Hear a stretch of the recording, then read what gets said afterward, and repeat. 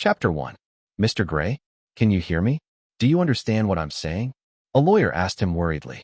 Huh? Kazir Grey jumped out of his seat. He gasped as he looked around. His lawyer next to him was also surprised. What is this? Where am I? What is happening? 3W's questions hit him as his heart continued to beat fast. His face was red as if he was having a seizure. Don't look at me like that. I know you're just acting to make me feel bad. Kazir, that will not work on me. A woman in her early 20s grumbled and glared at him hatefully. Cassandra? Why are you here? I thought we were over.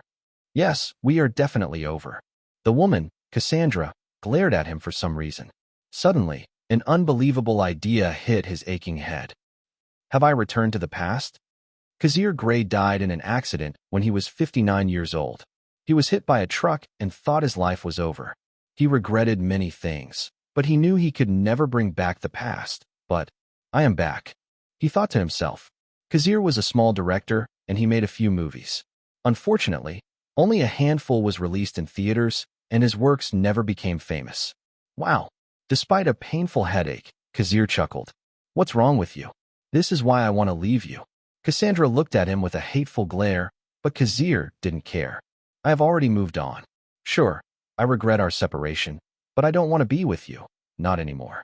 Kazir remembered that today was supposed to be the day he became single again. This is the room where I will sign my divorce papers. He looked at Cassandra's lawyer. I understand, Mr. Grey, but you have to realize that your wife doesn't love you anymore. The lawyer sighed. He thought Kazir had completely lost his mind because of his suspicious behavior. Fortunately, Kazir seemed only shocked. I know a lot of people who get depressed after divorce, but you have to be strong. You don't have to lecture me. You're my wife's lawyer, so fuck off. Excuse me. He was stunned because Kazir's attitude had turned 180 degrees. The man regained his composure and looked at his wife. Cassandra, I just want to say that you are a big fucking whore. While I'm working hard to give you everything you need and want, you cheated on me with a rich guy and lost my trust. And now you want half of my money? What a fucking bitch you are. Kazir Grey, don't talk to me like that. You are a fucking bitch. And you know what? I don't care about you. Not anymore. If you want everything I have, go ahead. You can have it. Huh? She scoffed. She had to take his property after the divorce, and she didn't care about Kazir. The divorce settlement stated that Cassandra would not ask for alimony, but she would get the house and half of his savings. He's poor, so he doesn't have anything to give. I might as well take the house. Their marriage was warm and loving at first, but Cassandra wanted more and Kazir could not give it to her. So she found a sugar daddy and cheated. You want the house? Okay, fine. Kazir signed the papers.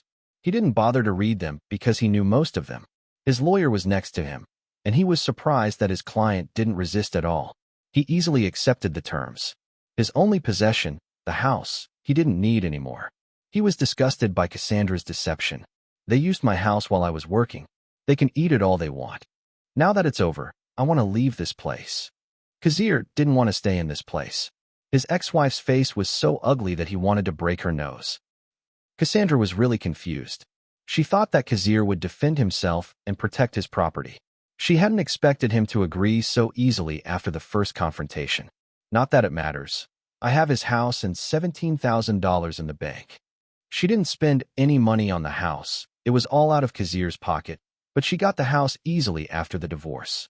What a great way to live. Kazir and his lawyer parted ways after the meeting. Thank God I'm still alive. Kazir knew the future, and the divorce case lasted a year and took all his energy. He was depressed for a long time. But this time I will never do that. I have already moved on. Since I'm going to lose the house anyway, I might as well give it up earlier. He sighed and sat down on the bench. His head no longer hurt. Instead of feeling sad, he felt wonderful that he was still alive. He also returned to the past. I don't know what happened, but I will cherish this chance. With his memories of the past, Kazir would do his best to live the best life. Now, let's start by finding a place to sleep. The remaining balance in his account was $17,000 after Cassandra stole half of it. That's enough to live on for a few months. He smiled. In his opinion, money was not a problem. He could invest in companies like Apple and Google. I don't think Google exists yet. It's October 1994. After taking a few minutes to rest and calm his mind, Kazir decided to take his first step. In my whole life, the biggest regret I had was that I failed to make a successful movie. His decision was firm. He knew he could not be the king of the world like James Cameron, but he was confident that he could make great movies.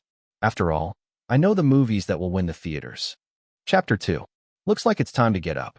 Kazir yawned and looked at his watch. To be honest, he hadn't slept well last night. His mind was too active. He was excited for some reason. Kazir checked into a motel for a night's sleep. He was a freelance director who was doing his best to get a big project. He was 26 years old and already had 3 films on his resume. Although I've made more than that since I'm from the future. He was confident in his experience. Let's check the Writers Guild of America first. As a director and movie fanatic, Kazir already had a movie that he wanted to make. He knew a lot of movies that would win at the box office. Some movies were available for him. They were original screenplays, of course. In this era, there are thousands of movies and some of them have a budget of over $100 million. But that's not my goal.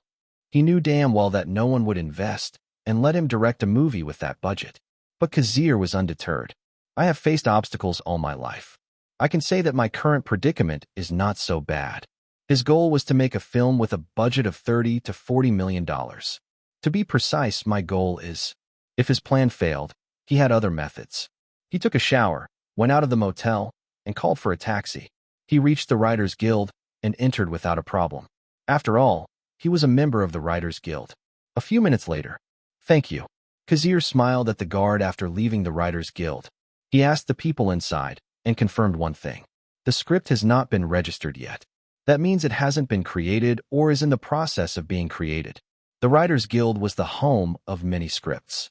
Writers would register their scripts in the Writers Guild to get their scripts protected. There were cases of Hollywood companies making the same movies with almost the same plot, such as Deep Impact and Armageddon, White House Down, and Olympus Has Fallen. The Writers Guild protected the rights of screenwriters in Hollywood. Great, now I know where to start. He laughed like a madman, and people looked at him in confusion. Kazir rented a typewriter and began his work. He had to write the script, the proposal, and the budget for the movie. Hollywood companies would laugh at him if he faced them without these. His fingers tapped away at the hard keyboard. The typewriter was a bit clunky, and the sounds it made were repetitive but soothing, at least to Kazir. He rubbed his eyes and looked down at his writing. 3 hours had passed, and he had only written 2,500 words. He made typos on the way. It will take me at least 3 to 4 days to finish everything. But it didn't matter. Kazir was motivated. He easily forgot that he had just been divorced and that his house was no longer in his name. Well, for him, these things happened 2 decades ago, and he had already moved on. Having lived his life, he became much more mature and calm. In the office of New Line Cinema, they had a meeting about their plan for the next year. They have to make a proper plan for the movies they have to release. They take this very seriously because one wrong move could put them out of business. As of September 16th, The Mask has grossed $106 million domestically, and it's expected to go up. The movie's performance is strong, and everyone likes Jim Carrey's acting. They were happy to hear that their movie made a lot of money at the box office. They clapped, a simple celebration at the moment. Everybody good job. As CEO of New Line Cinema, Robert Shea was happy to see his company win. Despite the fact that New Line Cinema had been acquired by Turner Broadcasting System, Robert Shea was still in control of the company. Now, gentlemen, let's talk about today's agenda. He looked at the board of directors and the people in high positions. It didn't end well. Again, Kazir drank from a bottle of water. He felt hydrated after wasting his saliva trying to convince the producer from 20th Century Fox. He just left the building, and the conversation was not good. He talked to one of the producers for a few minutes, but the man didn't listen to him at all. The producer just told him to give his script to the management, and they would call him if they were interested. He understood their process very well. The producer sugar-coated it, but it meant no. They were not interested in his script. I know they will never call me. They have thousands of scripts in their vault, and most of them never became a movie. He laughed. Well, let's go to another company. I have 3 more targets. Kazir had already contacted the 6 giant Hollywood companies, and they were not interested in his script. What they said was exactly the same. Give the script to management, and they'll call him if they were interested. I hope this company will agree. After all, this movie was produced by them. From the moment Kazir regressed, he understood that the future would change. But he wanted to keep the timeline as original as possible. If this doesn't work, I'll go with plan B. Calix called a taxi. His car was broken, and it was still in the repair shop. Cassandra didn't fight to get my bumpy car because it's already old and she has her own car. That bumpy car was his only remaining possession. Half an hour later, he was standing in front of the New Line Cinema, the distributor of his movie in the future. Chapter 3. Just before Kazir entered the building, he saw someone he knew. Arnold Kopelson and Robert Shea. He muttered. He only knew that Arnold Kopelson was a producer, but Robert Shea was something else. Robert Shea was the founder of New Line Cinema and created many box office hits, especially the Lord of the Rings trilogy. The main brain of the production company was this man. Kazir's attitude turned serious and he approached the two with a smile. Good morning, Mr. Kopelson and Mr. Shea. I'm Kazir Grey. I'm sorry, but who are you? Have we met before? Since someone had called him, Robert was not arrogant enough to brush him off. He stared at Kazir. Perhaps he had met the man at a party or something. Kazir's demeanor was full of confidence and his appearance was quite handsome. Even Arnold Kopelson thought Kazir was exceptional. No, sir. We haven't met. Is that so? I'm a director and I want to show you my script. I see. When Robert Shea heard that Kazir was one of those unknown directors trying to sell his script, he immediately lost interest. He met a lot of people like Kazir. About that, you can give it to Kopelson and the company will look at it. We'll call you if we're interested. He muttered quickly and walked past Kazir. There were thousands of directors in Hollywood, and most of them made low-budget movies. Robert didn't have time to entertain a nobody. Thank you, Kazir. Kopelson said indifferently after receiving the script and followed Robert Shea. Then, Kazir tried to talk and convince them, but he realized they were too busy. They got into the car and left. He was left alone, standing in front of the building. He gritted his teeth and thought about his next plan. If this doesn't work, I have to go to plan B. Kazir had printed out dozens of copies of the script to send to production companies. In addition to the Big Six, he sent his script to other companies like Miramax and MGM. MGM was actually one of the Big Five at the time, but lost its status after being acquired by Casino Tycoon. Anyway, that was all in the past, and only the Big Six had the most power in Hollywood. They could end someone's career if they got together. A terrifying existence. Kazir spent his entire week contacting production companies, even the second-tier studios. He hoped someone would be interested in his script. Unfortunately, no one listened to him seriously. I spent $2,000 this week. Nevertheless, he was too old to be depressed. In his opinion, his situation was nothing more than a game that he had to overcome. After all, he wouldn't achieve his dreams if he didn't work hard. I want to be a famous director, a superstar director. Only a few people could be called superstar directors. They were Steven Spielberg, George Lucas, Michael Bay, and James Cameron. I just remembered, James Cameron is not a superstar yet. Not until he destroyed a luxurious ship at sea. Same with Michael Bay. With a few copies of scripts in his suitcase, Kazir found the post office. He wrote down the address of a certain director. It said that this script was discovered by this certain director after it was sent to him by mistake. I know the truth, it was nothing but a way to promote the movies. That probably never happened. Maybe the original writer contacted the director and begged him. However, I will make it happen. This script will be sent to his address by mistake. Let's hope he contacts me. Kazir may be 26 years old, but the experience he had gained in his past life was enough to change his mentality. He was excited to know that he was doing what he loved. Are you seriously reading his script? Robert Shea discovered that Arnold Kopelson was reading the script. I have nothing to do, so I decided to read it. What do you think? Robert Shea raised his eyebrows, quite interested. There were many talented writers in Hollywood, but few of them made money. Being talented didn't mean success. It's not bad. It's pretty dark and bloody, to be honest. However, the ending is interesting. Will it be profitable if it is made into a movie? That was the most important question. Even if the script looked promising, they had to look at its profitability. They were businessmen. There is a possibility, but it needs thorough studies. As for the writer, I think I have seen this name before. Kazir Grey. Arnold was a producer and he watched movies every weekend to broaden his horizons. That's right, he's a director. I saw his movie a few months ago. It was terrible. No wonder it didn't get released. So what do you think? Robert Shea asked. Arnold thought about it. I advise you not to touch this movie, especially if that Kazir Grey wants to direct it. You will only lose money. Unless. Unless what? Unless we hire another director. Then this movie might be profitable. It was obvious that they didn't think Kazir would make a great movie. He might have experience in small productions, but the script clearly stated that the budget would be 30 million or more. No sane person would let Kazir direct a big-budget movie. Forget it. This script looks promising, but its chances of becoming a movie are slim. Arnold shook his head and decided to forget about it. Chapter 4. Sigh. David Fincher let out a depressing sigh and looked at the newspaper. It had already been 3 years, but he was still dwelling on his mistake. His last movie, Alien 3, earned less than he expected. The movie only made $55 million in North America. It may sound big, but the budget of Alien 3 was $60 million. Fortunately, it earned more than $100 million internationally. But that was not enough to revive it. In the end, 20th Century Fox didn't want him to take over the sequel. In a way, David Fincher was responsible for Alien 3 flopping, so no one wanted to work with him on another movie. His future was bleak and David Fincher was depressed about it. He shook his head and put down the newspaper. Then he heard someone put something in the mailbox and David decided to check it out. He didn't have anything to do anyway. I never ordered anything.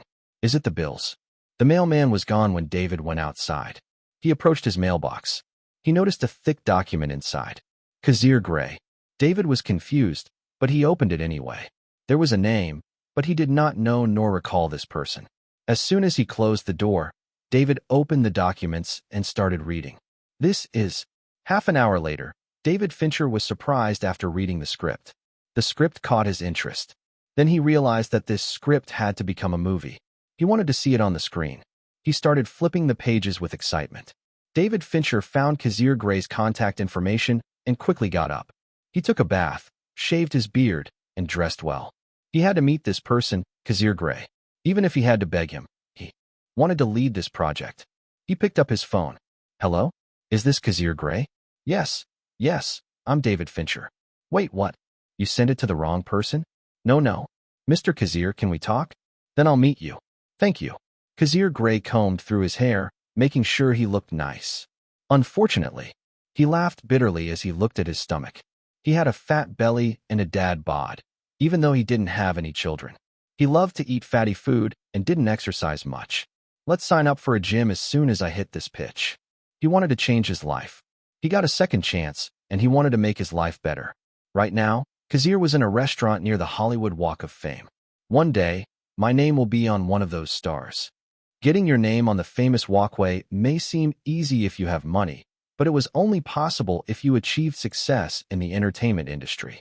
Someone like Kazir Grey would never get it unless he became a successful director. But for now, I have to find a way to get an achievement first. I'm confident in my script. After all, this script has already proven its strength in my past life. Hello, are you Kazir Grey? Yes, Mr. David Fincher. David Fincher sat down across the table after greeting Kazir. I saw your movie. Alien 3 is amazing. Thank you. David smiled. He appreciated Kazir's praise, even if it was a lie. It was enough that someone recognized him. Besides, he had to convince Kazir Grey to let him direct the movie. Kazir, I'll get right to the point. I want to direct your script and make it into a movie. I'm glad you like my script, David. To be honest, I contacted a lot of production companies, but they never took me seriously. Is that so? David was shocked. The script has a selling point, and he believed that the production companies would see it too. Well, Kazir combed his hair. I asked them to let me direct it, but they immediately shook their heads when they heard my proposal. David Fincher became silent. He knew very well that no one would agree to Kazir's terms. It would be stupid to let an unknown director direct a movie with a budget of $30 million. Kazir, please listen to me. Let me direct it. Kazir nodded. David, I know. Nobody will let me direct it. But if it's you, the chances are better. But I have one condition. I'll do it, as long as it's not unreasonable. David was serious. He fell in love with the script and wanted to direct it. Don't worry, David. My condition is simple. I hope to be one of the screenwriters. No problem. That's my condition too. I want the original writer to help me polish the script. Thank you. Kazir smiled. His intention why he asked for the position of screenwriter was because he wanted to join the crew and watch David Fincher's filming. He could learn from watching a great director like David Fincher. David Fincher is going to be famous. Fight Club is a masterpiece in my opinion. He saw David Fincher as a genius from whom he could learn. Besides, Kazir wants to see his script turned into a movie. A box office movie. They shook hands and made a deal. David Fincher and Kazir Grey contacted production companies, one by one, hoping that one of them would invest. Eventually, someone answered their call, and it was Arnold Kopelson. He became interested when he heard that David Fincher was going to direct the project. He thought David was better than Kazir. After all, David had experience making big-budget movies. The two got excited and worked hard to convince Arnold. Chapter 5. Kazir Grey. A man who died at the age of 59. Fortunately, for unknown reasons, he returned to his younger years. Back when he was still an amateur director, where he directed 3 movies, and all of them flopped. Now Kazir thought about the difference between him and David Fincher. Kazir had 4 decades of experience as a director, but he never had his moment of success, his moment of fame. He did his best to finance and create artistic and horror films, but he never got success. However, he loved his job, and Kazir never planned to change his career. If he had to die, he wanted to die directing a movie.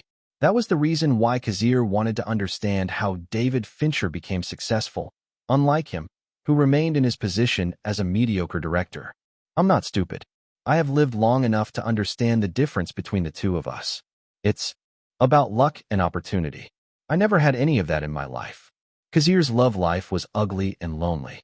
His marriage failed, and he never married again. He remained single. He had a few relationships, but none lasted long. Cassandra lost internet in me because I keep working hard. Is it wrong for a man to work hard? I have to provide. Unfortunately, she wanted more and I can't give it to her. To end his mistake early, Kazir didn't hesitate to give his house to Cassandra. He didn't need it anyway. He could sell it. However, he never wanted the money from the house that sheltered a cheater. Might as well give it all to Cassandra. What I want is to find the opportunity and luck that great directors have. There were many talented directors in Hollywood, but only a few proved their worth. Kazir's experience was not enough. He needed more. Looks like you two hit it off. Arnold Kopelson looked at the 2 directors. We spoke on the phone. David will be directing, while Kazir will join the screenwriters. I just want to repeat it so that everything is clear. No problem, Arnold. I will not fight for the position. I think David will make a great movie. Kazir assured him. That's good to hear. Arnold nodded and looked at David. I believe this movie will bring us success. Arnold kept his smile and read their proposal. To be honest, the script looks promising, but I need more to convince the company to make this movie. Kazir, how much will you sell us? The script for, including the copyright. Production companies understood the importance of copyright. Most of their income came from it, such as the sale of videotapes and related merchandise. How much do you think it's worth, Arnold? We'll buy it for $85,000. Make it $95,000. I don't have a problem with that. We can settle up later. Nice doing business with you, Kazir.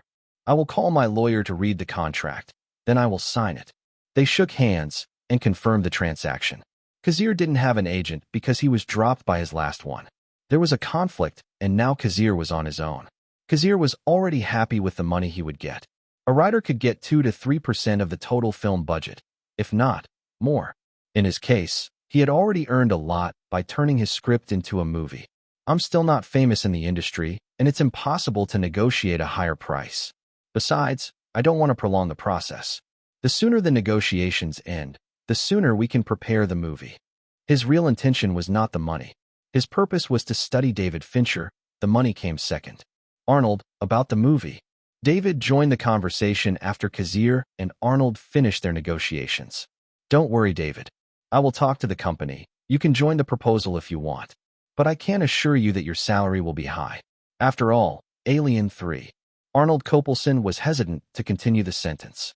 You can talk to my agent. I know we can have a peaceful negotiation. Considering David's last movie, he knew that he would never get a high salary. No problem. Let's talk tomorrow to make this movie successful. Arnold shook their hands and walked away.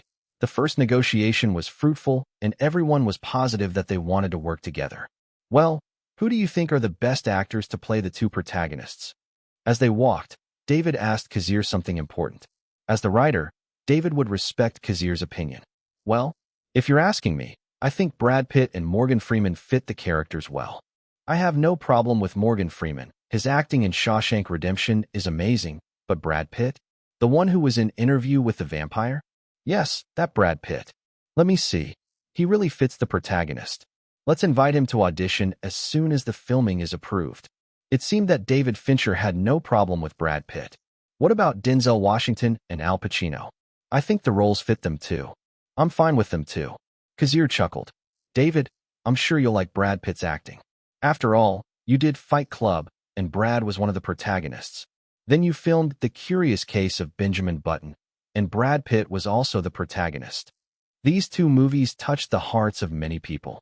A day later, they received a call that New Line Cinema wanted to talk to them about the movie, Say 7 On, a gritting crime thriller. Chapter 6. For a movie with a budget of at least $30 million, the higher-ups of New Line Cinema attended the meeting with utmost concentration. Before we start, I just want to ask something, Robert Shea said, and everyone stopped what they were doing. Robert was the CEO and founder of New Line Cinema. He had built the company from the bottom up into a top-tier production company, just below the Big Six. Naturally, everyone in the company respected him. Kazir Grey, I read your script. Because Arnold Kopelson was interested in the script, Robert Shea read it as well. He realized something. Are you sure you don't need any help? He asked jokingly, quite seriously to be honest. About that, Kazir Grey scratched his head. I was kind of depressed when I wrote the script. I recently divorced my wife. She cheated on me. I'm sorry to hear that. Robert Shea quickly understood. There have been writers who hit the charts after writing a story when they were depressed and broke. Even J.K. Rowling wrote Harry Potter when she was broke. No problem. Truth be told, Kazir Grey didn't care about the divorce. He gave up his house just to get the settlement over with. It's a good thing I have an excuse. Then, I read the last part. I can see you hate your wife very much. Robert Shea laughed. The last scene was horrible. He got goosebumps reading it. For a script to give him goosebumps, Robert Shea knew that the script was at least promising. No? Not at all. Kazir Grey never denies or confirms. After all, the movie was from the near future, and he just copied most of it. Okay, let's start the meeting. Kazir Grey was invited only because he was the scriptwriter. However, he understood that his position and opinion were irrelevant at this point. The purpose of this meeting was to make sure that the movie would be approved. New Line Cinema would finance half of the budget, while the other half would come from investors interested in the film. They decided that the actual budget of Say 7 On would be $33 million. Kazir sighed with relief when he heard that the board of directors had approved the making of Say 7 On. David Fincher, who was sitting next to Kazir, was also excited and happy. David's agent negotiated with New Line Cinema, and his salary was $1.5 million. Since he had experience in making a big-budget movie, the company entrusted Say 7 On to him. Now the preparation of the movie officially began. After Kazir received his payment from New Line Cinema, he decided to enroll in a well-known gym in California. Phew. He was panting after using the treadmill. He was sweating a lot and felt like he was going to faint. He sat down on the bench and rested. Are you okay? Huh? Yeah, I'm fine. Someone approached him because he looked like he was going to faint. Kazir looked up and his eyes trembled slightly as he recognized the person in front of him. The woman was definitely beautiful. She was in her 20s, but she looked young and blooming. Excuse me, but are you Jennifer Connelly? I'm surprised anyone would recognize me. She smiled beautifully. No. You are a famous actress. Of course I know you. By the way, I like Career Opportunities and The Rocketeer. You are really beautiful in person. Especially Career Opportunities. Jennifer Connelly was a goddess in that movie. Goddamn gorgeous. The young Jennifer Connelly is the bomb.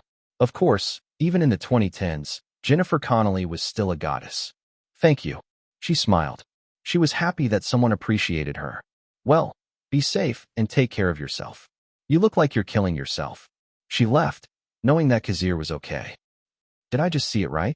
Jennifer Connelly asked me if I was okay. That made Kazir happy. After all, he knew that famous actresses like Jennifer Connelly usually have an arrogant attitude. It was surprising that Jennifer Connelly was actually a nice person. Maybe Jennifer Connelly was just worried because Kazir was panting like crazy. He chuckled and decided to run another mile on the treadmill. Tired, he left the gym. Hollywood, a place that surprises me every day. He would never get tired of this city. Kazir returned to his small apartment and showered. He rented this apartment for half a year. The location was quite dangerous because it was near a crime-ridden area. However, Kazir chose this apartment because the rent was affordable. It didn't take him long to clean himself. He left his apartment and called a taxi to take him to the New Line Cinema. Good morning, Kazir. Good morning, David. David was the director of the movie, and his presence was important in polishing the script. Now that their movie was in the making, it didn't take long to hire people. There were 3 writers besides Kazir. Of course, Kazir's position was much higher than the other writers because he owned the script. It is fortunate that I have a salary as a screenwriter. $1,000 a week was definitely not bad. Then let's get to work, everyone. After greeting everyone and confirming that all the writers were present, David Fincher announced the start of their work. Jennifer Connelly. Chapter 7.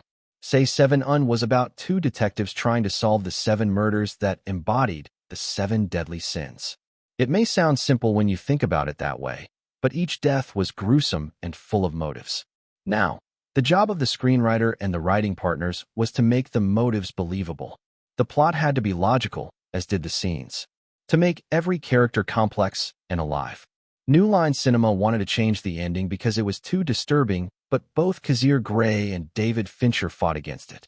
In their opinion, the ending was the best part of the movie. William Somerset was an old detective who wanted to retire. The 7 murders, representing the 7 deadly sins, was his last case before retirement. He was old but calm, mature, and experienced. David Mills was a young detective. He was William's partner in the murder case.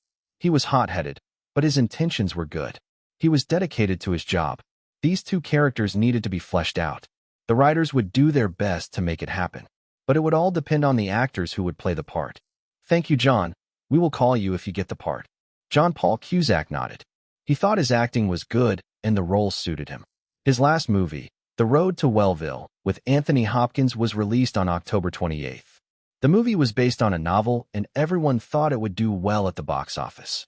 Unfortunately, it only earned $2.5 million in its opening week. CinemaScore believed that the movie would not make more than $7 million in North America.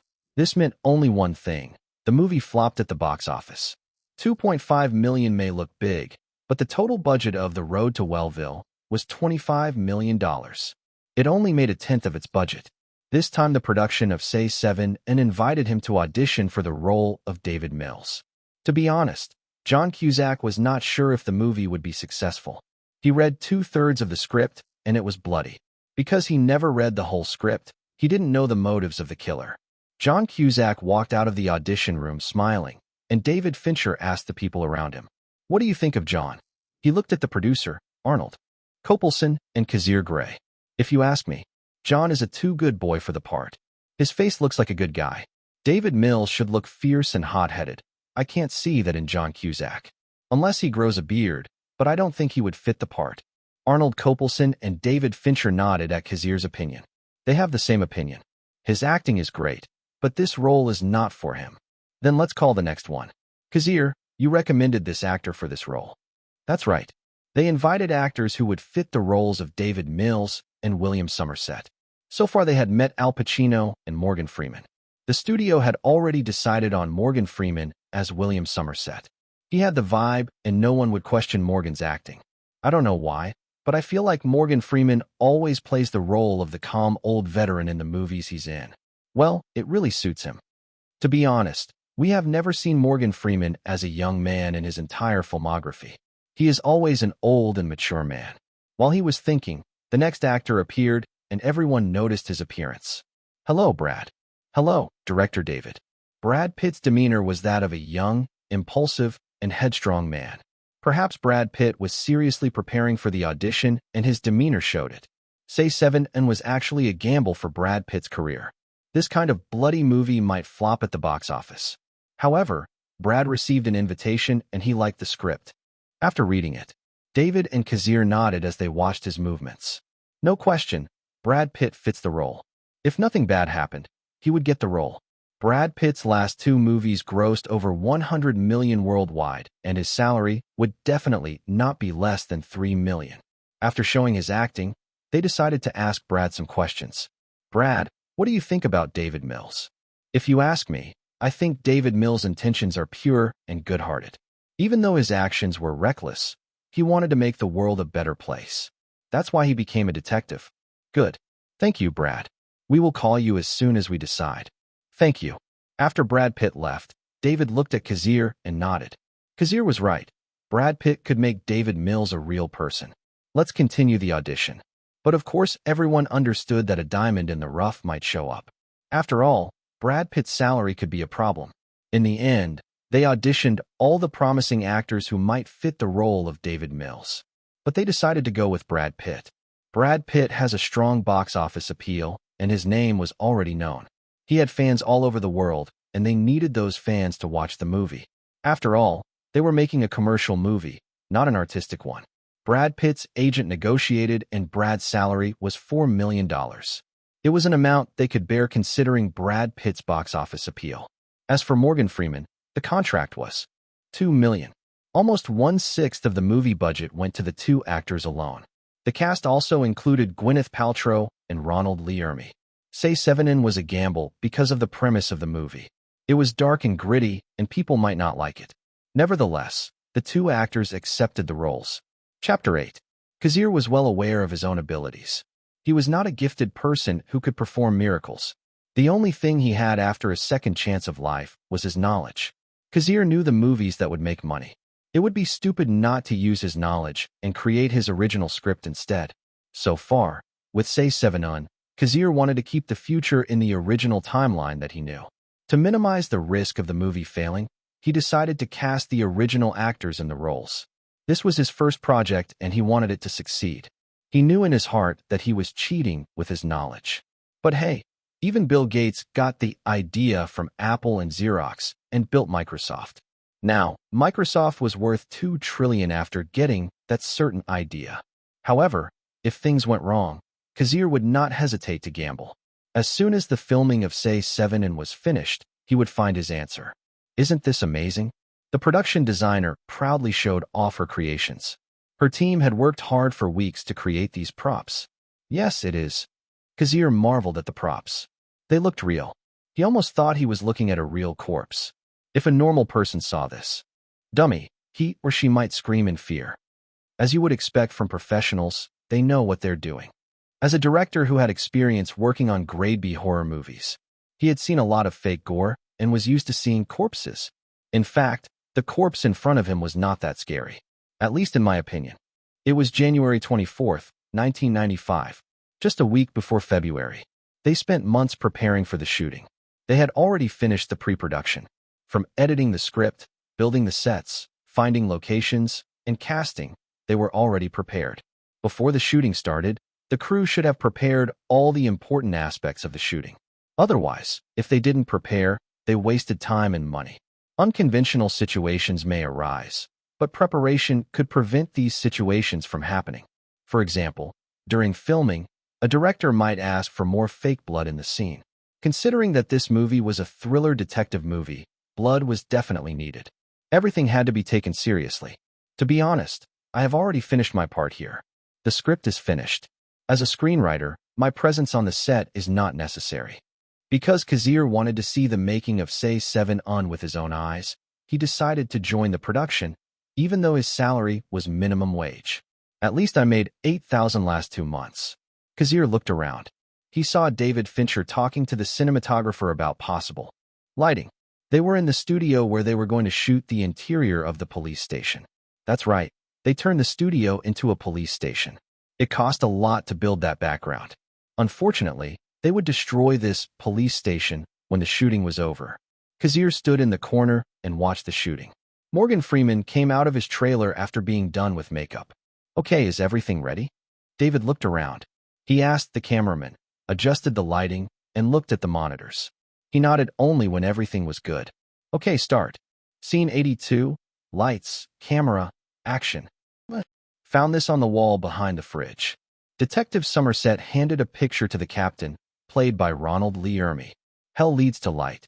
It's from Milton's Paradise Lost, Somerset said, looking at Detective Mills. All right, I'm confused. It means this is the beginning. Detective William Somerset pulled out 2 more pictures and showed the pictures to them. They were pictures of words written in blood. There are 7 deadly sins, Captain. Gluttony, greed, sloth, wrath, pride, lust, and envy. Ring, ring. Suddenly the phone next to the captain rang. The whole studio fell silent, and even David Fincher's face twitched.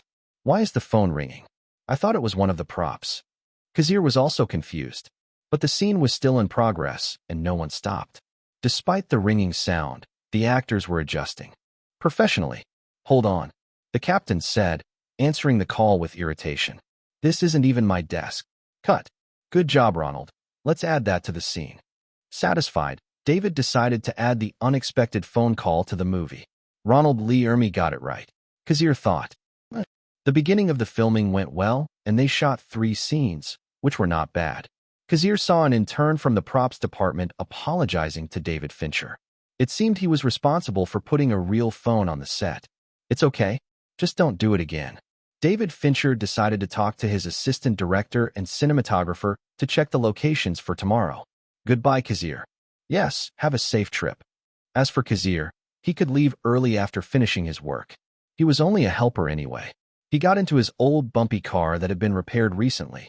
This Audi 200 sedan looked old, but Kazir didn't intend to change the car for now. After all, he was still poor. While driving, Kazir saw a bar. Since he had just received his salary, he decided to stop there and have a drink. No, not the disco bar where parties are banging around. I don't like loud places. I prefer a place with a relaxed atmosphere, a bar that plays jazz music. So he decided to enter the place. Chapter 9. The filming went smoothly. David Fincher worked hard after the failure of Alien 3. He understood that this was his second chance to prove himself. As he fought for his dreams, Kazir Grey watched him. Kazir's job after he was done as a screenwriter was simple, miscellaneous work. He helped take down scenes, move photographic equipment, and order takeouts. He just did his best to help the crew. After all, this movie was born from his script, and he wanted to see it succeed.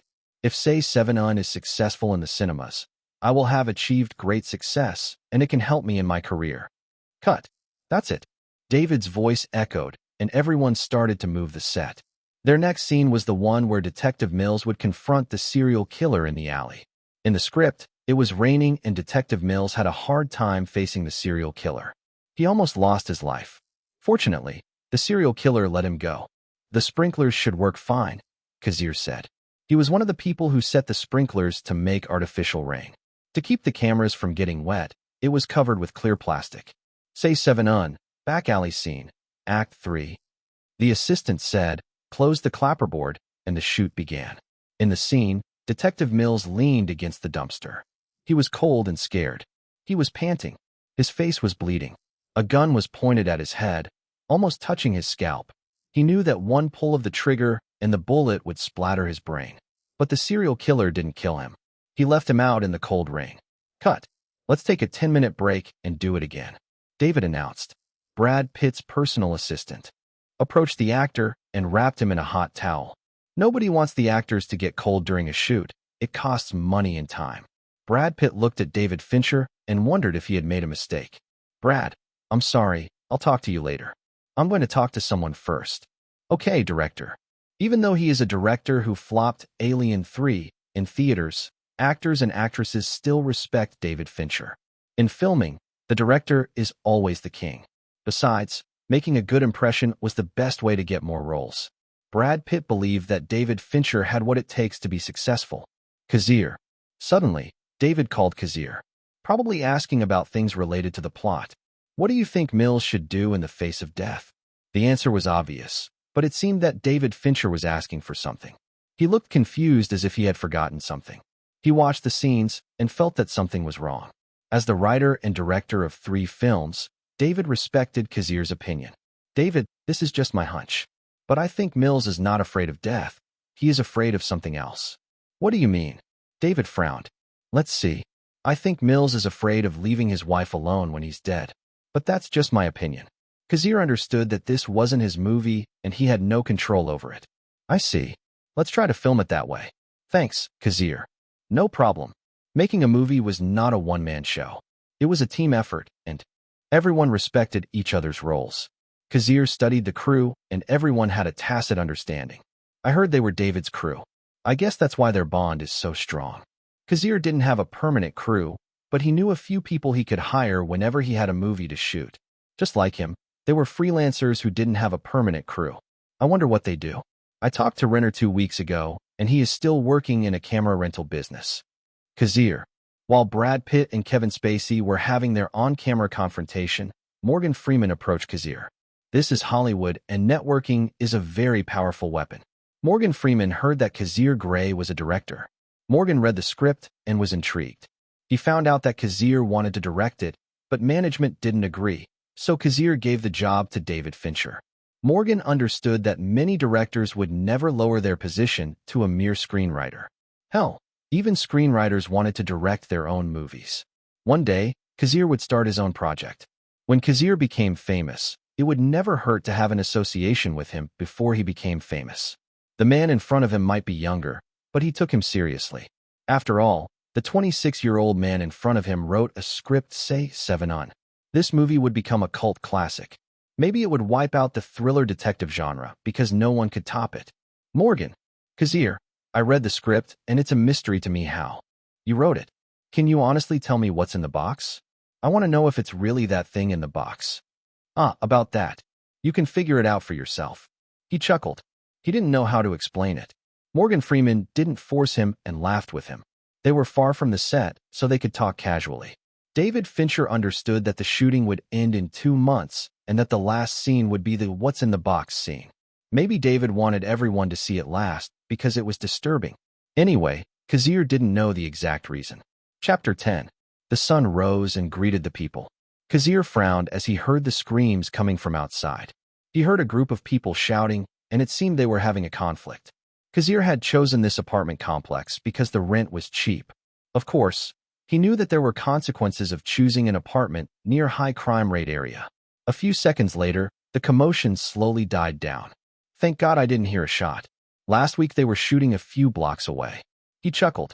This place was indeed dangerous. Unfortunately, he had to stay here for now. He spent most of his time away from here anyway. Now that Say 7 was reaching its climax, Kazir had to stay in the studio all day to help the crew. After brushing his teeth, Kazir left the apartment and returned to the studio. Good morning, Kazir. Good morning. Because of his kindness, people around him treated him better.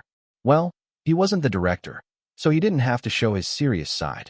Then Kazir saw David reading his schedule. David's expression was terrible. It seemed that he hadn't slept properly. Considering that this movie will decide his future, I can understand him. If this movie flopped, not only David, but also Kazir would lose his confidence in himself. Say 7 was a cult classic and critics held the movie in high regard. This movie influenced the crime genre.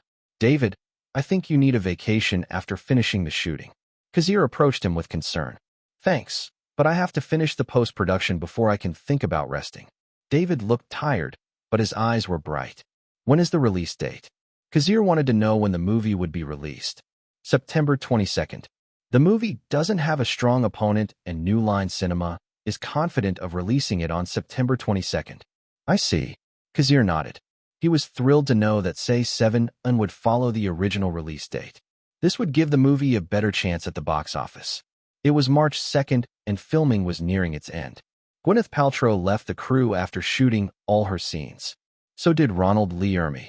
The only actors who joined the crew were the 3 main characters of Say 7 on: Brad Pitt, Morgan Freeman, and David Spacey. Unless something bad happens, today will be the last day of shooting. That's why David was so serious. So serious that he didn't sleep. David, take care of yourself. Kazir, I'm not that old. David Fincher laughed. Thank you for giving me the chance to make Say 7 on. No, the honor should be mine. I'm happy to be working with the great David Fincher. They laughed. Just like that, the end of the shooting came. Now what? Kazir asked himself after the shoot was over. David Fincher dispersed the crew and began editing the movie. Since Kazir's job was done, he had no reason to stay. He had already been paid. But Kazir Grey had a crisis. He took a blank piece of paper and began to write down what he had learned. Kazir Grey watched David Fincher for 4 months. He could see that David was a great director and that he controlled his crew well. But Kazir Grey had enough experience of being a director. He was a director for almost 4 decades if you add his last life. If there are things I lack, they are opportunity, luck, connections, and thick skin. After studying David Fincher for months, Kazir learned a few things. David took the opportunity to direct Say 7 in after his failure with Alien 3.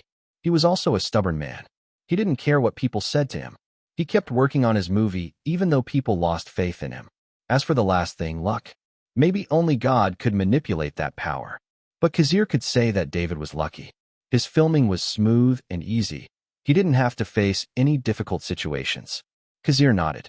He lacked those 3 things. As for connections, he closed his eyes for a second and decided to think about his next step.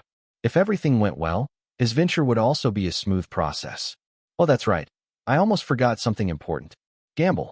David is gambling with his dreams, and everything depends on Say 7 on if his gamble will be successful.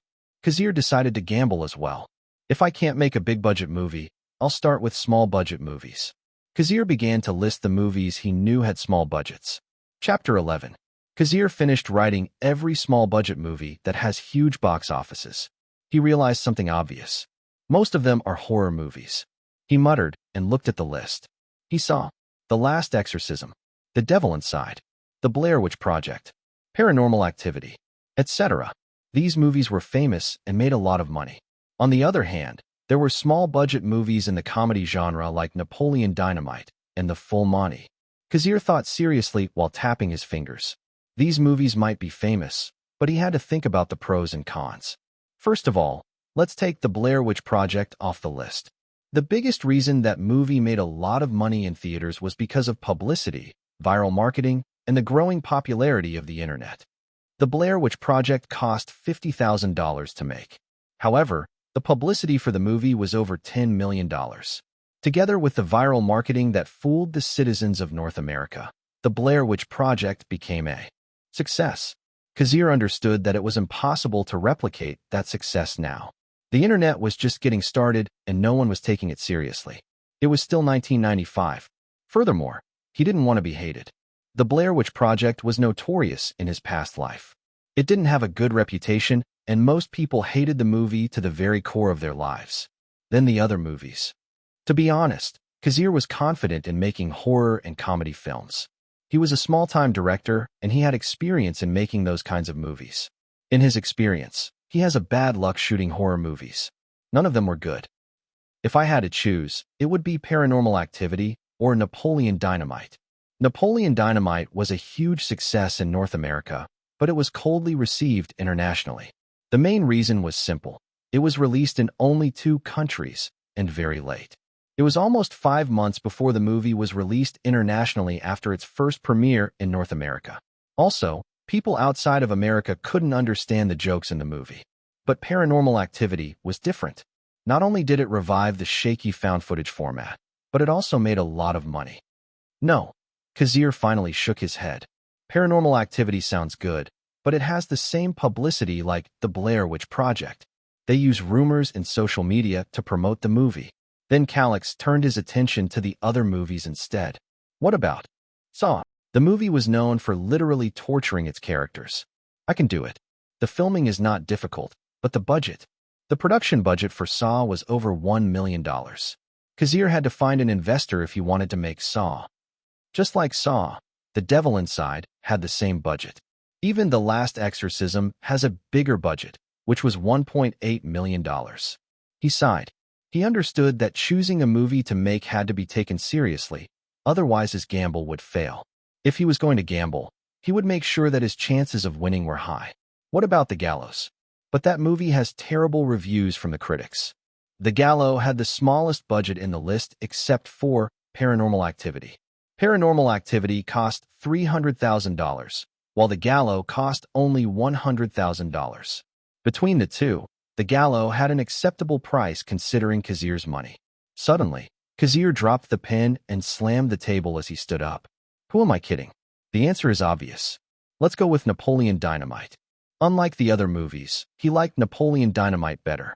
He also wanted to film the last scene where Napoleon starts to dance. That was probably the main reason why Kazir chose it. He preferred comedy to horror, even though he made many horror movies in his life. Unlike horror films, which made him anxious and depressed because it mostly failed, comedy films made him laugh and happy. So yes, Napoleon Dynamite it is. The found footage format may sound great, but they all have something in common. They are all shaky. People might get a headache watching them. To be honest, Kazir saw the Blair Witch Project, and it was terrible. He wanted to find the director and asked why he couldn't shoot it steady. The movie was shaking, and he felt like he was getting dizzy. Considering that the director was a novice, it was a miracle that the Blair Witch Project was successful in theaters. Kazir regained his focus and began writing the script. He had to take things seriously and register the script with the Writers Guild. The plot, the main characters, and the secondary characters. The goofy-off protagonist and his goofy-off friend. Perfect. Kazir wanted to leave his past behind. So shooting a horror movie was impossible. If I'm going to be honest, I want to shoot an action movie. It's my biggest dream in my whole life. Unfortunately, shooting an action movie will millions of dollars, and it's impossible for someone like me. Anyway, Napoleon Dynamite. Here we go. Chapter 12. Kazir wrote the scenes. Fortunately, Napoleon Dynamite has an important part in his heart. He remembered most of the content. Besides, Kazir Grey was confident in his ability to remember movies. As a director, he loves movies so much that he would watch a movie at least once a day. It's unfortunate that I don't have a VHS in my apartment. I have a VHS in the house, but he shook his head as he remembered that he had already given his house to Cassandra. He didn't regret it. That would be the last time Cassandra would get a thing from him. Kazir spent the whole week writing the script and the proposal. He made sure he didn't forget any important detail. The sound of the typewriter soothed his mind as he wrote. It was music to his ears, although it was frustrating when he made a typo. Once he made a mistake, he had to rewrite it. He wasted dozens of papers just to finish his script and proposal. But it was worth it. He was doing what he loved. He didn't feel tired at all. Phew. Kazir threw up his arms and groaned. I don't know why, but it feels good to stretch your body after long hours of sitting. Indeed. Kazir got up and looked out of the window. He noticed that it was already evening. He smiled bitterly. Time was really passing, and he didn't even feel it. It was already March 28th, and the post-production of Say 7 Un was still going on. Kazir decided not to contact David Fincher and concentrated on his new script. He trusted David Fincher and believed that he would make a successful movie. Besides, Kazir's contract clearly stated that he didn't have the right to participate in editing and post-production. Even if he had suggestions and opinions, he knew that the producer and director had the final say. I have to get up early tomorrow and contact Fox Searchlight Pictures. Napoleon Dynamite was distributed in North America by Fox Searchlight Pictures, while Paramount Pictures handled international distribution. Before the movie goes overseas, it has to prove itself domestically. Fox Searchlight Pictures is the one that took over the movie, and I want to keep it that way as much as possible. According to his recollection, Fox Searchlight Pictures was only founded in 1994, which was last year. After Disney acquired Miramax, 20th Century Fox decided to follow suit and create a film studio that would focus on independent films. Fox Searchlight Pictures had the copyrights to Slumdog Millionaire, Black Swan, and of course Napoleon Dynamite. That's from the future. There's a chance it could change.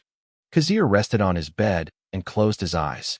He wanted to get some serious rest so he would not look haggard in front of Fox Searchlight Pictures. So, you're Kazir Grey. I hear you're the writer of Say 7 Un, which is coming out in September. Is that right?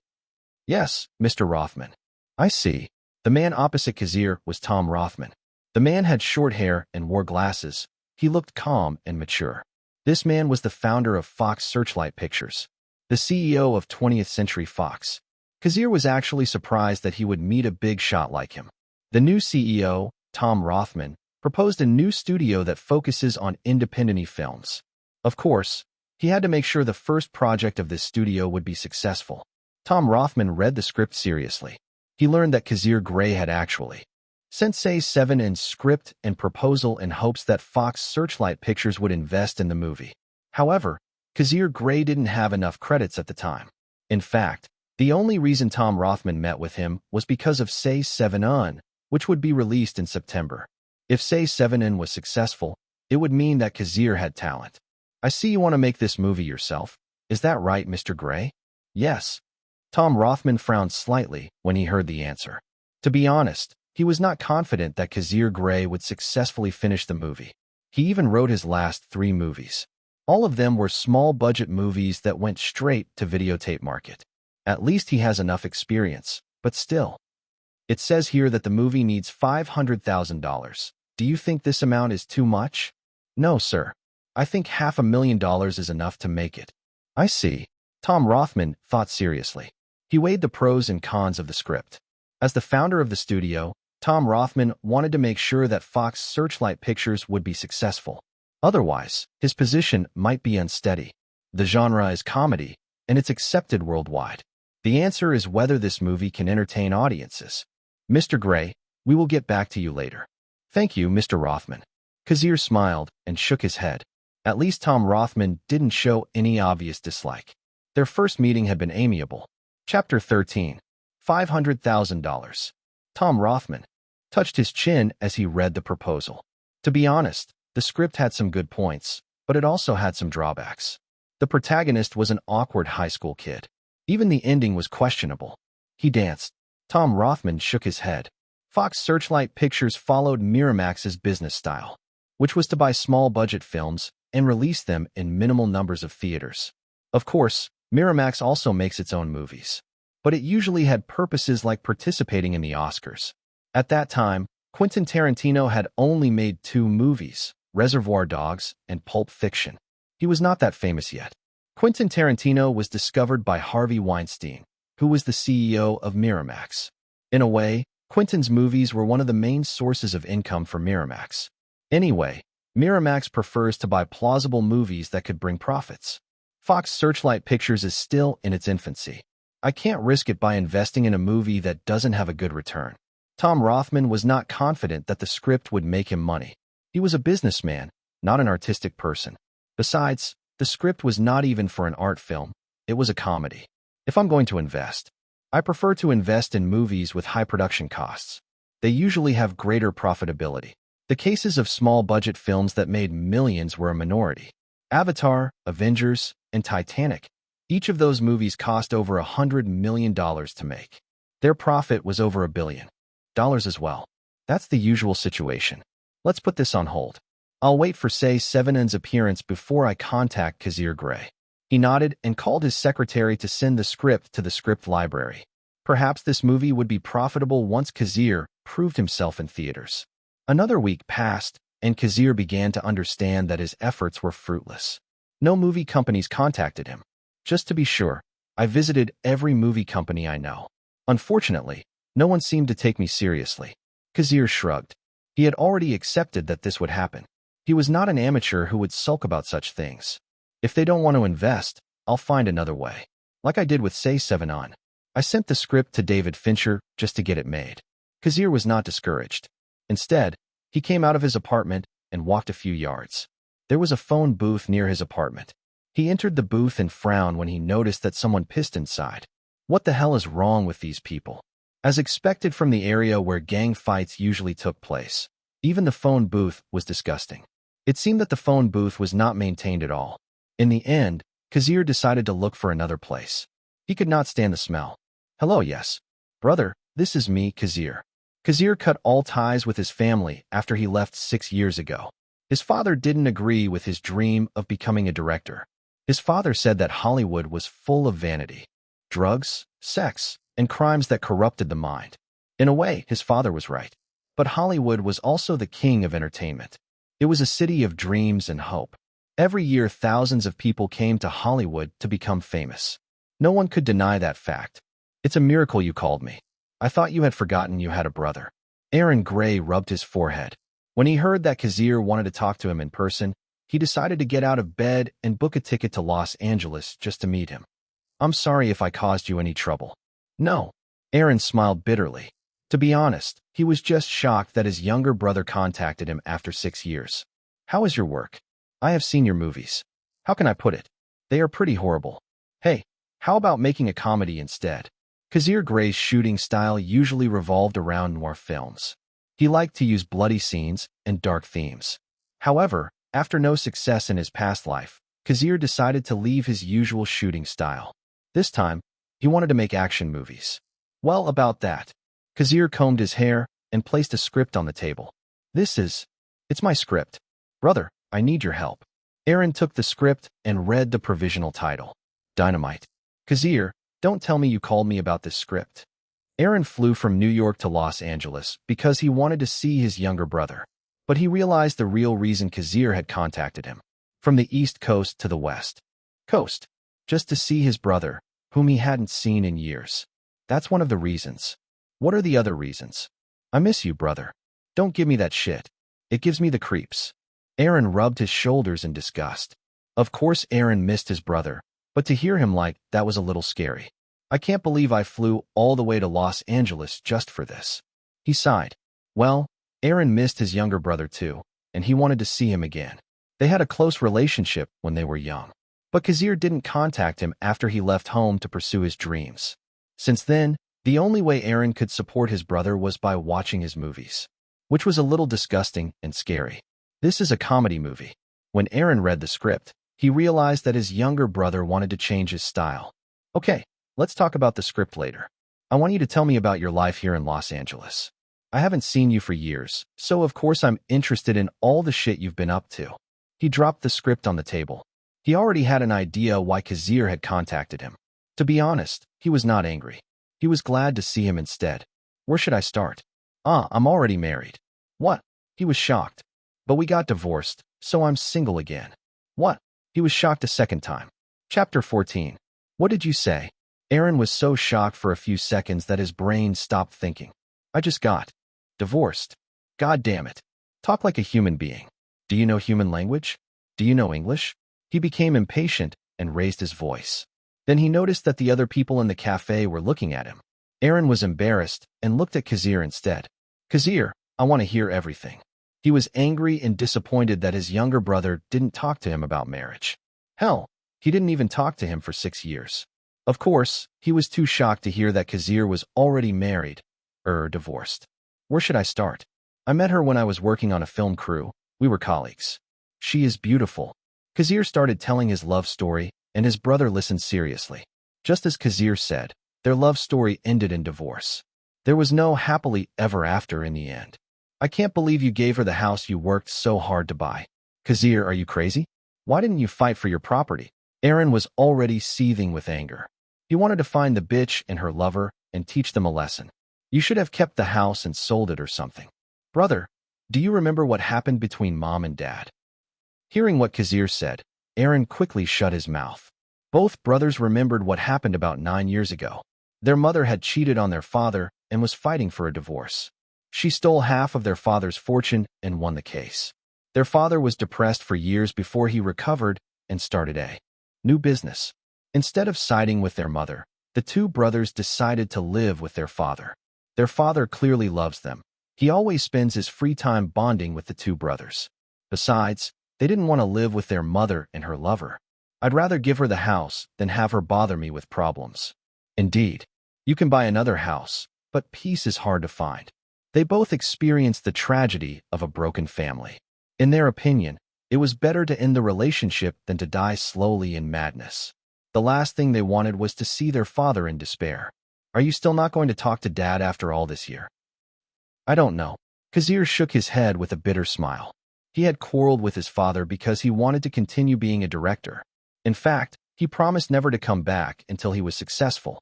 In the end, he never became a successful director. One day he heard that his father had died of a heart attack. Kazir lived in dark days after that incident. He felt that he had let his father down. He didn't even see him for the last time. Even now, he regretted it.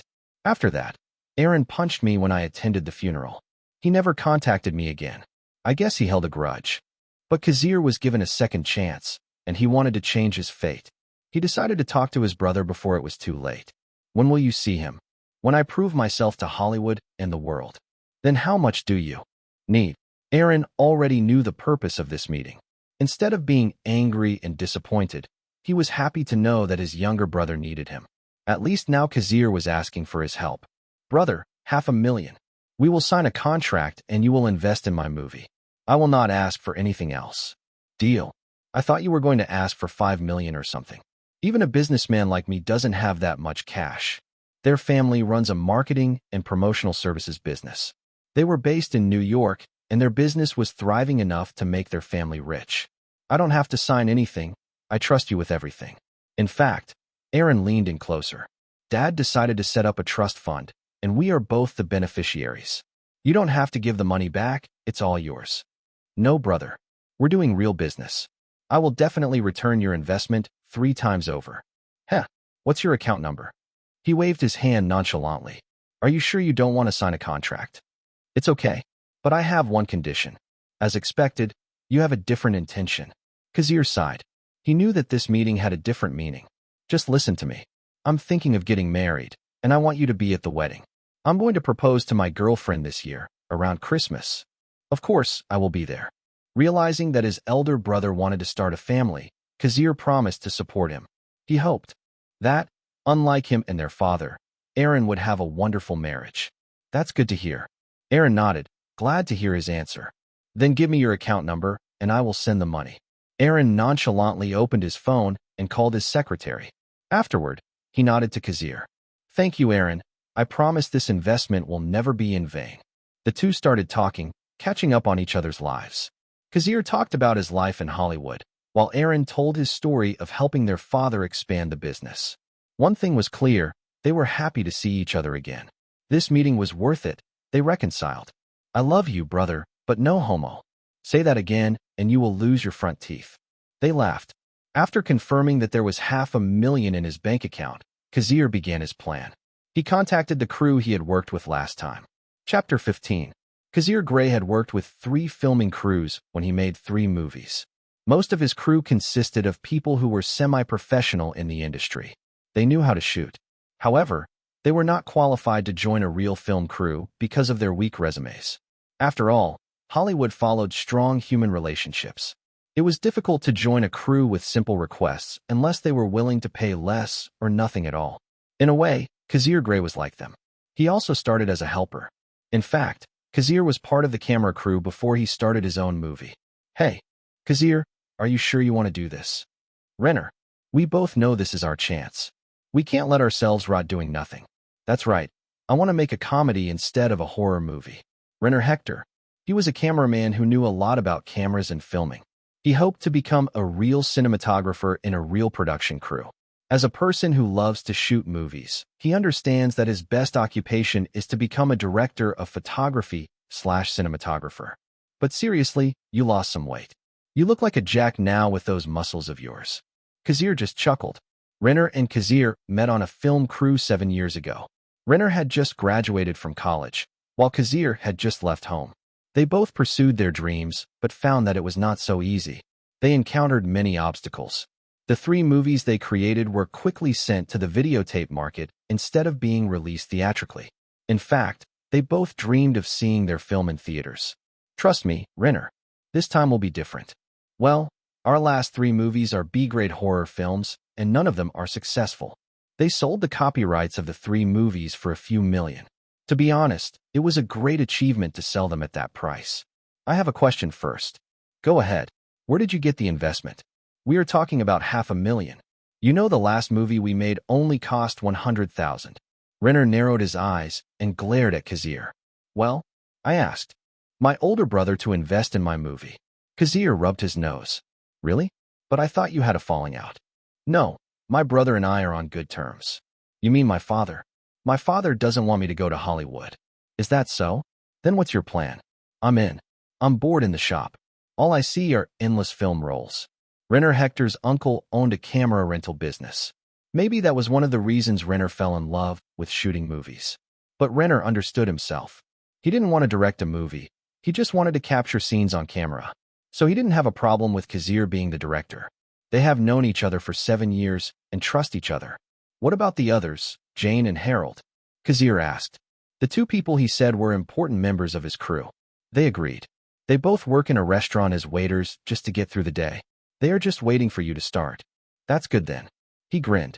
He had 15 members in his last crew, and he wanted to hire them all as much as possible. The answer was very simple. He had experience working with them, and the crew respected him. Authority was important to a director.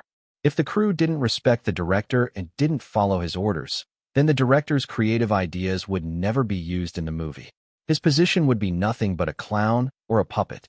Of course, respect and authority had to be earned. Kazir wanted to prove himself to the world. Contact them first. I have something to do. I will go to Idaho. That's far. Will we shoot there? Yes, I have a place in mind. He nodded. The filming of Napoleon Dynamite was done at Preston High School in various areas in Franklin County, Idaho. It has been said that some of the plots of Napoleon Dynamite were loosely based on director Jared Hess when he was in high school. But the time was different. It was still 1997, not 2004. Jared Hess was still a 15-years-old guy. As for stealing the idea, Mark Zuckerberg stole the idea for Facebook from his classmates. After a lengthy legal battle that lasted years, Facebook ended up paying Zuckerberg's ex-classmates $65 million between the 3 students involved. Facebook was now worth $500 billion. As expected from our robot lizard Mark. Do you think stealing is bad? It is. But these billionaires probably didn't care about the feelings of the majority. Everything is nothing before money. Perhaps they are fucking beautiful underage women right now, just like Jeffrey Epstein, living the life leisurely. Kazir Grey was confident that nothing bad would happen. He registered the script in the Writers Guild last year, along with some original scripts he wanted to film. Do you want me to go with you? No, it's okay. I'm just doing some research. I will come back in a few days and officially start the project. Kazir wanted to contact Preston High School and ask them to allow the filming in their school. I am sure there will be no problem. I'm not going to film horror or anything that would tarnish their reputation. Napoleon Dynamite is a comedy. Besides, it will be free publicity for them. Kazir contacted the school about making a movie on their campus. At first, the school thought it was a prank call, but Kazir explained his intentions well. As he expected, the principal wanted to meet with him. While Renner and the others began preparations, Kazir flew to Idaho to find the principal of Preston High School. It was not much. Kazir proved his identity to them. He even gave them 2/3 of the script to show them the movie he wanted to make. The school agreed to let him shoot the movie on their campus on the premise that they would not cause a problem for the students. Don't worry, principal. We will shoot the movie in July. It's summer vacation. Then that will be fine. They shook hands. The school didn't ask for a payment, but they asked Kazir to promote their school instead. This place is nice. He used his fingers to make a camera gesture. He pictured the scenes in his mind as he looked at the school's entrance hall. Chapter 16. After 3 days of reviewing the scenes they could shoot, Kazir decided to return to Los Angeles. As he walked out of the airport, Renner and Harold were waiting for him. These two were his closest associates. They had worked on 3 of Kazir's movies and were close friends. They were all living in Hollywood, hoping to be successful. Harold had a passion for art, especially prop making. As for Renner, he loved shooting movies. They were both talented and loved what they did. Unfortunately, talent was not enough. In Hollywood, where there were thousands of talented people, they were expendable. There was no such thing as irreplaceable in Hollywood, even someone like Spielberg. There were many successful directors in Circle after all, like George Lucas, James Cameron, Quentin Tarantino, and Michael Bay. Kazir, we have already prepared the props. To be honest, it's not that hard to prepare them because our movie doesn't have any complicated scenes, Harold said as they got into the car. I also bought 400 rolls of 35mm Kodak color film. My uncle gave us a discount and charged us only $32,000. Thank you. Before the 2000s, Kodak film was the most popular way to shoot movies. But as digital cameras developed, Hollywood began to adopt digital cameras. Film lost its edge. Of course, there were still some directors who used film, like Quentin Tarantino, Wes Anderson, and Christopher Nolan. What about rental cameras? Kazir asked. As I promised, I will rent 4 cameras for the shoot. They didn't need 4 cameras yet. They would rent them when they needed them. Harold put out a casting call in the Actors Guild. Especially the role of Napoleon Dynamite and Pedro take the importance of these two. As for the other roles, we will see. It was impossible to hire the actors from the original movie because they were still young. So Kazir decided to use different actors. He would never believe that there was no one who could fit the role of Napoleon Dynamite and Pedro Sanchez. Like I said, there is no such thing as irreplaceable in Hollywood. I will, Harold promised. They met at Renner's apartment. Of all of them, Renner had it better. His family ran a business. If not for his love of film, Renner might have taken over his family's business. Instead, he chose to work in his uncle's rental business. I just want to be clear, our budget is only $500,000 and I don't want to spend more than that. If possible, we will try to limit our expenses. I agree. Both Renner and Harold had experience working on a film crew. Every crew understood the importance of their expenses. They were in business. The less money they used, the better. I've already contacted the others, and they agree to join us. That's good, although I only need 15 people at most. I understand. Kazir and his friends started making plans for the shooting. Fortunately, Kazir had already confirmed that Preston High School was okay with the filming. They even signed a contract. As for the other locations, Kazir could rent a house for filming. Haste. Ed Helms sighed. He had just auditioned for a small part in The Nutty Professor, but he learned that his looks were not what they needed. In the end, he never got the role. He was just 21 and he hoped to become an actor. He knew that his age was young and people would not take him seriously. But hey, there was nothing wrong with trying. Maybe he would get a role. Disappointed, Ed Helms entered the Actors Guild's building. He looked at the projects posted on the bulletin board. However, Ed Helms understood that the usual projects posted on the bulletin board were small-budget movies. He knew he would never get a chance to make money with these. I don't need money. What I need now is opportunity. He would even agree to accept a role without a salary as long as he could see his face on the screen. He was still young, and he knew that what he needed was exposure. Of course, he also needed money. Ed Helms understood his situation very well. While looking for projects, he found an ad saying that a production team needed a young actor. The project was a comedy. Except for a few pieces of information, there was nothing. The address and time were written at the bottom. Ed Helms narrowed his eyes as he read the project. He pulled out a small notebook and copied the address. There was nothing to lose if he tried the audition. Ed Helms decided to accept the project. Small actors like him had to work hard to make their dreams come true. Thank you, Miss Adams. You can go now, Kazir said calmly. But director, can I have another chance? I swear I will do it right. No, it's okay. We will call you as soon as we decide. The beautiful girl reluctantly left the audition room. What do you think of her?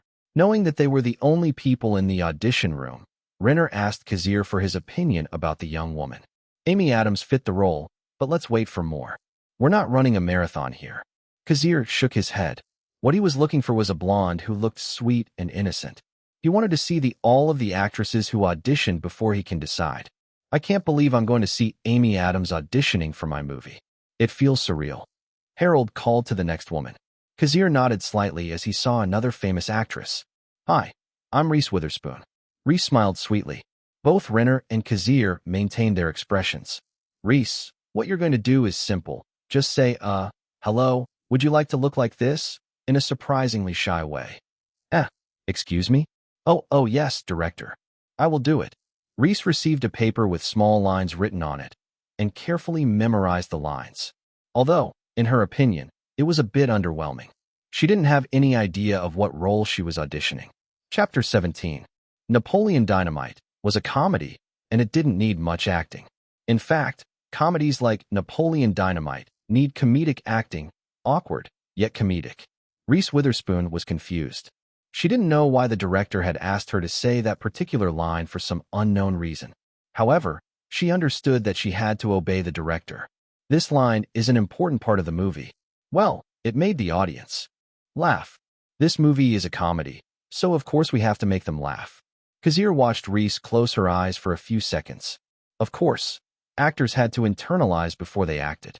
Only a few people could control their emotions and slip into a role in the blink of an eye. Even Kazir had never met anyone like that. Maybe Leonardo DiCaprio and Tom Hanks can do it, but I don't know. I've never seen them act. I just remembered, Leonardo is not a superstar actor yet. James Cameron had just started to build the giant cruise. Titanic took more than 2 years to be finished, all because James Cameron wanted a real cruise ship. 20th Century Fox and Paramount Pictures were slowly losing their minds as James kept asking for hundreds of millions just to finish the movie. Kazir's eyes never leave Reese. Then, hello, would you like to look like this? A simple line, not much, but Reese delivered it well.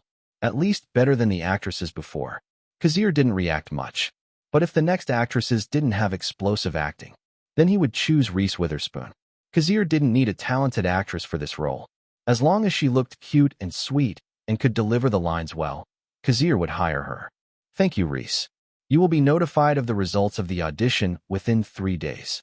Thank you for coming to this audition. Yes? Ah, thank you, director. Reese didn't know why the director asked her for such a simple line. She didn't even know what emotion to show. She just said it with a shy face. In the end, she left the role confused. We have 3 other actresses. Let's see their auditions. There were thousands of actresses in Hollywood, perhaps hundreds of thousands. These actresses, of course, hoped to become famous and rich. For small actresses, they would fight for the role if they had to. They were willing to do anything just to see their faces in the movies, as long as they were morally accepted. Director Grey, can I meet you after you finish your work? A woman with large breasts said to Kazir coquettishly before leaving the audition room. Kazir just shrugged and didn't take it seriously. As a person who had spent his entire life on the lower levels of Hollywood, he knew how the industry worked. The casting couch was real. It was a fact, although not literally. To be precise, they call it transaction. The actress and director/producer would have sex. Because of favor, she would be higher. There were many rumors of this kind of situation. Julia Roberts, just to get the role in Pretty Woman, she did some stuff. Of course, it's just rumors. Women would trade sex for a chance at a role. Hollywood was not, and had never been, the city of kindness. This industry was real, talent was not enough. Unfortunately for the big-breasted woman, Kazir took his job seriously. Between the big-breasted woman and Reese Witherspoon, Kazir decided to hire Reese. I know. I'm a man. It's impossible for me to avoid the temptation and seduction of women, but at least not now. I have to make sure this project is a success. So he would never accept the seduction of the woman with big breasts. Besides, her expression is dull. She obviously can't act. This is a small project, and I can't give Reese a big salary. Don't worry, Kazir. I'm sure she'll accept the role even if you don't give her any money. From what I can see, she seems like a woman looking for an opportunity. Renner would make sure the actors got the minimum. That's good. Musicians and artists hate exposure, but it was different for small actors. They need that exposure. Of course we'll keep paying them. We're not cheating. Then this is over. Call the actors now. Okay. There are 2 important roles to fill. The first was obviously the role of Napoleon Dynamite. The second was his friend, Pedro Sanchez. The third was Kip, and they already found someone for that role. For Napoleon, Kazir needed a tall actor. Not that tall, but at least 5 feet 11 inches. If someone met the criteria and could act well, Kazir had no problem hiring him. As for Pedro Sanchez, this role was clearly a Latino role. The name alone speaks for itself. This role, it might take a while to find someone who fits the description. Right after Kazir said it in his mind, the first actor entered the room. Hi, I'm Pedro Pascal. The project says they need a young Latino actor, and I'm here to audition. Kazir looked at the man, Pedro Pascal. He had heard that name in his later years. Kazir was quite surprised to see a well-known actor auditioning for the role. Kazir narrowed his eyes and realized something. It is completely different from what I expected. He doesn't look like the Pedro Pascal at all. Because the man before him was young, Pedro Pascal didn't have his iconic mustache. He had no facial hair, none at all. He looks young. That's right. He didn't look like the Pedro Pascal of the 2010s. Kazir raised his hand before Pedro Pascal could finish. Call Jane. Have her adjust Pedro's hair. Okay. A few seconds later, Jane, the makeup artist, appeared. She fixed Pedro's hair according to Kazir's description. A few minutes later, Kazir nodded. In my opinion, except for his height, he fits the role. Kazir would not confirm Pedro's casting at the moment. He had to see the other actors before he could decide. For now, Pedro Pascal would be listed as a possible actor. Let's call the next actor. One by one the actors appeared, and Kazir found a few possible ones. Hi, my name is Ed Helms. I'm here for the lead role. Chapter 18. Ed Helms. The man in front of him was a famous comedian actor. His face was recognizable. But right now, Ed Helms was still a young actor and didn't have much experience. He looked nervous and moved awkwardly, which complemented the role of Napoleon. Kazir grinned slightly. But first, Kazir called her makeup artist, Jane. Jane, can you make his hair curly blonde and bobbed? Give me a few minutes. I'll adjust his look. Ed Helms was confused, but he agreed to let the woman touch his hair. Since the director was interested to see his appearance in curly hair, Ed Helms understood that he had passed the first stage of the audition.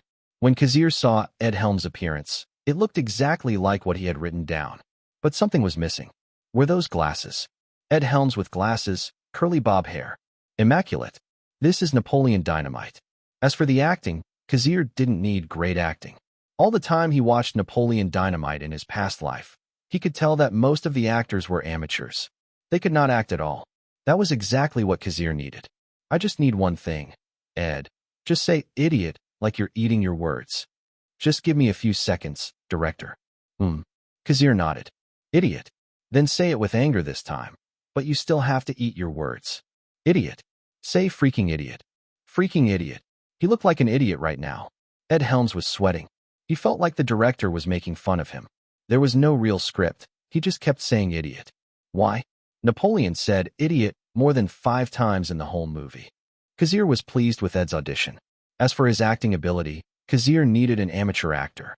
Ed, before we finish this audition, I want to tell you something. You understand that this movie has a small budget and we can't give you a big salary.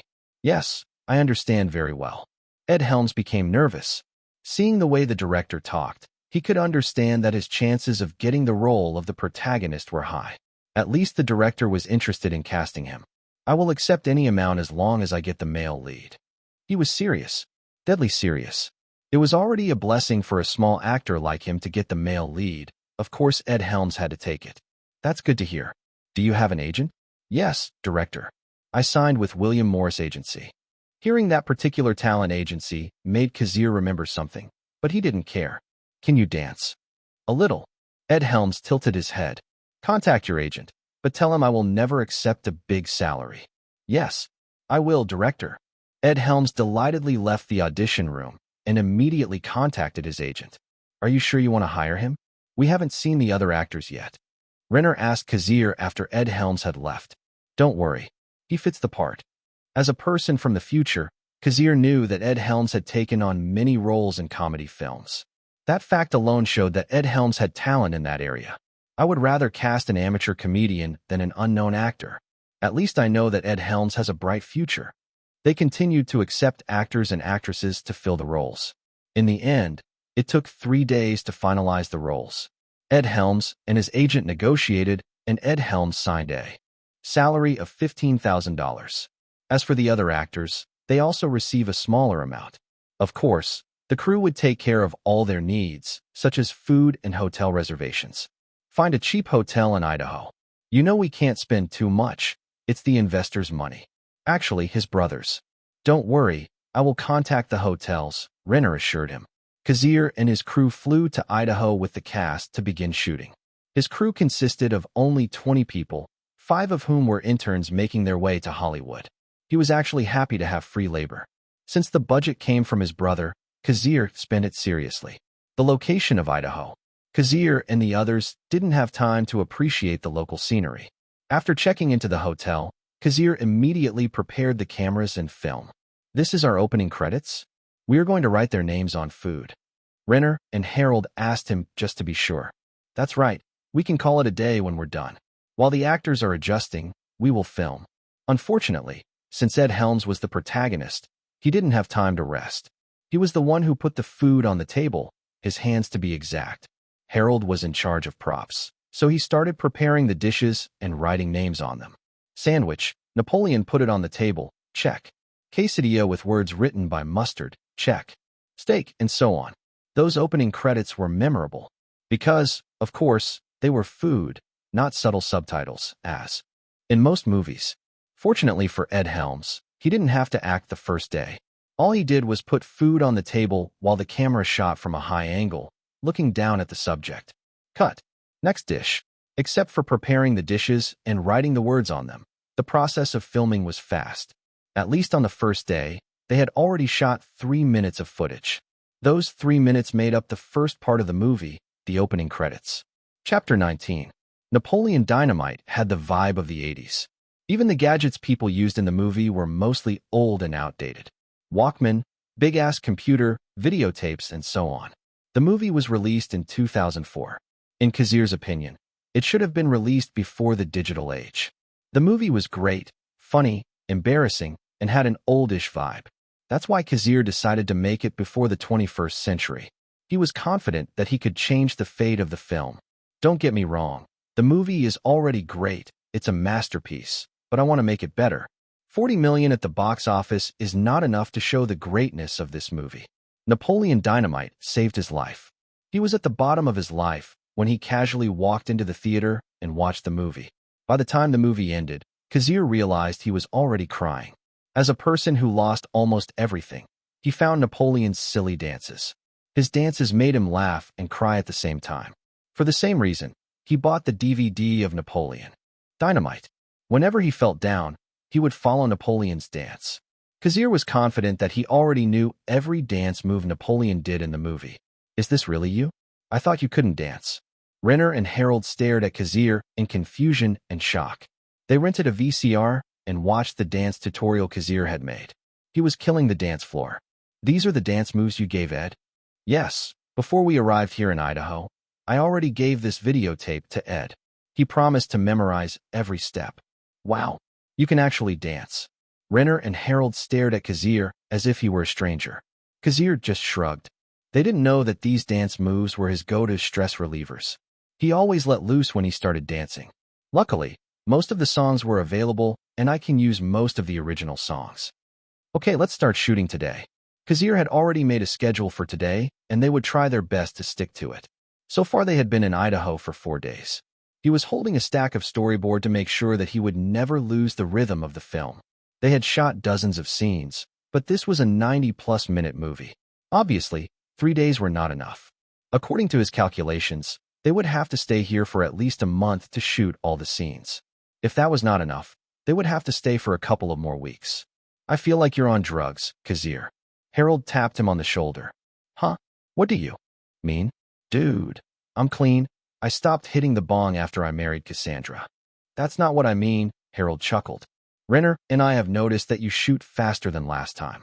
Remember how long it used to take to shoot a single scene in a day? But now 3 or 4 scenes are no problem. That's right. It's almost like you know the scenes you want to shoot. You didn't experiment at all. You just decided what angle to shoot, what cuts to make, and what transitions to use. I feel like the movie is already created in your head, and you're just following the shooting process. Renner touched his chin and said something incredible. Kazir was shaken when he heard what he said. Renner was not wrong, he was right. That's exactly what Kazir did. I just changed a few scenes to make it funnier. But overall, I strictly followed the plot and the exact shooting of Napoleon Dynamite. Hee hee, of course I know that's impossible. What are you, a man from the future? Both Renner and Harold started to laugh. This is no time to joke. Let's start shooting. I think most of the actors are already done. Okay. The scene they were about to shoot was the first scene in which Napoleon first appeared. Camera. Ready. They didn't have any lights because they were shooting outside. It was hot right now because the sun was shining so well. Kazir nodded to the man holding the clapperboard. Scene 2. Take 4. Lights, camera, action. A few seconds pause. The bus appeared and Napoleon entered the bus. Simple as that. Cut. Get ready for the next scene. Kazir rented this school bus just for today, so he wanted to finish each bus scene as quickly as possible. In the next scene, Napoleon sat in the back seat next to a boy. Ed Helms sat with awkward expression, staring weakly ahead. He looked sleepy. What do you want to do today, Napoleon? The boy said. Whatever I feel like doing, gosh. Napoleon said and turned to his side. He looked out the window and then at the driver. When he noticed that the driver was not looking, he opened the window and wrapped the string around a toy. He then proceeded to throw the toy outside while holding the string, and the toy was dragged along. Cut. 10-minute break, then on to the next location. When they heard the director's approval, Ed Helms sighed and wiped his forehead. It was so hot he was sweating. Here, one of the crew members handed him some cold mineral water. Thank you. Ed Helms drank the water thirstily. You're lucky this time. Huh. You're lucky the director shoots fast. Isn't he like that before? Ed Helms asked. No, Director Kazir usually adjusts the camera to see the best angle. He will also use different shooting styles to see the best result. However, he didn't use it this time. It seems that director Kazir was seriously thinking about the shooting plan. I see. Ed Helms nodded. To be honest, he was grateful that Kazir had given him a chance. The first day he found out that Kazir had hired him, Ed Helms could not sleep because his mind was too active. Kazir approached Ed and examined his mentality. What about your dance moves? Have you memorized them? Yes. I even practiced last night, he nodded. That's good to hear, but you need a good night's sleep. We don't want you to get sick. Chapter 20. The shooting went smoothly. There were no rough spots. The actors were good in condition. They might need acting lessons after this movie. But hey, Napoleon Dynamite didn't need great acting anyway. It was a comedy. My first impression of Napoleon was sleepy. He always looks sleepy. Also, the way he acts is kind of weird. The actors were good. Pedro Pascal and Ed Helms just got into the right mood and got into their roles. The other actors were also good. Because of this, Kazir's already fast shooting became even faster. However, there was no such thing as perfect. There were still rough edges that needed polishing. Cut. Let's shoot this scene again. 10-minute break. Calix stated after 4 NGs, not good. He looked at the certain actress who could not keep her acting. The dance hall lit up and the music stopped. They were shooting the prom scene, the scene where Deb and Napoleon were dancing to be exact. Reese was sweating and her complexion was pale. She knew she was the reason they had to reshoot. She approached Kazir with a guilty look on her face. I'm sorry, director. I accidentally looked at the camera. Reese. In the first take, you made a mistake by forgetting your line. The second, you stepped on Ed's foot. The third, you made a mistake and said the wrong line. I'm sorry. She bowed her head. Her eyes became teary. Kazir chuckled, comforting her instead. You don't have to apologize. Everyone makes mistakes. Even great actors like Nicolas Cage and Tom Hanks are not perfect. You don't have to beat yourself up, he said, tapping her shoulder. Okay, follow me. Inhale. Exhale. Again, inhale. Exhale. Reese took a deep breath and calmed her mind. She thought the director would be angry because she had already made 4 mistakes. She smiled when she realized that Kazir was not angry. It's good to see you smiling. Now go retouch your makeup and relax. Remember, you don't have to burden yourself. No one is perfect. Thank you, director. She happily left Kazir with her prom gown. The cost of a 35mm Kodak film is about $80. A 35mm Kodak film can record up to 4 minutes and 30 seconds. So far, we have wasted 3 rolls of film with Reese's mistakes. To be honest, I'm angry. But I know the consequences of getting angry. Reese will lose confidence in herself, and the shoot will be affected. As much as I can, I want to stay calm. Reese was still a young actress. She didn't have the mentality to handle criticism. If Kazir showed his true feelings, the woman might break down and cry, which would be uncomfortable for the crew. So for God's sake, Reese Witherspoon, get your acting right. Don't fuck it up. Kazir kept his sanity by gritting his teeth. The 10-minute break ended, and the shooting began again. Fortunately, Reese Witherspoon's acting was better this time. At least she didn't make any mistakes. Cut. Reese, you did a good job. But I want to see more. Let's take it again. The clapperboard made another sound, and the shooting started again. The background music was faint, enough for them to hear Napoleon and Deb's conversation. Kazir watched the scene unfold on the monitors. He nodded after getting a nice scene. Cut. This is good. Let's move on to the next scene. For 3 minutes of worth of scenes, Kazir and his crew decorated the hall like a real prom. After shooting all the scenes, they cleaned the place. They wasted almost $5,000 on the prom scene alone. Making movies has never been cheap. Even if the total budget of Napoleon Dynamite was only $500,000 and they wanted to make it cheap, they couldn't cut costs. They would immediately move on to the next location once the preparation was done. Tomorrow, if we're lucky, we might finish the whole shooting. Renner stood next to Kazir, talking as he checked the camera. That's right. We've been here almost a month. Yeah, I miss Los Angeles. We both miss Los Angeles. The two laughed. Their next scene was in the hallway, the scene where Napoleon would meet Pedro for the first time. Pedro Pascal acts well.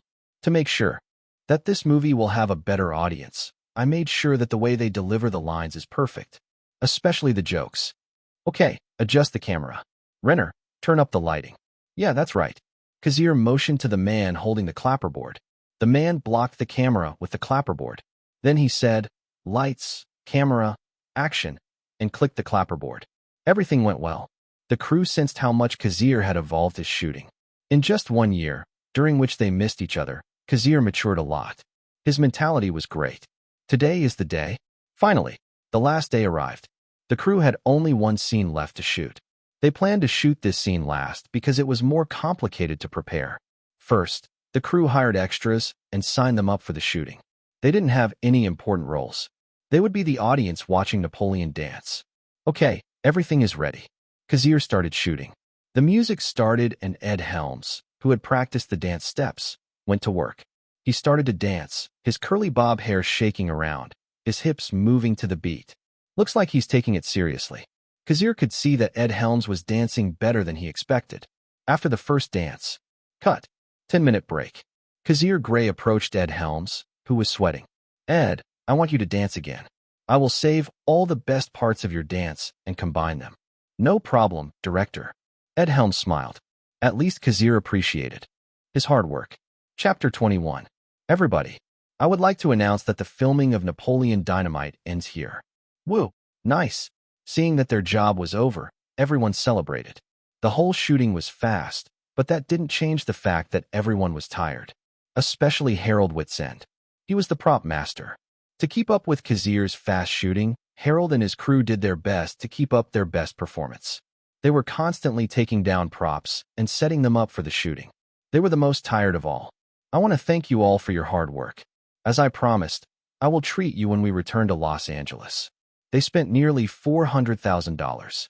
The remaining $100,000 would be used to pay the rest of the crew and for the post-production of the film. There was enough for them to spend celebrating the completion of the shooting. After that, Kazir would focus all his attention on editing the movie. Director Kazir, thank you for casting me as Napoleon Dynamite. Ed Helms approached him. He was grateful that Kazir trusted him. Also, during the filming, Ed Helms realized that Kazir was a talented director with his calm and fast shooting. Unlike other directors who had bad temper, Kazir was kind and easy to talk to. I believe you will achieve your dreams, Ed. They shook hands. Then Pedro Pascal and Reese Witherspoon came up to him and thanked him. Both Pedro and Reese were young and hadn't had a chance to show off their acting. Napoleon Dynamite was their first project with important roles. Especially for Pedro Pascal, as a Chilean-American, his race made it difficult for him to find a suitable role. Reese, I recommend that you apply to an acting school.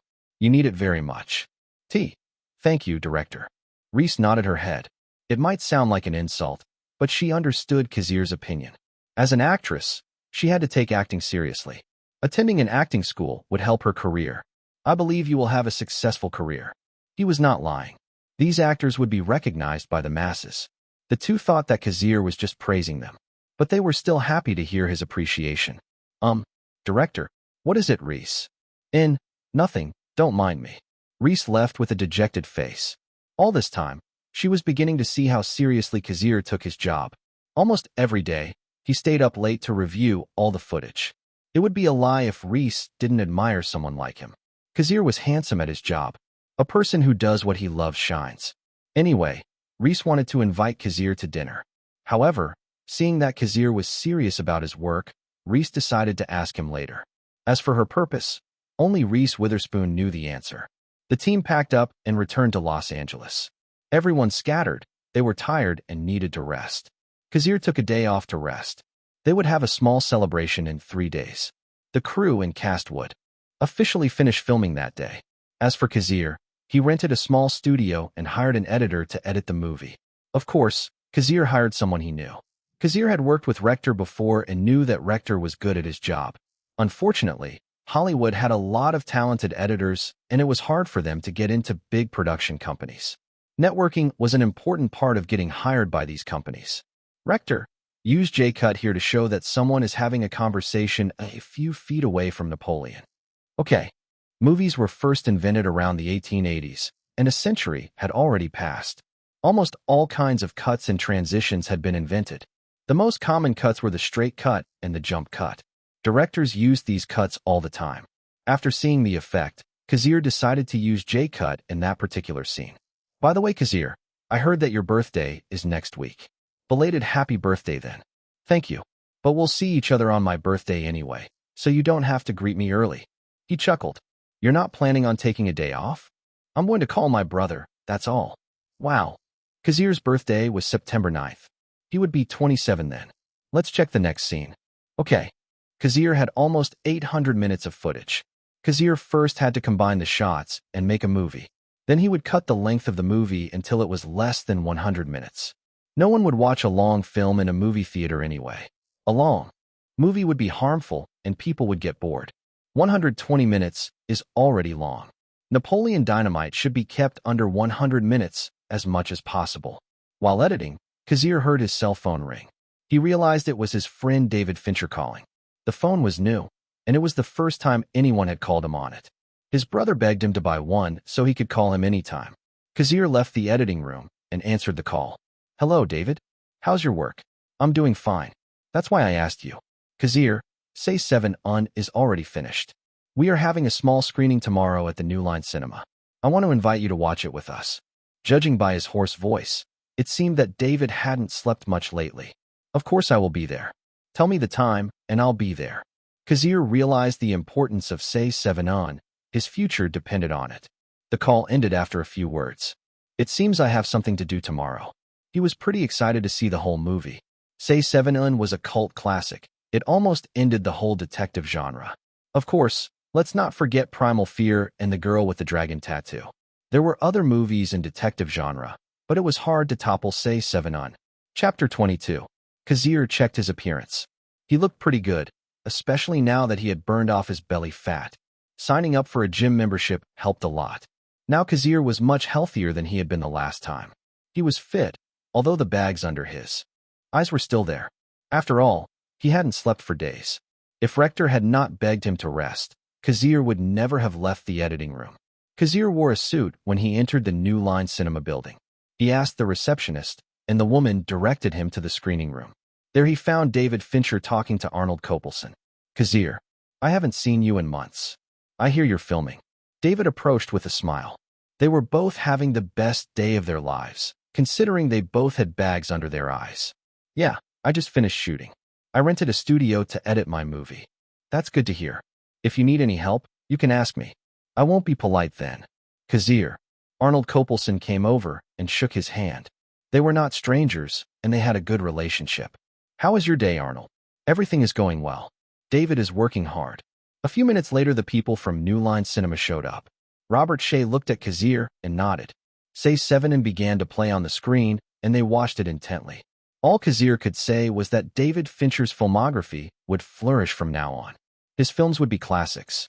Say 7 On, a great murder mystery detective genre. Fight Club, amazing, the twist was WTF. Zodiac, another murder mystery. The Girl with the Dragon Tattoo, another murder mystery. Gone Girl, a pretty ironic movie, but this movie made more than $300 million at the worldwide box office. The Curious Case of Benjamin Button, Deep, a masterpiece in my opinion. Kazir thought that apart from Christopher Nolan, David Fincher was the best noir filmmaker of the current era. Noir films. In the past, Kazir dreamed of becoming the best director of this genre. However, he failed miserably. So from now on, Kazir would change his style. As much as he could, he would never touch dark R-rated movies, especially horror movies. Instead, he would settle for PG-13 and action movies. Action movies. I will make action movies for the sake of action movies. For the sake of the audience, not for the sake of the critics. Art films can go to hell. Kazir would make commercial films instead. But for now, the best he could do was use Napoleon Dynamite as a springboard. His budget was only $500,000, so he decided to make the best movie he could. Once he had enough status and money, Kazir would definitely choose action movies. Congratulations, David. The movie is great. Kazir hugged David. He was happy to see the script he had written become a movie. Don't congratulate me yet. We haven't shown it to the market yet. Don't worry. I'm confident this movie will have a strong reception. Suddenly another person approached them. David, the movie is great. Me too, Mr. Shea. I hope we can work together again. Then Robert Shea turned to Kazir. The founder of New Line Cinema looked haggard. I heard you're shooting a movie. Yes, I have already finished shooting. I'm editing it now. If you're interested, You can contact New Line Cinema. Robert Shea would be happy to buy a movie that has a strong return on investment. If Kazir's movie was worth it, of course he would buy it. It's an honor.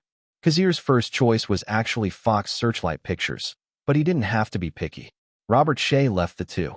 New Line Cinema had to come up with a marketing plan for Say 7 Hey, did you hear? There's a rumor that Time Warner is going to buy Turner Broadcasting System Incorporated. Maybe that's why Robert Shea looked tired. New Line Cinema was owned by Turner Broadcasting System Incorporated. If Time Warner bought Turner Broadcasting System Incorporated, then New Line Cinema would naturally fall into the hands of Warner Brothers. Kazir just kept smiling. It is not a rumor. New Line Cinema will be under Warner Brothers in the near future. He just hoped that Say 7 would not be affected. David invited Kazir to dinner, and they talked. Now that David's work was almost done, he wanted to take a bottle of beer and drink it all down. So you made a comedy? Strange. I thought you preferred horror movies. Kazir's first 3 films were B-grade horror movies. So David thought his current project was also a horror movie. No, David, I want to change. In a way, making a comedy was like shedding a new skin for Kazir. Changing for the better is a good thing. Send me a ticket when it comes out. You don't have to worry. Where will you show it first? Will you submit it to the Berlin International Film Festival? If I have no choice. But the Berlin International Film Festival is in February. My movie will surely be finished by then, so entering a film festival is my last choice. Once Say 7 becomes popular, I'm sure many companies will approach you. That's right. The two started drinking beer like there was no tomorrow. They wanted to let go of their work and have fun. When Kazir woke up the next day, his head hurt, almost as if his skull was being drilled. Chapter 23. After a whole night of drinking beer, Kazir sat up weakly and groaned as a headache hit him. Coffee. Kazir didn't know the best way to relieve the hangover. He loved to drink alcohol, but he drank in moderation. But since David Fincher had invited him to drink last night, he had no choice but to stay.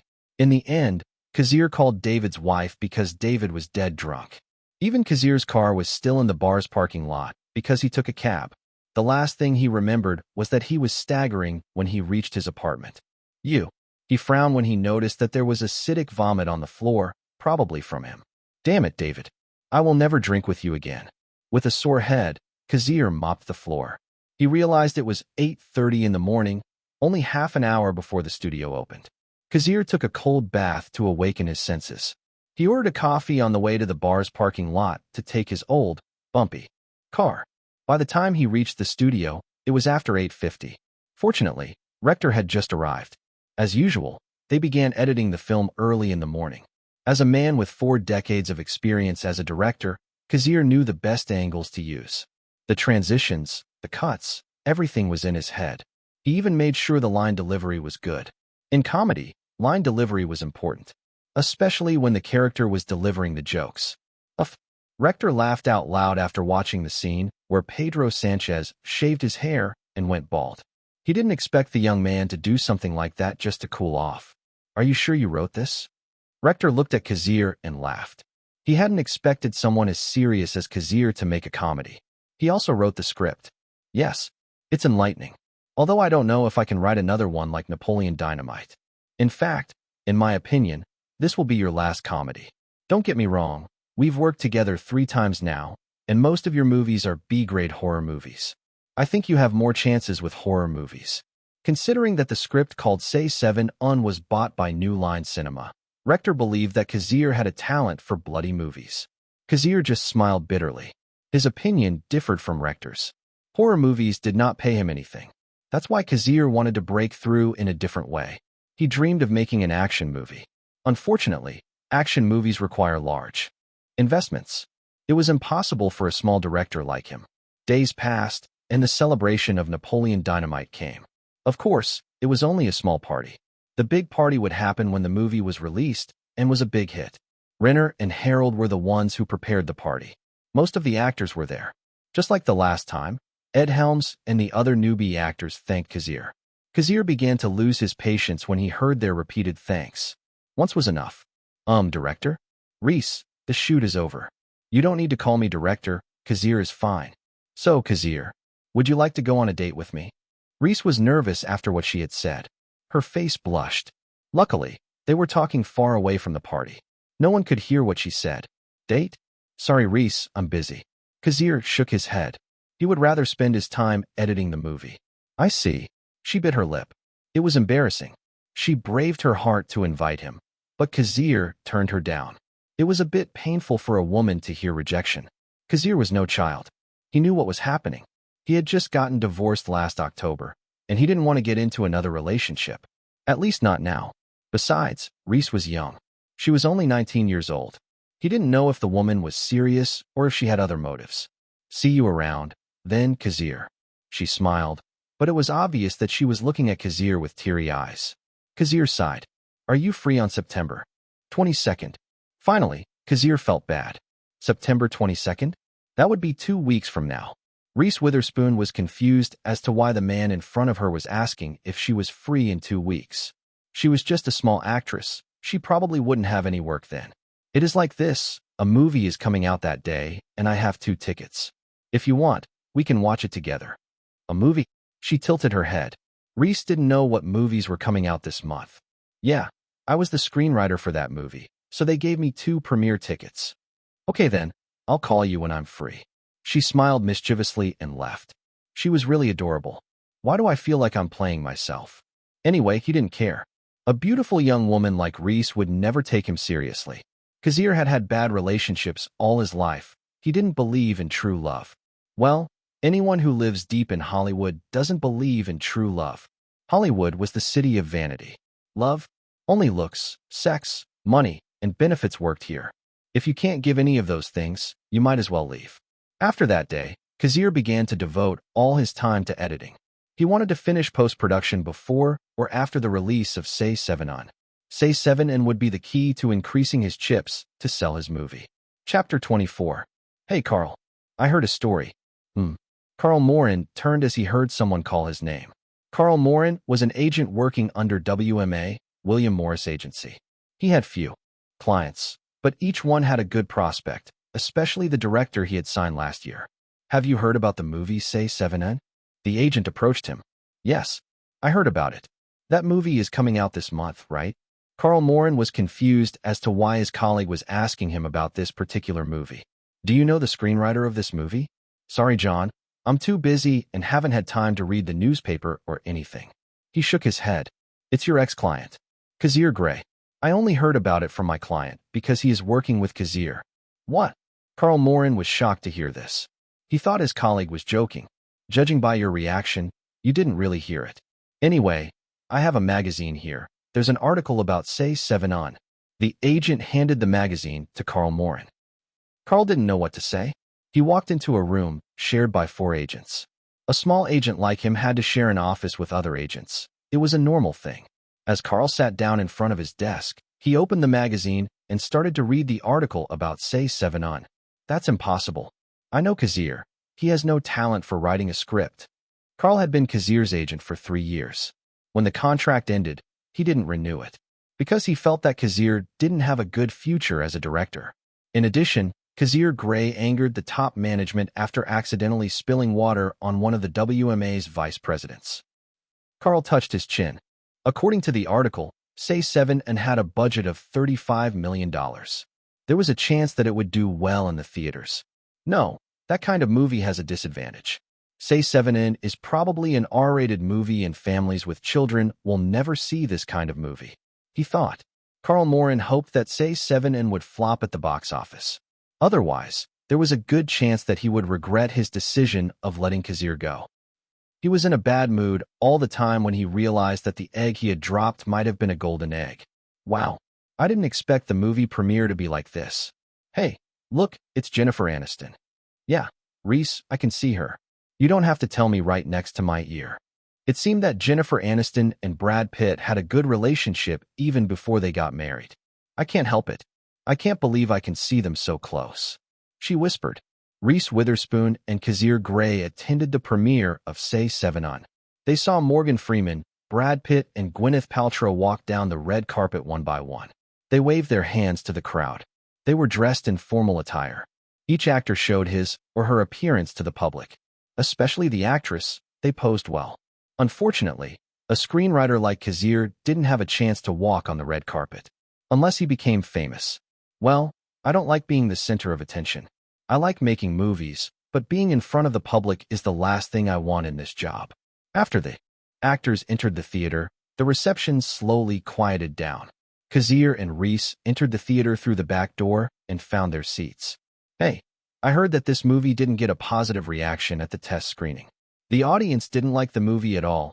I'm afraid Brad Pitt will have a problem starring in this kind of movie. Reese and Kazir overheard the conversation next to them. Reese wanted to talk to the man, but Kazir stopped her by grabbing her hand. They might as well shut up and watch the movie instead. The movie started, and everyone focused on the movie. The classic New Line Cinema opening credits appeared. Note: if you don't want to be spoiled, don't read the ones in parentheses. I watched Say 7 a few years ago, so I just rewatched the movie summary in YouTube when I was writing this. A bit with checked as well, but AI clearly makes mistakes. The story begins with the introduction of Detective Somerset, Morgan Freeman, an experienced detective on the verge of retirement. Detective Somerset is a calm and reflective character who has seen it all. He has become disillusioned with the world. So this is Morgan's role in this movie, as expected. He always plays that kind of gentleman.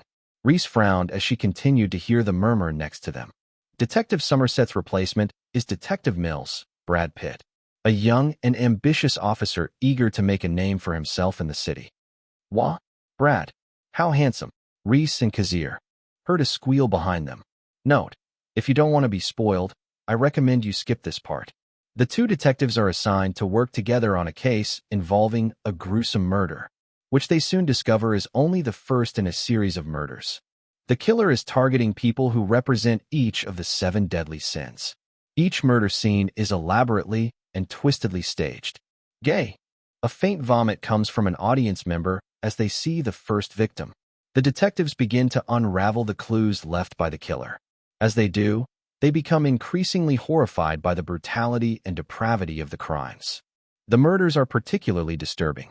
Each one underscores the horrific nature of the sin being depicted. The first murder is that of an obese man who was force-fed until his stomach burst. This is followed by the murder of a greedy lawyer who is forced to cut off a pound of his own flesh.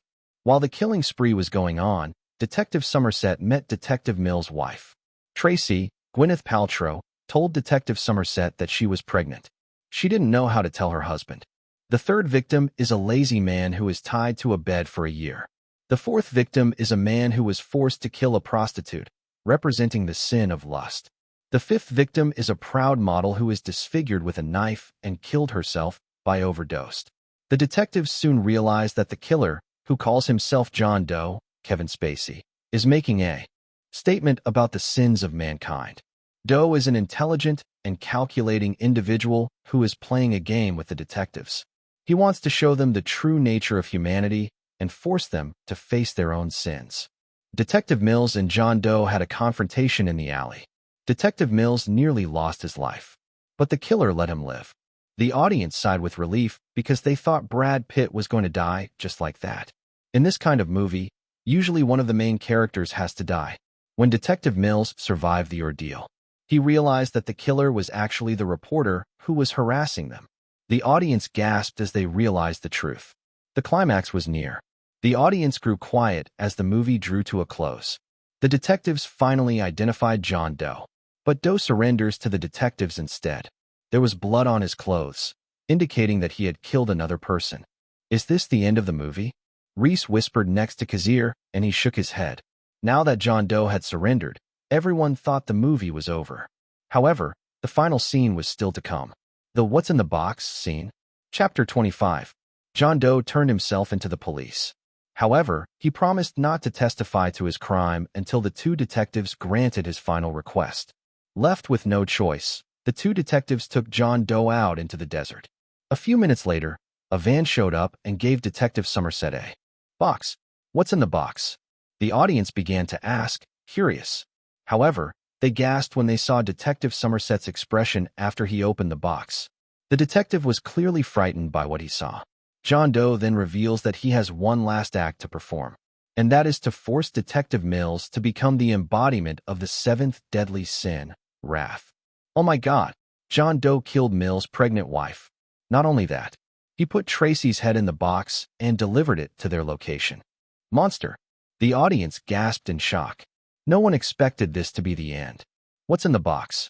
I ask you, what's in the box? William.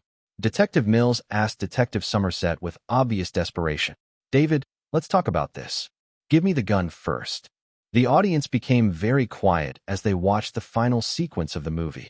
In their minds, they already know Detective Mills' decision. When Detective Mills heard that his wife was pregnant, he lost his hesitation. He began shooting bullets into John Doe's body, killing him. The contents of the box were Tracy's head. In the end, Detective Somerset witnessed Detective Mills descend into madness and become a criminal. When the movie ended, the audience was shocked. It took a few seconds for someone to clap their hands. Then more people followed until the entire audience was clapping. Kazir smiled calmly as he watched their reactions. He knew in his heart that Say 7 was already a success. The only question was how successful it would be. Kazir, are you really the one who wrote this? Reese whispered next to him. Yeah, why do you ask? It's just, I don't know how to put this. Are you sure you're okay? Kazir chuckled when he saw her reaction. Reese looked at him with shock and concern. Maybe I'm crazy. I'm not even kidding right now. Well, what do you see in me? Do I look like a madman? No, all I see is a calm man. Although I can see in your eyes that you are broken. Kazir kept his smile. Let people judge him. But Kazir would continue to do what he loved. The actors and actresses went on the stage and bowed their heads. Brad Pitt really destroyed his image with this movie. Say 7 was the kind of movie that had 50-50 odds. It would be hard to erase the image of Detective Mills if this movie failed. Let's go. Knowing that he didn't have a place in this theater, Kazir decided to say goodbye. Reporters and audiences usually focus their attention on the actors, sometimes the directors. Screenwriters usually worked behind the scenes. They were the brains of the movies. Kazir took Reese back to her apartment. Kazir, would you like to stay? I can make you a coffee. I'm sorry, Reese. Maybe next time. Kazir shook his head. Oh, okay then. Reese smiled bitterly and entered the apartment. She was a bit disappointed. As for Kazir, he knew he would not get the news until tomorrow, so he returned to his place. He didn't bother to stay up all night. He lay down on the bed and closed his eyes. But his mind betrayed him. Damn it. I guess I'm still not mature enough to fall asleep when something important is happening. If he had known this would happen, he might have accepted Reese's invitation. He got up, got dressed, and walked out of his apartment. Since he could not sleep, he might as well go to the New Line Cinema. He would wait for the results. David Fincher, Robert Shea, Arnold Copelson, and other people from the management were all waiting for the results. They were not sleeping. They could not sleep anyway. They were too active and worried to relax. When Kazir asked the receptionist, he realized that it was already midnight. Only a few minutes until the results would come. Kazir. The people nodded at Kazir as they saw him enter the room. At this moment, no one cared if Kazir was present or absent. They were all waiting for the results of the premiere. Suddenly the phone rang, and people opened their ears. The Cinema Alliance gave them the results. Yes. Okay, I will receive it. The fax machine began to print the information. The secretary handed the documents to Robert Shea. A few seconds later, Robert Shea sighed with relief as he saw the midnight box office for the movie. Looks like we need to work hard on the promotion. Robert stood up, and the management followed. Looking at the midnight box office results, Robert Shea and New Line Cinema believed that Say 7 had a strong appeal. It did much better than they expected. Congratulations, David. Robert Shea congratulated David Fincher. Sir Robert. Thank you. The last to receive the relevant information were David Fincher and Kazir Grey. $3.60 million. David Fincher was so excited that he lost his strength and sat down. The tension disappeared when he saw the results of the midnight premiere. Kazir, we did it. Yes, congratulations, David. Of course, they were happy that their movie was a success. At least with this midnight result, the first 3 days would have a bright lead. Chapter 26. Good morning, Mr. Semmel. Good morning.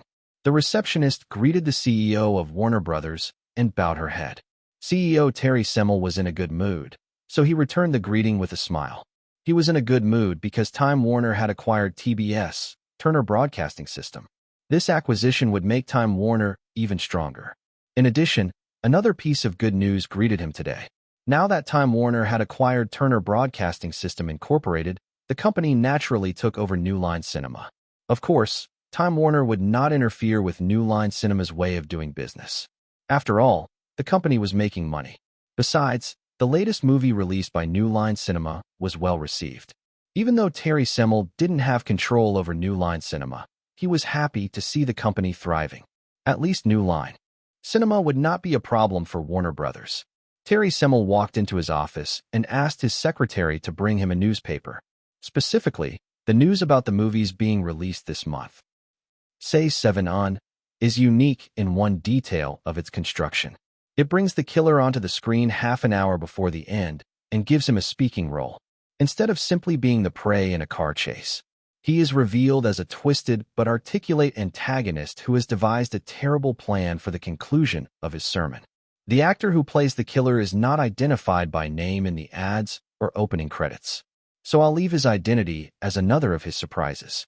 Say 7 On is well done in its details, uncompromising in the way it presents the disturbing details of the crimes. It is certainly not for the young or the sensitive. As good as it is, it misses greatness by not quite finding the right way to end. All the pieces are in place, all the characters are in place, and then, I think the way the story ends is too easy. Satisfying maybe, but not worthy of what has gone before. Roger Ebert, Chicago Sun-Times. Even a famous movie critic like Roger Ebert had said his opinion about the movie. Roger Ebert gave it 2 thumbs up.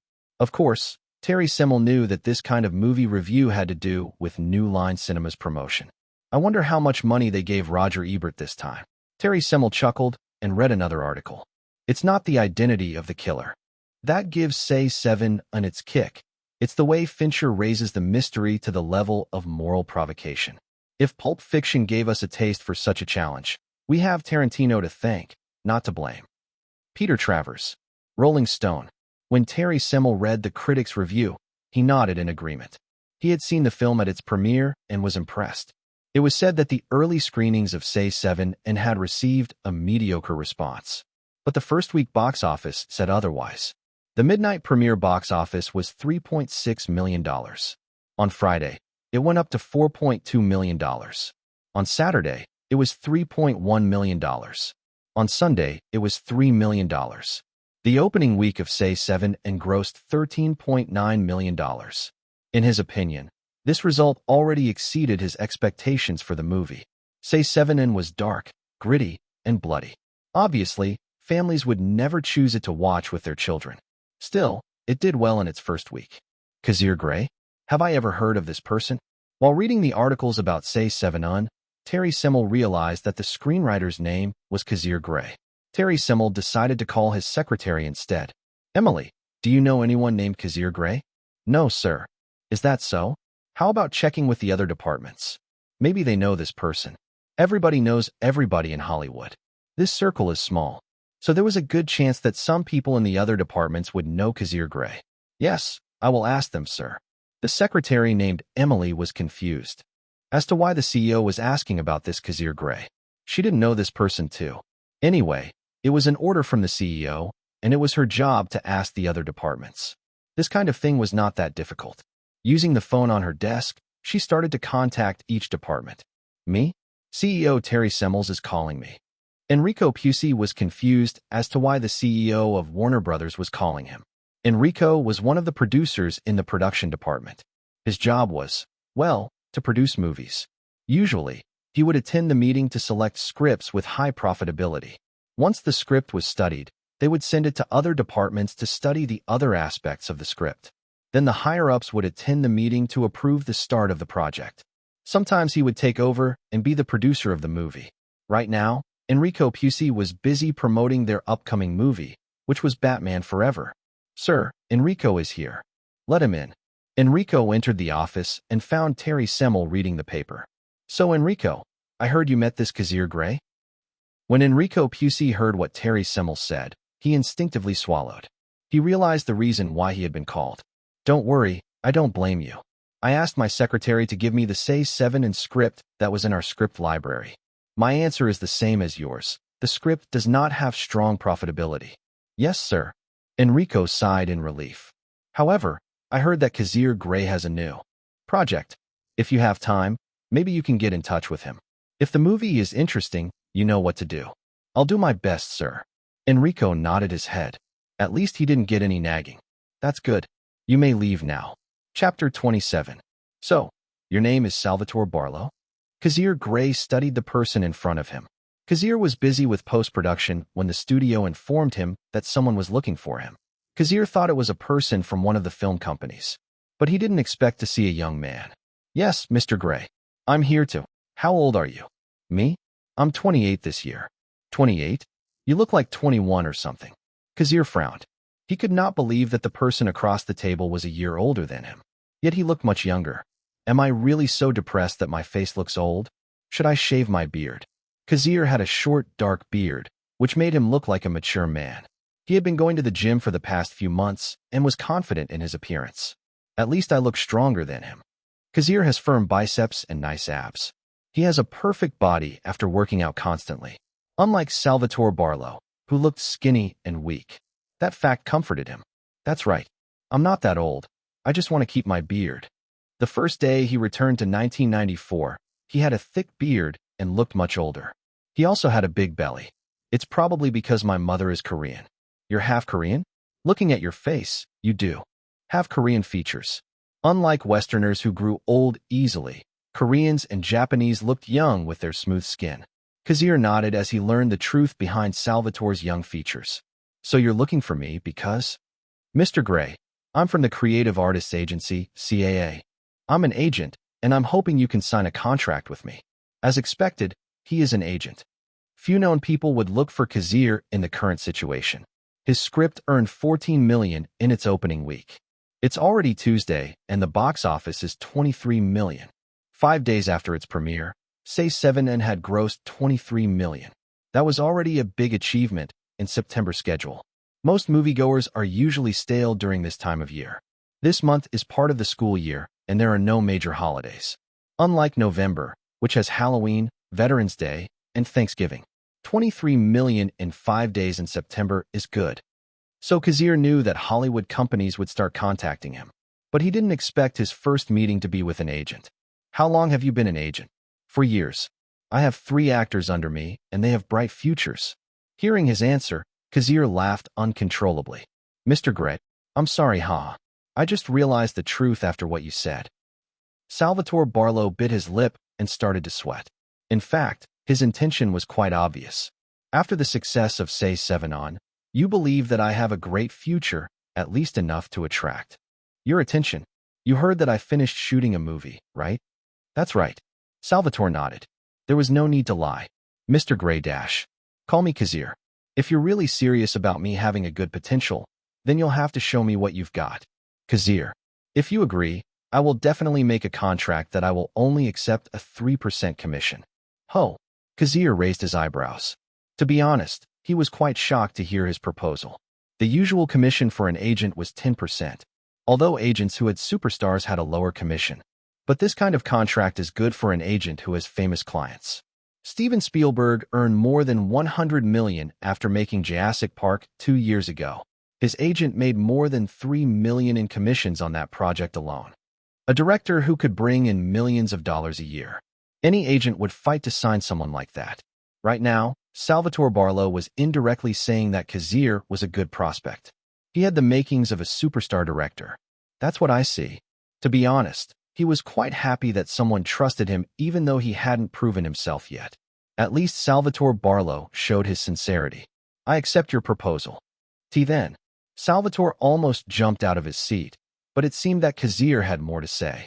But I have one condition. As long as it's within my reach, I'll do it. First, I will not accept CAA's film packaging. I have my own crew and I want to keep them as much as possible. That's okay. I will put that in the contract.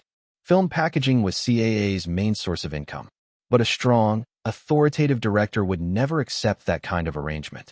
In the end, Salvatore decided to accept Kazir's condition. But I hope your first choice of actors is within CAA. An agent like Salvatore wanted his actors to have a project at least once a year. Of course, as long as they fit the roles, I will hire them. Kazir had no problem with that. Besides, CAA is the most powerful agency in Hollywood. Michael Ovitz founded the agency after being fired from WMA. Since then, CAA has grown to become the strongest agency. An agency like CAA would be good for Kazir. This is good to hear. CAA is a trustworthy agency, and I believe they will help me achieve my dreams. Aside from the movie packaging, I'm all good. Of course, you have to keep your promise that your commission is only 3%. Yes, I promise. Salvatore was delighted. Everyone knows that directors have a higher position than actors. After all, directors choose the actors who will appear in their movies. If Salvatore has a director under him, his influence would be stronger. Then I hope we will have a great collaboration. Kazir held out his hand. Thank you for trusting me, Kazir. Chapter 28. Kazir and Salvatore Barlow had a brief verbal agreement. The real reason was simple. Kazir really needs an agent. As soon as Say 7 and made more money at the box office, film companies would contact him. The one who usually talked to those companies was the agent. The two sides would start making offers and negotiating. The client would only show up once the deal was finalized. Besides, Kazir didn't want to be bothered because he was still editing Napoleon Dynamite. The other reason was Salvatore's honesty. Cutting the commission to 3% was actually a tough move for an agent. It basically reduced his income. Although if Kazir became a successful director, Salvatore's decision would be the right one. To Kazir, Salvatore showed a tendency to gamble. Well, I'm also gambling with my future, so I can empathize. All Kazir could do was prove himself, to make sure this young-looking agent would never regret his decision. Kazir, about the movie. Don't worry, I'm half done. 2/3, to be exact. But I want to take it slow. At least wait for the box office of Say 7 in this week. Say 7 in was released in theaters for 5 days and made $23 million. He wanted to see if the movie's performance would increase this week. Okay, I will wait then, Salvatore nodded. He was just a new agent, and Kazir hadn't signed a contract with him yet. It was just a verbal agreement. He knew that making a movie would take time. You can give the contract to my lawyer first, and I will sign it later. That's good to hear. The two men shook hands firmly. Several years later, many agents would regret their decision of not signing a contract with Kazir Grey. I didn't know Salvatore Barlow in my previous life. He is probably not famous and his clients are small-time actors. But I'm just like him. I'm not famous in my past life. There were famous agents in Hollywood like Pat Kingsley, Kevin Huvan, and Brian Lord. Kazir knew damn well that these agents would never look at a small-time director like him. They went their separate ways after the meeting. In a way, their first meeting was eventful. Let's call my lawyer first so that he will not be surprised. Kazir contacted his lawyer when he returned to the studio. Hello, Terrence. Yeah, it's me. Oh, come on. Are you still mad at me for giving the house to Cassandra? What? You're disappointed in yourself for not defending your client against a cheating bitch? Dude, let's just forget about it. I have a job for you. Yes, it's job-related. Yes, you will get a contract later. Okay, thanks. He sighed. The first hurdle was successfully overcome. The first 5 days of Say 7 were a great start, and Kazir could finally relax his nerves. Hello, Director Grey. Suddenly, before he could enter the editing room, a woman greeted him. Kazir turned to see Reese Witherspoon approaching him. Reese? Why are you here? He was confused. I'm here for the dubbing. I'm sorry, I forgot. Maybe because of too much pressure, Kazir didn't remember that part. Reese and the other actors have to dub their speeches in the movie. So far, Ed Helms had the most lines, and he finished dubbing all of his lines in just 2 weeks. Reese was attending acting school, so she was very busy during those days. She also had a part-time job. She listened to Kazir's suggestion. When shooting a scene, there was usually a problem with recording the sound. That's why dubbing was needed. I hired a sound director last week. The sounds you heard in the movies were usually created by the sound director. I'm not talking about music, I'm talking about sound. The sound of punching might be created by sound directors by literally punching a piece of meat. Sound directors are an important part of post-production. This will be my last day dubbing. So Director Kazir, can you please do me a favor? Reese smiled sweetly and leaned closer to Kazir. Kazir caught her scent. If he was being honest, Reese smells so good. Of course, he was a man who appreciated the scent of a woman. He smiled bitterly. As a man who had just been divorced last October, he wanted to stay away from relationship as much as possible. However, A raging man like him couldn't maintain his rationality for long. He needed a release. On the other hand, he wanted to keep his sanity. After my dubbing is over, can I take you out to dinner? The one who initiated the first move was Reese. Kazir kept his smile. To be honest, he wanted to say no. Reese, I'm sorry, but are you going to say no again? Mr. Grey, you're quite annoying. She smiled, but not a smile. To be honest, she didn't know why she was doing this either. Maybe she was just interested in Kazir after watching his shooting. Unlike most directors who would yell and scream, Kazir was always patient and encouraging. Besides, he was quite good and handsome while doing what he loved. The other reason was her pride. She had already been rejected 3 times, so she wanted to win a victory by seducing him. What do you know? A woman wants to prove her worth by seducing a stoic man, maybe? In that respect, Reese saw this as nothing more than a fun but frustrating game. What do you think, Mr. Grey? She said and moved closer to him, almost touching his broad chest. Chapter 29. $47 million. Tom Rothman put down the newspaper with a bitter smile. It was September 29th, Friday, 7 days after the release of Say 7 On. He remembered that Kazir had also sent the Say 7 and script to 20th Century Fox. But the production management didn't take it seriously. Well, it's a little complicated. Production management would never agree to invest $35 million in a movie with no good return on investment. Besides, at that time Kazir Grey was hoping to direct the film. No sane person in the production management would accept such a proposal. On top of that, the director who took over the project was David Fincher. 20th Century Fox owns the copyright to the Alien franchise. David Fincher was the director of Alien 3, and it had a horrible result at the box office. 20th Century Fox made it clear that they would never invite David Fincher back to their company. But who would have thought that Say 7 On, directed by David Fincher, would be successful? Tom Rothman felt that he had allowed 2 talented people to escape the grasp of 20th Century Fox. He let Say 7 and go to New Line Cinema. Well, now, this particular movie had $47 million in its 7 days. September was a mild schedule. It was very different from the summer and Christmas schedules where the studios were fighting for every week. The month of September wasn't very profitable. So Say 7 and making $47 million was already a good result. At least everyone in Hollywood accepted that fact. The investment is only $35 million. Even if we add the publicity, New Line Cinema already recoups the cost of the film. From now on, the next profit would be pure profit. Obviously, New Line Cinema was onto something. Now that New Line Cinema has been acquired by Warner Brothers, this studio will be under their protection. Tom Rothman was new to his position as CEO of 20th Century Fox. As much as possible, he wanted to see the company thrive under his care. After a few minutes of thought, Tom Rothman picked up his phone. "Get Nancy Utley in my office," he told his secretary. Since he let the first fish get away, he might as well take the second one. Maybe the second fish was a lot bigger than the first. Comedy. Unlike Say 7 On, which had a thriller genre, Napoleon Dynamite was a pure popcorn comedy. That piqued his interest more. Tom Rothman read the script. This kind of movie has a good chance of making a lot of sequels. Napoleon Dynamite didn't have a history of sequels, but because of Kazir's return, the timeline was already changed. In a way, this timeline was a completely different universe. The universe where Napoleon Dynamite would have sequels. "Sir, you called me?" Nancy Utley arrived a few minutes later. She was one of the vice presidents of Fox Searchlight Pictures. She was in charge of production management, which had no projects at current the time. Well, Fox Searchlight Pictures was just getting started. "Nancy, have you heard of Kazir Grey?" "Sir? Ah, no, sir. I have never heard of this man." Nancy was puzzled and answered honestly. Tom Rothman nodded. Kazir Grey was not so well known after all. "What about Say 7 and then?" "Sir, Say 7 Un is a thriller that was released last week. As of now, the movie has about $40 million.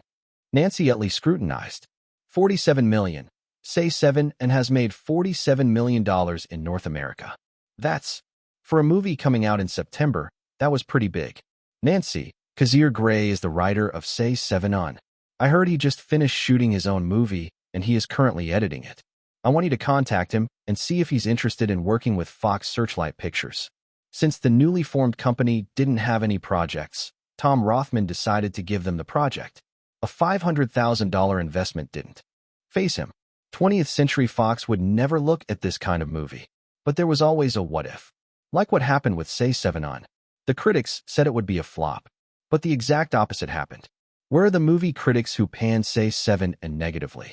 They just changed their minds and praised the movie as of now. Tom Rothman was worried about the what-ifs. Yes, sir. I will do my best to get this project. Nancy Utley noticed that this comedy film was of interest to CEO Tom Rothman. That's good.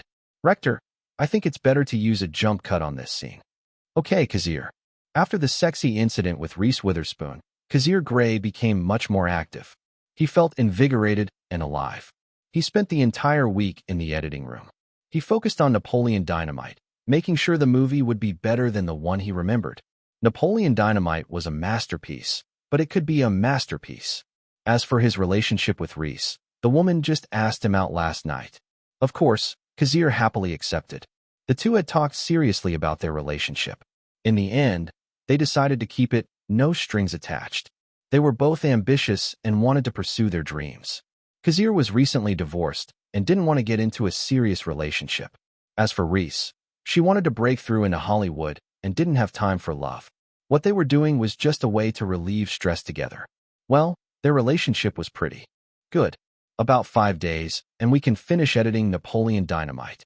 Rector muttered beside him. The movie was nearing completion. Napoleon Dynamite already had its music score. Kazir didn't hesitate to spend money on the movie. Congratulations, Kazir. Don't congratulate me yet. We haven't released the movie yet.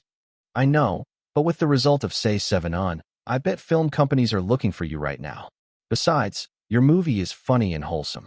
Unlike the usual vulgar comedies that use swear words and dirty jokes as punchlines, I think this movie is much better. Kazir just nodded. Chapter 30. The big day came and Kazir had a hard time sleeping. When morning came, Kazir had dark circles around his eyes. He clearly hadn't slept properly, yet he was too active to feel tired. He took a cold shower to wake up. Then he left his apartment and took his bumpy car to the studio. Next to the studio was a newsstand. Kazir bought a newspaper and grinned when he saw the front page of the New York Post. $68 million. As of October 6, 1995, Say 7 On, directed by David Fincher and starring Brad Pitt and Morgan Freeman, has grossed more than $68 million in 2,500 theaters. From $47 million in its first 7 days to $68 million in its second week. It garnered $21 million at the North American box office in its second week. This week it has an average of $8,363 per theater. This news will probably make Hollywood companies lose their minds. This was good news for Kazir, who was eager to prove himself. Today was the small screening of Napoleon Dynamite.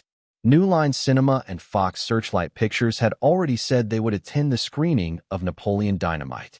There were 4 hours left in the schedule. Kazir arrived early because he had to set up the projector. As he entered the studio, he noticed that Rector was already there. Rector, you're earlier than I am. I can't sleep. Knowing that big people from Hollywood will be watching the movie I edited made me excited. Kazir chuckled. He had the same reaction. A few minutes later, Renner and the others arrived. Even Ed Helms and Pedro Pascal helped with the preparations. This film was their door to Hollywood. This was a once-in-a-lifetime opportunity. After all, they had important roles in the movie. If Napoleon Dynamite was released and did well, they would have a chance to become famous. An hour later, Reese Witherspoon showed up. She had been taking acting classes these days to improve her acting. She also has a good relationship with Kazir. She smiled at Kazir and approached him. You look terrible. It was the first time she saw him haggard with dark circles around his eyes. She thought this man was always calm, but it seems she was wrong. As long as it's about his movie, he's always excited. She realized that Kazir loved movies very much. Every transition, every cut, every angle, every lens, Kazir studied them seriously. They had watched a few movies in the last few days, and she had learned more about him. She realized that Kazir was slowly becoming more attractive. In her opinion, a man who loves his career is handsome. I have to set up the projector. I'll talk to you later, Reese. If there was a problem, it was Kazir, who was too absorbed in his job. He didn't care about anything, not even the beautiful woman next to him. Well, that's why he's attractive. There was a study that women like men who ignore them. They were attracted to that kind of man because they loved the thrill of making them fall. Maybe this study was not real, but there was a saying that girls like bad boys. Then the next group showed up to help Kazir and cheer him on. Salvatore. Kazir greeted his agent. While Kazir was busy editing Napoleon Dynamite, Salvatore was meeting with companies that wanted to contact him. Kazir was grateful to have him. Even though Salvatore was young and had only rookie actors under him, he didn't show any nervousness in front of the giant studios. Kazir, this is my actor. His name is Park Hae-won. He is half Korean like me. Hello, Director Grey. Kazir nodded at him. He glanced at the Korean actor for a second before looking away. Asian actors didn't have a strong influence in Hollywood, even in the future. Only a few Asian actors became successful in Hollywood, such as Jackie Chan and Jet Li. To be honest, Kazir was confused as to why Salvatore signed an actor who had little potential under him. Was it because of his Korean heritage? Besides, the man had a hard-to-pronounce name. He didn't even know which was his surname. Is it Park? Or Hae-won? He would probably have to change his screen name. Anyway, Kazir was too busy to think about it. The hours passed, and the people from the film companies arrived one by one. Kazir and Salvatore greeted them eagerly. Some of these executives were invited with the help of CAA. Salvatore Barlow did his best to make sure that many film companies would watch the movie. The reason these people attended this screening was out of respect to CAA and to see if Kazir has potential. Say Seven and Napoleon Dynamite were completely different genres. But that didn't stop them from seeing the movie. If this movie was profitable, they would buy it. It was that simple. The movie started with no logo, just the opening credits. Napoleon Dynamite hadn't signed a deal with a distributor, so the opening logo was still missing. Kazir would add it as soon as the deal was done. Minutes passed, and people burst out laughing and giggling. It didn't happen once, but several times. This showed one thing. Napoleon Dynamite was a funny movie. At least the reactions of the people from the distribution companies were good. Kazir had a satisfied smile when the movie ended. He could see that people were interested in working with him. It's a good movie. If we have a chance, we can talk later, Mr. Grey. A fat man approached him with a smile and shook his hand. Mr. Weinstein, I'm glad to hear that. Harvey Weinstein nodded. He could see that Kazir was interested as well. However, Harvey looked at the people from the other distribution companies. It seemed that he was not the only one who was interested in this movie. Say Seven and had been well received, and no one wanted to let go of this Napoleon Dynamite. These two movies were written by Kazir Grey. This man has potential. Chapter 31. Hollywood. The center of the film industry in the USA. The place many actors yearn for. Even foreign actors were willing to die just to get a glimpse of their faces being filmed in Hollywood. This place has been called Paradise and Sin City at the same time. It brings hope and despair. A place you don't want to leave in the hope of reaching your dream. Kazir muttered. He looked at the managers from Hollywood distribution companies attending the small screening. He sighed, knowing that his first hurdle was over. The fact that even the infamous Harvey Weinstein attended the screening and congratulated him personally was enough to satisfy his vanity. He could feel it. He was getting closer to his dream. But he knew very well that this was just the beginning. He still had something to do. That was to sell his movie to one of these companies. In Kazir's opinion, movies should be enjoyed. At the same time, the purpose of making a movie was to make money. It shouldn't be a free ticket. Otherwise, his hard work as a director was useless. The best offer will have Napoleon Dynamite in their movie library. He smiled. So what do you think? Nancy Utley asked her assistant. They had been invited to watch the screening after expressing their intention to buy the copyright of Napoleon Dynamite. Tom Rothman had sent her here specifically. She thought Napoleon Dynamite had a lot of good points. But she also had to listen to the opinions of others. They were running a business, and every step had to be scrutinized. If you ask me, this movie has potential. At least with a budget of $500,000, this movie will easily make a profit in theaters. As long as we bought it cheap. But the assistant looked at the distribution managers around him. They were all thinking the same thing. They want this movie. Everybody, if you're interested, we can have coffee later.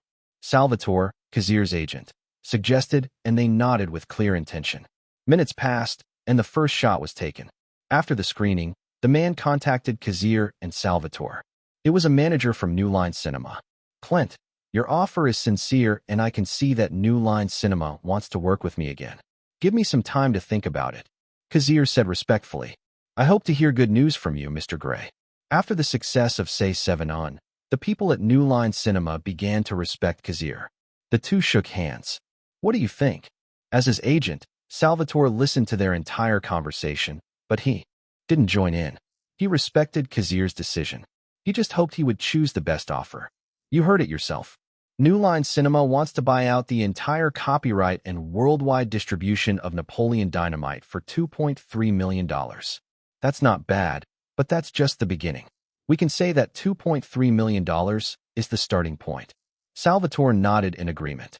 Worldwide distribution? They are pretty confident, aren't they? Even Salvatore felt like New Line Cinema was belittling the movie. To be precise, they are too damn arrogant. Kazir muttered after the manager left. The film had a production cost of $500,000. But in just a few months, it could be sold for $2.3 million. That was a huge increase. Have you ever seen a $500,000 investment turn into $2 million so quickly? Probably not. Even in the stock market and cryptocurrency, that rarely happens. In a way, making a movie is a great investment. As long as the movie is profitable. The first day passed. Kazir and Salvatore were contacted by 4 companies interested in the movie. They were sitting at the bar, a high-end bar to be exact. The peaceful jazz music in the background soothed them. New Line Cinema wants to buy the overall copyrights for $2.3 million. Universal Pictures, $2.5 million for North American distribution. Miramax, $1.5 million. But they promise a 5% revenue cut of the North American box office. Note that the box office was different from the revenue. The revenue was much less. As for Fox Searchlight Pictures, they also want to buy it for $2.5 million. To be honest, the first day was better than they expected. At least 4 companies showed interest in the film, so their bottom line is probably around $3 million. They are just testing the waters. Salvatore next to him swallowed a glass of tequila after listing each company's offer. It was a clear fact that these companies were profit-driven. They want to buy the movie as cheaply as possible. What? Do you think a $2.5 million deal for North American distribution is too small for Napoleon Dynamite? Napoleon Dynamite only cost $500,000 to make, and it didn't have any strong actors in the cast. No sane company would buy it for $5 to $10 million. That's not how business works. This is not a fairy tale. At least they will buy it for cash up front. So how much do you want to sell it for? Salvatore was curious to hear Kazir's thoughts. $3 million plus 10% box office. Are you crazy? Salvatore almost threw up his drink. $3 million might be acceptable, but 10% box office is an impossible task. I know. Kazir shrugged. He had just set his best offer. But let's not forget that I have Say 7 and under my belt. There might be someone who agrees with me. Maybe. If you really want a box office share, why not go for Miramax?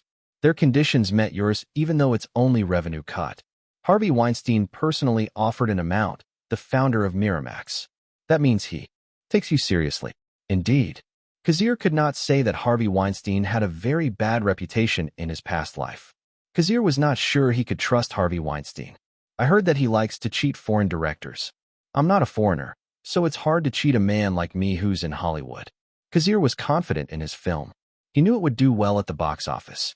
But he wanted to get a much better deal than the 5% revenue cut Miramax was offering. Anyway, it was only the first day. Maybe he could wait for the next day and hope someone would make a better offer. Chapter 32. The next day came, and the intensity of the competition became fierce. In the end, Kazir decided to keep the global and videotape distribution copyrights. He could use these chips to negotiate with Hollywood companies later.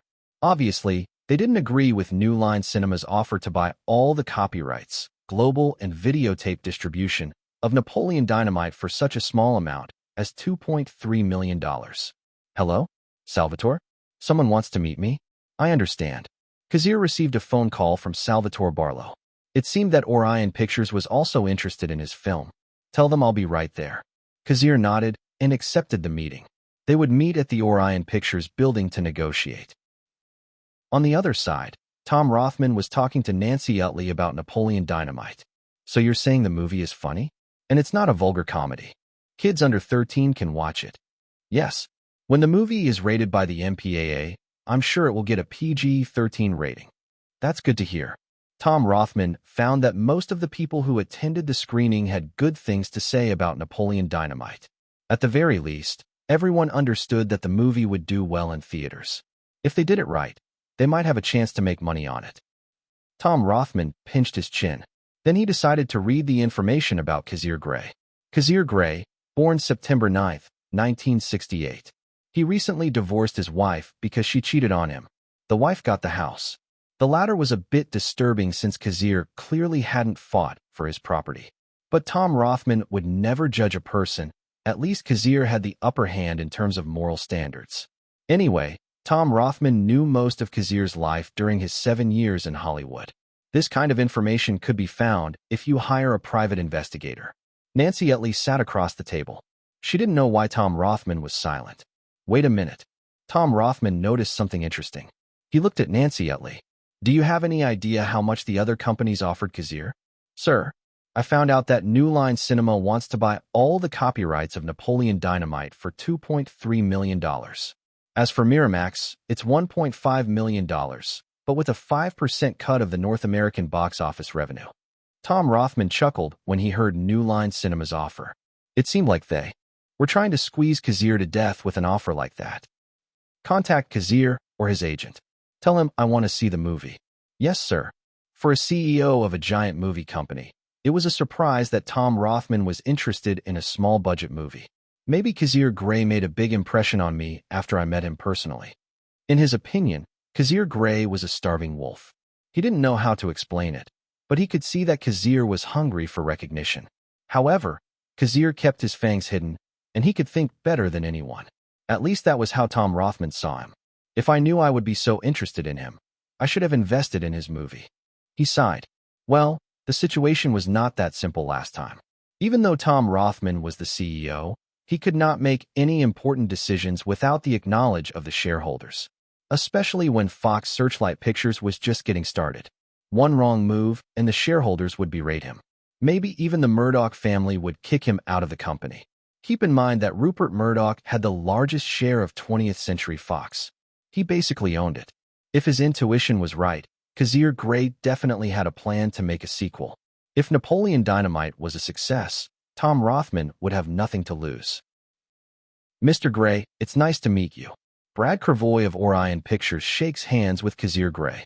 Orion Pictures had recently survived another bankruptcy, and they were trying to find another way to get back on their feet. I heard that MGM was going to buy Orion Pictures this year. Knowing the future, Kazir Grey knew that MGM would successfully buy Orion Pictures around 1997. As for other information, Kazir was clueless. Orion Pictures was known for producing Pulp Fiction, The Silence of the Lambs, Dances with Wolves, and The Addams Family. They were a major influence in the 1980s. However, like most movie companies, they went bankrupt. Even now, Orion Pictures was still trying to survive. When Brad Cravoy was invited by CAA to attend a movie directed by the scriptwriter of Say Seven On, he knew he had to see it. So he attended the screening. When he saw the movie, he learned that it would never be easy to acquire. There were so many people who offered millions for the distribution of Napoleon Dynamite. But Brad Cravoy didn't lose hope. As of now, it seemed that Kazir was still not selling the copyright to Napoleon Dynamite. This meant that Brad Cravoy still had a chance. They began to talk about Napoleon Dynamite. The two knew the purpose of this meeting, so there was no need to dilly-dally. Kazir, I want to buy the North American distribution of Napoleon Dynamite for $2.8 million. I'm glad to hear that Orion Pictures is sincere. Kazir nodded and smiled. Then, Brad Cravoy was a little disappointed that Kazir didn't show any excitement, as if he had already expected the offer. Kazir, if you have something to say, I'm free to. Listen, if it's feasible, I might be able to agree to it. Since his first bait was not enough to catch the fish, how about a bigger one? Brad, if possible, I want a share of the box office. That. Brad almost bit his tongue. He stared at Kazir. He was confused because he could not see any arrogance in his eyes. He thinks he naturally deserves a share of the box office. What a clueless, arrogant freak. Indeed, such a thing might be possible for superstar directors. But Kazir didn't have that status. I'll think about it. Brad Cravoy would never show any dislike. He kept his smile, and their first meeting ended peacefully. However, They both understood that this meeting might be fruitless. I guess I will have to find another company. Kazir knew that his condition was too much, but he felt that he would regret it if he didn't fight for the best options. Kazir, we received a call from Nancy Utley of Fox Searchlight Pictures. She said CEO Tom Rothman wants to see the movie. Salvatore whispered next to him after the meeting ended. I see. Tell her we can set up the screening today if they have time. Okay. Chapter 33. Hollywood companies. Production companies. Movie/film companies. Studio companies. Film distribution companies. There were a lot of ways to call them, but basically, they are known as movie/film companies. Some film companies base their business solely on making movies. Other film companies had distribution channels to distribute their films. The latter companies were usually at the higher end of the pyramid. They earned more money by distributing their movies. There were two kinds of distribution: local distribution and international distribution. The best examples of movie companies that had local distribution are DreamWorks, Lionsgate, and Miramax. They could freely distribute their movies in North America. Now, the film companies that have international distribution are the strongest, especially the Big Six of Hollywood. These giants basically dominated international distribution. They made a lot of money by distributing their movies around the world. MGM was one of the Big Five at that time, but it slowly lost its lead. It still has its international distribution, but it doesn't have much influence. The Big Six of Hollywood are Walt Disney, Paramount, Universal Pictures, Sony Columbia, Warner Brothers, 20th Century Fox. These companies have dominated Hollywood for decades. Their influence was strong, and their power was almost equal. No one could take the lead. Although in recent years before I Die, Disney has become stronger. They bought Marvel and made billions from Marvel movies alone. They also bought 20th Century Fox. Disney might be the strongest film company in the world. In the 90s and early 2000s, Warner Brothers took the lead. With the Harry Potter franchise, Matrix, Lord of the Rings, the Dark Knight trilogy, and DC Universe. According to Kazir, Disney and Warner Brothers are the big brothers of Hollywood. But let's not forget the runner-up, 20th Century Fox. This company had created many masterpieces: Titanic, Avatar, Kingsman, Terminator, and X-Men plus Deadpool. When it comes to movie franchises, 20th Century Fox can compete with Disney and Warner Brothers. Unfortunately, this Hollywood giant was still acquired by the politically correct Disney. Perhaps this was one of Kazir's greatest regrets in his former life. He saw one powerful company kneel before another. Kazir Grey, good to see you again. Tom Rothman walked over to Kazir and shook his hand. They both had a good impression of each other. Nancy Utley stood next to him, keeping her silence. I'm happy to know that a person like Tom Rothman wants to meet me. Kazir, don't lower yourself. I believe you will have a great future. So when do we start? Tom Rothman saw that the projector was already ready and the screening could start at any moment. I'm sorry, Tom. Can we please wait a few minutes?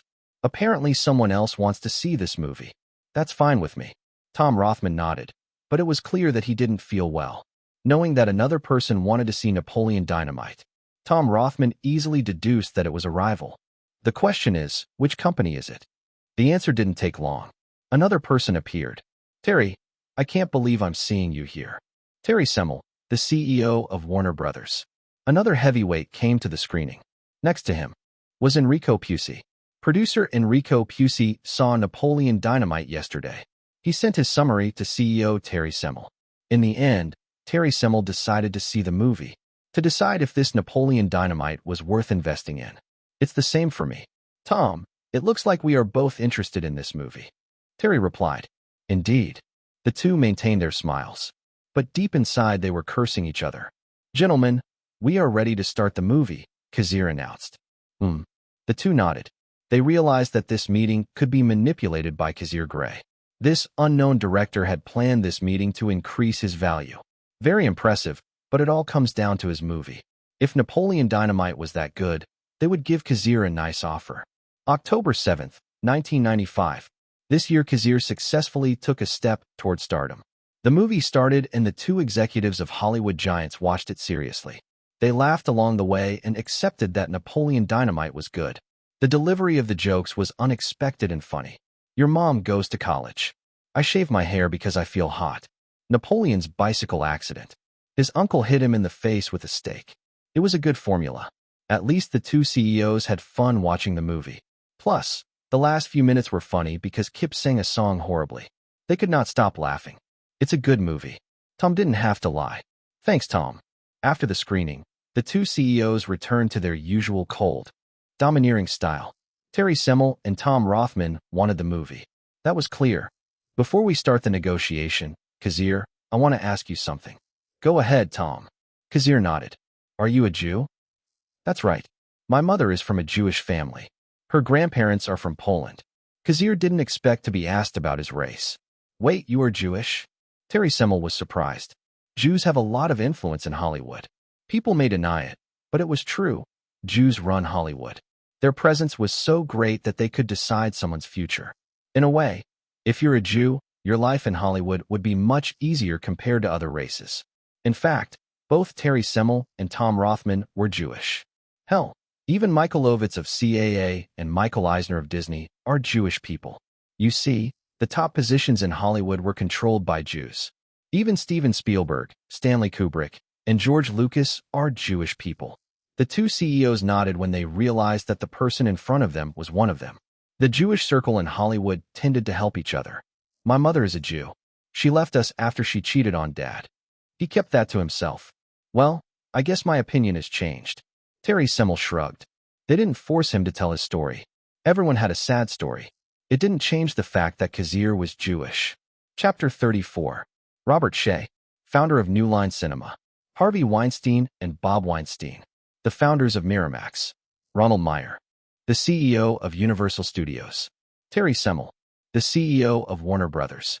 Tom Rothman, the CEO of 20th Century Fox. Brad Grey, the CEO of Paramount Pictures. Michael Eisner, the chairman of Walt Disney. These people had one thing in common. They were all Jewish. Yes, these bosses of giant film companies in Hollywood were controlled by Jews. This fact could never be erased. Most people in Hollywood understand this very well. So to say that Jews controlled Hollywood was not an understatement. It was the truth. Right now, Kazir Grey was standing in front of these two big bosses. He announced that he was also a Jew, and they changed their minds about him. After what happened in World War II, after the tragedy that the Jewish people faced at that time, they started to stand up and build their empire. Maybe that was the reason why Jews helped each other, especially those who were persecuted in the 1940s. So for the people who believe that the Holocaust didn't happen, all I can say is that they are fucking uneducated. If you believe that these tragedies never happen, you have to ask yourself if you're even a human being. I get it, you're a Jew. Terry Semel smiled as Tom Rothman nodded. But that doesn't change the fact that we have to deal with you on a business basis. Indeed. Well, we will listen to you first. Kazir, how much do you want to sell the North American distribution of Napoleon Dynamite? If it's not unreasonable, I may be able to agree. Terry Semel assured him. Kazir licked his lips. To be honest, he hadn't expected to meet these people all his life. He was just an ordinary person who loved to make movies. But now he was facing the big bosses of Hollywood. He took a deep breath. Even Salvatore Barlow beside him was nervous. His future depended on Kazir's decision. $2.5 million and 10% of the North American box office. Are you serious? Yes. Terry Semel and Tom Rothman looked at each other and chuckled. Indeed, everyone in this circle will fight for more money. Kazir, I can tell you the truth. This offer is impossible. You don't have the ability to fight for such a condition. Instead, I can pay you $3 million for Napoleon Dynamite. Terry Semel might have a good impression of Kazir, but this was business. He would never be lenient. After all, Jewish businessmen were known to be greedy people. I'll have to think about it, Kazir replied honestly. Terry Semel's condition was not bad.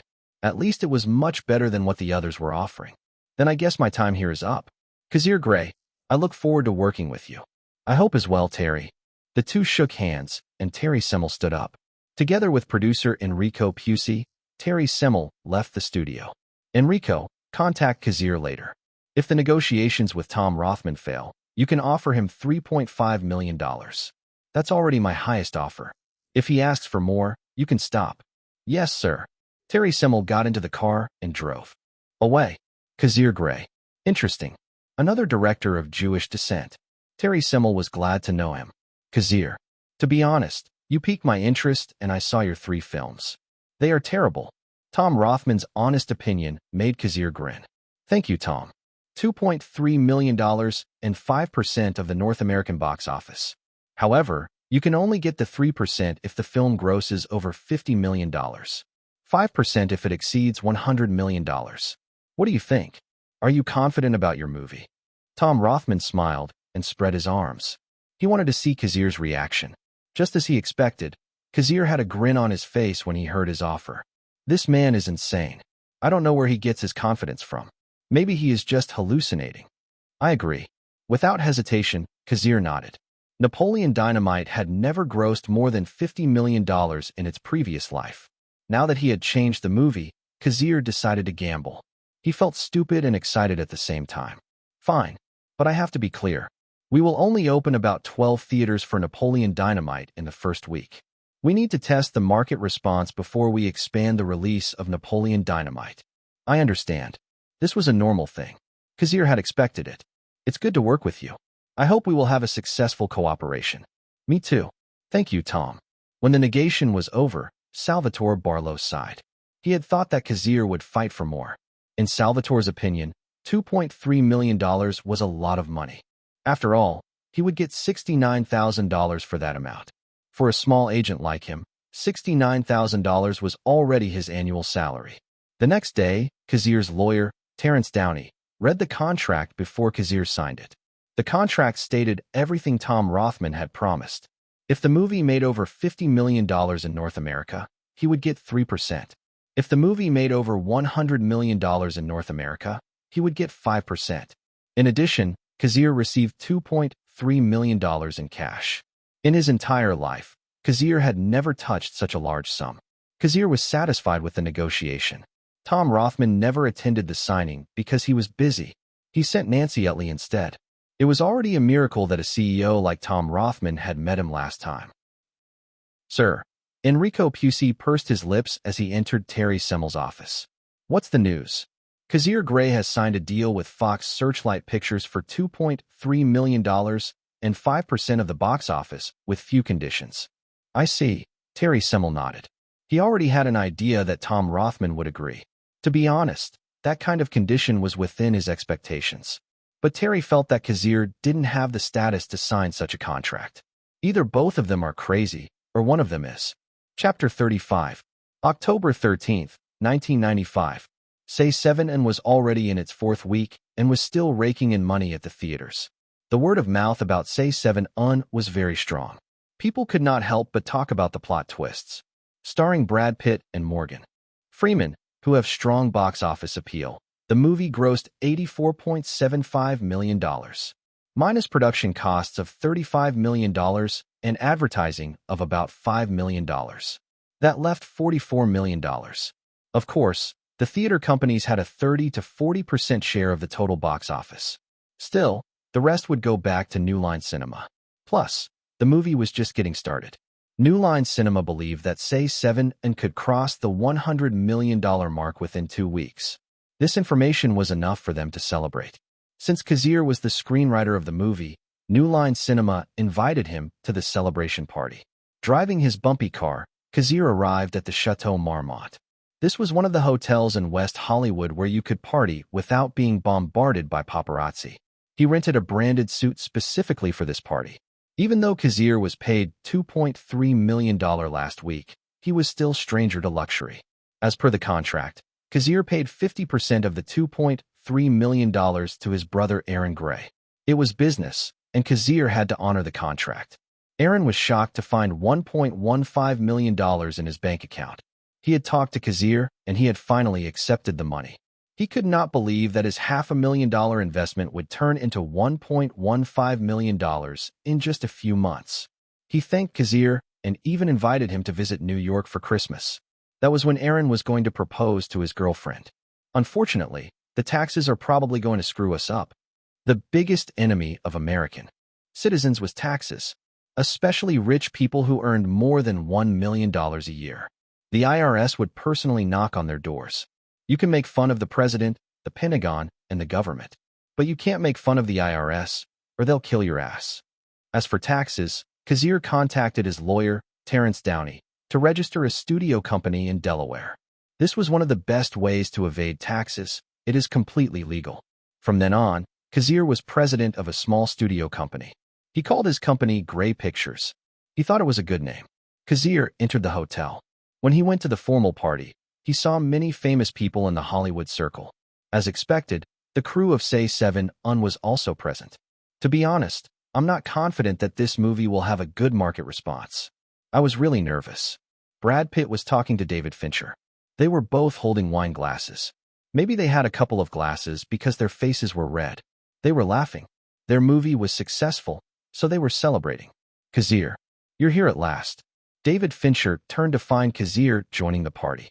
This was a formal party, so there were no drugs, no naked women dancing, and no deafening music. David, Kazir's mouth trembled. His last drinking session with David Fincher had been a disaster. If possible, he didn't want to drink alcohol today. Congratulations. I heard your movie came out yesterday. I wish you the best. David, I think you need to drink some water to sober up a bit. Hey, I'm still sober, David replied with a red face. Yeah, right. Kazir, I want to thank you for recommending me. I heard that you're the one who recommended me for the role of Detective Mills. Brad Pitt joined the conversation and shook Kazir's hand. Brad, you are a wonderful actor. I think you will have a great career. I heard you're also a director. If you have a suitable role for me, you can invite me. Of course. Kazir knew that this sentence could be nothing more than a respectful answer, a courtesy. Maybe Brad Pitt didn't take his own words seriously. Most actors would make such statements, hoping that directors would invite them to act. But for a superstar actor like Brad Pitt, he had the will to accept the invitation. Unless Steven Spielberg, Stanley Kubrick, or Ridley Scott invited him, Brad Pitt would never accept the role easily. It's nice to work with you. Me too. They had a few conversations, and the atmosphere was good. Everyone was happy because their movie was successful. Even Morgan Freeman joined them. More members joined their circle. Some talked to Kazir and asked him for a favor if he had any suitable roles for them. Some of these may have been nothing more than courtesy. Kazir, our genius screenwriter. Robert, good to see you. I didn't expect you to finish your own movie after a few months. Kazir maintained his smile and nodded. He had heard some bad rumors about Robert, and he didn't want to be on his bad side. Lord of the Rings grossed more than $2 billion, but director Peter Jackson never got his share. In the end, the case even went to court.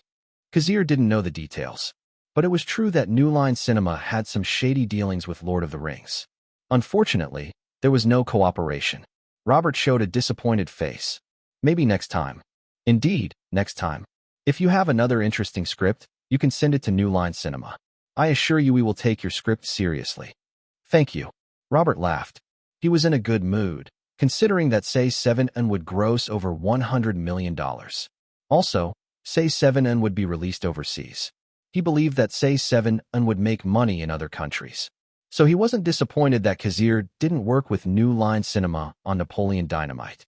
He didn't think Napoleon Dynamite would be successful. More specifically, he didn't believe in Kazir Grey as a director. Chapter 36. Brother.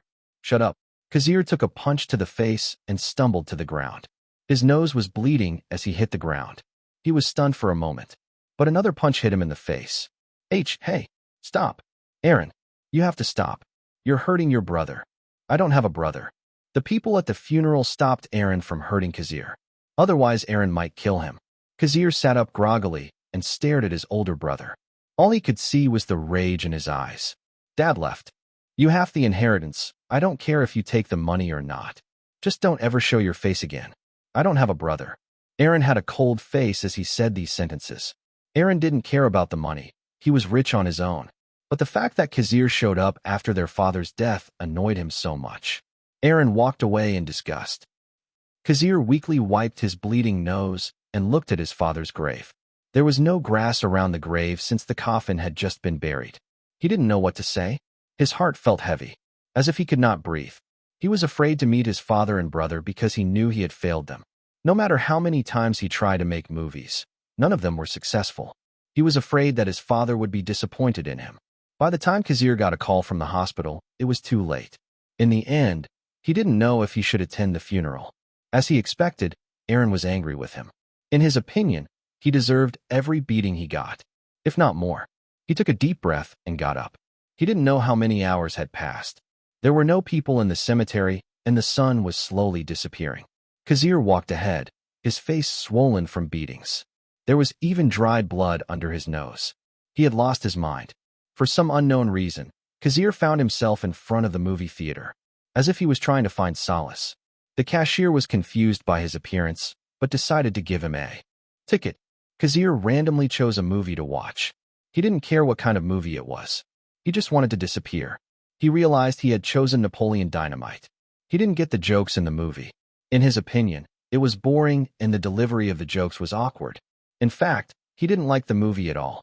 It was a horrible, disastrous movie. However, his eyes didn't leave the screen.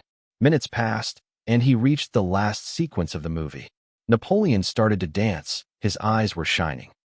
Kazir noticed that tears began to roll down his cheeks. He sobbed as the ending credits rolled. He cried out loud. Fortunately, there were few people in the theater and no one was bothered. He almost killed himself. He wanted to kill himself. But for some unknown reason, Napoleon Dynamite gave him hope. Since then, Kazir bought the DVD of Napoleon Dynamite. He watched it whenever he was depressed. It was his comfort movie. October 14th, 1995. It had been 2 days since Napoleon Dynamite had been released. Kazir had promised Reese that he would see the movie with her. Reese Witherspoon and Kazir Grey had a good relationship these days, but neither of them wanted a serious relationship. Reese wanted to focus on her dream, while Kazir was afraid of love. The two had never seen Napoleon Dynamite because they were both busy these last 2 days. Kazir settled his contract with his brother. He talked to his lawyer about his newly formed studio company. On the second day, he attended the Say 7 and celebration party. As for Reese, she was taking acting lessons and working part-time in the catering business. She only received a small amount of $8,000 for her role in Napoleon Dynamite. Well, she was not complaining. You promised me I would get a bonus when Napoleon Dynamite was released. Reese leaned over and kissed him on the cheek. Reese, I promise everyone in the crew that they will get a bonus if Napoleon Dynamite is successful. He replied, inviting her to his car. Everyone needs money, especially poor people who have trouble feeding themselves. So what kind of success? If it made over $50 million, $100 million at the North American box office. He replied, You're crazy. Are you saying that Napoleon Dynamite, the movie in which I have my first major role, will make $100 million at the North American box office? Are you that confident? Or are you just arrogant? I don't know. He shrugged. What about Say 7N? I'm sure New Line Cinema will never be stingy and give you a bonus. $100,000. So why are you still using this car? I'm still having trouble deciding between Honda and Toyota. I hope Napoleon Dynamite is successful. She hoped more people would see the movie and remember her. Don't worry, Reese. You will be famous. You keep saying that like you know the future. Well, she didn't hate it. Kazir's reassurance gave her strength. Reese was still young, and she knew that her dream of being an actress might be just a dream. Let's go see our movie. The two went to the theaters and bought 2 tickets for Napoleon Dynamite. As they entered one of the theaters, they saw some people inside. Just like them, they were interested in seeing Napoleon Dynamite. The movie had been in theaters for 2 days and was slowly gaining a reputation.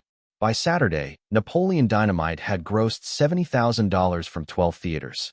That's right, the first week of Napoleon Dynamite only had a tiny 12 theaters. Chapter 37. Kazir and Reese found seats and sat down. They held their popcorn with excitement. They were excited to see their movie. They were here to have fun. Dude, I swear this movie is funny. Kazir heard a murmur behind them. Then why haven't I heard anything about it? Dude, I promise you. You will laugh when you see this movie. It's awkward yet quirky. I don't know how to explain it. Besides, we already saw Braveheart twice.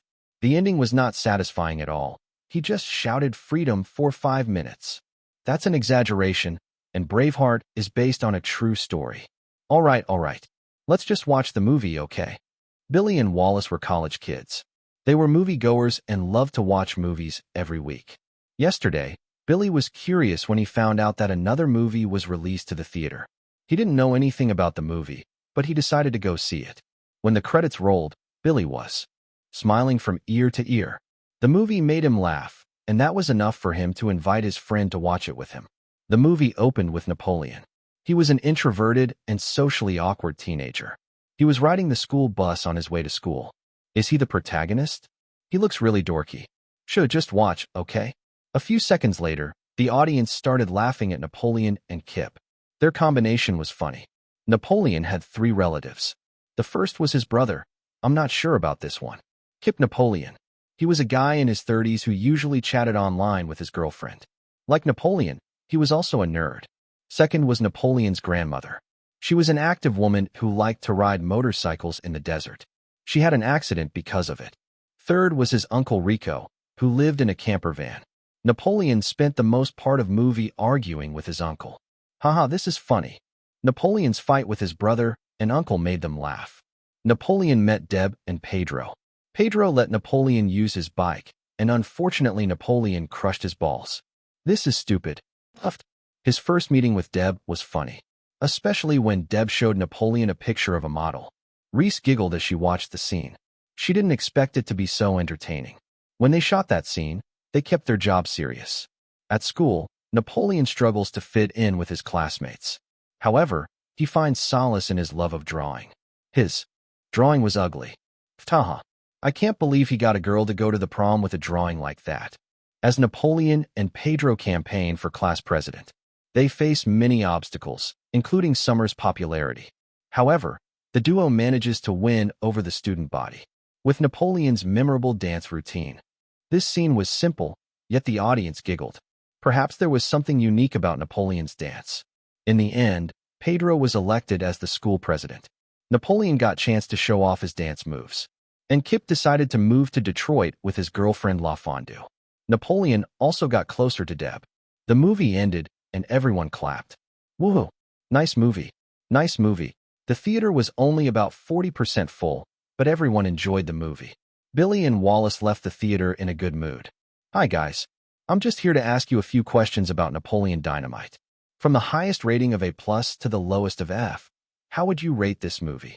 There were usually people who interviewed moviegoers after they had seen a movie. They were from the cinema score. A+. I recommend everybody see it. Billy and Wallace rated it pretty high. They were entertained, so they rated it pretty high. Thanks, guys. Ramon was an employee of CinemaScore, and his job was to ask people their opinion about movies. This time he was asked to interview people about Napoleon Dynamite. 600 questionnaires. 47 gave it a B grade, and the rest were A's and A+. The average was rated A. With that reputation, the movie will probably have an increase in theaters next week. Of course, everything depends on the box office. As long as the movie had a positive income, the theaters would milk it. The first day of Napoleon Dynamite was only $6,000. The second day was October 13th, 1995, Friday. The movie had $20,000.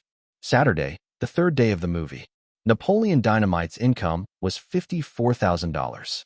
Sunday, October 15th, 1995. It was only $47,000. Days passed, and October 17th came. So far, Napoleon Dynamite had only $166,000 within the 5 days. These days were the hardest for Kazir Grey. He could not sleep. He thought the movie was doing well, but he knew that Fox Searchlight Pictures might think otherwise. Then he received a phone call. He smiled when he heard that Napoleon Dynamite would be expanding to 34 theaters. This was the start of Napoleon Dynamite's race to the top of the weekly box office. 6 days after opening, Napoleon Dynamite had 34 theaters. More people started watching the movie. October 23rd. In the whole week, the film grossed $1.5 million. Fox Searchlight Pictures asked the Cinema Alliance to expand Napoleon Dynamite to 160 theaters. Another 7 days passed.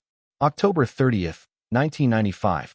Napoleon Dynamite had grossed $13.54.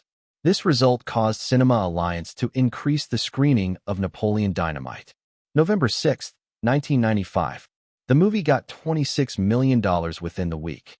So far, the movie has grossed $40.47 million from 760 theaters. Due to the strong word of mouth and reputation of Napoleon Dynamite, the Cinema Alliance increases its theater count to 1945 theaters. November 13, 1995. After a whole month, the box office of Napoleon Dynamite was $78 million. Napoleon Dynamite has grossed $78.24 million at the box office. No one thought that the beginning of November would have a dark horse. A movie by an unknown director made $78 million in just 1 month. Chapter 38. The month of November had very strong movies. Ace Ventura, When Nature Calls was released on November 10th. The movie starred the great actor Jim Carrey. In the 90s, Jim Carrey has a very strong box office appeal. Most of his movies have grossed over $100 million at the North American box office. Another movie released on November 17th was 007 GoldenEye. James Bond has been in theaters for decades. He has a strong influence not only in North America, but internationally as well. The current actor who had the banner of James Bond was Pierce Brosnan. Then, on November 22nd, the very first computer-animated movie was released. Toy Story changed the animation industry and caused a rapid evolution. Because of its success, Pixar has become one of the most respected animation companies in Hollywood. These 3 movies were well received this month, but no one expected a $500,000 dark horse to win at the box office. $106 million. Robert Shea slammed the newspaper down on the table. Napoleon Dynamite was only in theaters for over 80 days, and it made $106 million. Robert Shea had an ugly face as he read the information about Napoleon Dynamite. For a movie with a small budget, that amount was so damn big. He adjusted his tie to get some air. For some reason, he felt bad. In his opinion, this movie should have been released by New Line Cinema. He closed his eyes and clenched his teeth. He pressed the button on his phone and asked manager Clint to come into his office. 3 months had passed since the release of Say 7 On. It was December 8, 1995. Say 7 On had grossed $129.60 million at the North American box office. It had already crossed the $100 million mark. In addition, the movie was released overseas and had a strong reception. Its first month overseas was $81.22 million. This meant that the current worldwide box office for Say 7 On was $210.82 million. That was a lot of money for a movie with a budget of $35 million. Robert actually grinned when he saw the numbers go up. However, he felt bitter when he realized that Napoleon Dynamite also had steadily rising numbers. If he had known that this movie had a strong reception, he should have fought for its distribution. Unfortunately, he thought Kazir's directing skills were mediocre compared to his writing talent. He was dead wrong. Napoleon Dynamite was still digging for more gold. Sir, Clint entered the office with a nervous look on his face. He already had an idea why Robert Shea was looking for him. It had to do with Napoleon Dynamite. Clint was the manager who had seen Napoleon Dynamite. He offered Kazir $2.3 million for a complete copyright buyout of the movie. Unfortunately, Kazir decided to work with Fox Searchlight Pictures for a better deal. Clint, looks like you know why you're here. Robert Shea was clearly angry. He glared at the poor manager. In his opinion, Clint was an incompetent manager and had failed to buy Napoleon Dynamite. I'm sorry, sir. Clint bowed his head with no choice. He had no choice but to accept the abuse. Useless. Do you know how much damage it does to the company? Robert Shea roared. Maybe he called Clint just to blame him. He continued to curse and yell at the manager. When Clint left the office, he was bitter and pale. These were the usual scenes in corporate workplaces. The little people were blamed, while those in positions were free to live their lives. Did I make a mistake? Like Robert Shea, Warner Bros. CEO Terry Semel frowned as he looked at the statistics. Napoleon Dynamite had only been in theaters for 2 months, and it was still going strong. Especially now, with the Christmas holidays approaching. Families usually chose comedies and heartwarming movies. Napoleon Dynamite was rated PG-13, so families could watch it without a problem. Terry Semel rubbed his forehead. Warner Bros.' biggest investment this year was Batman Forever. It cost $100 million to make. It was released in June. Warner Bros. Thought this movie would be successful. However, its worldwide box office was $336 million in December.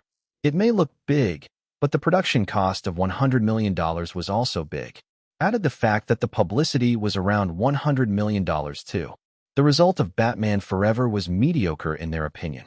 At least Napoleon Dynamite did much better than Batman Forever in its first 80-plus days.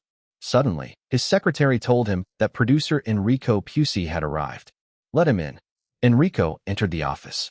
Like Terry Semel, Enrico Pusey was bitter.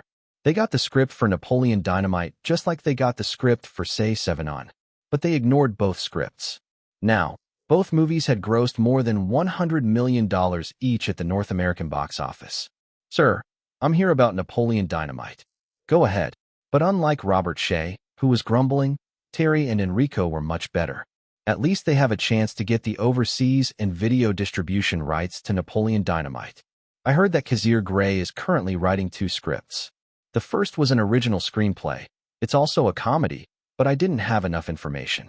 The second is a sequel to Napoleon Dynamite. Kazir Grey has hired writers to help him write the sequel to Napoleon Dynamite. Sequel. Terry Semmel's eyes lit up when he heard this. Clearly, Napoleon Dynamite had a chance to make more money. You did a good job, Enrico. Thank you, sir. Enrico got in touch with Salvatore Barlow, Kazir's agent. He found out that Kazir was currently writing 2 screenplays. Losing Napoleon Dynamite was humiliating enough. If his script is promising, I want you to get in touch with him. As for overseas distribution, video distribution, and the sequel, I want them all. His face was serious. Fox Searchlight Pictures got the first cut of the pie. Then Warner Brothers would fight for the bigger share. Everyone knew that the movie company's main revenue came from the sale of videotapes. Chapter 39. While the other companies were busy contacting Kazir, the man in question was facing a reporter. So, Director Grey, I heard that you don't give your actors any explanation when they audition. You just give them a portion of the script for them to act on. Yes, Kazir replied in the middle. Can you explain why that is? Well, when we audition, we already have an idea of which actors we are going to hire. So when I found Ed Helms and Pedro Pascal, I knew they would pass the audition. So I decided to give them the part of the script, especially the lines that will make the audience laugh. Is that why you asked Ed Helms to say idiot so many times? Yes, that's right. If you have seen the movie, Napoleon Dynamite says idiot more than 5 days. Indeed. Because Napoleon Dynamite had been a success in North America, Fox Searchlight Pictures began to promote it heavily. The company invited Kazir and the cast to promote the film in various regions of North America. This was all part of the contract Kazir signed when he accepted the $2.3 million. Naturally, the cast of Napoleon Dynamite jumped at the chance to further their fame. Unfortunately, Reese Witherspoon was in Texas while Kazir was in New York. They didn't have a connection these days. Thank you for the interview, Director Grey. The honor is mine. The reporter giggled. She was just a small reporter, but Kazir showed her respect. He was a good man. Perhaps he was not yet affected by the so-called celebrity mentality. Salvatore, how's my schedule for today? Everything is fine, Kazir. You can rest now. We will return to Los Angeles next week. As his biggest client to date, Salvatore Barlow took Kazir's schedule seriously, especially now that so many people were looking for him. Yes, keep in touch with the film companies. If they are interested in my script, you can set up a meeting with them. I understand. Then I'll say goodbye. Have a good trip. Kazir chose New York specifically to promote Napoleon Dynamite because he wanted to see his brother. Aaron was going to propose to his girlfriend tomorrow, and he invited his friends to a formal party. Tonight, Aaron invited him to his apartment to talk about life. It was already December 22nd, 1995, and Napoleon Dynamite had already grossed $117 million at the box office. Like other movies, Napoleon Dynamite lost its freshness after a few months. In 14 days, it made only $11 million. But Kazir was not bitter. In his opinion, Napoleon Dynamite didn't have to prove itself to anyone, not anymore. Very few movies made $100 million in North America that year, and Napoleon Dynamite was one of them. That was a huge achievement. They are probably going to ask me about the distribution rights and sequels. Kazir was talking to Fox Searchlight Pictures. They were interested in the overseas and videotape distribution rights to Napoleon Dynamite. Hell, they want it all. If a movie does well in North America, it usually does well overseas. Even though Napoleon Dynamite has American humor, foreigners would still appreciate it. Fox Searchlight Pictures' main goal was to distribute Napoleon Dynamite on videotape and to make sequels. Aaron, Kazir, the two brothers greeted each other with a big hug. They smiled and laughed like little children. It's great to see you again. Brother, I can't believe you're going to multiply my money, huh? Since Aaron was the sole investor in Napoleon Dynamite, Kazir promised him 50% of the profits. This kind of contract was really outrageous. Only a crazy person would agree to it. According to others, Kazir lost a lot of money by signing such a contract. But Kazir had the opposite opinion. That 50% was his sincerity. He would never cheat his brother. He deserved half. Brother, I still have the 5% box office share, so don't celebrate yet. Haha, that's right. Right now, Napoleon Dynamite has earned $117 million. 5% of that would be $5.85 million. A big amount of money, and Aaron would get half of it. Of course he was happy. Film companies usually pay when the movie is about to be dropped from cinemas. I understand. The two brothers entered the house. Housing in New York was expensive, and Aaron's house was of a normal size. However, this kind of house was very expensive in New York. While they were talking, the two brothers heard the sound of the doorbell. Aaron, do you have a visitor tonight? Kazir was clueless. Actually, Kazir, I want you to meet someone. Aaron scratched his head. He did not know when Kazir would meet their father, so he decided to plan this meeting. Kazir didn't know what to say when he saw his brother fidgeting. Aaron opened the door. Dad, Kazir. Victor Grey, Kazir's father, was confused when he saw his youngest son. He hadn't expected to see him tonight. The two men had an awkward first meeting after so many years. They didn't know what to say to each other. Victor sighed and walked over to Kazir. He patted him on the shoulder and said, I'm proud of you, son. Napoleon Dynamite is a masterpiece. Victor regretted not supporting his son. As a father, he should have been there for him. Maybe he was too immature at the time. He wanted Kazir to take over the family business and help his brother. But now Victor was happy as long as his sons were happy. They are his pride. In fact, he wanted to contact Kazir, but he was afraid. He didn't know what would happen if he showed himself. But this meeting was once in a lifetime, and Victor didn't miss it. They are family. Dad, I'm sorry. Hearing this simple acknowledgement, Kazir burst into tears and hugged his father. He was usually a quiet man. He rarely cried, but Kazir was showing manly tears right now. Even Aaron cried the whole time. The whole family was reunited, and their first night together was healing. Victor began to talk about business.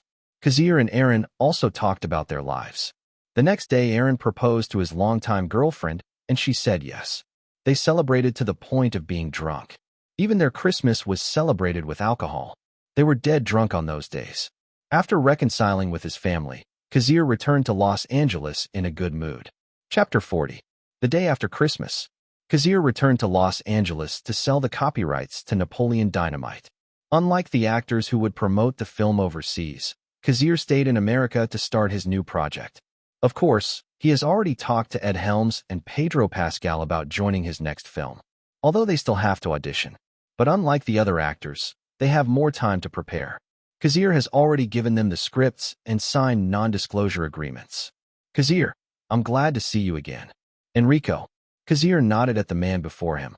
As soon as he left the airport, producer Enrico Pucci from Warner Brothers contacted him to negotiate.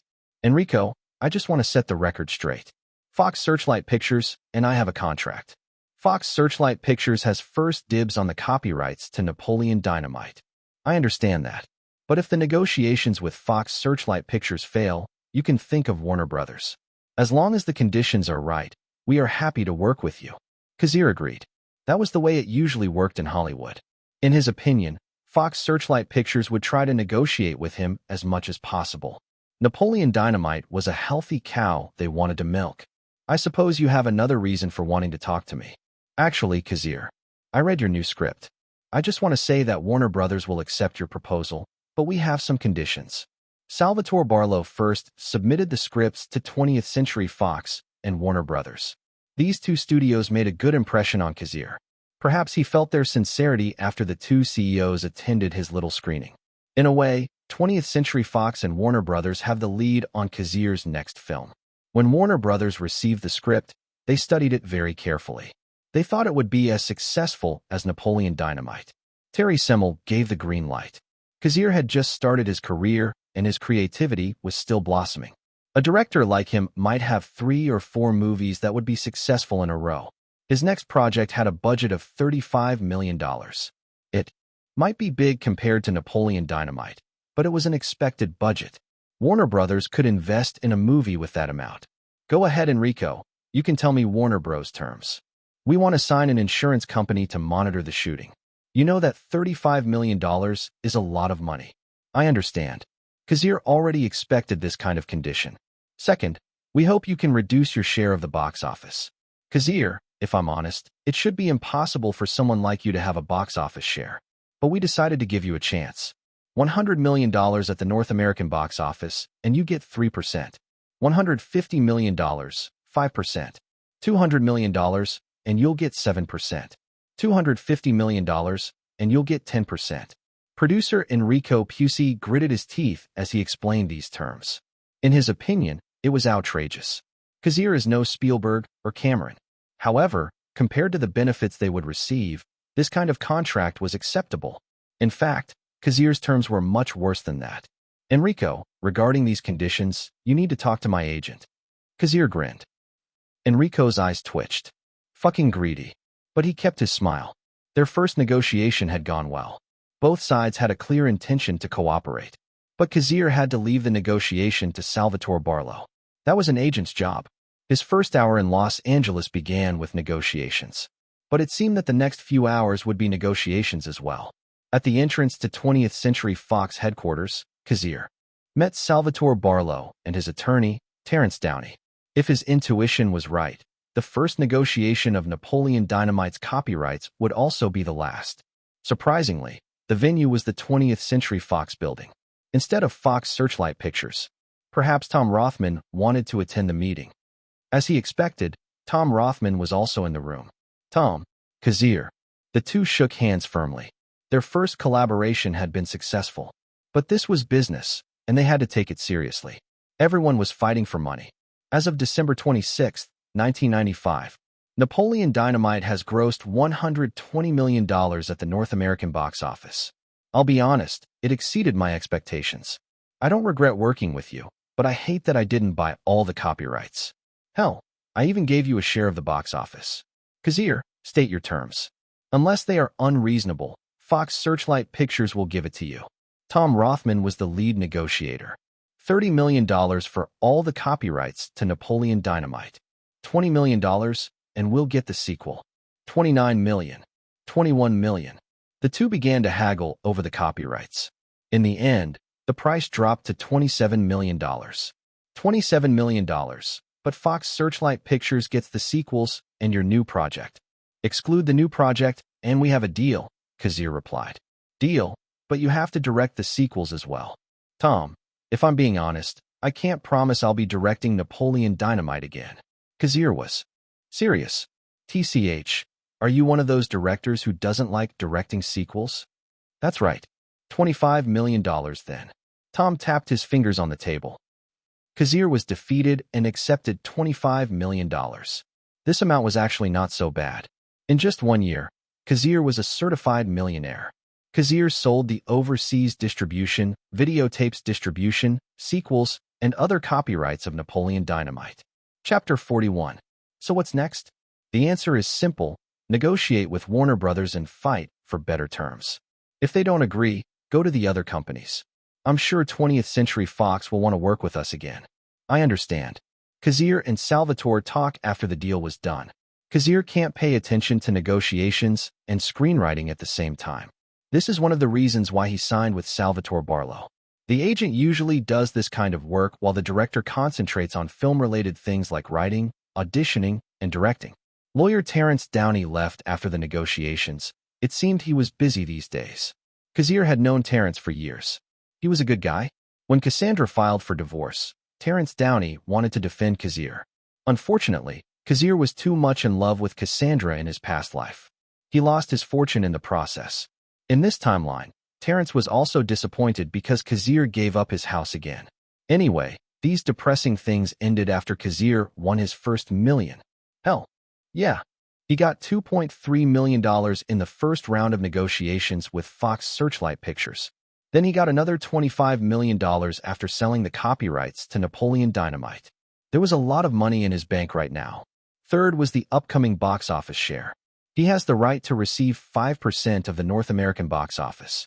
As of now, Napoleon Dynamite has $120 million. If Cassandra had heard this news, she would have screamed her head off for leaving such a valuable man. Warner Brothers contacted me yesterday. They say they are willing to pay you $5 million to direct The Hangover. Kazir's next film was also a comedy. The title of the movie was The Hangover. He first gave the scripts to 20th Century Fox and Warner Brothers. These two companies studied the script's profitability. In the end, they agreed that the film had a good chance of success. Warner Brothers first showed their interest by inviting Kazir to direct the film at a salary of $5 million. For a new director, this amount was outrageous. Warner Brothers definitely cursed Kazir at the time. Unfortunately, Salvatore said that Kazir Grey would only accept the deal if he had a share of the box office. Goddamn leech. That was the best way to describe the agents. These people have super thick faces. They will keep nagging for more money for their clients. Apparently, Salvatore Barlow wanted Kazir to have a share of the box office as well. The copyrights to Napoleon Dynamite were sold for $25 million. As Kazir's agent, Salvatore Barlow is entitled to a 3% commission.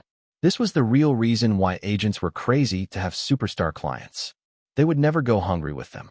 Salvatore Barlow was so happy that his gamble was a win. $750,000. This amount was almost 10 times his annual salary. Salvatore Barlow could hardly sleep, knowing that his bank account was filled with money. Salvatore, contact 20th Century Fox as well. I'll go to an accounting firm and settle the money. Don't worry, Kazir. It's my job to make sure you get good terms. If Warner Brothers and 20th Century Fox don't agree to our terms, I will go to Universal Pictures and Paramount. They are harassing me these days. I leave the negotiations to you. Kazir stood up. Kazir hired an accounting firm to handle his money and taxes. He thought hiring a personal accountant was a bad thing. He heard about what happened to Nicolas Cage. The famous actor was cheated by his financial manager. According to the contract, Aaron was entitled to half of Napoleon Dynamite's earnings. This kind of clause was bad for Kazir because he could not take all of the income. But Kazir and Aaron were brothers. The last people he wanted to betray were his family. Half of the $25 million was wired to Aaron's bank account. Kazir had already contacted his brother about the money. Aaron laughed hysterically when he received the money. Let's not forget the 5% of the North American box office. Kazir was already talking to Salvatore. He was going to urge Fox Searchlight Pictures to give the 5%. Kazir was confident that Fox Searchlight Pictures would not cheat him. If they tried to do that to me, I would never work with them again. Simple as that. There were 6 giant movie companies in Hollywood. He could also work with DreamWorks and MGM.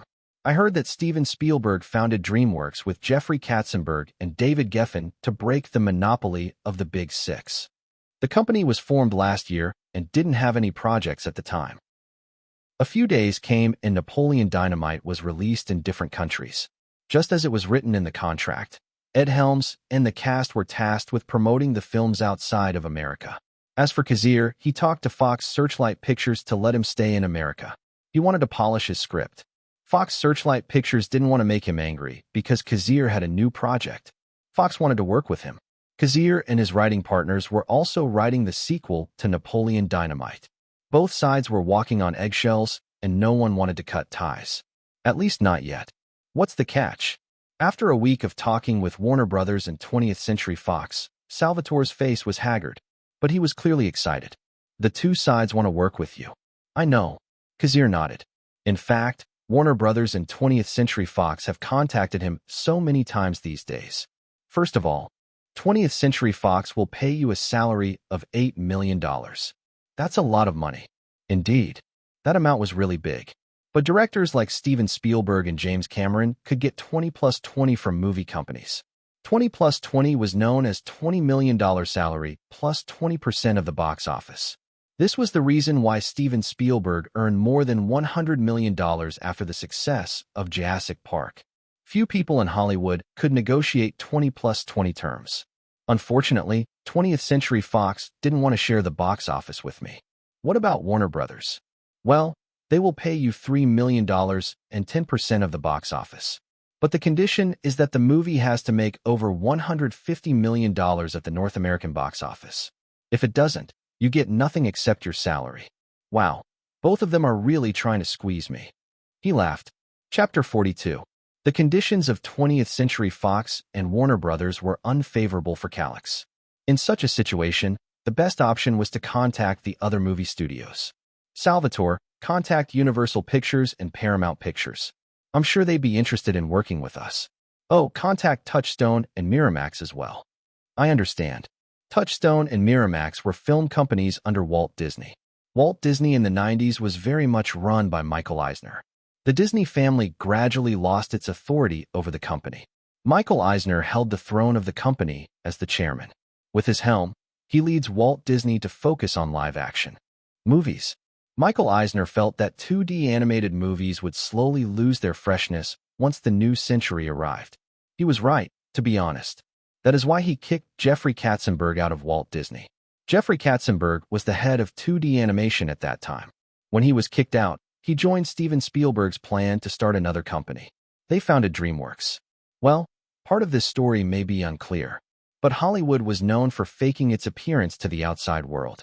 So at the time, Walt Disney preferred live-action films than 2D animations, which took a year to complete. Well, their position will change once they acquire Pixar from Steve Jobs. Pixar was the leader in the computer animation industry. I will send them the scripts and contact their managers or producers. Make sure this news gets out. Okay. The two nodded to each other. January 1996. Napoleon Dynamite and Say 7 and became part of the movies that earned more than $100 million at the box office. Napoleon Dynamite was released internationally in December after Kazir sold the copyrights. So far, the film has grossed $59 million overseas. Combined with $132 million in North America, Napoleon Dynamite has grossed $191 million worldwide. The casinos in Las Vegas believe that the movie would gross over $250 million once it is taken out of theaters, for a production cost of $500,000 to $250 million. Many movie companies were drooling over these numbers.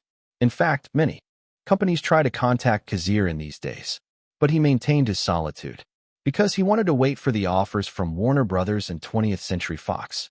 He has great respect for these companies after meeting their CEOs. Unfortunately, they didn't show enough sincerity. Well, if they change their terms, maybe I can think about it. Kazir has the upper hand in this situation. Suddenly, his phone rang and he chuckled when he saw the caller's name. Reese? Oh, so you guys are coming back tomorrow? Got any souvenirs from Australia? The cast of Napoleon Dynamite signed a contract to promote the movie in various countries. Reese and the other actors went to different countries. They were tired but excited. Okay. I'll meet you at the airport tomorrow. He smiled.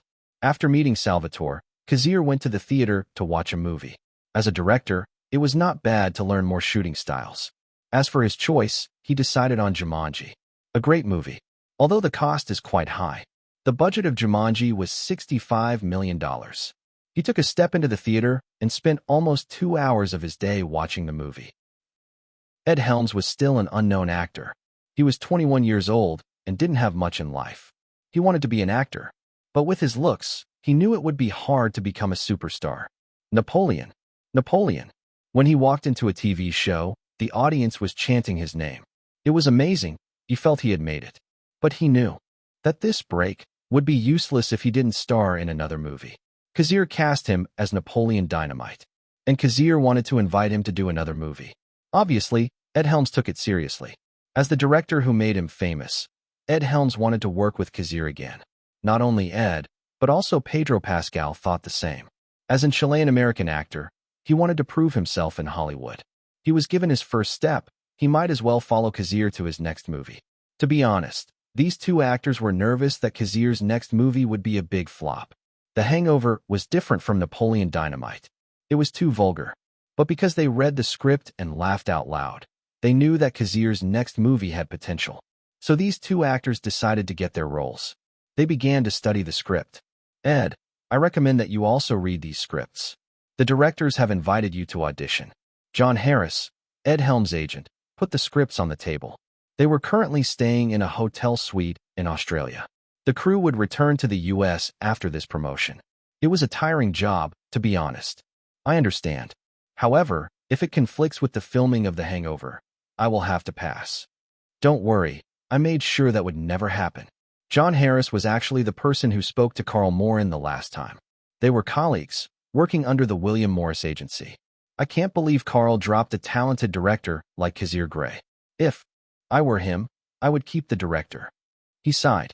All he could say was that Carl Morin had made the wrong decision in kicking Kazir Grey out of WMA. Okay, I need to eat more. Because his character in The Hangover was a dentist of average weight, Ed Helms ate more these days. His role as Napoleon Dynamite was a skinny guy, so he had to gain more weight. He took his job seriously. Ed, you need to make sure you're doing it right. I'll find a nutritionist when we get to the States. John Harris secretly sighed. He knew there would be a sequel to Napoleon Dynamite. Ed Helms' weight would probably change drastically in the next 2 years. Ed Helms nodded and stuffed another sandwich into his mouth. Chapter 43. 1995 was an average year for Hollywood. Unlike 2 years ago when Universal Pictures released Jurassic Park, movies in 1995 didn't have a strong global impact. Note that the worldwide box office for Jurassic Park was over $1 billion. It was a very difficult feat. Countries around the world have since realized the power of Hollywood. Obviously, this kind of achievement was hard to replicate. Only the madman who destroyed a ship could topple this achievement. The first movie on the global box office list this year was Die Hard, with Vengeance with $366 million worldwide. Toy Story came in second with $365 million. The first computer-animated film, the one that started the revolution in the animation industry. Third on the list was 007, GoldenEye, with $356 million.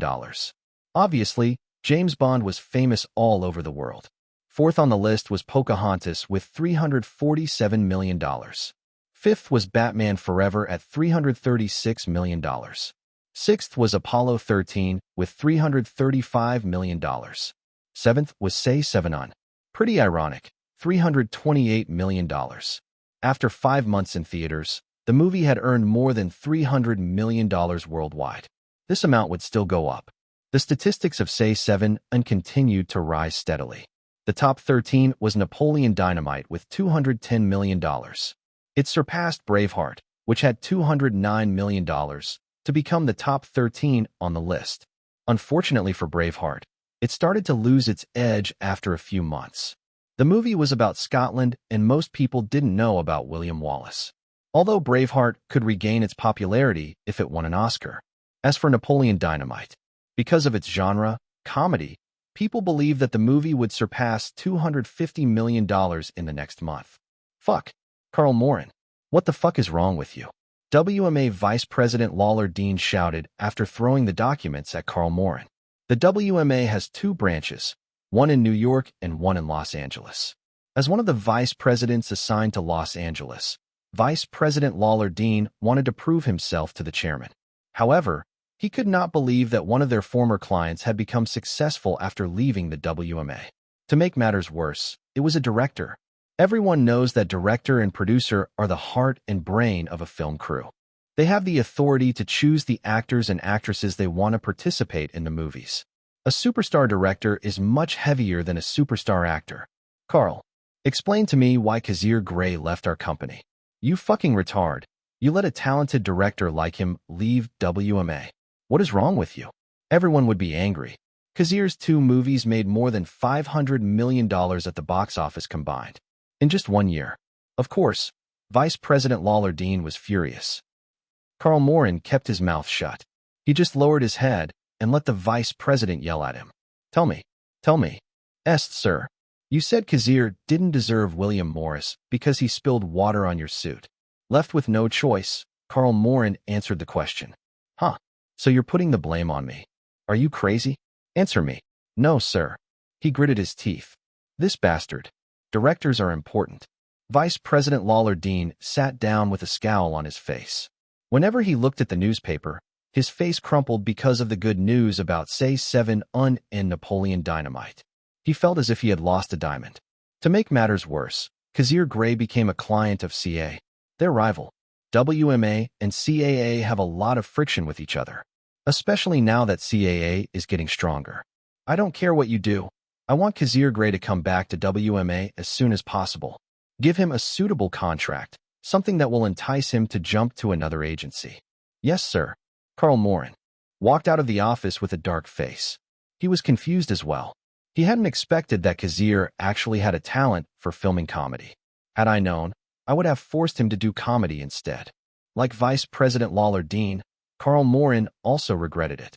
If he had known that Kazir Grey would be successful, he would have hugged his legs tightly. Unfortunately, he didn't know the future. Otherwise, he would be a great agent with a talented director under him. Carl Morin sighed and thought of a plan to convince Kazir to change agencies. Anyone would kneel in front of money. Especially agents. These people have thick faces. Congratulations, Kazir. David. Cheers. David Fincher and Kazir clicked their wine glasses and laughed. They were both successful directors now. They were being contacted by movie companies here and there. David, I thought 20th Century Fox had excommunicated you. They got invited by 20th Century Fox.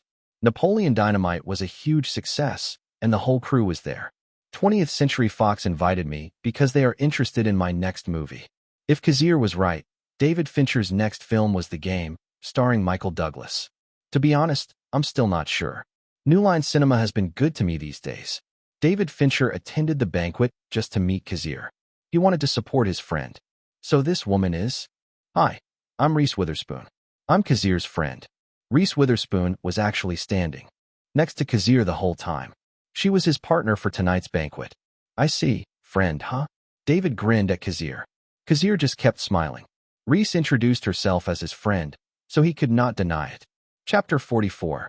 There is a difference between a person who has just become famous and a superstar who has a billion-dollar movie franchise under his name. Let's talk about those people. James Cameron with the Terminator and Avatar. Arnold Schwarzenegger with Terminator as well. Steven Spielberg with Jurassic Park and Indiana Jones. Michael Bay with his Transformers.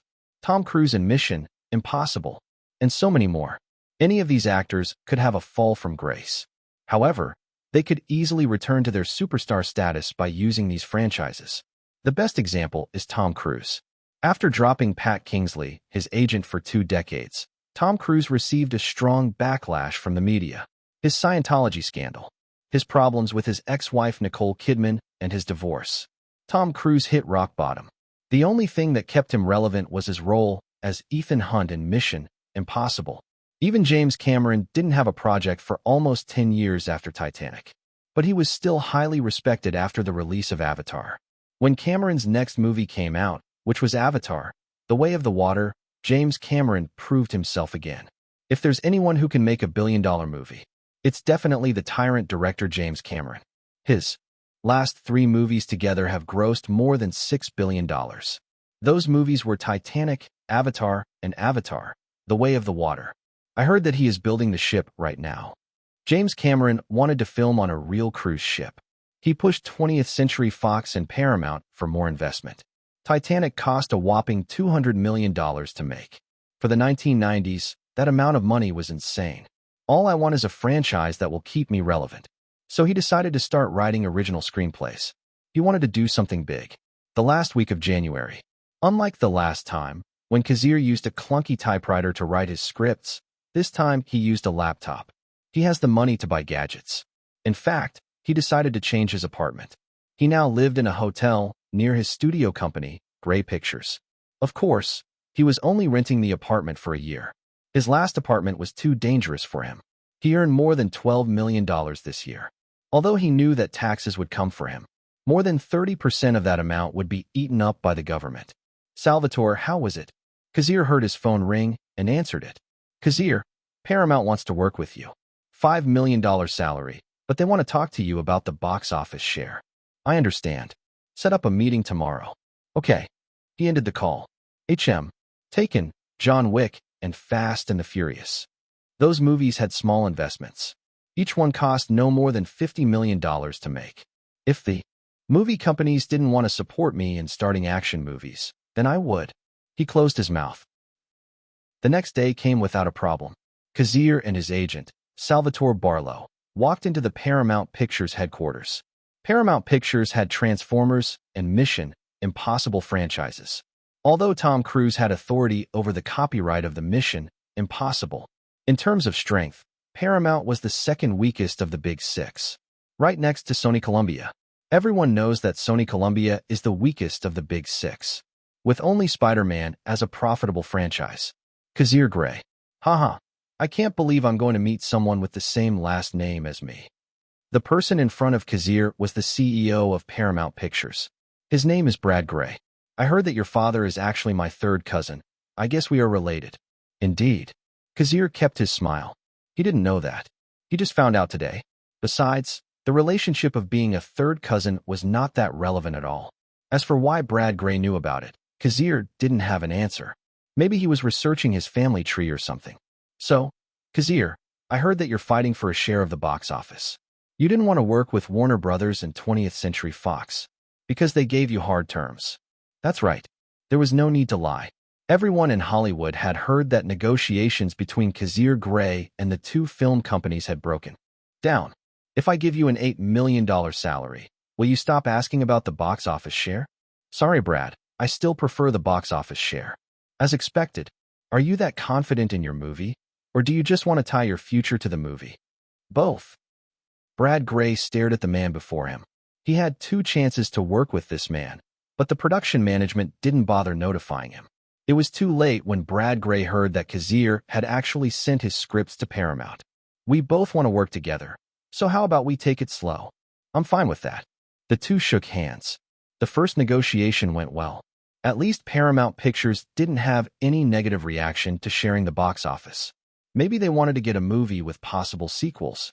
Brad Grey heard that Kazir was also working on a sequel to Napoleon Dynamite. Paramount Pictures has only 2 big-budget films this year. They are Mission Impossible and Star Trek.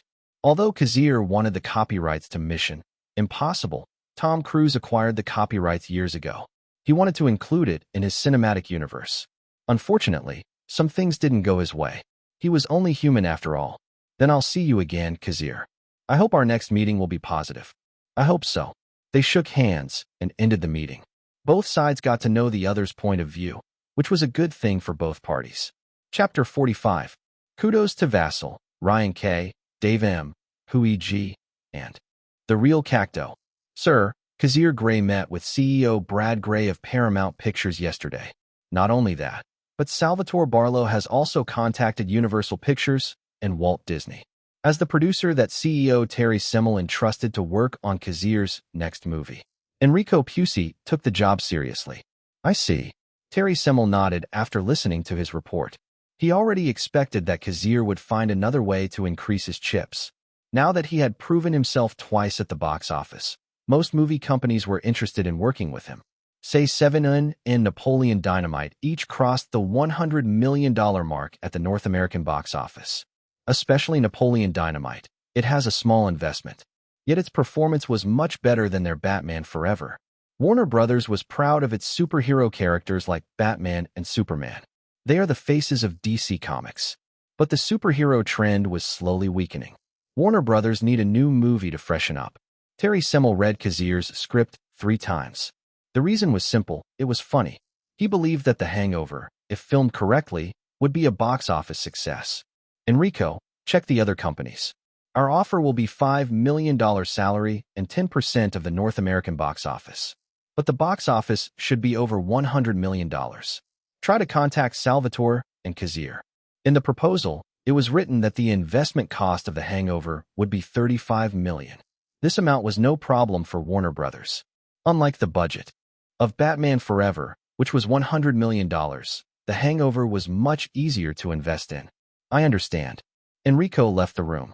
Like Terry Semel, Enrico Pucci believed The Hangover would be a success. As one of the producers under Warner Brothers, he wanted to take over the project. If the movie was successful, his position would be better. He could become the head of production management. Another week passed, and it was already February. Kazir had already solved his money problems and bought a new car. A brand new Honda. He didn't have the courage to spend more money on a car, especially when he contacted an investment firm. He gave the investment firm $5 million, almost half of his money, to invest in Microsoft, Cisco, and Nokia. He remembered these 3 companies. He knew they would do well in the 1990s. As for Google and Yahoo, these 2 companies were unknown this year. Yahoo had just been founded last year, while Google would be founded in 1998. Even though Kazir knew the future of these companies, he didn't want to interfere in their management or become a shareholder. His passion was making movies. He didn't know how these companies ran their businesses, so he was just going to invest. He believed that his $5 million would multiply before the new century. Kazir, I have now contacted the other giants, and they are interested in your movie. This is the list. Kazir had just rented a floor in the building a few blocks from his apartment. So far, Grey Pictures has 10 employees. Kazir hired his crew. Unfortunately, some of them were not confident in his future, so they were in a wait-and-see mode. Kazir already gave the crew a bonus, so they left without a problem. Let's see. Kazir read the conditions one by one. Universal, $6 million. Sony Columbia, $8 million. Touchstone, Walt Disney, $7 million. Paramount, $5 million plus 5% North American box office share. 20th Century Fox, $5 million plus 5% North American box office. Warner Brothers, $5 million plus 10% North American box office. Kazir smiled. His plan worked. At least he saw a company that was serious about working with him. Salvatore, what are Warner Bros. Conditions? They are hoping that you can release the movie in the summer schedule. The movie must gross over $100 million at the North American box office before you can get your 10% share. Contact them. Tell them I want to work with them. Kazir didn't want to wait any longer. Just like Warner Brothers, he wanted to finish filming quickly and release the movie before the end of the summer. So Kazir Grey and Warner Brothers began their first collaboration. Kazir signed the contract and the project officially began. Warner Brothers bought his script for $300,000 and his salary as a director was $5 million. He received the $300,000 and $2.5 million first. To get the other half of his salary, he had to finish shooting. I hope we will have good cooperation, Kazir. I will do my best to make the movie a success. I'm glad to hear that. Terry Semel and Kazir Grey shook hands. Since the contract was already signed, Warner Brothers arranged for a public signing of the contract. They invited reporters. This was common practice. Of course, the contract Kazir signed in front of the public was a fake. The contract had been signed earlier. The contract was thick, and many conditions were written in it. So the public signing of the contract was nothing but publicity. Director Grey, how do you feel about working with Warner Brothers? I'm excited. The reporters began to ask him questions. Fortunately, every reporter here was under Time Warner. They would not ask him anything controversial. Director, do you have any actors you would like to work with? If I'm being honest, I would like to invite Ed Helms and Pedro Pascal. I already have experience working with them. I believe in their hard work. He smiled and left the room after answering most of their questions. The flashing cameras were blinding. After that, he contacted his crew and officially started the preparations. Of course, everything had to be taken seriously. Editing the script, preparing the props, checking the locations, and so on. Perhaps the most important part of pre-production was auditioning for the roles. Chapter 46. There are reasons why Kazir decided to audition Ed Helms and Pedro Pascal for the movie The Hangover. First, he worked with them and they had a great working relationship. The two actors were serious about their work. The second thing is money. The salary for each of them will never exceed $2 million. Ed Helms just became famous recently, and asking for an astronomical amount was a sure way to end his career. Maybe he can ask for $2.5 million. But more than that could be a problem. I hope his agent understands that. Usually, it is the agents who negotiate with the movie companies. Actors would never show their faces before everything is settled. The third reason for inviting them was that both of them would have successful careers in the future. At least their faces were known. So Kazir was confident in their talents. These three are the main reasons why he wanted Ed Helms and Pedro Pascal to be in The Hangover. The other reason is that they respect Kazir. As the director of the movie, his position has to be firm. He didn't like anyone questioning his authority. That's not how it works. It's nice working with you, Enrico. Glad to hear it. Enrico Pucci and Kazir Grey shook hands. Their first meeting was indeed memorable, because Enrico Pucci was the one who accepted his script. Of course, Enrico Pucci didn't cooperate with him at that time. Say 7 and was too gruesome, and Enrico felt that the movie would never be successful at the box office. Besides, an unknown director like Kazir wanted to direct the movie. Who would have thought that Say 7 and Napoleon Dynamite would be at the top of last year's box office list? Enrico sighed in his heart. The second week of February 1996, say 7 and was released in North American theaters. It has a box office of $202 million. So far, the worldwide box office of the movie was more than $400 million. This amount was enough to say that the movie was successful. Let's not even talk about Napoleon Dynamite, which has a worldwide box office of $250 million. I hope his next movie will have more than $100 million. I will have a small share if the movie exceeds that amount. Of course, producers are rich people. Some of them can make more than $100 million a year. Jerry Bruckheimer, Jeffrey Katzenberg, and George Lucas were famous/rich producers. Now let's start our audition. The two smiled. They acted like brothers. I'll take the role. I'll take the role. A fat man kept talking to himself in front of the mirror. Maybe he wanted to convince himself. The person in front of the mirror was Jack Black. He was 27 years old this year. He started his career as an actor in 1992 in a movie called Bond Roberts. He was not famous. He had a role in Demolition Man with Wesley Snipes and Sylvester Stallone. It was a small role. He also had a part in Dead Man Walking. But it was a small part again. He also had a part in Waterworld. But his scenes were cut, so nobody knew about it. 3 days ago, his agent told him that a new project invited him to audition. It was The Hangover. Jack Black left the bathroom and sat down in the waiting area outside the audition room. He saw a lot of actors sitting everywhere. Every one of them was an enemy. They were ready to tear each other's faces off to get the role. Unlike the other famous actors, Jack Black didn't have a full copy of the script. He only has half. However, he was able to see that his role was an important part of the movie. He was lucky enough to make it to the final round of auditions. Auditions usually have 3 rounds. The first was to see if the actor/actress matched the look of the character. The second was to check their acting talent. The last was when the producer and director would attend the audition to hire the best ones. Obviously, Ed Helms and Pedro Pascal, who has a connection with director Grey, easily passed the 2 rounds. If Black Jack got the part, his path to stardom would be clearer. He looked around and saw Ed Helms reading the script. Because of the success of Napoleon Dynamite, the unknown actor became one of the known actors in Hollywood. In one movie, Ed Helms' career became so bright. Next, number 13, Jack Black. Yes, that's me. Jack Black walked into the room and found a camera. Good morning, Mr. Jack Black. Hello, Director Grey. He nodded enthusiastically. Well, you're one of the actors who has the privilege of reading the script. So I think you have an idea of your role. That's right. You can choose which scenes you want to use for the audition. Then, I chose the one where Alan met the tiger for the first time. Okay. Kazir nodded. That scene was actually one of the funniest parts of the movie.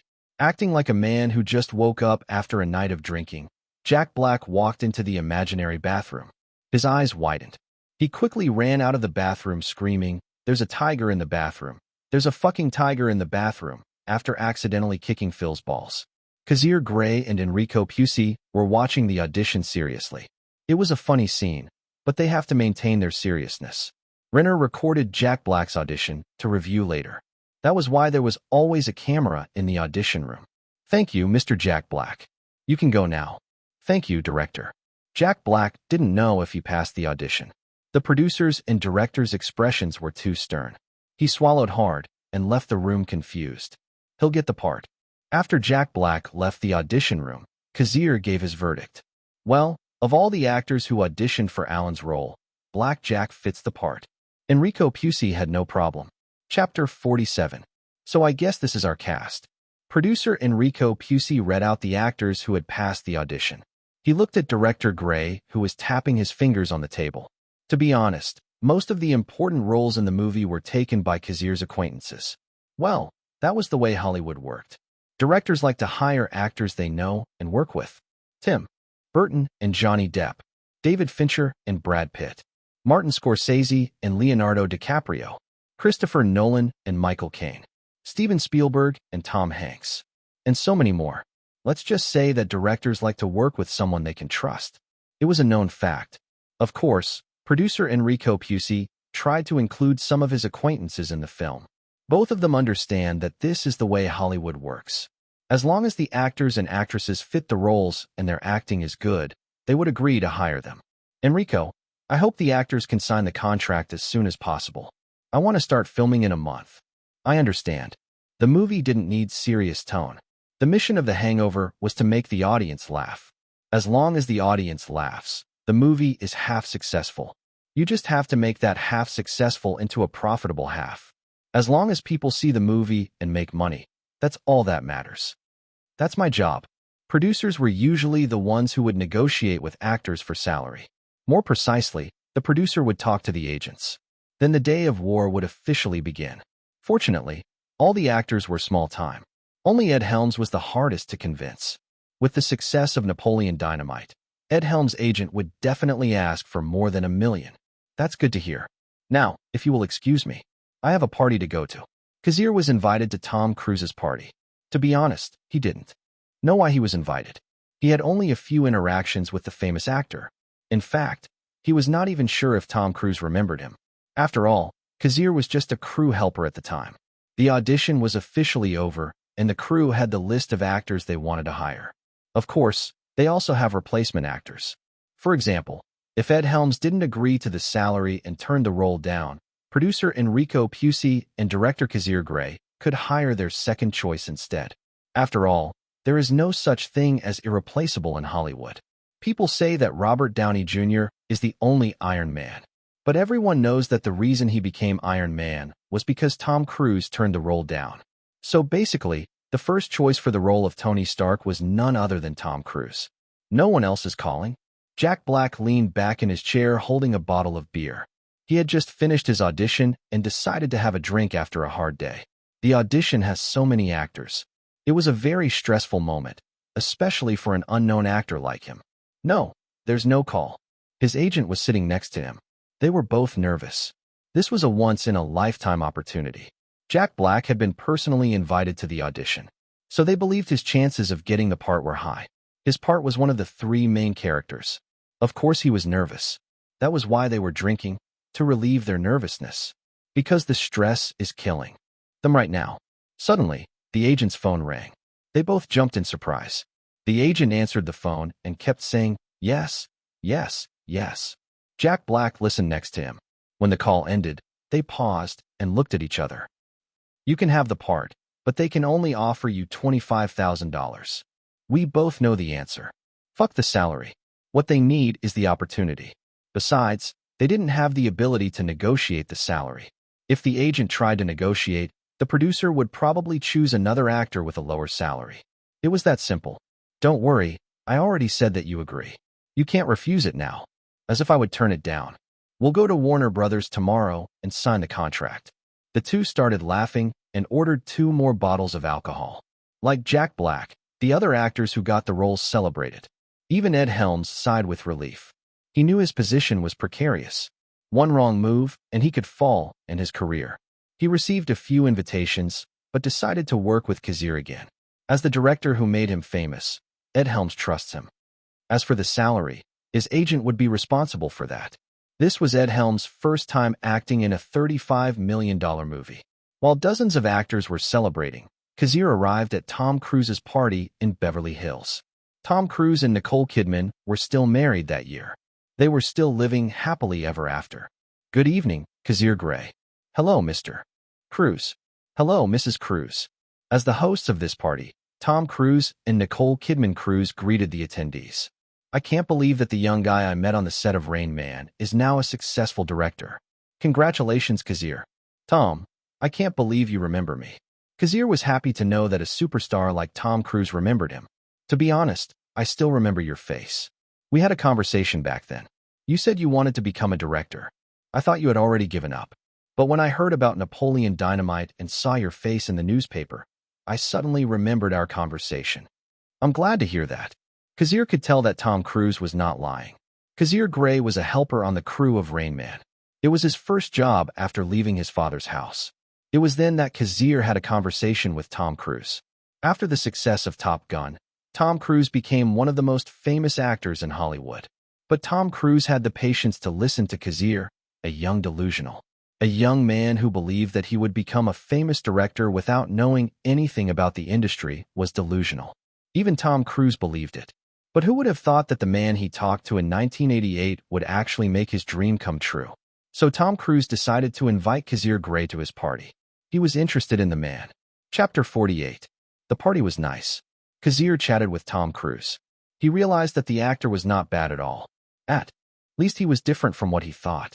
Since Tom Cruise and Nicole Kidman Cruise were the hosts of the party, they had to talk to every attendant. So their conversation ended quickly. At least their first meeting was positive. Tom Cruise is shooting Mission Impossible this year. He was not sure if the movie had already started shooting, but he had heard that the project had already been approved by Paramount. CEO Brad Grey of Paramount might be salty right now because Kazir decided to work with Warner Brothers. Well, Warner Bros' offer was very sincere, so Kazir naturally chose them. Hey, who's that guy? Since Nicole Kidman is Australian, she invited her compatriots to the party. Mel Gibson asked Russell Crowe next to him. Mel Gibson is an Australian who starred in Mad Max and Lethal Weapon. He was also the star, director, and producer of Braveheart. That's right, he made and starred in his own movie. That's a tough job. Him? I think he is Kazir Grey. Russell Crowe was not sure. The man just stood in the corner and looked around. He made no impression, as if he was just an heir. Kazir Grey was like a man watching a movie. He was not there at all. So that's Kazir Grey. Mel Gibson raised his eyebrow as he heard an interesting piece of information. Mel, you are clearly drunk. Don't do anything you'll regret. Russell Crowe reminded him. They are both Australians, and their circle in Hollywood is not that strong. At least not enough to stand up to. The power of the Jewish circle. Don't worry, Russell. I'm sober. He laughed and approached the man. His movie had been beaten by Napoleon Dynamite on the annual box office list. He wanted to know what kind of person the director was. As an actor who wants to become a director, Mel Gibson wanted to hear Kazir's opinion. Hello, Kazir Grey. Good evening, Mr. Gibson. No, just call me Mel. Mel Gibson has a slight Australian accent when he speaks. Perhaps the alcohol has awakened his mother's tongue. Kazir, congratulations on the success of Napoleon Dynamite. Thank you. It's an honor to be recognized by someone like you. As an unknown director, Kazir was happy that the famous Mel Gibson knew him. In fact, Mel Gibson was surprised by his reaction. He thought Kazir was going to be arrogant. Suddenly, he felt sorry for himself. He talked to the man for a few minutes before leaving. How was it? Russell asked curiously. As an actor, having a good relationship with directors was the best thing. Modest. He's too humble. How can he lash out at a person who keeps saying he is a fan? Kazir began to list all the movies Mel Gibson had starred in. It was impossible to be angry in front of a man like Kazir. I see. Then he's not so bad. Mel Gibson didn't answer. He was still bitter that his movie was much worse than a comedy. His only chance was the Oscar. That was one of the reasons why he came to this party. To make connections and ask people to vote for his movie. Kazir also said that Mel Gibson would win the Best Director Oscar, while Braveheart would win Best Picture. This sentence completely changed his opinion about the guy. Ashamed of himself, Mel Gibson excused himself and left with a blushing face. How could he hate someone like that? Probably never. While Kazir enjoyed his champagne, the others looked at him. Nicole, you mean this guy is the director of Napoleon Dynamite? Naomi Watts asked Nicole Kidman Cruise. That's right. I'm actually surprised that Tom know him. Apparently, Kazir is a crew member on Rain Man. Nicole nodded. Naomi Watts and Nicole Kidman are known to be friends. They are also both Australians. Naomi kept looking at the man. To be honest, she found him attractive. Kazir had a fit body, tall and buff. He is also handsome. From the looks of him, he is the type who takes care of his body. Definitely a plus for Naomi. In the end, Naomi bit her lip and approached him.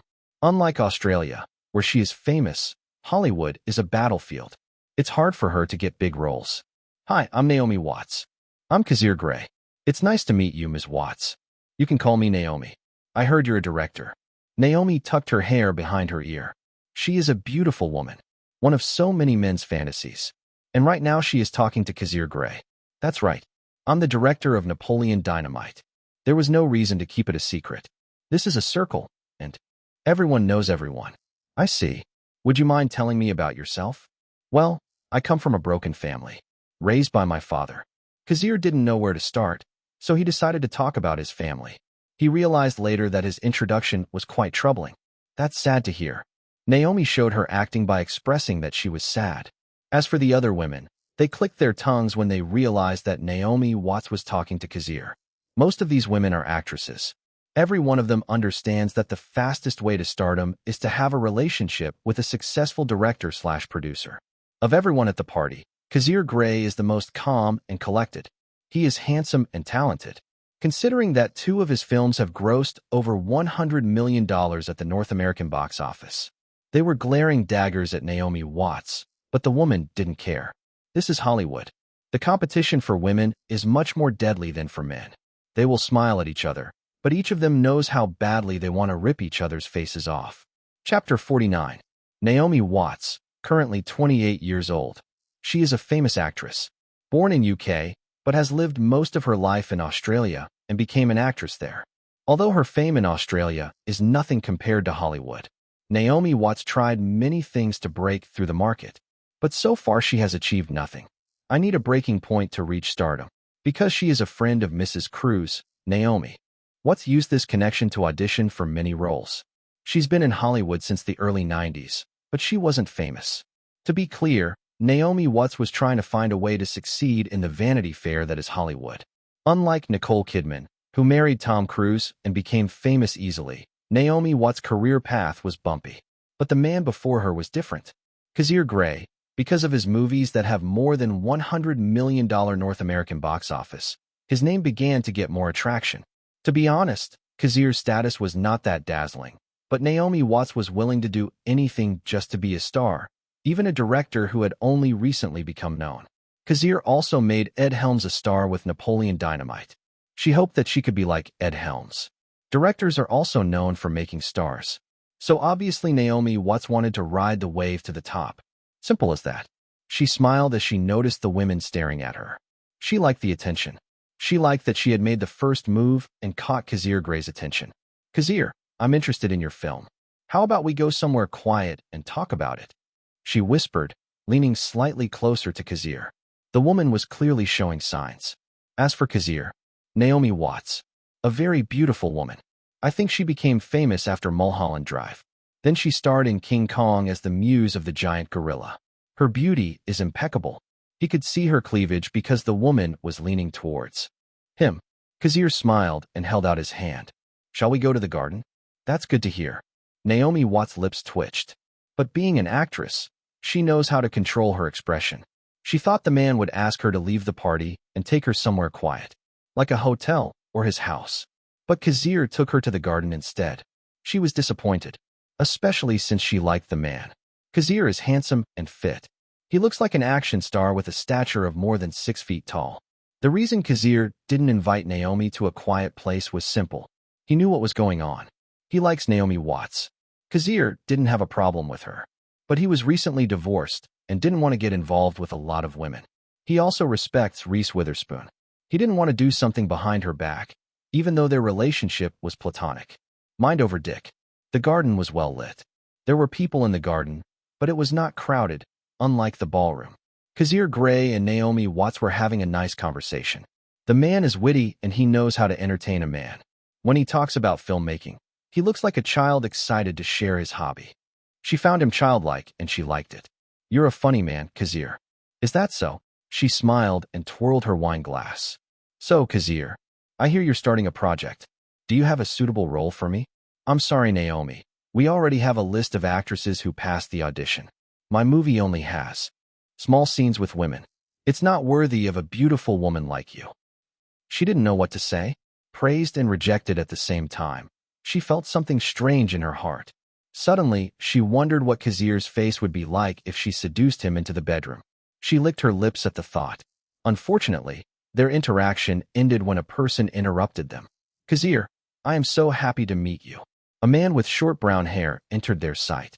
The man was smiling, and he seemed to be a close friend of Kazir's. Congratulations, Say 7 and Napoleon Dynamite are a big hit. Carl. Kazir Grey looked at the agent who had dropped him after the end of the contract. That woman is? She's Naomi Watts. Naomi, this is Carl Morin. He is an agent from WMA. I see. Let's talk next time, Kazir. It's nice meeting you. Naomi Watts is a smart woman. She sensed there was something going on between Kazir and Carl. She was a client of WMA, and she wanted to keep her contract. So she didn't dare disturb them. She didn't have the ability to stand up to a strong agency like WMA. The pleasure is mine. Kazir nodded and let the woman go. Kazir, I heard CA signed you. Once Naomi Watts was gone, Carl Morin started talking to Kazir about his intentions. That's right. A man named Salvatore Barlow contacted me, and I signed a deal with him. I see. Carl Morin smiled, but he actually cursed this Salvatore Barlow. I don't know who the hell this agent Salvatore Barlow is, but he is clearly a newbie in this game. Carl, why do you want to talk to me? Haha, of course I want to talk to you. We are friends. We are not friends, Kazir replied sternly. This agent kicked him out of the WMA after he accidentally dropped a tiny amount of water on the vice president's suit. He actually apologized, but the end was expected. He was blacklisted in the WMA. Maybe even now the WMA hasn't removed his name from the list. Well, Carl cleared his throat after realizing that Kazir was not joking. Kazir, sign a contract with me. I promise you I can treat you better than CAA. William Morris is willing to put resources into you. I assure you of that. WMA can influence the film companies, and your movies will get better deals. Kazir didn't flinch, even though Carl was being sincere. As far as sincerity went, Salvatore Barlow was much better. What WMA can do, CAA can do. Chapter 50.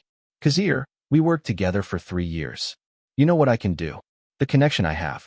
The opportunities one can give you. Carl Morin began to feel confident as he watched Kazir listen to him. He believed in his abilities. Compared to the unknown agent Salvatore Barlow, Carl Morin believed he could take Kazir to a higher level.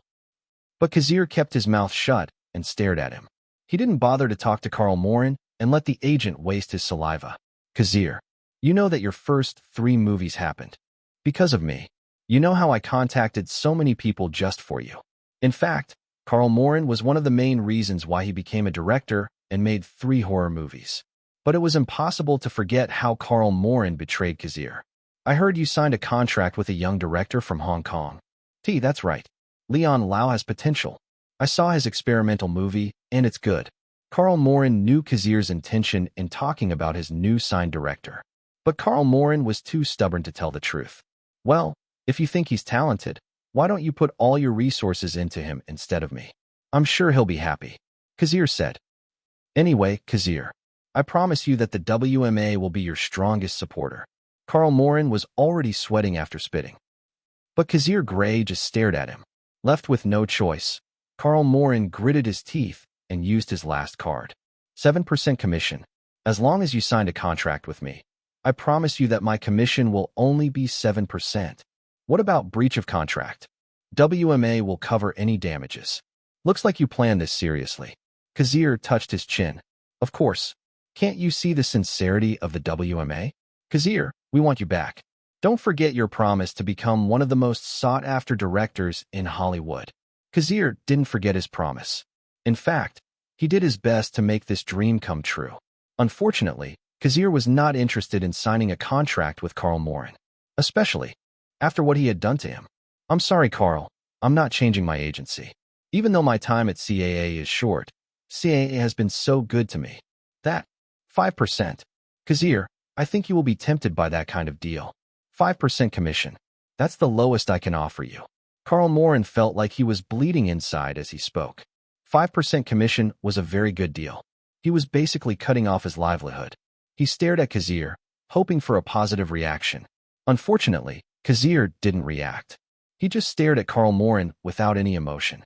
Sorry, Carl. Salvatore Barlow offered 3% commission. I don't think you can do that. What? Carl Morin was stunned. 3% commission? How can an agent do that? Salvatore Barlow thinks Kazir Grey is worth that condition? This is insanity. The sweaty agent cursed. He could not believe that an agent would offer something so great. He would understand if Salvatore was trying to lure Steven Spielberg or James Cameron. But Kazir Grey was just a lucky director. He had no substantial power to prove that he was worth a 3% commission. I understand. Carl Morin felt as if his molars were bleeding. He clenched his fists and said, 3% commission. If Salvatore Barlow can do it, so can I. He roared, and the other guests looked at him. Sorry, Carl. I trust Salvatore more than you. Kazir shook his head and started to walk away. Carl Morin realized something. Wait a minute, Kazir. Did you just let me talk and waste my time? When you will reject me from the beginning? He glared at Kazir. He felt like he was being played. He was humiliated. That's right. Unlike Salvatore Barlow, you are much more stubborn. I know you will keep talking just to convince me. You bastard. Who do you think you are? Kazir Grey, you better remember the reason why you reached your position. Without me, you will never become a director. I paved the way for you. Carl Morin's face was red as a tomato. He was angry that the man in front of him disregarded him after all he had done to help him achieve his status. I can't deny it. You really helped me for 3 years. However, I know that you've also been fucking my ex-wife for 3 years. I know that. So you don't have to say anything. Carl Morin, it's your own fault that you dumped me after the contract ended. I don't owe you anything. Kazir left Carl Morin stunned. The agent thought he was being discreet about his relationship with Cassandra, but it seemed that Kazir already knew. He had been played to the point of humiliation. Kazir Grey had actually found out in his past life. In his past life, after the divorce settlement, Cassandra said that she was also fucking Carl Morin. Just to rub salt in the wound, the bitch didn't hesitate to hurt him. Fortunately, Kazir had already moved on and didn't care about Carl and Cassandra. They can live their lives all they want, but Kazir didn't have anything to do with them. That's right. Cassandra is betraying 2 people. She's for the street. Kazir left the party unrepentant. In fact, he slept better that night. He felt as if everything that bound him was gone. Unlike Carl Morin, Salvatore was much more passionate about his work. The agent was constantly contacting people to join Kazir's crew. Heck, the agent even helped out with odd jobs. Perhaps Salvatore Barlow was grateful because Kazir hired one of his clients, Hayone Park. Chapter 51. Sigh. Producer Enrico Pucci entered the room in a bad mood. He sat down next to Kazir, who was redrawing his storyboard. As a director, Kazir has a considerable talent for drawing. He had already finished the storyboard. He was just polishing it, so that once the shooting started, he would never waste time on experimental shots, especially when the project signed an insurance contract with Merrill Lynch. He knew how pesky the insurance company was. As much as possible, they would do their best to keep the production costs within the quota. Sometimes directors hate insurance companies because they stifle their creativity. Perhaps one of the directors the insurance company hated was James Cameron. This man would never hesitate to overspend just to get the best shots. Sigh. Why are you sighing? Because of their positions, the two need to have clear communication. So they talk to each other almost every day to make sure the project runs smoothly. The job of a producer in general was to oversee the production process in film, television, or other commercial productions. This includes organizing, managing, and overseeing every single phase and aspect, including talent, creative team, deadlines, executives, and finances. To be honest, their job was much more tedious than that of the director. So having a talented producer who could control the entire project was an important part. We have problems with Ed Helms' salary. Enrico Pucci talked to Ed Helms' agent for the second time, and the result wasn't good. Are they still asking for an extravagant amount? $5 million. Hell, even Brad Pitt didn't make that much when he was in, say, 7 On. Kazir just shrugged as he listened to his producer's grumbling. The more time he spent with Enrico, the more he realized that he was serious about his job. He had worse eye bags than Kazir right now. Maybe he wants to use the hangover as a springboard for his career. It was not a bad intention. Everyone has his own motives. At least he thinks the hangover will be successful. I don't understand why they do that. Everybody knows Ed Helms is not that famous. Why are they asking for the impossible? So far, only Napoleon Dynamite has been Ed Helms' biggest role. In fact, most of the success came from Kazir, who directed the movie. He had a good vision of what he wanted to make. Kazir just listened. He didn't bother to explain why this situation happened. It's probably because I rejected the sincerity of the WMA. That didn't sit well with them, so they're trying to kick me in another way. However, both sides understood that this was not the right thing to do. Kazir was able to find another actor to play Stu. He didn't have to be so attached to Ed Helms. WMA also understood it. If they tried to play tough, Ed Helms would lose this project. If things got worse, Ed Helms might jump to another agency. Because WMA kept messing with his decision. Enrico, I suggest you tell them that Ed Helms is not our first choice. We have a lot of actors to choose from. But I thought you wanted to hire Ed Helms. Let's not kid ourselves. Yes, I want him to work with me again. But I put the project ahead of him. I think WMA and Ed Helms understand that, too. Kazir said while drawing the scene where Mike Tyson hits Allen. Speaking of Mike Tyson, the legendary boxer was released from prison last year. Mike Tyson is a different animal after his time in jail. If there's one person who can kill a person with one punch, it's probably Mike Tyson. Fortunately, Enrico Pucci convinced Mike Tyson to make a cameo in the movie. Enrico told them that they could use the movie to promote Mike Tyson's fight against Bruce Seldon. Like movies, boxing fights need promotion. I'm going to talk to Ed Helms tomorrow. I will tell him that $1.5 million is the best I can offer. If they don't agree, we'll find another actor. By the way, can you recommend anyone? I think there's an actor who auditioned for the role of Stu and made it to the third round. If I'm not mistaken, his name is Steve Carell. We can contact him if the negotiations with Ed Helms don't work out. Okay, are you really sure you want to keep the movie R-rated? I know the pervasive language and some sexual content is a must in this kind of movie, but why don't you tone it down? Enrico, we have already discussed this with Terry Semmel. We both agree that the movie will lose its power if we keep it PG-13. Kazir stopped what he was doing and stared into Enrico's eyes. Like most directors, Kazir didn't like it when someone tried to stifle his creativity. He wanted to make the movie as close to the original as possible. So making it PG-13 would be disastrous. Oh, okay. I will never talk about it again. Enrico Pucci realized that he was overstepping his bounds. He knew so many directors who would fight the producers just to keep control of the filming. So far, his relationship with Kazir had been good, and he wanted to keep it that way. He believed this would not be the last time he worked with Kazir. He sighed and left the room after telling him his problem with Ed Helms' salary. Oh, before I leave, Nokia has agreed to sponsor the movie. They would pay us $1 million initially. Once the movie makes over $100 million at the North American box office, they will pay us another $1 million. What about the global box office? Do they have conditions? We are still negotiating, but we already have an agreement that they will sponsor the movie. That's good to hear. Just like that, the $35 million budget of The Hangover made back $1 million. Product placement is one way to recoup your investment. This does not mean that it is easy to get $2 million. The box office of The Hangover has to reach a certain number. Chapter 52. There are many reasons why movie companies like PG-13 movies. Movies can sell more tickets if they are rated PG-13 or lower. Families prefer to see a movie that their children can enjoy. This was one of the reasons why Disney became the strongest movie company for the next 3 decades. They used this advantage to take over their competitors. Some Warner Brothers shareholders hope that The Hangover will be rated PG-13 because it would be more profitable. Of course, R-rated can be profitable too.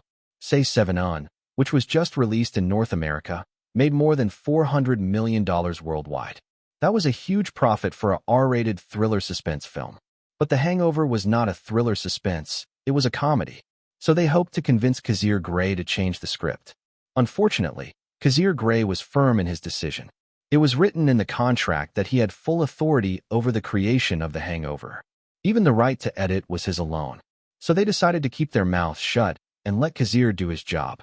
John, are you sure about this? Ed Helms had a complicated look on his face as he looked at his agent. Ed, the WMA wants the best for you. Can't you see that? If they agree to $3 million, that will be your salary. John and Enrico negotiated the salary down to $3 million. But Enrico was still not satisfied. He felt that hiring Ed Helms for that amount of money was not worth it. Ed Helms felt that $3 million was a good amount, but he knew damn well that he was not worth that amount. At least not now. As for his agent, John Harris, the agent wanted to fight for a higher salary. After all, 10% of that amount would be his commission. I understand, but I can agree with $1.5 million. You don't have to fight for more. I don't want to interfere with the shooting schedule of the movie. 2 weeks were left before shooting officially began. Except for Ed Helms, all the actors had already signed contracts. All right, to be honest, John Harris didn't know why WMA was asking him to make trouble for the project. Still, it was an order from the top. He had to carry it out.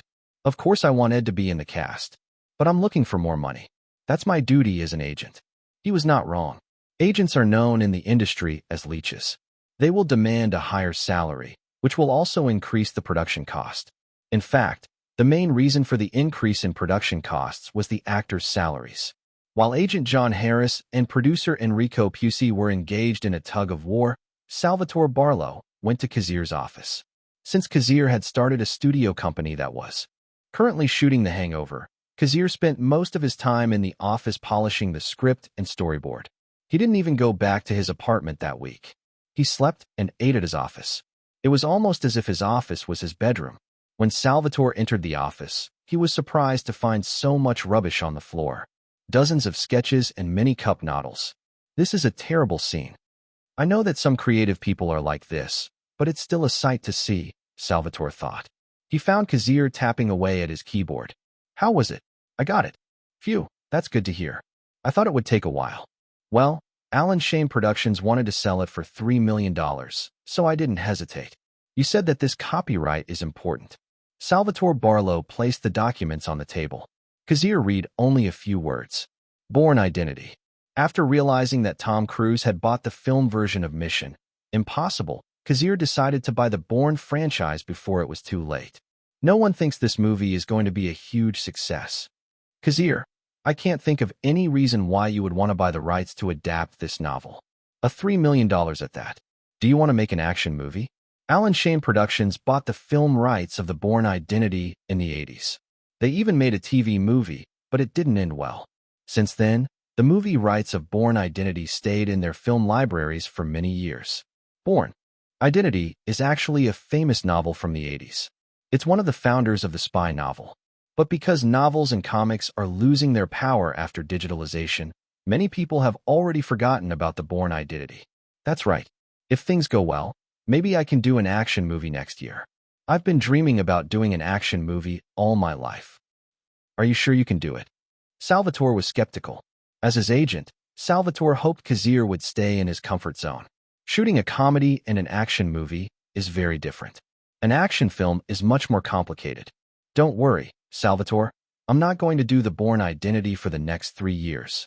I have something to experiment with. Of all the scripts he had written, one had a very small budget. He was confident that he could make it with his own money, if he had to. I just hope you know what you're doing. From the moment he first spoke with Kazir, Salvatore knew that Kazir was impossible to control. Well, not that he complained. 3% of the $2.5 million Kazir received went into his pocket. It might look small, but it was only the beginning. He knew he would get more from Kazir. In fact, because of his connection to Director Grey, Salvatore was able to get his client a role. This was exactly why agents like to have a director under them, because their actors would always have a job. Chapter 53. The next day, producer Enrico Pucci and agent John Harris began the negotiations. They spent 2 hours wasting their spit just to get an agreement. In the end, Ed Helms' salary was $1.7 million. It was a large amount, to be honest. A person who can make more than $1 million a year is considered part of the 10%. That's right. According to a YouGov survey from January 2022, America believed that 10% of households in their country have an annual income of more than $1 million. That's the privileged class. Ed Helms breathed a sigh of relief when his agent told him he got the part. Plus, his salary was a whopping $1.7 million. But he would only get half of that first. This was usually written into the contract to ensure that the actor would finish the filming.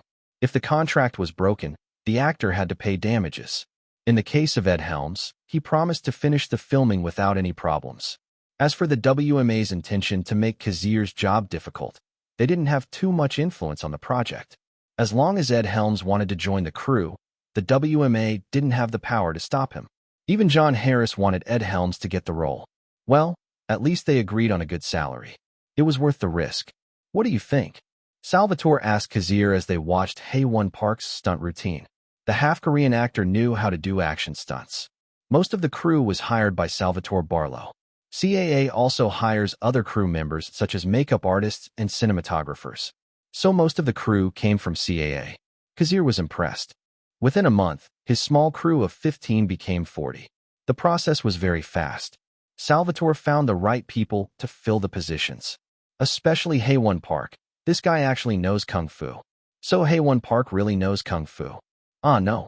To be precise, Hae-won Park is a 5th Dan black belt Taekwondo practitioner. Impressive. Kazir didn't know what fifth dan meant, but he knew that black belt in Taekwondo was a high level. Judging by Haewon Park's movement, the man clearly knew what he was doing. Salvatore, have you ever talked to Haewon Park about changing his screen name? We're actually thinking about it, but we're still having trouble coming up with a name. How about Enzo? To be honest, he wanted to suggest the name Bruce because Haewon Park reminded him of that certain legendary person. Enzo? I'll talk about him later regarding your suggestion. The reason they watched Haewon Park do stunts was because there was a scene in The Hangover where a naked Asian man got out of the trunk of a car and beat up the three protagonists. That's right, the Asian gang boss was Haewon Park. That's his role in the movie. That role was actually meant to be a gag, but he changed the script because Salvatore asked him to invite Haewon Park in his movie. So now the role of the Asian gang boss became badass, especially when Haewon Park has beautiful features of Asian people. Since the script said that the gang boss would beat the three protagonists, Haewon Park wanted to show Kazir that he knew a lot about action stunts. Haewon Park's older brother was a stunt director in Hong Kong. Tell him to stop. I've seen enough. Okay. Salvatore Barlow walked up to Haewon Park. The Korean actor walked over to Kazir and greeted him. Director Grey, I'm entrusting you with the action scene. Keep your body healthy. I don't want anything bad to happen. I understand.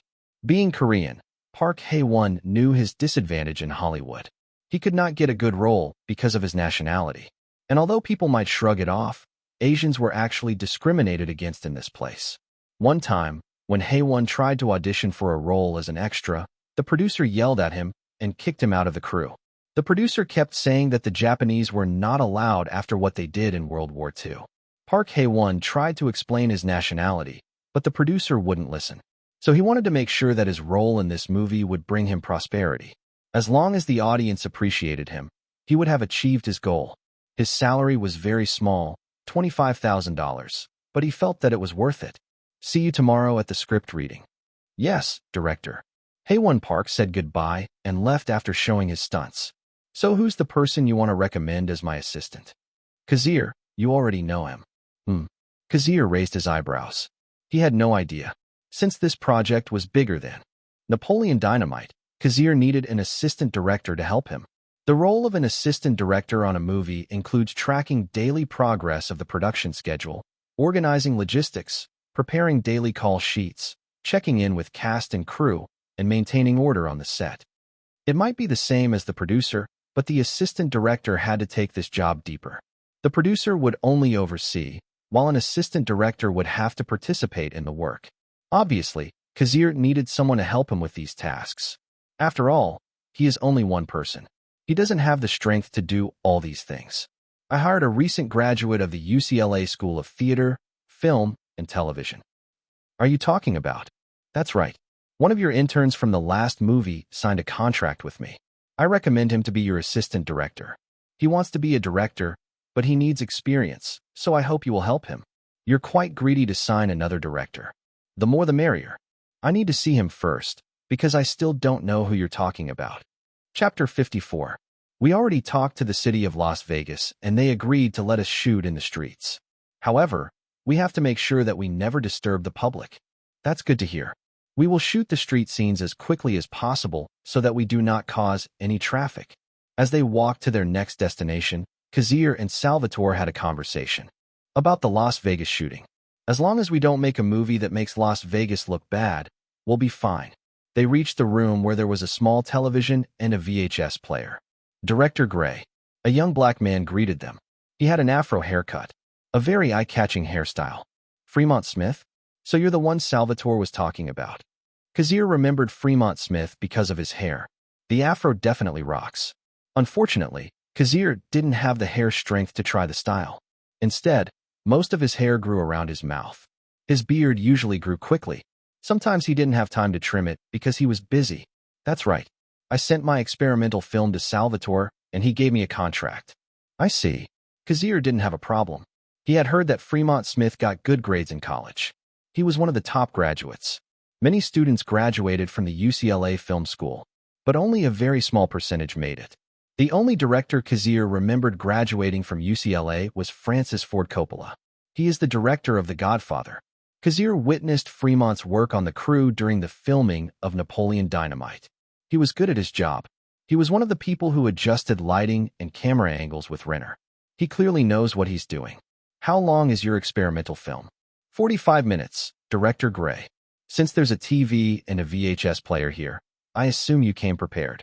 That's right. Fremont nodded enthusiastically. He knew this was a once-in-a-lifetime opportunity.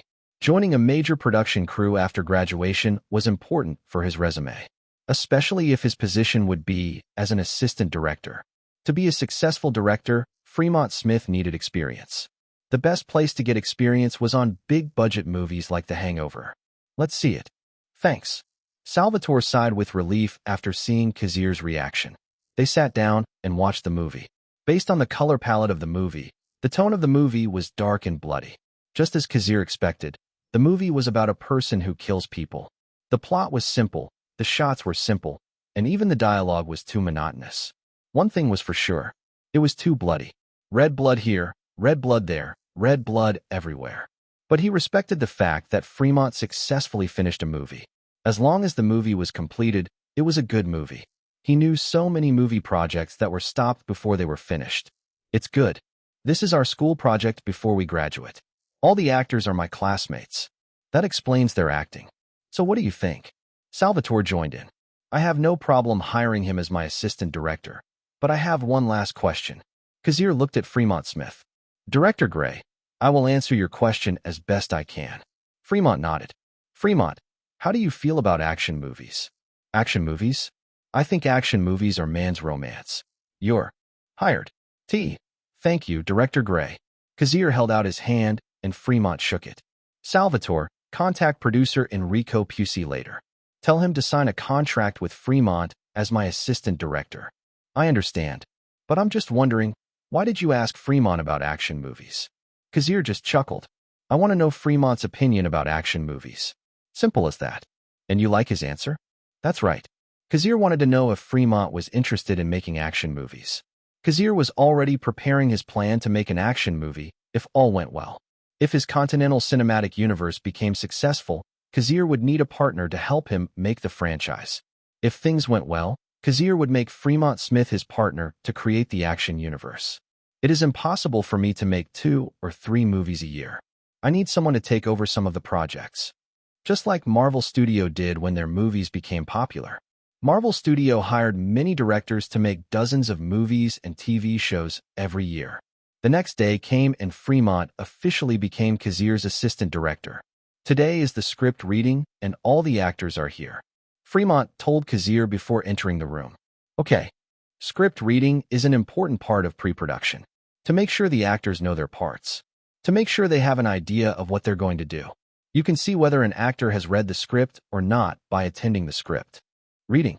To be honest, Kazir didn't like actors who would casually act without even reading the script. Maybe people call this method acting, ad-lib, or improvisational acting. Some people may call it explosive acting. But please have the goddamn professionalism to read the script. Kazir had no problem with ad-lib acting, as long as they knew what they were doing. Especially actors who forgot their dialogue. They were annoying. There are so many actors who have trouble saying their lines. Good morning, Director Grey. Ed Helms was the first to get up and greet Kazir. Then the actors began to greet him one by one. The script reading began. The cast were Phil, Bradley Cooper, Stu, Ed Helms, Alan, Jack Black, Doug, Pedro Pascal, Mr. Chow, Enzo Park, Jade, Reese Witherspoon. Of course, Kazir would never forget to include Reese Witherspoon in the cast.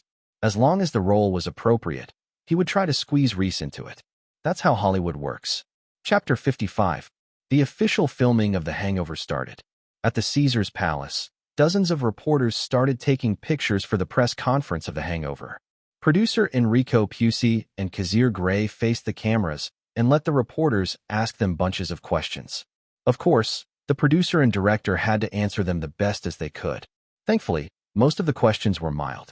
Someone actually tried to ask about Kazir's past relationship, but Kazir answered it well. As long as it's not related to The Hangover, I will not answer it. Director Grey, is it true that Ed Helms tried to ask for a salary of $5 million?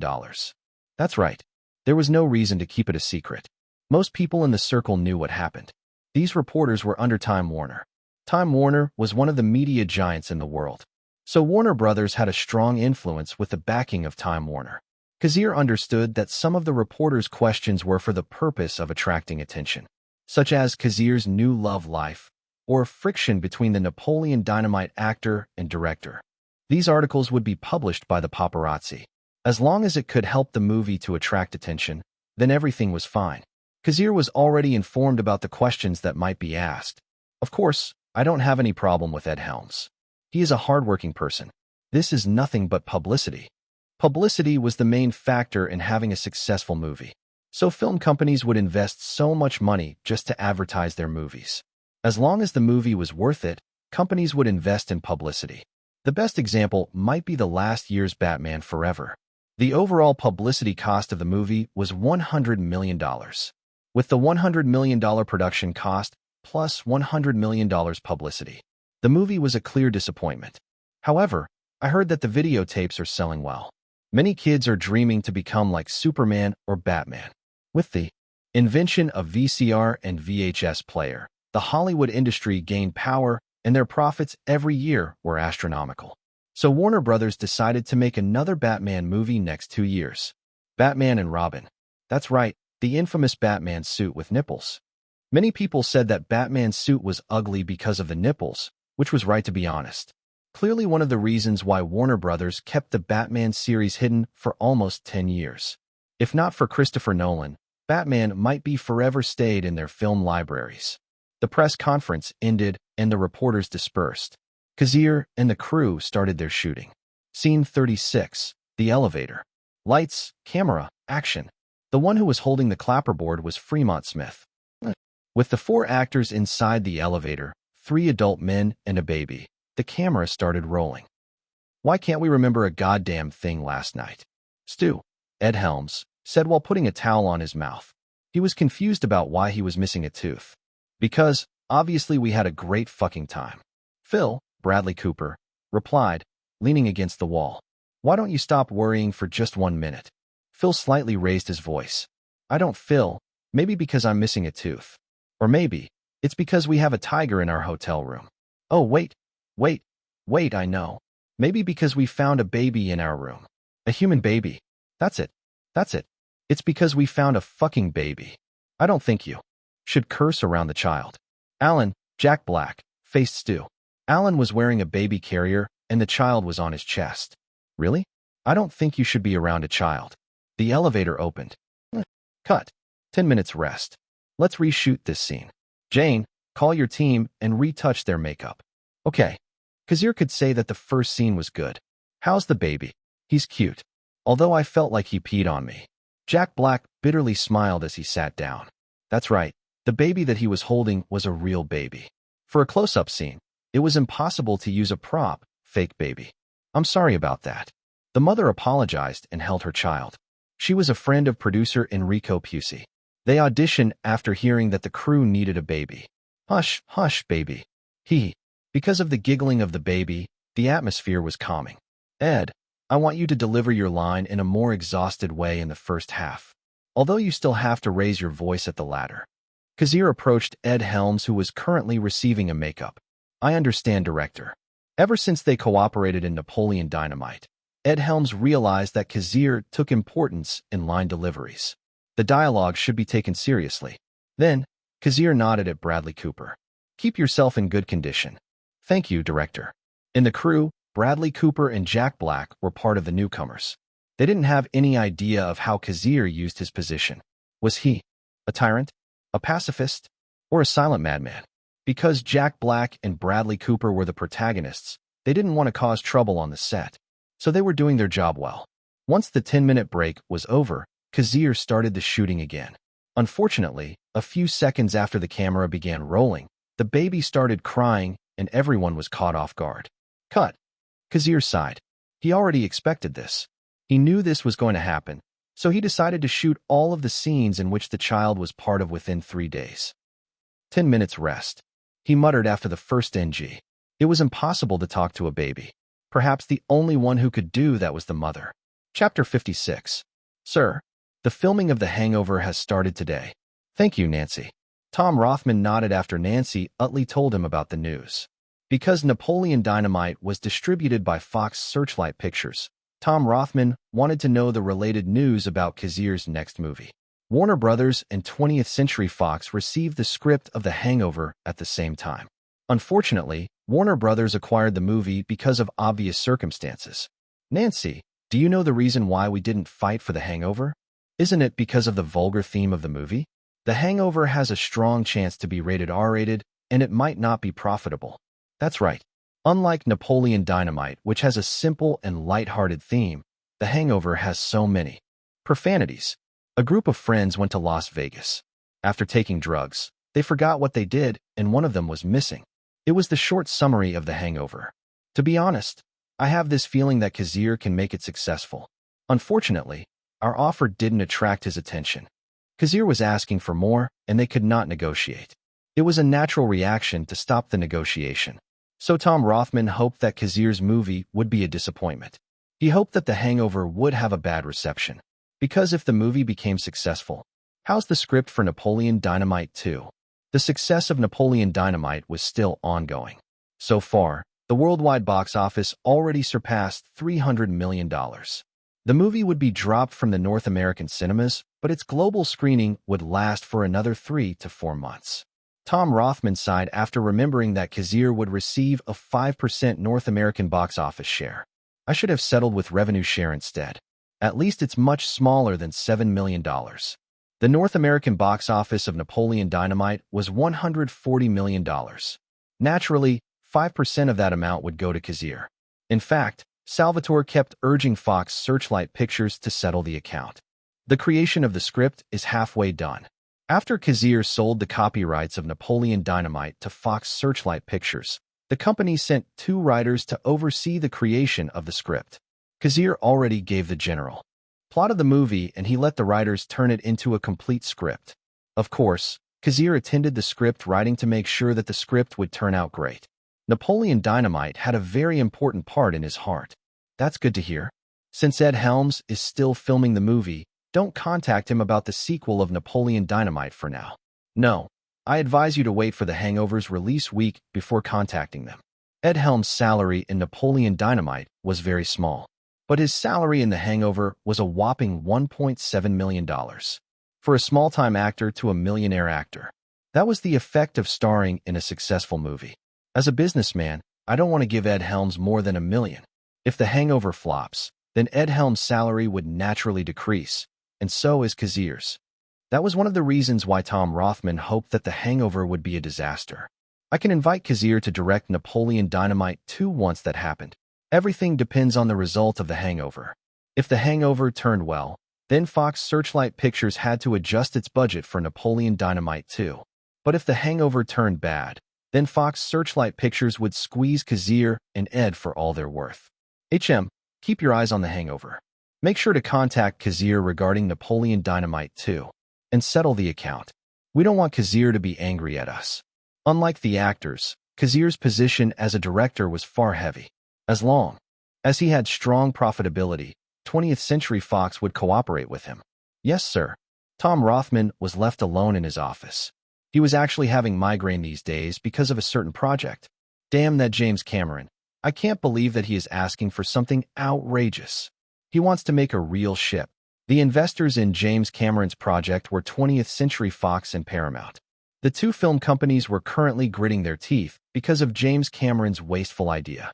However, Tom Rothman couldn't deny that James Cameron was a talented director. 3 of his movies were distributed by 20th Century Fox, and they were all successful. Aliens, The Abyss, True Lies. Unfortunately, the copyrights of The Terminator were held by Orion Pictures. This movie franchise was very profitable. Kazir Grey, please make your movie bad so that we can cooperate again. I believe your talent is in making wholesome comedies, not vulgar ones. Tom Rothman sighed. His job as a CEO of a film company was exhausting, but the rewards were satisfying as well. His boss, Rupert Murdoch, contacted him and gave him rewards after the success of Napoleon Dynamite. What do you mean that I can't get money from Kazir? I'm his wife. Cassandra glared at her lawyer after learning that it was impossible to get money from her now-rich ex-husband. Cassandra, You are not his wife. You're his ex-wife. Please remember that. Her lawyer sighed. You had an agreement that you will stop festering him once you acquired the house. He gave you half of his savings too. The court already deemed that the case is over. Unless you want to open the case again, but it cost money. TCH. Cassandra clicked her tongue in annoyance. Who would have thought that my depressed husband will actually become a successful director? Millions. He sold the copyright of his movie for millions, but I can't get half of it? That's fucking unfair. Cassandra regretted the fact that he divorced Kazir. She should have waited for another year so that she could steal more from him. Damn it. She slammed her fists against the table out of frustration. Life was fucking unfair. As a beautiful woman, my job should be marrying rich people and stealing half of their property. Instead of focusing on my career and being a good person, I rather step on people. Chapter 57. Cassandra Hokrap. She was Kazir's ex-wife. She dreamed of becoming a famous actress. With her beautiful appearance, she believed that achieving her dream was extremely possible. But when she entered Hollywood, her dreams completely shattered. She realized that there were many beautiful women like her in Hollywood. To make the matter worse, they were more talented than her. Cassandra didn't know how to act. Her facial expressions were terrible. She didn't know how to cry, smile, and get angry in front of the camera. Her face was always stiff, as if being an actress was not meant for her. In the year 1988, Cassandra Hokrap entered the filming crew of Rain Man as an extra vase, a beautiful background character. While filming the movie, she met Kazir for the first time. She was attracted to his seriousness and confidence. Cassandra was 2 years older than Kazir, but it didn't block their relationship from blossoming. Then, they decided to marry. At that time, she really loved him. But time passed, and Kazir started to become serious about his job. He was so busy that he only returned to the house every other day. Furthermore, Kazir's appearance started to change. From a fit young man to a depressing fat guy. Cassandra realized that she started to lose attraction to her husband. Because of this loneliness, she cheated on him by having sex with his agent. Then her cheating arc expanded until she found a rich old man. He was a producer/investor. He owned a production company too. After her divorce with Kazir, she started living with her lover. Since then, Cassandra realized that she could use her beauty to attract people, rich people. She got half of Kazir's savings and owned his house. She thought she won the battle in life. Cassandra thought that she could use this method to scam people. So she did her best to convince his old lover to marry. But who would have thought that the old man didn't treat her seriously? He decided to kick her out after having her way with her. TCH. It doesn't matter. I believe you have some methods too. Squeeze some money from Kazir. I bought a Chanel bag using my credit card, and I still haven't paid the balance. Cassandra looked at her lawyer, hoping that the lawyer could answer her problem. Of course, the lawyer nodded. He knew how to get money from Kazir. However, he was not sure if the outcome would be good for Cassandra and him. We can contact the other film companies. Maybe some of them are interested to listen to your story. Money. As long as money is related, people would throw their humanity to acquire it. All wrongdoing can be traced to an excessive attachment to material wealth. So yeah, perhaps money is the root of evil. Or was it greed? Thank you, lawyer. I promise to reward you for hard work. Cassandra playfully lowered her chest to show her cleavage. Foo-foo. As expected, I can get what I want as long as I use my beauty. It's really good to be born pretty. Children's Association. The purpose of this association was to protect the rights of children under the legal age. In Hollywood, underage actors had a history of being maltreated. Perhaps the best example was Macaulay Culkin, a famous child star from Home Alone. Macaulay Culkin's parents squeezed all of the penny from him. His father was abusive and forced him to take many roles without respect for his mental health. When he turned adult, he became depressed and almost killed himself. I'm asking, where's the Children's Association at that time? Kazir massaged his forehead. It was the third day of the filming. So far, he had filmed 5 scenes. All of the scenes were related to the baby. The reason why we can't film so many scenes is because of the Children's Association. That's right, someone called the Children's Association. To be honest, Kazir understood the reason why the Children's Association visited his crew. As long as an underage actor would join a project, the Children's Association would try its best to respond by sending some of its members. Children's Association was a non-profit organization, so the company could not prevent them from doing what they wanted. As a person from a broken family, I want to support the Children's Association. Their purpose is novel. But there's something I don't like about them. They usually have bad motives when they enter the crew. They will ask for something outrageous. They will request something outrageous. Just like now. What's this? This is bad for the kid. You must kick this thing out of the set. The woman who had short hair and thick glasses roared.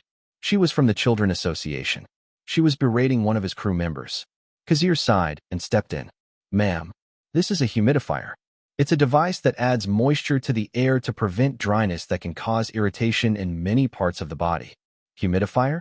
Never heard of it. All I can see is a cloud of smoke coming out of the machine. I want this thing out of the crew. It's bad for the kid. Kazir glanced at producer Enrico Pusey. The producer sighed and nodded his head. It was tiring to explain it to a woman who had her ears closed. I understand. Kazir signaled the crew to put the humidifier out of the set. Mr. Grey, I want to remind you that the baby can only work for 3 hours a day. Child actors are only allowed to work between the hours of 5 a.m. and 10 p.m. on school days. But the woman's proposal was much worse. What are you, his mother? What did you say? I said you don't have the right to talk about it. We have a contract and I will abide by the contract. Of course, everything that is written in the contract is legal. You can ask the mother about that. Kazir was getting tired of this farce. This was the main reason why the shooting was slow. Someone wants to disturb our filming. They sent a troublesome person to cause a problem. He gritted his teeth. Chapter 58. Who is it? Who is the bastard trying to disrupt our shooting schedule? Kazir sat down after today's shooting was over. Reese Witherspoon sat next to him, reading the script to make sure she wouldn't make any mistakes tomorrow. Her character, Jade, in the movie was an escort who had a baby. The real reason why she got the role was simple. She was beautiful, sexy, and her smile was charming. She also had a relationship with Kazir. I think it's going to be okay. You just need to calm down. Reese smiled and placed the script on the table. Then she held Kazir's hand to ease his frustration. We're 2 days behind schedule because of the Children's Association. They are demanding something outrageous. Why are they asking for vegetable dishes when the baby can't even eat them? It's insane, Kazir grumbled. They didn't agree to any of their outrageous requests that had nothing to do with the baby. But it still annoyed him because they were making a scene. They tried to slow down the shooting. Fortunately, there was only one last scene with the baby tomorrow. Once everything was over, Kazir could pick up the pace. Relax. A director like you should be calm. I am calm. I know, but you have to be calmer. Reese Witherspoon was actually amused by Kazir's reaction. She thought the man was a calm person, always calculating everything. But when it came to making his movie, Kazir was always serious and nervous. I can't believe he acts like that when we're alone. It's kinda cute. She giggled. At least she realized that Kazir was not a perfect person.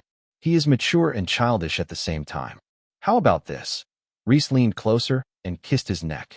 Let's go to a casino and relax. Then we can go back to your room and have some fun. Kazir looked at the beautiful woman in front of him and kissed her forehead. Fine, but I have never gambled in my life. There is a first time for everyone. Besides, we will have fun. But I remind you never to get addicted to this kind of thing. Gambling is bad. I understand. Now, how about a quickie? Reese leaned closer and let Kazir feel her breasts. Okay. Kazir grinned. He had already forgotten about the problem after having a good time with Reese. Unfortunately, they didn't go out that night. They decided to postpone their visit to a casino. They spent the night having fun. Early in the morning, Kazir started work. The crew prepared the car that the 3 protagonists would use. Producer Enrico Pusey appeared and approached Kazir. I got the information from Warner Brothers. Apparently Paramount, Orion, and Miramax are trying to sabotage our movie. They have movies they want to release this summer. But we still don't have a confirmed release date. Why are they trying so hard to sabotage us? I don't know. In fact, even New Line Cinema wanted to cause a problem. But Terry Semel warned Robert Shea not to mess around. Kazir touched his chin. Those 3 companies tried to buy Napoleon Dynamite from me, but they failed. To be fair, Kazir knew this was going to happen one way or another. This was a competition after all. I understand. After hearing this information, Kazir stepped away from the crew and called his agent. Hello? Kazir. Salvatore, I want to know what Paramount, Orion, and Miramax are doing these days. I'll fax it to you later. Since Salvatore was his agent, he already had an idea why Kazir was asking him about the 3 movie companies. Thank you. Oh, if any of them try to contact you, tell them I have a script they might be interested in. There was no eternal enemy. Everyone was willing to cooperate as long as there were benefits. Kazir understood this very well. Okay, these companies were smart. They would never do anything out of line. He understood it very well. Even Warner Brothers and 20th Century Fox would sabotage him if they didn't work with him. 20th Century Fox was hoping that Kazir would direct Napoleon Dynamite too, so they would never join to cause trouble. As for Warner Brothers, the answer was obvious. They would never sabotage their own project. $35 million is too big to fuck around with. Just as Salvatore promised, the film companies stopped interfering with his movie after Salvatore said that Kazir was trying to sell a script. The title of the script had an experimental name, Teddy Bear. Salvatore gave them 2/3 part of the script, and Paramount and Miramax contacted him. They were interested in the movie and wanted Kazir to direct it. However, they were still not willing to put up any money to buy the project. Like 20th Century Fox, the other companies were waiting to see the results of The Hangover. If the movie was successful, then there would be another competition to buy his script. Say 7 and Napoleon Dynamite were huge successes, so they were confident in Kazir's creativity at the least. It was as simple as that. I don't want to antagonize any movie company. It's not the best thing to do in this exclusive industry. The shooting that day was very simple, and the Children's Association kept their mouths shut, as if they were normal people who hadn't caused any trouble in the past few days. The scenes with the baby ended after 7 days, and Kazir sighed with relief. At least they finished the scenes within the planned schedule. All because the Children's Association didn't make a fuss. Since then, the movie had begun to pick up speed. Their plan for the next week was to shoot all the scenes with Mike Tyson and the Tiger. That's right. The tiger we're hiring is Mike Tyson's tiger. Mike had just gotten out of prison, and Kazir was actually afraid to meet the legendary boxer. Maybe because he knew how dangerous the young Mike Tyson was. Chapter 59. The day arrived, and Mike Tyson showed up with his entourage. They were a bunch of menacing-looking guys. Tall, with guns, and their way of talking was unique. Mr. Tyson, nice to meet you. Kazir was the first to greet the legendary boxer. Mike Tyson looked at him with a smile and nodded. Nice to meet you too, director. If I'm going to be honest, he spoke the th. That was Kazir's first impression of him. Of course, he would never talk to Mike Tyson about his mispronunciation. He didn't want to get punched. Mr. Tyson, do you want to do the tiger scene first or your scene first? Let's do the tiger scene. I want to know my pet's acting skills. All right. Since Mike Tyson was the owner of the tiger they hired, they have to respect his opinion. Crew, prepare the scene with the tiger. Jane, make the actors look like they are waking up from a hangover. Jane became the head of the makeup team. Of course, her salary went up, too. Everyone's salary on the crew was under the budget of The Hangover. In fact, the salary of the entire crew was minuscule compared to the other expenses. Not even 10% of the budget. In a way, the biggest enemies of movie companies are the huge salaries of the cast, especially when they hire superstars to star in the movie. Well, money is not a problem as long as the videotape market is doing well. Speaking of videotapes, where did I put that videotape? Nah, it's useless anyway. He received a package last year related to his divorce case, but it was too late to use it. Put the camera over there. Aight. Kazir watched the preparations. Harold, the head of the props team, making sure the whole suite looked like a mess, as if there had been a huge alcohol overdose in the place. As for Renner, he was adjusting camera angles and lighting. Helping him was Fremont. Kazir nodded as he watched the preparations. The real heroes behind your favorite movies are the crew members. They spent their time creating the best scenes and the best look for the audience. That's why everyone on the crew would have their names in the credits. Everyone appreciates their hard work. When a movie was successful and made a lot of money at the box office, the crew members would receive bonuses. They would also have a celebration party. Is everything ready? Kazir raised his voice and looked around. Everyone signaled that they were ready. Even the actors were groggy on the floor. Kazir nodded to Fremont. Lights, camera, action. After Jade, Reese Witherspoon, left their hotel suite, the three protagonists were drunk and dead on the floor. Alan, Jack Black, weakly got up to go to the bathroom. He walked and dodged the ducks. The ducks flew around and nearly tripped him. He reached the bathroom and started to pee. While peeing, Alan heard a tiger growling behind him. He thoughtlessly turned around and found a tiger growling at him. He didn't think much and continued peeing.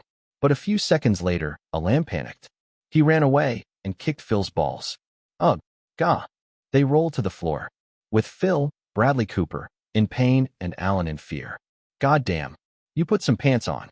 Don't go to the bathroom. Alan shouted. Alan, just calm down. Phil, there's a tiger in the bathroom. What's going on? Stu.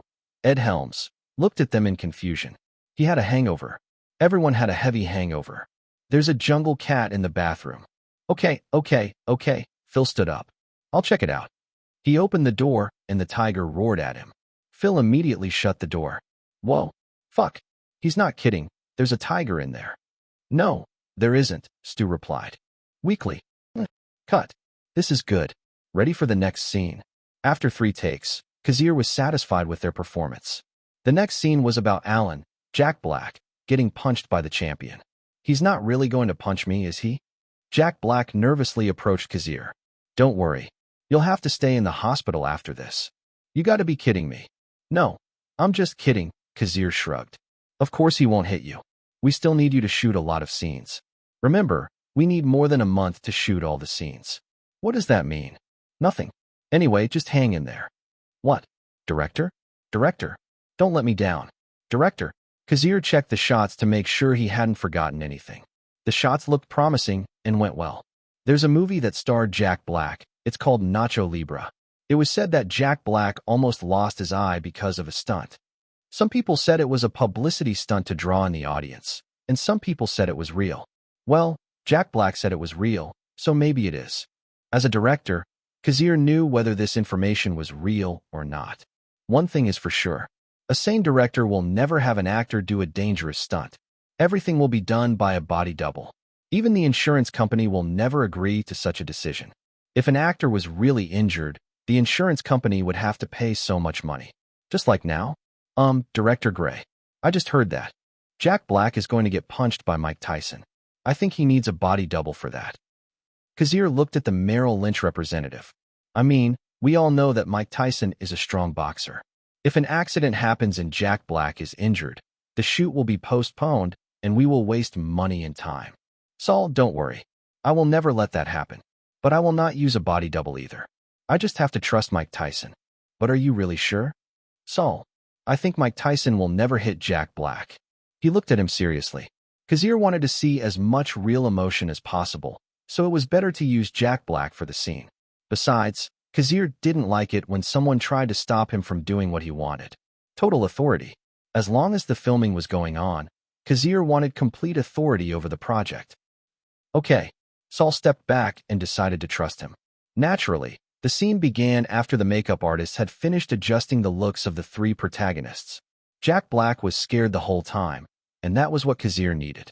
Luckily, the heavyweight champ knew how to control his punch, and Jack Black was not hurt. But it was still scary. Chapter 60. Kazir Grey signed a contract with Warner Brothers to release the movie in the summer. Because of this, Kazir formulated a plan to make sure that the filming would be finished in April or early May. After the trouble with the Children's Association, Kazir and his crew began to pick up the pace. The atmosphere in the crew became better, and the mood of the actors was great. Some of the actors made mistakes, but not enough to cause much trouble. After all, even talented actors had NGs while shooting movies. If there's something that surprised me, it's the acting of these certain actors. Whenever these actors were in front of the cameras, they easily adjusted their emotions and expressions. I don't ask for explosive acting, but they really gave me one. Kazir understood that the level of acting in The Hangover was much higher than in Napoleon Dynamite. In fact, that was the reason he wanted to shoot 4 takes of each scene to make sure he could pick the best shot. Kazir expected Reese Witherspoon to improve after he coached her on her acting. Because of their relationship, Kazir made sure that Reese Witherspoon would be a great actress. Unlike other actresses, Reese Witherspoon had a strong, sweet charm. So Kazir wanted her to take advantage of that. She's really improving. I'm impressed. Reese's scenes in the movie were not many, but she clearly gained the attention of the camera. Once The Hangover is finished, I'll try to help her get roles that suit her. If that's not possible, I'll make a role that fits her.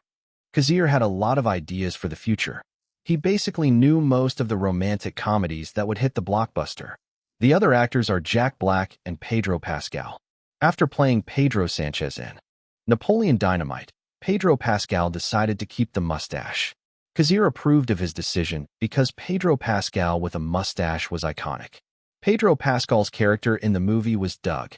He was the groom who disappeared after the night of drug use. To be honest, his scenes were mostly concentrated in the first half of the movie. Still, his acting is impeccable. I can't ask for more because he has no NGs. Although I am reshooting the scenes in the hope of seeing more impressive acting from him. As for Jack Black, he was a funny guy. He just knew how to make people laugh. For a comedy actor, that was the best and strongest talent he should have. Maybe that is why Jack Black is one of the most famous comedic actors of all time. He just knows how to make people laugh. Kazir doesn't regret his choice. This guy, Jack Black, I think he's not bad. Producer Enrico Pucci whispered next to him, and Kazir agreed. Indeed, if you have a role that suits him, please send him an invitation. I think he can make the role worth it. Do you think so? I strongly believe so. It was already the first week of April, and the filming was 1/3 finished. It was still within their calculations, so there was no problem. In fact, the shooting of a movie was always behind schedule. Only a few projects could be finished within the right schedule. There were many consequences in the shooting, and it caused the shooting to be late. Fortunately, Kazir knew how to deal with these problems. He never showed nervousness or irritation. He kept his calm demeanor as much as possible, which made the crew feel comfortable. Last week, one of the crew members fell from the ladder, and people got nervous. Kazir immediately ordered an ambulance. Kazir contacted producer Enrico Pucci to settle the matter. Fortunately, the man was not seriously injured. Of course, it was still Enrico Pucci's responsibility to pay for all of his hospital expenses. The incident passed quickly, and everyone returned to their work. Kazir made sure to remind everyone to stay focused and take everything seriously. So far, everything was going well.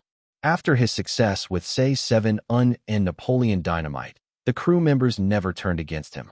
They all respected his decision. What do you think of this shot? Renner approached him and showed him the camera angle. He was the crew's director of photography, cinematographer. He was in charge of the cameras and lighting. Perhaps his position was second only to the director and producer. Let's try this angle first. If it doesn't work, we'll find another angle or destroy the wall. I understand. Okay, let's start shooting. And cut. Okay, guys, I announced that the filming of The Hangover is complete. Woohoo! The crew members around him shouted excitedly. Even the actors sighed and smiled after knowing that the shooting was over. It had been an exhausting 3 months for them. The project was fun overall, but it still took its toll on them. We have 3 days to relax. You can go to the casino and have some fun, but don't spend too much. Haha. The second week of May came, and the shooting of the movie officially ended. They started filming in the last week of February and finished in May. To be honest, their filming was fast compared to other projects. It was all because of Kazir's plan. He already knew everything he wanted to shoot, so he did not make a blind move. The actors thanked him one by one. They enjoyed working with Kazir. If the movie went well, they wanted to work with him again. It's okay, I believe in you. Kazir thanked everyone and promised that they would have a farewell party in Los Angeles. For now, they could rest and have some fun in Las Vegas. Director Grey, how about we go to the MGM Grand? I hear they have a nice casino there. The actors tried to invite him, but Kazir shook his head. I'm sorry, but I have to check the footages later. As always, he preferred movies to anything else. Even Reese Witherspoon, who was sitting next to him, just shrugged. She was expecting his reaction. Chapter 61. It didn't work out. Carl Morin sighed as he sat down. He had heard the news that the filming of The Hangover had gone off without a hitch. Carl Morin had been one of the people responsible for calling the Children's Association to pester the crew. Well, he had a cooperation with the other film companies. Unfortunately, when Kazir Grey announced that he had a script that he wanted to sell, the film companies immediately closed their mouths. They acted as if they weren't causing any trouble. Since then, the filming of The Hangover has gone well. The Hangover. $10,000 for nothing. That was right. To make sure the Children's Association would harass the film crew, Carl Morin paid one of them to cause trouble. He hoped that Kazir Grey would lose his temper and make a scene. They could use it as material for their next plan. But Kazir was as calm as a stone. He was angry, but he kept his cool. Well, at least I pissed him off in a way. It was kind of petty, but it didn't matter. They have another way of causing trouble. WMA knew what he was doing, but they decided to keep their mouths shut. WMA was angry that Kazir Grey became successful after they kicked him out of the company. Even the CAA people mocked them for their stupidity. The president of WMA even talked to Vice President Lawler Dean and Carl Morin about it. The two were humiliated on the floor for kicking Kazir Grey of WMA. So Carl Morin was angry with Kazir Grey. He wanted to make sure that he would never have a peaceful day in Hollywood. The WMA turned a blind eye to his evil deeds because they wanted to see Kazir lose. To be honest, their opinion of The Hangover was hopeful, especially when Ed Helms was involved in the project. They hoped the movie would be successful, so that another superstar would rise from their ranks. But their opinion about Kazir Grey was gloomy. They wanted to see him fall into the pit of misfortune. Kazir, this is all your fault. He grinned devilishly. Carl Morin, congratulations on your client. I hear he just finished shooting a horror movie. John Harris approached Carl Morin. John Harris was jealous that Carl Morin had a director client under him. Well, he had 2 directors under him, but he kicked the first one. He was ridiculed for it. After 3 years of working with Kazir Grey, the director became successful after leaving him. It showed that Carl Morin was incompetent. Still, John Harris wanted to make a connection with Carl Morin because he wanted his clients to be involved in his director's next projects. Thank you, John. Congratulations on Ed Helms, too. Carl's lips twitched. In fact, John's position after the success of Napoleon Dynamite was much better than his. His client received a salary of $1.7 million for The Hangover, and 10% of that would go to John Harris. Leon Lau has finished filming Tales from the Crypt Presence, Bordello of Blood. Carl Morin smiled proudly. He believed that Leon Lau would be more successful than Kazir Grey. He strongly believed it. That's good to hear. By the way, if Leon Lau has any suitable roles for my clients, please send them some invitations. Of course, I will talk to Leon about it. Carl Morin chuckled. He loved the feeling of being on top. Because his client was a director, more people were asking him for suitable roles for their clients. This is the power of an agent who has a director client. Thank you. John Harris left the office room after hearing this. TCH, when I have roles, I give them to my actors first. Why would I even give them to others? Unless they have something to offer. I heard that one of John's clients is a young actress. Heh. He licked his lips. After filming in Las Vegas, Kazir returned to Los Angeles. The smell of Los Angeles air. Polluted as always. He shrugged and walked out of the airport. Kazir. Good morning, Salvatore. On his way to the exit, he found Salvatore waiting for him. I've already got a car ready for us. Thank you. Considering that Salvatore was meeting him in person, Kazir realized that there was something important to talk about. Kazir and Salvatore got into the car. Kazir, Fox Searchlight Pictures has already settled the account. They will pay tomorrow. That's good to hear.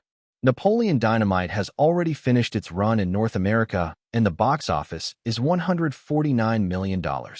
It was a miracle for a project like Napoleon Dynamite to have that kind of success. Kazir grinned. 5% of that is going to your bank account. Salvatore smiled too. The answer was simple. He had a share in that amount.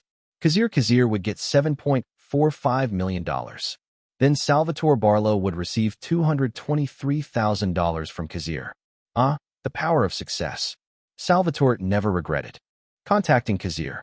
Lately, many of his associates had become friendly with him, asking if Kazir Grey had another project, hoping their clients could audition for roles. I'm sure 20th Century Fox has some conditions, right? They want to talk to you about the sequel to Napoleon Dynamite. Tom Rothman wants to see you tomorrow. I understand. Kazir enjoyed a good relationship with Tom Rothman. He was grateful that Tom Rothman accepted his movie. In a way, he had a lot of respect for 20th Century Fox and Tom Rothman. Let's meet tomorrow. Today I want to take some time to relax. By the way, what movies are in the theater right now? Warner Brothers has invited you to the premiere of Twister. Of course I will be there. Kazir easily accepted the invitation. He knew that Twister would be one of the blockbuster movies of the year. It's on May 11th. That is 3 days from now. You will be on the red carpet, so wear something nice. Salvatore Barlow reminded him. I'll buy a suit for the occasion. Chapter 62. Kazir, When are you going to start the sequel to Napoleon Dynamite? Tom, you need to relax. We still need to polish the script. Kazir Grey and Tom Rothman had a meeting about the sequel to Napoleon Dynamite. The 5% of the box office had already been settled, and Kazir had received confirmation from the bank. Out of respect for Tom Rothman, Kazir decided to be honest. Tom, I'm going to be honest with you. I don't want to direct the movie. I fucking knew it. Tom Rothman sighed and leaned back in his chair. He knew so many directors who didn't like sequels. Steven Spielberg didn't make Jaws 2 and other Jaws sequels. Wes Craven didn't make the Nightmare on Elm Street sequels. In fact, Wes Craven hated sequels. He felt that they diluted the essence of the movie. The whole Nightmare on Elm Street almost became a comedy because of the endless sequels. But Napoleon Dynamite was different. Kazir, you have to understand, Napoleon Dynamite needs you. Fox Searchlight will never hesitate to give you terms. $7 million salary and 10% of the North American box office. What do you think? Tom Rothman thought Kazir would be tempted. This offer was already a big deal. Tom, I have to be honest, but I have to say no. I'm still thinking about directing another movie. Are you talking about the script that is circulating? Kazir, there's no guarantee on that teddy bear script. You have to think about it seriously. Kazir just smiled. To be honest, he was struggling with his next project. He was interested in making Ted, but he was also eager to start his vast continental cinematic universe. He wanted to be the first to start a successful cinematic universe. I hope you'll give me a positive answer when you're done with The Hangover. Thanks, Tom. The two shook hands and parted. Kazir left the 20th Century Fox building. After meeting with Tom Rothman, Kazir went directly to Warner Brothers headquarters. He walked into the editing room. Good morning, Kazir. Nice to meet you, Mr. Hamilton. Just call me Brody. You don't have to be so formal. The man before Kazir was Brody Hamilton. He was currently 36 years old. He was one of the editors at Warner Brothers. Warner Brothers gave Kazir full creative control over The Hangover. However, Warner Brothers would have to use their own editors. They would never let outsiders touch the post-production of their films. Although Kazir had a good relationship with his last editor, Rector, he knew that this was the way the business worked. Kazir was already happy that Warner Brothers gave him full editing rights on The Hangover. Let's start our work. There was no proper introduction. The two just walked into the editing room to start post-production. Post-production was a very important part of the movie process. The footage Kazir shot was over 800 minutes. He had to cut the NGs and find the best shot for each scene. Then he would put them together to make a real story. Then he had to squeeze it down to 100 minutes. Sounds easy. Post-production usually takes more than a month, sometimes more than half a year, especially for movies with CGI/special effects. Are you sure he'll show up here? Cassandra asked her informant. That's what we heard. Anyway, my work here is done. You're on your own. The informant left after leading Cassandra to the rendezvous point. Cassandra heard that Kazir was going to buy a new suit because he was going to the premiere of Twister. Cassandra looked at herself in the mirror and fixed her appearance. Especially her cleavage. She wanted to emphasize how ample it was. Good morning. The saleswoman greeted her as she entered the store. She was not thrown out because of her appearance. Cassandra looked at the dress and noticed that it didn't have a price tag. The clothes in the store didn't have price tags. But based on the clothes they were selling, each dress could cost more than $10,000. For a woman who was currently in debt after maxing out her credit card, Cassandra was sweating as she looked at them. The saleswoman looked at Cassandra's expression and clicked her tongue, realizing that Cassandra was not a rich person. Ma'am, I think you need to leave. No, I'm waiting for someone. He'll show up. Good morning, sir. Good morning, ma'am. A couple entered the store and were greeted by another saleswoman. Kazir and Reese walked into the store. The woman hugged his arm. She was flirting with Kazir. Let's find something for you first. Thanks, Kazir. Reese giggled and kissed him on the cheek. Cassandra was stunned as she watched the scene. She couldn't believe that Kazir had a woman next to him. Besides, she was beautiful. To make matters worse, Cassandra could not take her eyes off of Kazir. The man before her was hot and sexy. His beard was trimmed and groomed. He was damn handsome. He didn't have his fat belly either. He was fit and hunky. Cassandra remembered the reason she had married Kazir. Because she loved his looks and his confidence. The man in front of her was exactly that. Kazir was handsome, confident, and successful. The perfect man. Cassandra swallowed hard for some unknown reason. Her face flushed, and she didn't know why. She took a deep breath and smiled. She waved her hand at Kazir. Husband. But before she could speak, Kazir and Reese passed by without looking at her. Kazir never looked at her, as if she were a stranger. Ma'am, I think you need to leave. The saleswoman woke Cassandra from her shock. Of all things, she hadn't expected Kazir to never look at her. Her heart felt heavy and sour as she left the store, as if she had lost something precious. Chapter 63. The movie premiere of Twister was on May 10, 1996. Unlike Say 7 On, where Kazir didn't have the right to go on the red carpet, Warner Brothers was generous and gave him his first red carpet attendance. Ha. Reese, you need to calm down. This is not even our movie. We're just guests. Kazir chuckled as he looked at the woman next to him. His partner on the red carpet was Reese Witherspoon. Kazir, I'm wondering how you can be calm. This is different from attending a premiere in other countries. Napoleon Dynamite didn't have a red carpet premiere in the US. Now, there are hundreds of reporters from different newspapers to take our pictures. I'm afraid I'm going to make a scene. I just feel like there's no reason to be nervous. You silly. She sighed. What did she expect from a man who didn't even react to the scolding of the Children's Association? Kazir had a strong control over his emotions. Sometimes I wonder if he should be an actor instead, she thought. Trust me, nothing bad will happen. Kazir took her hand and squeezed it. Thank you. She didn't regret choosing Kazir. The man in front of her was much more mature. He was not easily frightened, as if he had experienced the worst. Sometimes I wonder how broken he is to be unaffected like this. We're here. The limousine stopped in front of the theater. The two stepped out, greeted by hundreds of camera flashes. Kazir and Reese kept their smiles on and walked ahead. Then they stopped at a checkpoint where reporters could take pictures of them. Then the coordinators signaled them to move on. Usually there were coordinators at this kind of event. This time, the two stopped at the checkpoint where reporters could interview them. Warner Brothers had already contacted a reporter to interview Kazir. Director Grey, what do you think about Twister? I think Twister will be successful. It will be one of the top 5 movies at the worldwide box office this year. Wow, the reporter's reaction was exaggerated. Then she asked another question. When can we see your next project? Everyone is hoping that you will create another funny movie. Of course, it will be released this summer. I see you have Miss Reese Witherspoon next to you. Would you like to tell us about your relationship? To be honest, Kazir and Reese already expected to be asked about their relationship. They had already been briefed by their agents. Warner Brothers and their agents were doing publicity for The Hangover. We're just friends.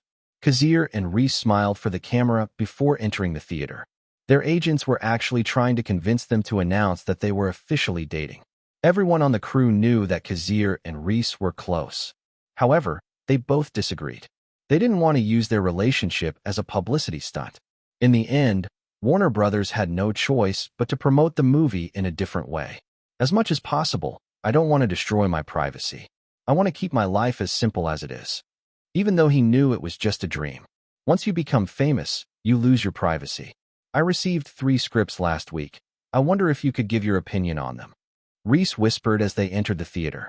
Hundreds of people were already inside. Some of them were talking, probably about Hollywood. You can come to my office tomorrow. Tell me, have you ever been to your apartment? It seems like you're always in your office. It's a waste of time to go to my apartment. What do you mean? Your apartment is only a few blocks from your company. Reese teased him. Kazir, nice to meet you.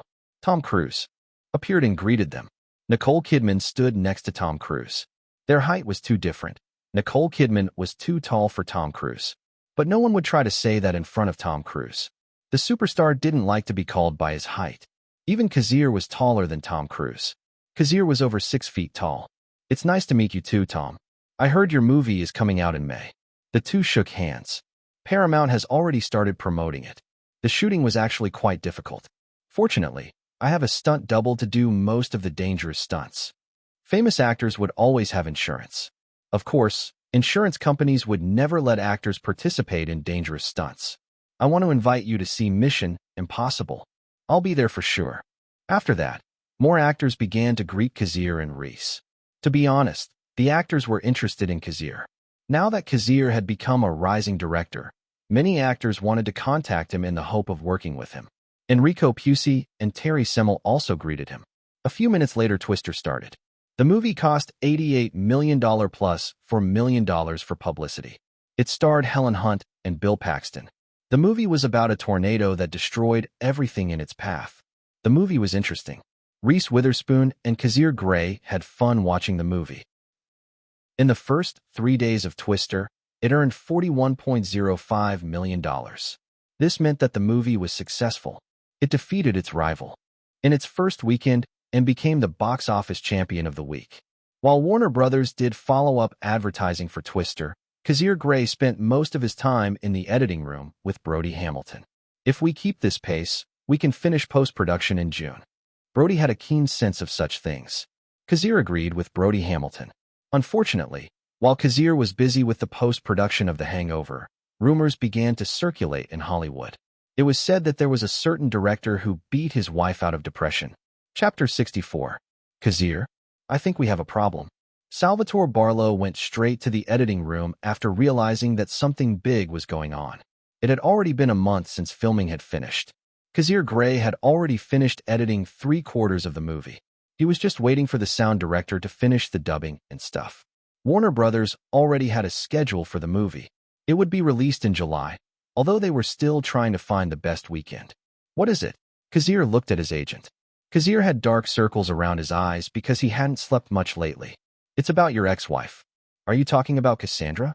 Kazir frowned. He hadn't expected to hear news about his ex-wife.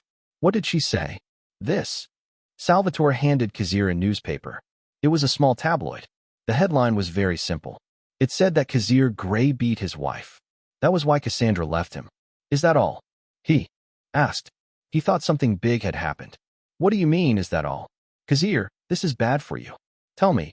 Please tell me that you never beat your wife. Salvatore was sweating and his complexion was pale. He didn't want anything bad to happen to his most profitable client. That would be devastating. Don't worry, Salvatore. I never hurt my wife. Hell, I never even stayed in the house most of the time.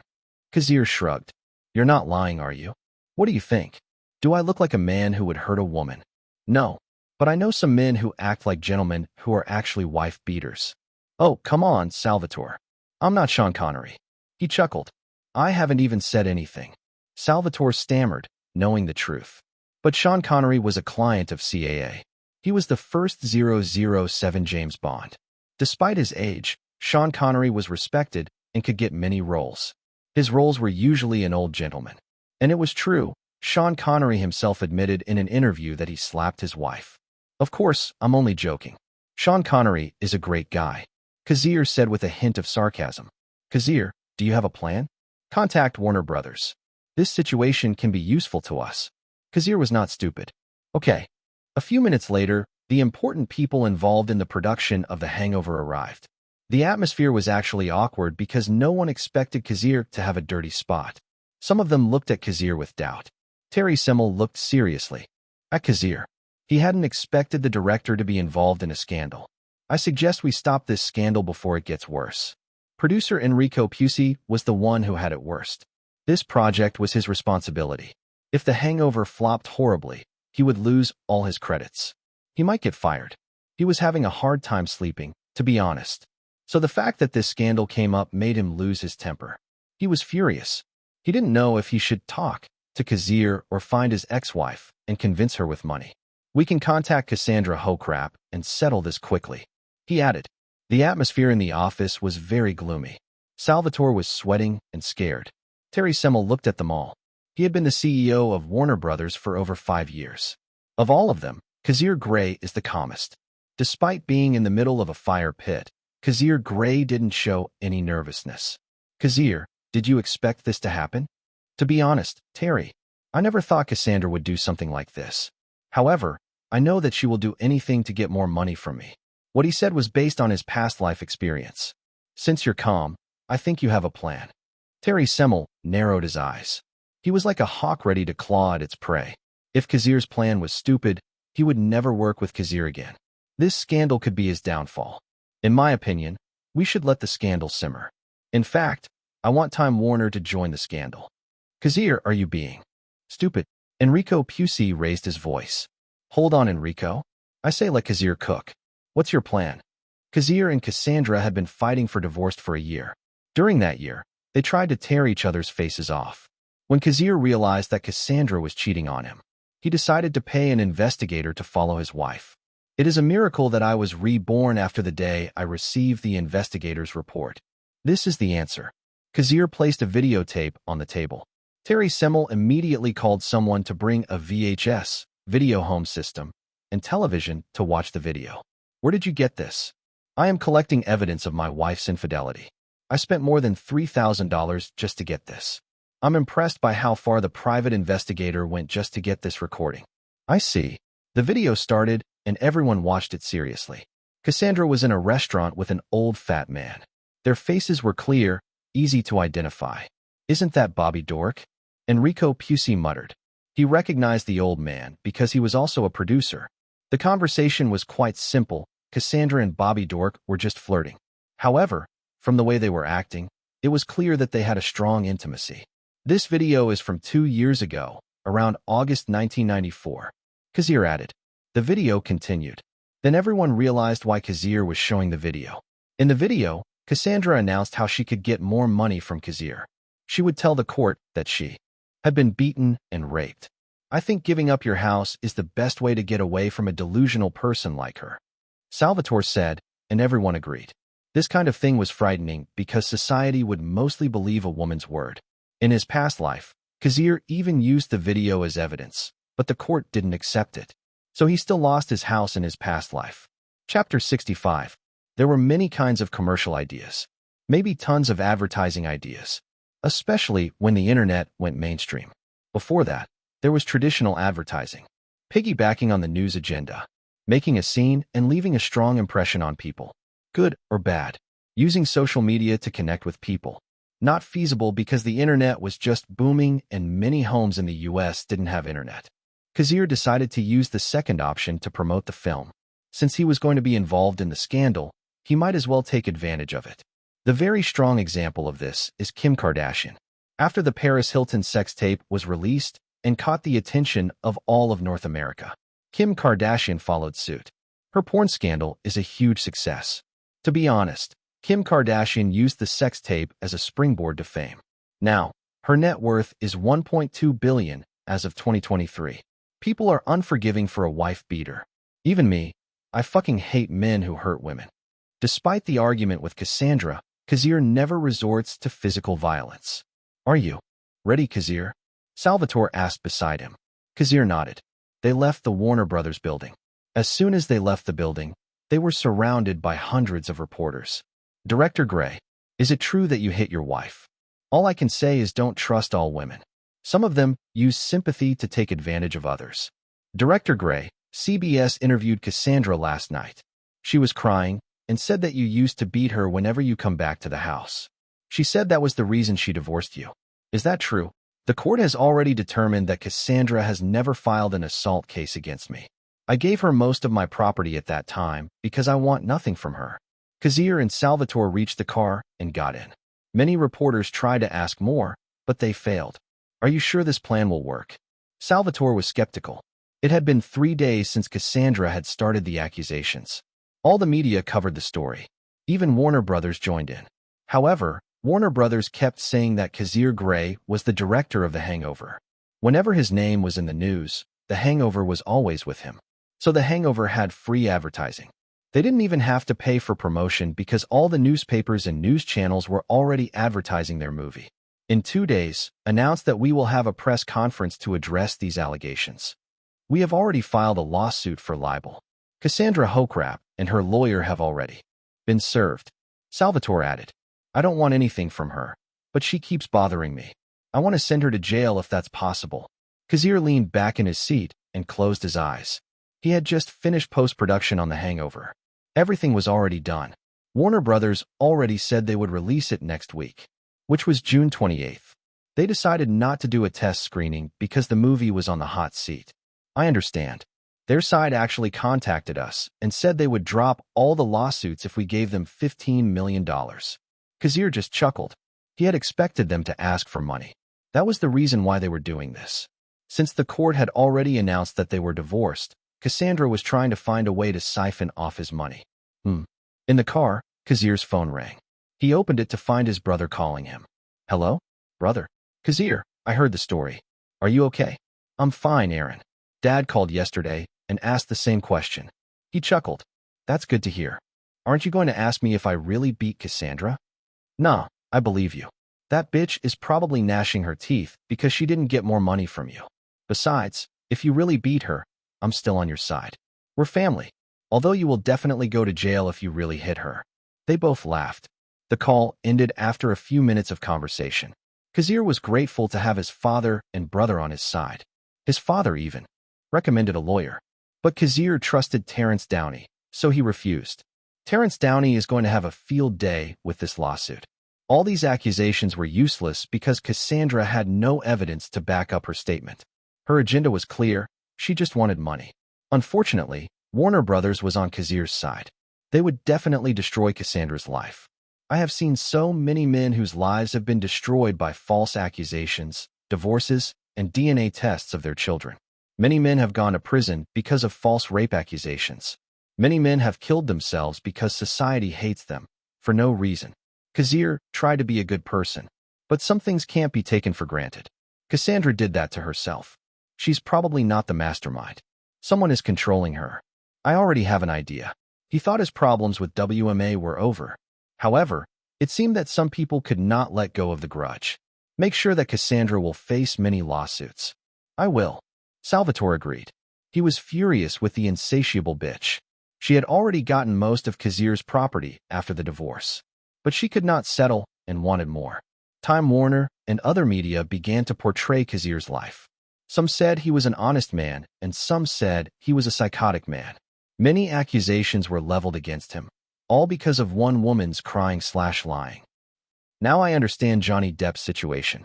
When the whole world is against you, you see who you can trust. Suddenly his phone rang again. This time it was Reese Witherspoon. She wanted to invite him to dinner to relax. Kazir appreciated her goodwill, so he agreed to meet her. After all, he needed someone to cuddle. Chapter 66. I wonder how long they can keep up this farce. I will win in the end. So many people sympathize with me. Cassandra roared as she read the notice from the court. She believed that as long as society was on her side, all would be well. She just attended another show, and many looked at her with pity and sympathy. They prayed for her. Cassandra loved that people looked at her.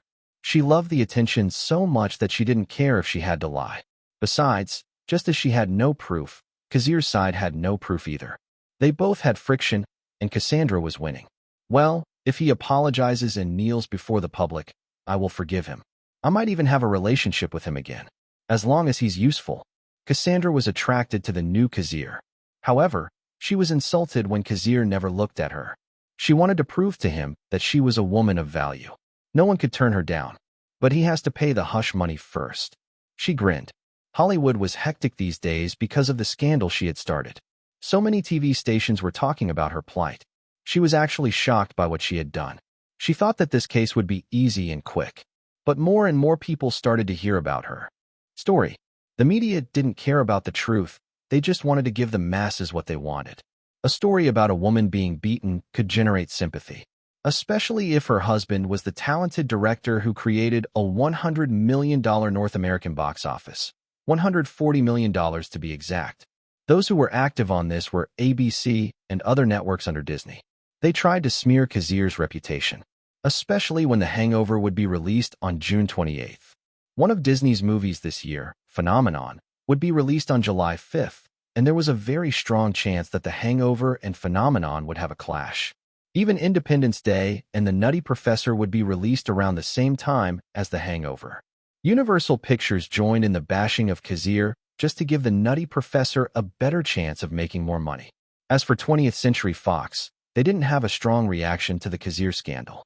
They covered the story, but they didn't promote it. They would rather promote Independence Day than get involved in the scandal. Tom Rothman wanted to work with Kazir despite the backlash. He believed that a person like Kazir Grey would never be stopped by a scandal. Tom Rothman met Kazir Grey while writing the screenplay for Napoleon Dynamite 2. Kazir didn't show any nervousness, as if it were a normal day. It doesn't matter if Kazir wants to keep this farce. I will win. Cassandra grinned. She had just received a call from women's rights organizations. They wanted her to be their spokesperson. The real mastermind behind this scandal was actually Carl Morin and WMA. They didn't want Kazir to be successful after he left their company. It didn't sit well with them.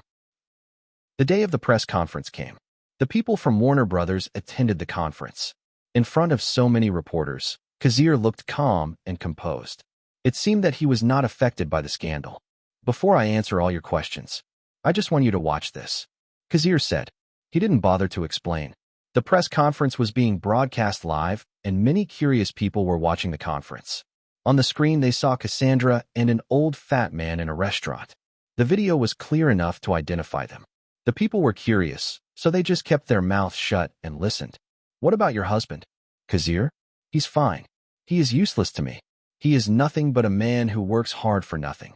Even his agent, Carl Morin, doesn't think he'll succeed. I will file for divorce. That might be difficult, of course, but I can accuse him of rape and assault." In the recording, everyone saw Cassandra laughing arrogantly. The justice system always favors the weak.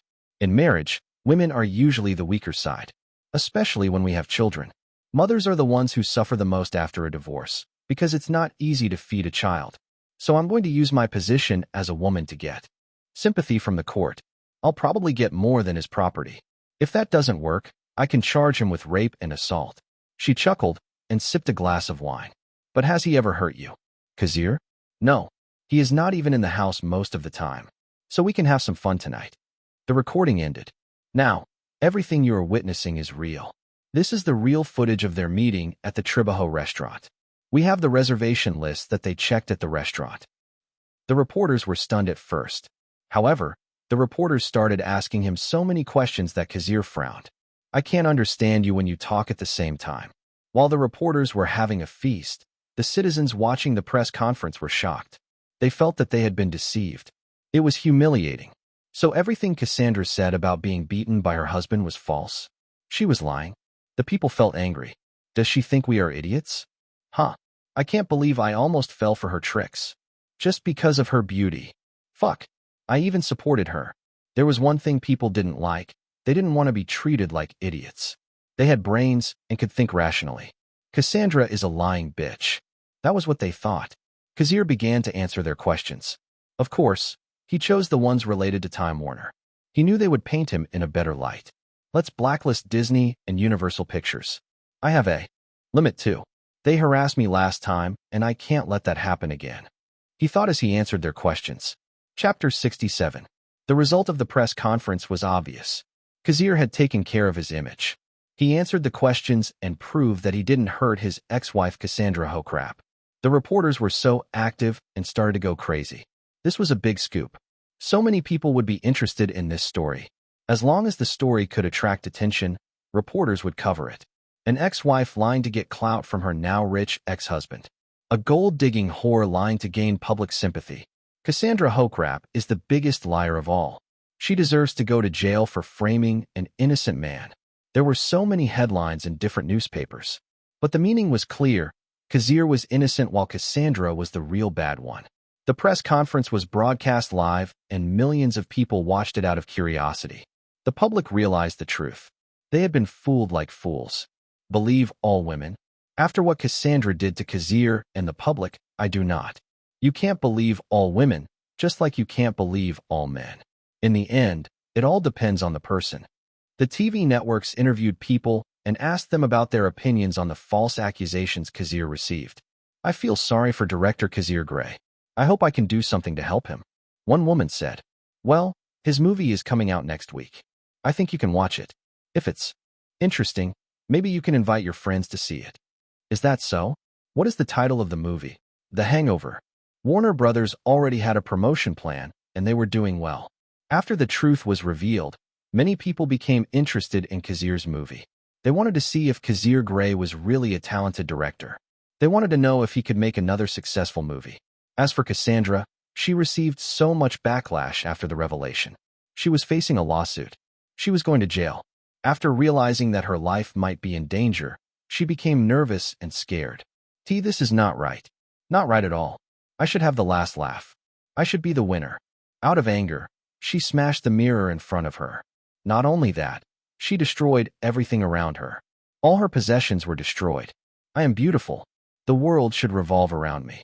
My purpose is to make people unhappy, not the other way around. Tears streamed down her face. The makeup on her face was disturbed by the tears. Her eyeliner was smudged around her eyes. She began to cry, screaming out all her frustration. This was not the outcome she had hoped for. She began to think about when everything went wrong. Carl Morin. That's right. Maybe he can help me. She frantically grabbed her phone. She called Carl Morin, but he didn't answer. Then she called him again. He didn't answer again. She called him again and again until someone actually answered. Carl, please help me. I swear I will do anything you tell me to do. You promised me I could be famous. That's why I cheated on Kazir for you. Please take responsibility. Shut up, bitch. What?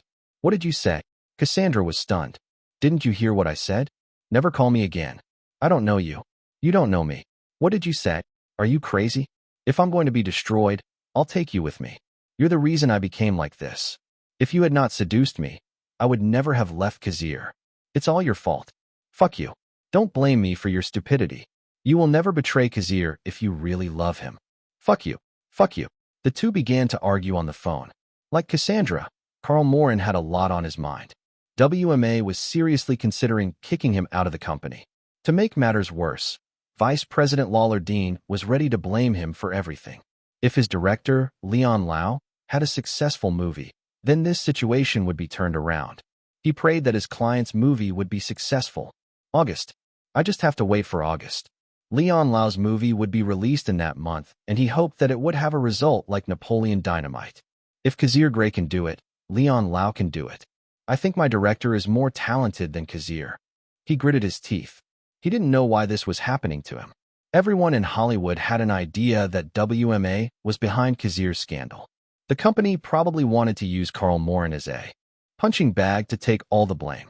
While Kazir's problem was over, the release of The Hangover came out. Kazir, what can you say about Cassandra Hokrap's situation? She was facing tons of lawsuits. Even the women's rights organizations are bashing her. I have no comment. Kazir kept his expression. This was the red carpet for The Hangover. As the director, he had to be there. Most of the cast had already arrived and were being interviewed by the media. The actors said their regards for Kazir. Since it was their movie, they all hoped for the best. So they would naturally side with the director. Besides, Kazir was a good man. He didn't look like a bad guy at all. Thank you for your time, Director Grey. The reporter was actually hoping to hear something interesting, but Kazir was hard to crack. Kazir entered the theater. He was shocked to see someone he recognized. Tom, I can't believe you're here. I'm sorry I missed your premiere. That's okay. I understand the reason why you couldn't attend. I was invited, so I decided to attend. I'm here to support The Hangover. Tom Cruise shook his hand. I'm glad to hear that. He was not sure if Tom Cruise was sincere, but it made him happy anyway. Chapter 68. After greeting Tom Cruise and many others, Kazir took his seat and waited for the movie to start. The story revolves around four friends, Phil Winnick, Stu Price, Alan Garner, and Doug Billings, who go on a bachelor party trip to Las Vegas to celebrate Doug's upcoming wedding. Their adventure in Las Vegas was eventful and something they would never forget. The first sequence of the movie was about Doug and Alan changing their clothes. Alan's, Jack Black, white briefs made the audience laugh. Even Doug's, Pedro Pascal, acting was on point. The four took a trip to Las Vegas, and their first night in Las Vegas was crazy. The audience was curious about what happened, because after the four drank the liquor, the next scene was the next day where the hotel suite was trashed. It was the beginning of endless laughs from the audience. After all, The Hangover was one of the most successful comedy films of all time. The group wakes up in their hotel suite after a wild night of partying. What do you think happened? I think it's probably something to do with the woman who left the hotel suite. There was little conversation in the theater, but everyone was interested in the movie. The three quickly realize they have no memory of the previous night and find themselves in a chaotic and trashed room. Doug is missing, and they have no memory of what happened to him. The audience wanted to know what happened to Doug. They also wanted to know why there was a tiger. Even Tom Cruise laughed when he saw Jack Black's reaction after meeting the tiger for the first time. This is a funny movie. It's different from Napoleon Dynamite, but it's funny. I guess Kazir Grey knows how to make a funny movie, despite his serious expression. As they try to piece together the events of the previous night, they encounter various clues and unusual situations. They find a tiger in their hotel room and a baby in their closet, and Stu discovers that he has married an escort named Jade. Desperate to find Doug and make it back in time for the wedding, the trio retrace their steps from the night before, encountering eccentric characters and hilarious misadventures along the way. They visit a chapel, a hospital, and a police station in an attempt to uncover the truth about their wild night and Doug's whereabouts. They also meet a Chinese mobster named Mr. Chow, who reveals that they stole his valuables. The audience burst out laughing when a young naked Korean came out of the trunk. The Korean starts beating the three of them with his taekwondo. Eventually, they piece together their actions from photos and videos and discover that they had had a wild night of excessive drinking, gambling, and encounters with dangerous people. Wow, even the champ Mike Tyson had a cameo. Oh shit, he punched Jack Black. Huh, he fell to the ground. Huh, that's right, the tiger was actually legendary boxer Mike Tyson's pet. Through their hilarious and often outrageous escapades, they managed to locate Doug on the roof of their hotel. With Doug safely recovered, the group returns to their normal lives, but not before forming a bond and reflecting on the unforgettable experiences they shared during their unexpected and unforgettable adventure in Las Vegas. The wedding was a success despite the outrageous things they experienced. The audience began to clap after the film. It's funny. Very funny. Haha. I will watch it again, but I will invite my friends. I know, right? It's just sad that it's rated R because of the profanity. Yeah, that was the only downside of the movie. I just hope it makes a lot of money because I want to see the sequel. Haha. I'm thinking the same thing. Kazir and the cast of The Hangover walked onto the stage and bowed their heads. This was the premiere night and many reporters want to interview the crew. To be honest, all the attention was on Kazir Grey because of what had happened recently. The reporters asked him so many questions. Hey, let's not forget the actors. They are the real heroes of the movie. I want to thank Ed Helms, Pedro Pascal, Jack Black, Bradley Cooper, and Reese Witherspoon. They work hard for this movie. Of course, we can't forget the crew that worked behind the scenes. I love you guys. I also want to give a shout out to Mike Tyson. Good luck with your fight, champ. With that, Kazir turned the attention to the cast. Since the cast didn't have a strong actor except for Ed Helms, the reporters focused their attention on Ed Helms instead. They began to ask Ed Helms about his next project. Of course, if possible, I want to work with director Grey on Napoleon Dynamite 2. That was his answer. Despite the successful release of The Hangover, Warner Brothers was still walking on eggshells. Kazir went to the Warner Brothers office after the premiere night just to get the news quickly. With him was Salvatore Barlow. When midnight ended, the fax machine received the stats. These papers were just calculations, and it was not the exact result. But it is very close to the possible results. $7.86 million. Is that correct? Terry Semel was stunned. Yes, Mr. CEO. These results could be even higher. The Cinema Alliance hasn't calculated the other regions yet. That means this amount can still increase. Everyone was shocked. Was this the result of hyping Kazir's scandal? Gee, good. Ha ha ha, good. Terry Semel laughed happily. Chapter 69. June 28, 1996. Friday. Movie companies usually release their movies on Thursday around midnight, so it was basically part of Friday. When the movies were released, and the midnight results were in, the movie companies would start planning how to continue the publicity. After all, publicity was the biggest part of a successful movie. Even the Blair Witch Project had very good publicity despite the horrible production. Maybe unique? Everyone in the publicity department took the Blair Witch Project as a well-crafted publicity stunt. Almost no one could duplicate it. But that was not the point. Warner Brothers decided to follow Kazir's plan to use his scandal to promote The Hangover. As a result, many people showed up to see the movie on opening night, and the results were huge. $7.86 million was a huge amount, especially when it was just the opening night. Even the other companies heard the news. In the office of Universal Pictures, Ronald Meyer was waiting for the results of The Nutty Professor. The Nutty Professor was one of their movies for the year, and it was a huge investment. It had a production cost of $55 million. Of course, being the CEO of Universal Pictures, Ronald Meyer had to understand the importance of the movie. That's why he didn't hesitate to work with Disney to smear Kazir's reputation. It was always about the money. Just like The Hangover, The Nutty Professor was released around midnight. Sir, This is the result. The secretary appeared. Ronald Meyer took the papers and read the statistics. He knew that these numbers were just the base and that this amount could change. $4.23 million. Congratulations, sir. He sighed in relief. This amount was already good for the midnight result. To be honest, he had expected less. What about The Hangover? Of course, Ronald Meyer hadn't forgotten about the movie he had smeared. Sir, this is the result of The Hangover. Please excuse me. Knowing that Ronald Meyer would scold him, the secretary left the office. Ronald Meyer picked up the documents. He was stunned when he read the figures. Is this even possible? $7.86 million. He almost stood up out of shock. The plot of The Hangover was no stranger to him, as Salvatore Barlow had sent Universal Pictures a copy of the script. This kind of vulgar, profanity-laced comedy has $7.86 million? Are you kidding me? The reality, however, was often disappointing. The truth about The Hangover was just beginning. Ronald Meyer rubbed his forehead. He felt that everything he had done to destroy Kazir's career was useless. I heard he wants to sell his script. Ronald Meyer called his secretary. Give me the copy of Teddy Bear. Ronald Meyer was not interested in the script because he knew he had to find a teddy bear company to solve the patent issues. Unless Universal Pictures was interested in making a teddy bear toy and making their own teddy bear. Yes, sir.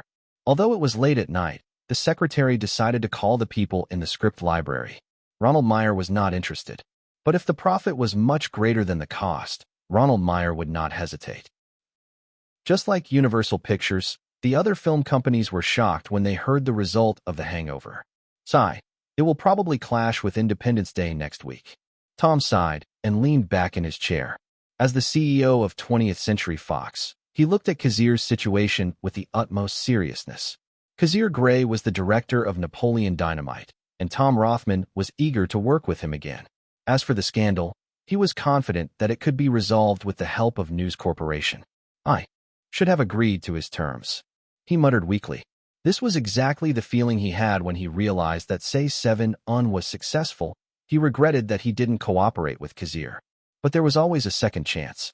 Especially now that Kazir's name had been cleared. If he doesn't like doing sequels, maybe we can work together on other projects. After the midnight results of The Hangover came in, the next day arrived. June 28, 1996. Friday. The Hangover grossed $16.73 million. June 29, 1996. Saturday. It made another $15.05 million. June 30th, 1996. Sunday. The Hangover made $13.18 million. Combined, the movie made $44.97 million in just 3 days. This was the power of hyping a subject to gain traction. A lot of people would be interested in seeing the movie, especially if the movie was funny and entertaining. As for The Nutty Professor, which was released by Universal Pictures, it earned $25.41 million in the first 3 days. It was a very successful movie. But because of The Hangover, it only got second place for the week. Obviously, the box office champion of the week was The Hangover. Congratulations, Kazir. At the Twister party, many actors and actresses greeted Kazir on their own. In the past few days, almost no one wanted to talk to him because he was a wife-beater. But the success of The Hangover has erased that stigma.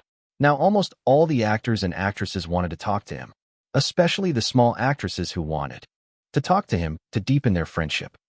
Is that Angelina Jolie? Even Julia Roberts is here. Oh, and Halle Berry too. Kazir found several famous actresses at the party. Some of them were still unknown, but their careers would blossom over the next decade. Who are you looking at? Reese Witherspoon stood next to him and asked. Nothing. I'm just wondering if the special effects on Twister cost a lot of money. He replied. He knew when to be honest and when not. He wanted as little trouble as possible. By the way, when can you help me act for my audition? How about later? Fufu, okay. Let's enjoy the party first. Reese giggled and squeezed his arm. Chapter 70. The main stars of the party were Helen Hunt, Bill Paxton, and Jan de Bont. Helen Hunt and Bill Paxton were the protagonists of Twister, while Jan de Bont was the director. Since they were the main stars, Kazir Grey and Reese Witherspoon greeted them with congratulations. As of June 30th, 1996, the movie Twister had grossed $220 million at the North American box office. In addition, The first week of international release of Twister grossed more than $45 million. Everyone understood that this was just the beginning and that the movie would continue to make money in theaters.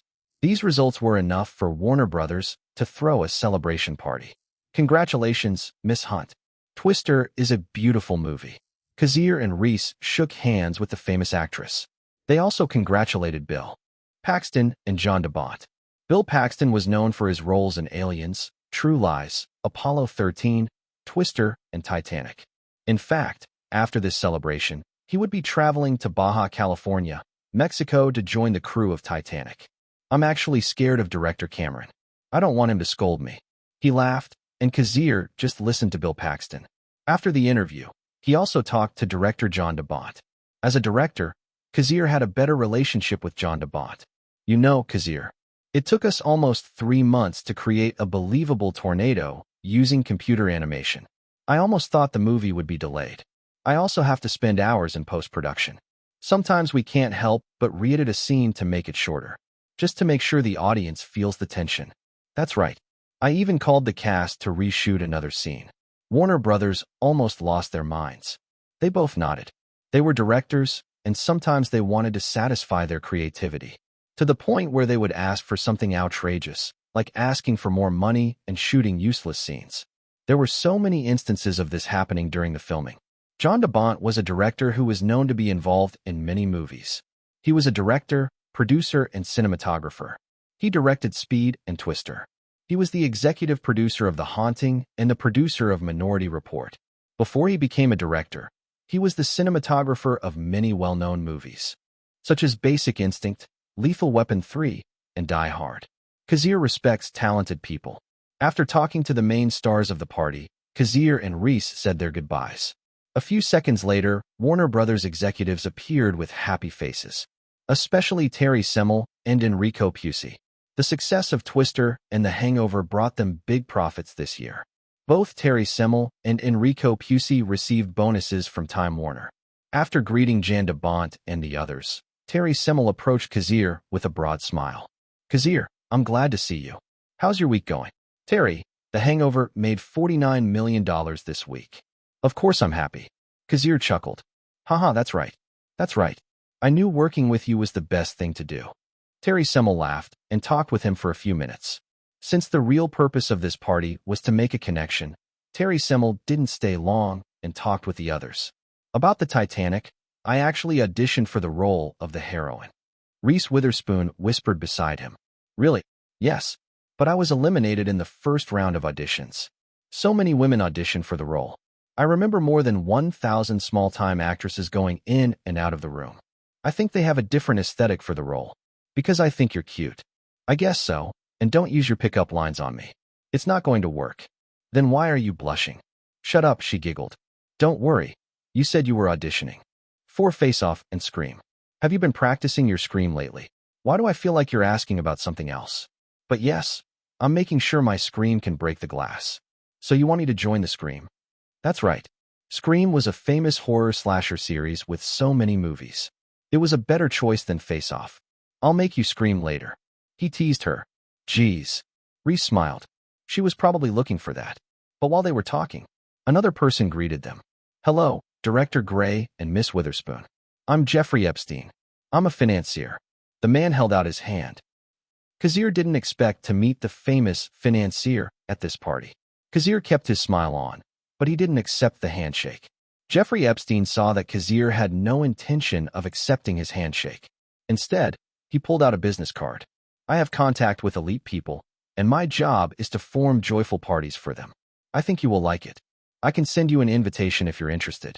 I can invite you to my private island if you like. That was right. Jeffrey Epstein was good at throwing parties and inviting celebrities. Bill Clinton, Kevin Spacey, Chris Tucker, Bill Gates, Prince Andrew, Alex Baldwin, Henry Kissinger, Charlie Rose, Stephen Colbert, Will Smith, and so many others have visited my island and said they love it. If you want, you can ask Tom Hanks about it. I'll think about it, Kazir replied, but he didn't take the card. In fact, he has no intention of joining the so-called party. Well, have a good night. Jeffrey Epstein walked away from the couple. Kazir, are you okay? I'm fine. Kazir understood very well. No matter how much people glamorized Hollywood, it didn't change the fact that it was a place where crime was prevalent but hidden. I hate to say it, but a lot of people in Hollywood are pedophiles. They are just good at keeping it hidden. Now, I am not here to tell you that all the people who went to Epstein Island are criminals. Maybe some of them are innocent. Let's all just wait for the truth. However, they are very suspicious. They have kept up this facade of being good people when they are not. Kazir agreed that Hollywood was no paradise. Jeffrey Epstein was living proof of that. Hollywood was dirty garbage. Unfortunately, Hollywood was the dream of all actors, actresses, and directors like him. All he had to do was stay away from those disgusting fetishes and crimes. Chapter 71. Since Kazir Grey and Reese Witherspoon had nothing to do at the party, they already greeted most of the people. Some actresses tried to flirt with Kazir in front of Reese, but that was a common thing. After all, women prefer a successful man. This statement was basically true. Some might say it was wrong, but it was hard to deny. Women like strong, good-looking, and successful men. Anyway, Kazir didn't bother to entertain these women. He knew how hellish it was once caught in the pit of a woman's madness. So much so that he was accused of being a wife-beater. Maybe some of these women think I'm really a wife-beater, but they still try to flirt with me. The couple walked to the exit. However, right at the exit, they met someone who was holding a bottle of wine and looking drunk. Mel. Kazir recognized the person. It was Mel Gibson. Lethal Weapon was produced by Warner Brothers. Of course, they would invite Mel Gibson to the party, especially when John DeBont was the cinematographer on Lethal Weapon 3. Kazir saw Mel Gibson talking to John DeBont earlier. He was sober then. But now, oh, look who we have here. Kazir Grey. Congratulations, Burp. Your movie is the box office champion. Burp. Mel Gibson leaned against the wall. He was clearly drunk. Kazir narrowed his eyes. Even Reese next to him was nervous. Since you're here, I'm going to warn you. I saw you talking to Jeffrey Epstein earlier. I'm telling you, do not fucking go. Kazir didn't expect that Mel Gibson would be the one to warn him about the danger of Epstein Island. Kazir, you're still new in Hollywood, and you're not tainted by the filth. Burp.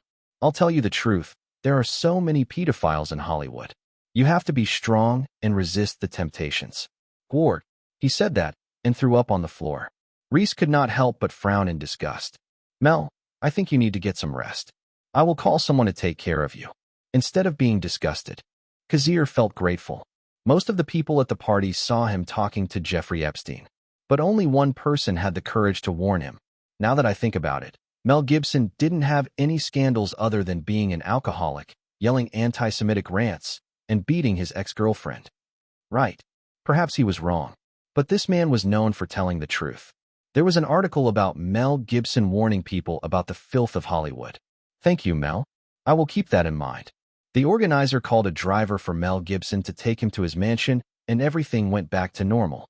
As for Kazir and Reese, well, that little incident didn't stop them from rehearsing how to scream at Reese's audition. The cast and director were required to promote their movie. Warner Brothers had a number of publicity stunts to promote the movie, like the actors appearing in public and doing stunts that caught the attention of people, helping kids in orphanage, public feeding, and even throwing parties for the elderly. Ed Helms and Pedro Pascal were invited to a TV show. That was all to promote the movie. Even Reese went to Canada and showed her face in one of the theaters. As for Kazir, he obviously wanted to go to New York. Since they were going to promote the movie in New York, Kazir took the opportunity to meet his family. He met his father and Aaron. However, because they were all busy, they only had one dinner the whole time Kazir was in New York. Their relationship was good, so it was not a problem. Men should work hard for their future. His father was proud of him. As for Cassandra Hokrap, she was getting so much backlash these days. Kazir had already forgotten about her. As the promotion continued, Monday came and The Hangover grossed $7.65 million. Warner Brothers was already expecting the big drop. Most people go to the movies on the weekend, so Monday through Thursday usually had a weak audience response. In fact, The Hangover did much better than expected on Monday. Warner Brothers thought the movie would only make about $5 million. The next day, Tuesday, July 2nd, 1996, the movie grossed $6.58 million. Wednesday, it was $6.65 million. Thursday, it made $6.09 million. Friday, July 5, 1996. The movie grossed $10.31 million. Saturday, it grossed $12.60 million. Sunday, it was $9.88 million. Like I said, more people go to the movies on a weekend. So The Hangover's box office went up. So within 10 days, The Hangover made $104.76 million at the box office. Its first 10 days grossed more than $100 million. Unfortunately, despite earning about $60 million this week, The Hangover didn't get the box office champion this week. The one that won the box office champion for the week was none other than 20th Century Fox's Independence Day. Its first week was $96.10 million. The plot of America vs. Aliens caught the attention of many people. So The Hangover only got the second place. But no one thought that the movie was a failure. Instead, more and more film companies tried to contact Kazir about his next project. Even 20th Century Fox was eager to make Napoleon Dynamite too. They tried to convince Kazir to make the movie, but instead of agreeing, Kazir sent them a new script instead. What the hell is this? An action movie? Tom Rothman frowned when he first received the script. He had never expected Kazir Grey to be interested in an action movie. That bastard. Why does he want to make an action movie instead of a comedy? His two successful movies were all comedies. Yet Kazir wanted to start a project about a retired agent who wants to save his daughter from human traffickers. It was outrageous. He should stick to his forte. Tom Rothman lost his temper. Independence Day was a success, and he was happy. But after the success of the movie, 20th Century Fox had to find another movie to invest in. In his opinion, Kazir was the safest bet. But the bastard wanted to make an action movie. Chapter 72. The month of July was a part of the summer when students could play around and watch movies. Every film company understood how important the summer schedule was, because this was the season when film companies could make a lot of money. Phenomenon, Courage Under Fire, A Time to Kill, and many other movies were released in July. However, the month of July was dominated by only two movies. They were The Hangover and Independence Day. At the end of the month, which was July 31st, Independence Day had $228.99 million. Honestly, that was a very large amount of money in just 1 month. This may be one of the reasons why Independence Day became the highest-grossing movie of 1996. Everyone in Hollywood understood that the movie would make more money. It still hadn't lost its freshness, and more moviegoers would watch it. As for The Hangover, it earned $207.01 million. It was amazing that these two movies were released almost at the same time, and their box office was over $200 million each. The people in the marketing departments of the film companies concluded that people were very interested in science fiction, especially if it had good graphics. As for The Hangover, it was brought about by the scandal. Many people heard about the movie because of Kazir's scandal. So people became interested in the movie. But let us not forget another fact. In the film history, the first movie that was advertised in the Super Bowl was Independence Day. It caused a huge shock after it was advertised, because almost hundreds of millions of people watch Super Bowl every year. Publicity. The two movies had good publicity. That could be the clear conclusion. Even Disney felt that their decision to disturb Kazir Grey was wrong. Phenomenon didn't have any good results at all. The scandal they created was useless. Instead, they helped Kazir Grey and Warner Brothers. To make matters worse, Salvatore Barlow announced that Kazir Grey would never work with Walt Disney and Universal Pictures. Yes, the agent fucking announced it. Not at all afraid of the consequences. After all, there were other four giants Kazir could work with. Michael. Harvey Weinstein wiped his brow. He was the one responsible for fanning the flames of the scandal. Michael Eisner closed his eyes. The performance of their films this year had been a bit lopsided. Even their big production films like The Rock and Ransom didn't make $200 million. Their animated films were also getting weaker. That is why we need new blood in this company. That was why he invited his friend Michael Ovitz to be the president of Walt Disney. Michael Eisner was the chairman of Walt Disney, and he controlled the company for about a decade. He was talented and led the company to glorious years. But Michael Eisner understood that the hand-drawn animation industry was beginning to lose its edge. This is why we need to acquire Pixar. He thought about so many things. Did Michael Ovitz agree with this decision to create a scandal about Kazir Grey? He was silent about it. Harvey Weinstein replied. Michael Ovitz was the founder of CAA. He obviously didn't want to help Harvey Weinstein with his plan. He just turned a blind eye. So you're saying that WMA had a way to smear Kazir's reputation? They gave you Cassandra Hokrap's contact number, and you started helping them. That's right. Now this is a bit complicated. I can't believe you were manipulated by WMA. Harvey Weinstein gritted his teeth. He was the founder of Miramax, and he had a great sense of pride. He didn't like the fact that Napoleon Dynamite escaped from him, so he decided to smear Kazir's reputation. You don't have to explain. I understand. You can leave now. Harvey Weinstein had no choice but to leave. Walt Disney was the major shareholder of Miramax. They basically owned it. The fat guy left the office in a huff. I should probably kick the Weinstein brothers out of Miramax. Michael Eisner sighed. The people who controlled Miramax were the Weinstein brothers. Not even Michael Eisner could interfere. Since Michael Eisner was an authoritarian person, he already planned to kick the Weinstein brothers out. This could be a good situation. When Harvey Weinstein used the power of Walt Disney to make trouble for Kazir, Michael Eisner turned a blind eye, because he felt that Kazir Grey was nothing more than a newcomer. But his current movie was very successful. So this Kazir Grey caught Michael Eisner's attention. Let's see if he is useful or dangerous. While the politics were going on in Hollywood, Kazir and the cast of The Hangover flew to the United Kingdom. Australia and Great Britain were both English-speaking countries. Hollywood usually released movies in their countries because of language similarities. Of course, there were other English-speaking countries, but these two countries bring a lot of money too. Hollywood. After going to Great Britain, the actors would go to other countries in Europe. Art films were very prominent in Europe, and they respected films.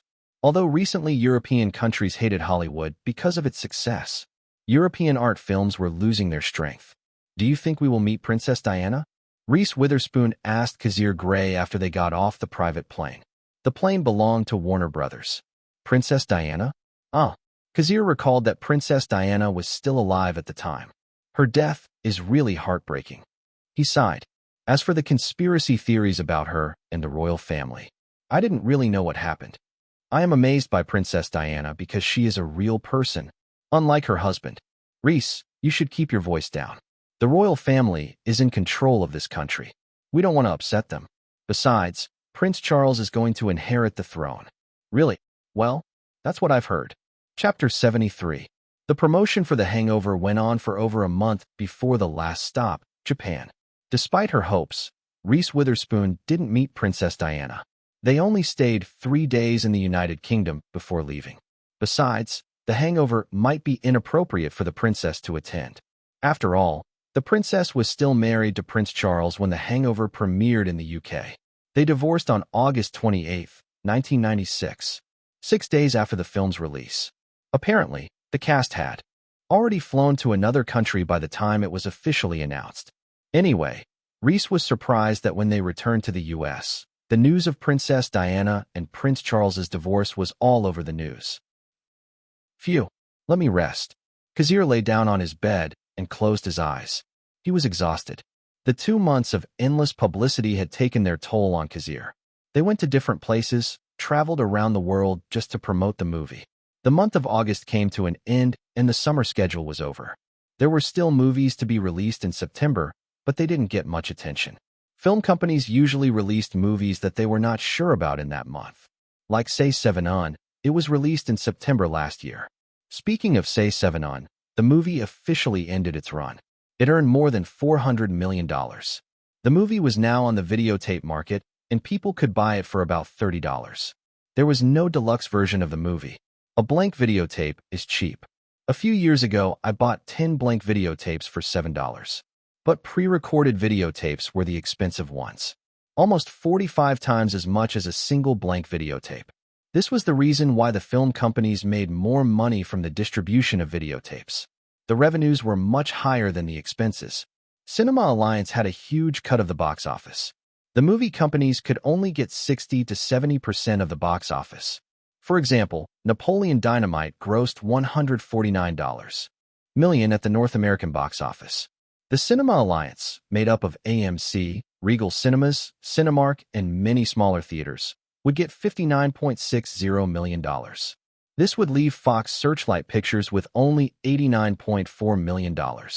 Note that Fox Searchlight Pictures bought the movie for $2.3 million, and their advertising cost was about $5 million. So they had $82.1 million. To be honest, that was a lot of money for a startup company like Fox Searchlight Pictures. Unfortunately, the company made a deal with Kazir Grey that he would get 5% of the box office. Not the profit, but the share of the box office. So Fox Searchlight Pictures was obligated to pay him $7.45 million. So their profit was $74.65 million. By the way, the company also had to pay taxes, so it was no understatement to say that the videotape market saved Hollywood. Because it really did. Without the invention of the VCR player, movie studios would be facing bankruptcy. If I'm not mistaken, Fox Searchlight Pictures sold the videotape of Napoleon Dynamite for $27.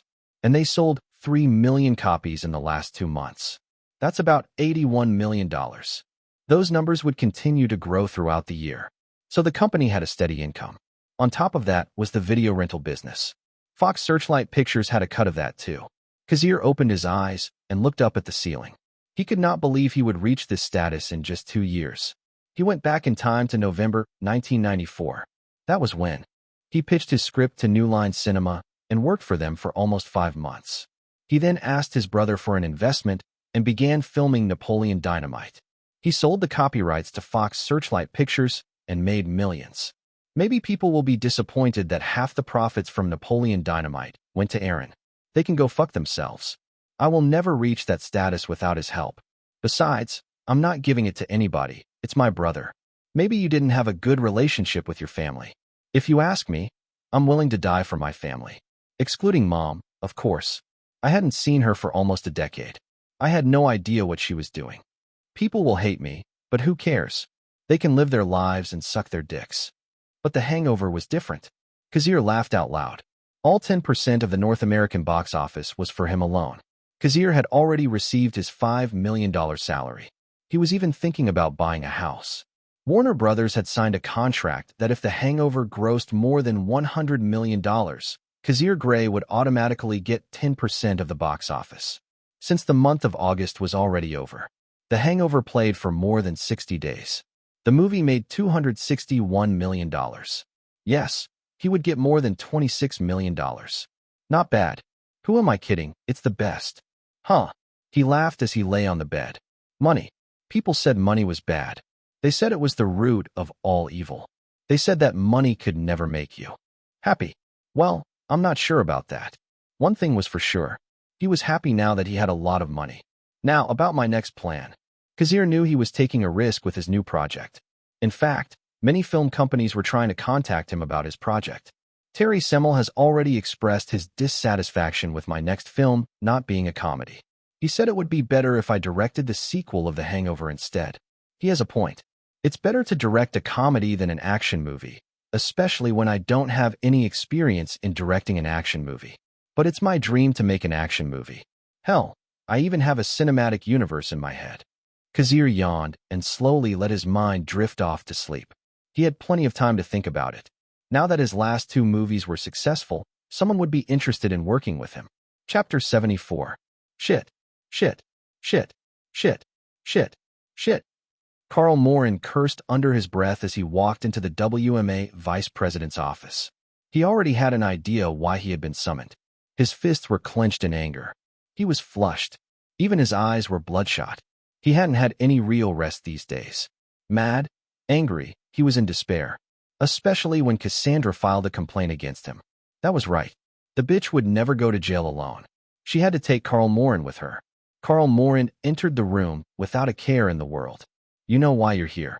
Lawler Dean looked at Carl Morin. The WMA president of L. Branch spoke to Lawler Dean. He was humiliated in front of the other vice presidents. WMA was an agency, and there were 5 vice presidents and 2 presidents. The company had 2 offices, Los Angeles and New York. Even though he was a vice president, Lawler Dean received nothing but criticism at the annual meeting. The other vice presidents blamed him for Kazir Grey's situation. After all, Lawler Dean was the one responsible for kicking the director out of their company. Fortunately, Lawler Dean was not fired, but his position in the company was grave. You have to understand. This is all your fault. Carl Morin was too quiet. He didn't know when everything went wrong. Was it because he had seduced Cassandra? Was it because he dumped Kazir Grey? Or was it because of Leon Lau's movie? Leon Lau's movie didn't make any money at all. It stayed in theaters for 4 weeks. It only made a small amount of $5.6 million. Lawler Dean spoke. He looked at the documents in front of him. The movie had been a massive failure. Vice President, Leon's movie didn't have a big budget. It only cost $600,000. I think generating $5.6 million is not bad. Carl Morin tried to explain. That's right. It's impossible for a movie with a small budget to make that much money. It didn't have any publicity either. But what about Napoleon Dynamite? Carl Morin didn't know how to respond to this statement. Napoleon Dynamite cost $500,000 to make. Yet it had much more trend than Leon Lau's movie. I can't believe you pushed Kazir away. He is much more talented than Leon Lau. It's all your fault. Wait, what? Carl Morin was stunned. He knew that he was partly responsible for Kazir's termination. But at that time, he had only followed Lawler Dean's orders. No, I think you are also responsible. If it were not for you, Kazir might still be my client. Maybe my status as an agent will be upgraded if Kazir is still my client. If not for your order at that time. Carl Morin roared. Shut up. You don't have to blame others for your own mistakes. You are fired. You don't have to show your face anymore. Pack your things. What about Leon Lau's contract? We will find another agent for Leon. Now go away. I don't want to see you again. Lawler Dean scoffed. I see. So everything I have done is nothing. The hard work I did is useless. Hee hee. He laughed madly. Get out of my office. No, not at all. Carl Morin approached the vice president. What are you doing? Stay away. I said stay away. I need to teach you a lesson first. Carl Morin began to punch Lawler Dean. This caused a huge scene in WMA. The police arrested Carl Morin for assault and battery. As for Lawler Dean, his face was swollen and red. His nose was broken. Even his ribs were broken. As for his left knee, he might have a hard time walking without a cane. You said Terry Semmel wanted to see me? Kazir walked down the building. Beside him was his agent, Salvatore Barlow. That's right. I believe it has to do with the box office and your next movie. I understand. The two walked down the parking lot. As they walked, they found a commotion. Let go of me. Ma'am, you are trespassing. We advise you to leave or we will call the police. Then call the cops. I'm going to jail anyway. I just want to meet someone. I said let me go. Kazir and Salvatore stopped. They recognized the woman. It was Cassandra Hokrap, Kazir's ex-wife. Hey, Kazir. Kazir. It's me. Baby, let's talk. Baby? Baby. Cassandra started to make a scene when she found Kazir. Kazir Grey sighed. He was over with Cassandra, but it seemed the woman wanted to harass him. Cassandra, what are you doing here? Baby, let's talk please, I miss you. Her voice was hoarse even though she spoke sweetly. Maybe she hadn't slept much these days. Her appearance was unkempt. She didn't have her usual makeup and false eyelashes. She looked simple and sweet. This was the truth. Cassandra had lost weight, but she still looked pretty, even without makeup. Unfortunately for Cassandra, Kazir was unaffected by her pathetic appearance. What do you want? Kazir, baby. Let's go back to the time when we love each other, baby. I miss you. Her eyes watered. Kazir was not sure if the woman was sincere or faking it, but he felt nothing. Cassandra, we are divorced. Our divorce is already settled. He started to walk away. He didn't bother to talk to her. Then at least stop the lawsuit. Kazir, I know you can do it. Don't you feel sorry for me? I thought you loved me. Kazir, please. I don't want to go to jail. Kazir stopped and turned around. Cassandra, you tried to destroy my life 3 times. The first time, I almost wanted to stop living. I hated you. But now you are nothing but a stranger. I will not stop the trial. You deserve it. Why? Why are you doing this to me? Kazir, you're a heartless bastard. Fuck you. No, Cassandra. I think you are the heartless one here. What do you mean? She glared at him, biting her lip until it bled. I know what you did. You aborted our child. Cassandra was speechless. How did you know? It's useless to explain. I don't want to see you again. Kazir. Kazir. Baby, I'm sorry. I was greedy back then. I don't want a burden because I want to divorce you. I feel the child is useless since we are going to divorce anyway. Baby, listen to me, please. Kazir didn't listen and walked away. Cassandra was subdued by the security guards and screamed her lungs out. That was the last time Kazir saw her. Chapter 75. Your Honor, I'm the innocent one here. I never cheated. I was the one who was cheated on. Why is my ex-wife entitled to half of my assets? Kazir Grey was emaciated with dark circles around his eyes. He tried to plead with the jury, but the process was never on his side. The court system always favors women because that is the way it is. The judge said, "Are you serious? Is this even a real trial? How can you say that? This is not how a trial should be conducted. I demand a proper verdict." Your Honor, I don't think Kazir Grey has the right to speak. He doesn't respect you at all. Cassandra's lawyer tried to stop Kazir from speaking. Objection, Your Honor, my client has a right to speak. Terrence Howard stood up to defend his client. Well, as the judge of this court, I must say that I believe all women because they are always right. Now, Mr. Kazir Grey, you must give Cassandra Hokrap half of your savings, and you will give her the house. That's it, case closed. Kazir Grey was stunned. This is stupidity. I bet that bitch is sucking the judge's dick or something. Even Terrence Howard felt that the whole trial was a circus. From the beginning, the judge favored Cassandra. The hearing was over, and Kazir was left standing defeated. He heard his ex-wife giggling. He turned to find Cassandra approaching him. Did you see what happened? That's what you deserve for trying to defend yourself.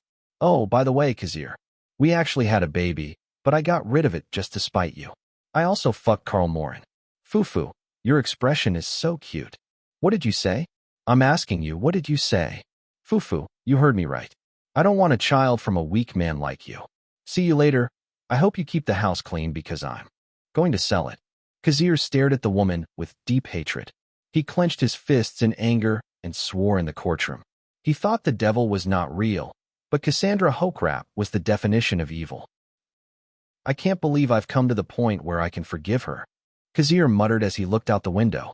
He was over 50 years old when he was reincarnated in 1994. In that time, Kazir had matured and his hatred for his ex-wife had disappeared. What happened back then was nothing but painful memories, and it made him a better person. He was still sad about the child he never saw, but it had been more than 3 decades. He had already moved on and accepted the truth. He could not stop it because it was already too late. His feelings towards Cassandra were nothing. She was just a stranger to him. What happened to her was none of his business. Kazir, we are here, Salvatore Barlow told him, and Kazir returned to reality. Let's go. The two left the car and entered the Warner Brothers headquarters. On the way into the building, Kazir recognized a certain person. In fact, he paused just to make sure he wasn't seeing the wrong person. Hello, Mr. Neeson. Kazir made the first move and greeted the actor. I'm sorry, are you? Liam Neeson hadn't expected someone to come up and greet him. Judging by the man's demeanor, he was a confident guy. But Liam didn't know him. I'm Kazir Grey. I directed Napoleon Dynamite and The Hangover. So, you're Director Grey. It's nice to meet you. Liam Neeson knew of Kazir, but he had never met him. Liam was a man who rarely appeared in public. He was always quiet about his life. The two shook hands and smiled at each other. Liam Neeson visited Warner Brothers because of his movie about Michael Collins. It was a biographical movie with Liam Neeson in the lead. It had a budget of $25 million. Yes, it had a smaller budget than The Hangover. Even Liam Neeson's salary was never more than $3 million. After the success of Schindler's List, Liam Neeson got many roles, but none of them brought him success. Kazir Grey and Liam Neeson talked for a few seconds before Kazir excused himself. Looks like we already met the protagonist. Kazir grinned. Liam's age was 44, and that was the right age for Brian Mills, a former government agent. When Taken was first filmed, Liam Neeson was already 56. It was hard for him to do the stunts. But this time it's different. It's the best age for Liam Neeson to play a retired agent. If Kazir was honest, he liked the Taken franchise. If there's one action movie I like when I was old, it's probably John Wick, but Taken is my number 2. Jason Bourne is 3rd and Fast and Furious is 4th. Salvatore, I heard Liam Neeson is a client of CAA. That's right. Liam Neeson's agent is Chris Andrews. Why did you ask? Nothing. I'm just glad to hear it. At least the negotiations will not be complicated since Liam and I are both clients of CAA. Wait, you don't mean? Salvatore Barlow narrowed his eyes. That's right. Once the project starts, I want to invite Liam Neeson to play the lead. I'll try to contact Chris Andrews. Yes, I don't want to experience what happened last time with Ed Helms. William Morris Agency is really trying to interfere with my movie schedule as much as possible. If that continued, Kazir would only choose actors from CAA. At least they won't complicate things for him. I give them roles after all. Kazir, don't forget your promise. You will cast Enzo and one of my clients in your movie. No problem. But they have to audition first. If their looks and acting don't meet the criteria, I'll have to turn them down. I'll talk to them about it. Good. The two entered the elevator. Chapter 76. The two arrived at the meeting place, Terry Semmel's office. Kazir saw only 3 people in the room. They were Terry Semmel, his secretary, and Enrico Pusey. Good to see you, Terry, Enrico. Kazir, Salvatore, please sit down. Kazir and Salvatore found seats. So Kazir, I read your proposals, and some of them are much more outrageous than last time. Your condition for The Hangover is a 10% share. But this time you want 15% North American box office share, and you want to invest at least 30% in this Taken movie of yours. That's right, Terry. There's a reason I want to invest in this movie. Let's see. It's written here that you want approval rights if we start a sequel to the movie. To be honest, I'm not sure if this movie will even have a sequel. This is different from your usual style. What do you think, Terry? Kazir kept his smile. If you ask me, the plot is very stupid. Yeah, I thought so too. But a lot of movies have stupid plots. Kazir agreed. The atmosphere in the office was a bit awkward. Both sides had clear motives. Kazir, I recommend that you continue to make comedies instead. Warner Brothers will not hesitate to invest in Teddy Bear if you want. Heck, we are ready to spend money on a better computer graphics. We will also give you 15% of the North American box office. As for The Hangover Part 2, we will even pay you $8 million plus 15% of the North American box office if you are interested. Warner Brothers would never hesitate to pay Kazir a good amount of money just to make sure that The Hangover sequel would be successful. Kazir Grey has already proven his ability. He could make successful comedies. Terry Semmel tried to persuade Kazir. He felt that Kazir was wasting his talent by doing something stupid. Why bother to make an action movie when his talent lies in comedy? I'll think about it. Terry Semmel sighed. He knew he didn't have the ability to convince him. If I had known this was going to happen, I would have convinced Kazir to sign 2 more movie deals. Now I can understand Tom Rothman. Terry Semmel thought. Anyway, what's the plot of this movie? A man who rescues his daughter from human traffickers seems reasonable. But why do you have these ninjas, curving bullets, and Baba Yaga? What the hell is Baba Yaga? Terry Semmel frowned as he read the words. The plot of the movie was fine, but some of the ingredients didn't add up. He wondered why Kazir added these unnecessary things. Terry, I have a reason. Here. Kazir was prepared. He pulled out another script. He only showed this script to Terry Semmel because of their relationship. Terry Semmel raised his eyebrows as he read the title. John Wick? Never heard of that name. Terry Semmel began to read the script. It was only 5 pages of script. It was not polished. He turned the last page and stared at Kazir. Now I know why you want the rights to the sequel. These 2 movies are connected. You want to make sure you have authority over these projects. That's right. Kazir didn't have to lie. It was obvious anyway. I call it the Continental Cinematic Universe, Kazir added. Cinematic Universe? Interesting. Terry Semmel's eyes twinkled. Kazir's idea was interesting. However, he had the feeling that this cinematic universe of Kazir's would flop. So he's trying to make connected movies like Quentin Tarantino? Kazir, I'm so disappointed in you. You can do better. There was only one man that Terry Semmel knew who made movies that were in the same universe. It was Quentin Tarantino. If I'm not mistaken, Reservoir Dogs and Pulp Fiction are connected. At that time, in 1996, Quentin Tarantino had only made 3 movies. Only Pulp Fiction did well at the box office. So Terry Semmel felt that this whole cinematic universe was not going to be successful. If it was not successful, Warner Brothers would not touch a project like this. The Cinema Alliance has already given us our share. We will send you the 10% on your account later. I'm glad to hear that. Thank you, Terry. The two shook hands. Both sides understood that the meeting had failed. Warner Brothers was not interested in his project. As Kazir and Salvatore left the office, Terry shook his head in disapproval. In his opinion, Kazir should stick to what he was good at. Experimenting could lead him to destruction. Sir. Enrico Pusey started to speak, but Terry Semmel signaled him. Enrico, try to find a director to make The Hangover Part 2. And make sure Kazir is involved in writing the sequel. Make him an executive producer if you have to. Sir, I will do my best. Enrico Pusey nodded. Looks like we need to contact the other companies, Kazir muttered. Paramount and 20th Century Fox have expressed their willingness to work with you. What about Sony Columbia? Kazir, you know that Sony Columbia has been trying to make safe movies in recent years. They haven't had much influence. But yes, they want to work with you, but with teddy bear. I heard that they know a brand of teddy bear stuffed toys in Japan that would be happy to use their brand for the movie. Let's look into it. The script about teddy bear was still on the market. Many companies wanted to buy the script, and Kazir was still waiting for better conditions.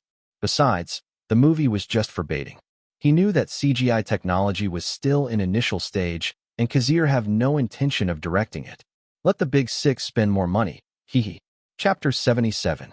November 21st, 1996. Kazir went to the investment firm.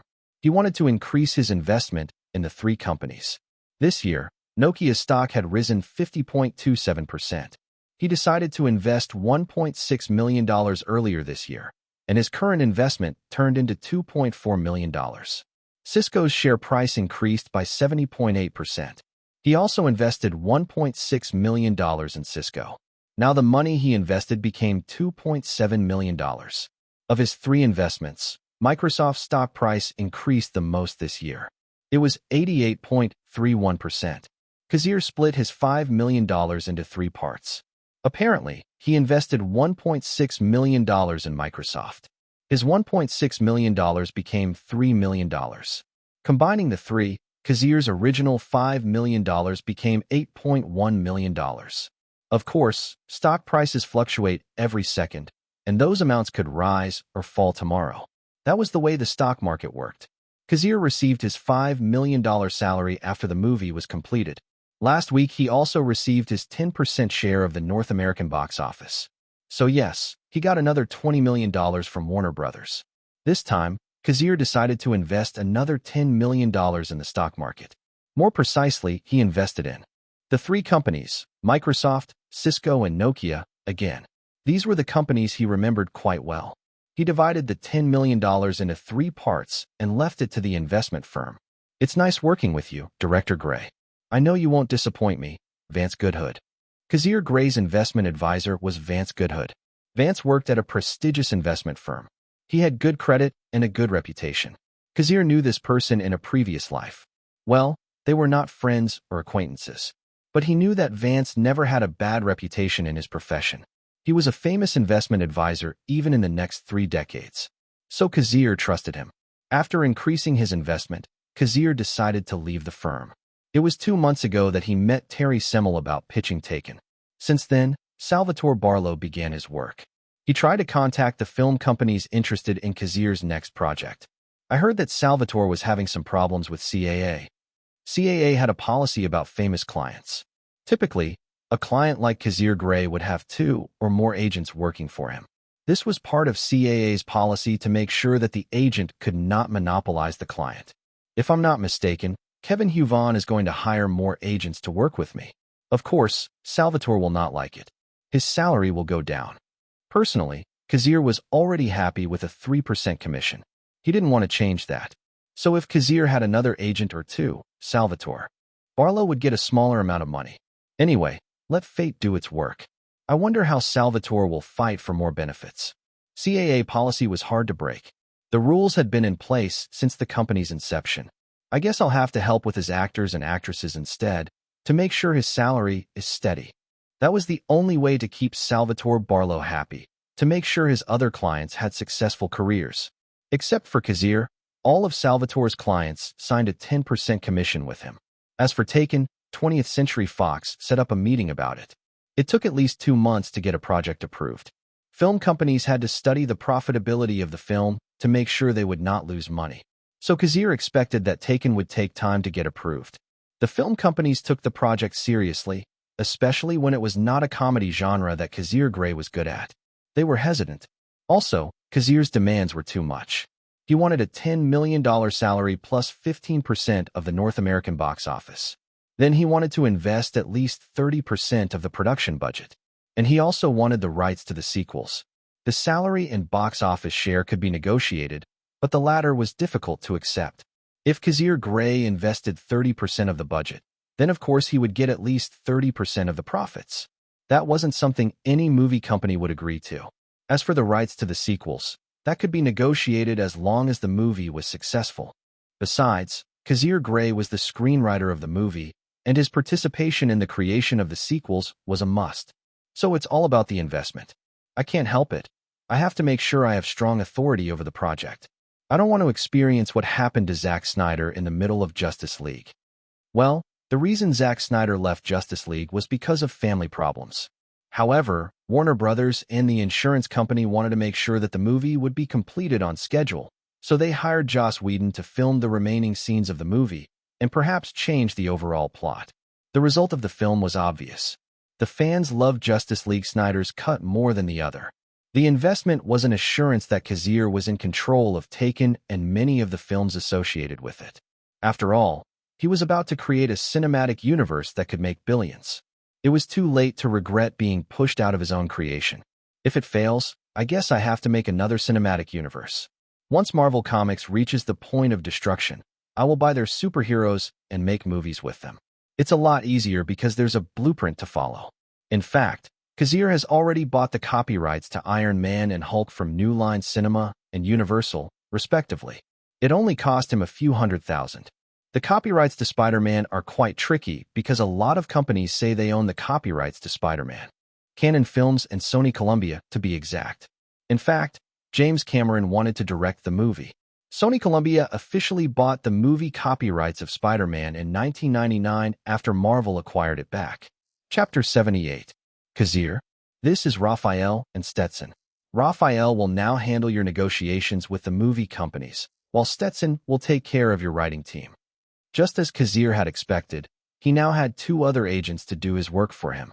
CAA had a policy of having more than one agent to make sure that the agent could not keep the client alone. This kind of policy only happened when the client was talented, successful, and had strong prospects. Kazir checked all the conditions. This kind of situation was very common. Even Steven Spielberg had many agents. Even Tom Cruise had many agents, although Pat Kingsley was still his main agent. She was the one who controlled Tom Cruise's PR. Nice to meet you both. Kazir greeted them and shook their hands. The two men before him looked distinguished and well-mannered. Raphael graduated from college with a degree in business administration. He has been with CAA for more than 8 years. He has 6 clients under him. Salvatore introduced. He was not that bitter. After all, when Kazir was successful with Napoleon Dynamite, he already expected this situation. Nice to meet you, Director Grey. Well, this is Stetson. He is a screenwriter and novelist. He can help your team make the script more compact. He has 5 actors under him. Salvatore introduced the two. Both Raphael and Stetson had experience in their respective fields. I see. Kazir kept his smile. Then he approached Salvatore after the 2 agents had left.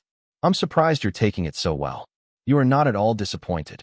About that, they said that if you make another successful movie, they will invite me to the board of directors. Salvatore grinned. I fucking knew it. CAA was a partnership of agents. Every agent was equal and could become part of the board of directors. If Salvatore was successful in getting on the board, he would have a stronger voice in the company. I'm surprised Yvonne promised you that.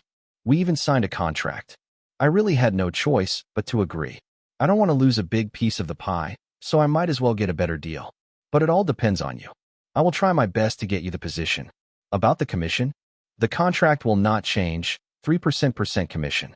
Raphael and Stetson will each get 0.7%, while the 1.6% is mine. This kind of partnership is good for the client and the company, but bad for the agents. The company is afraid that I will start my own agency and take you with me, so they make this change immediately. You don't have any plans to start one? For now? No. But if my clients have better careers, I might have to. Maybe they will try this bullshit again when Enzo becomes successful. Don't worry, they usually don't care about second-rate actors. Hey, if Enzo hears you, he might get heartbroken. I'm just kidding. The two laughed. Fortunately, this incident didn't have a strong effect on them.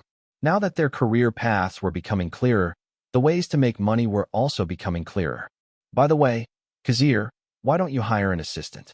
I feel like you're treating me like one. I don't know about that. I can't trust people. Not even me. Yes, not even you.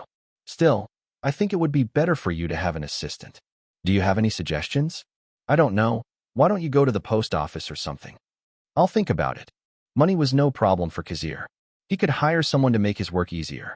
Raphael is already waiting downstairs. We have to face Tom Rothman this time.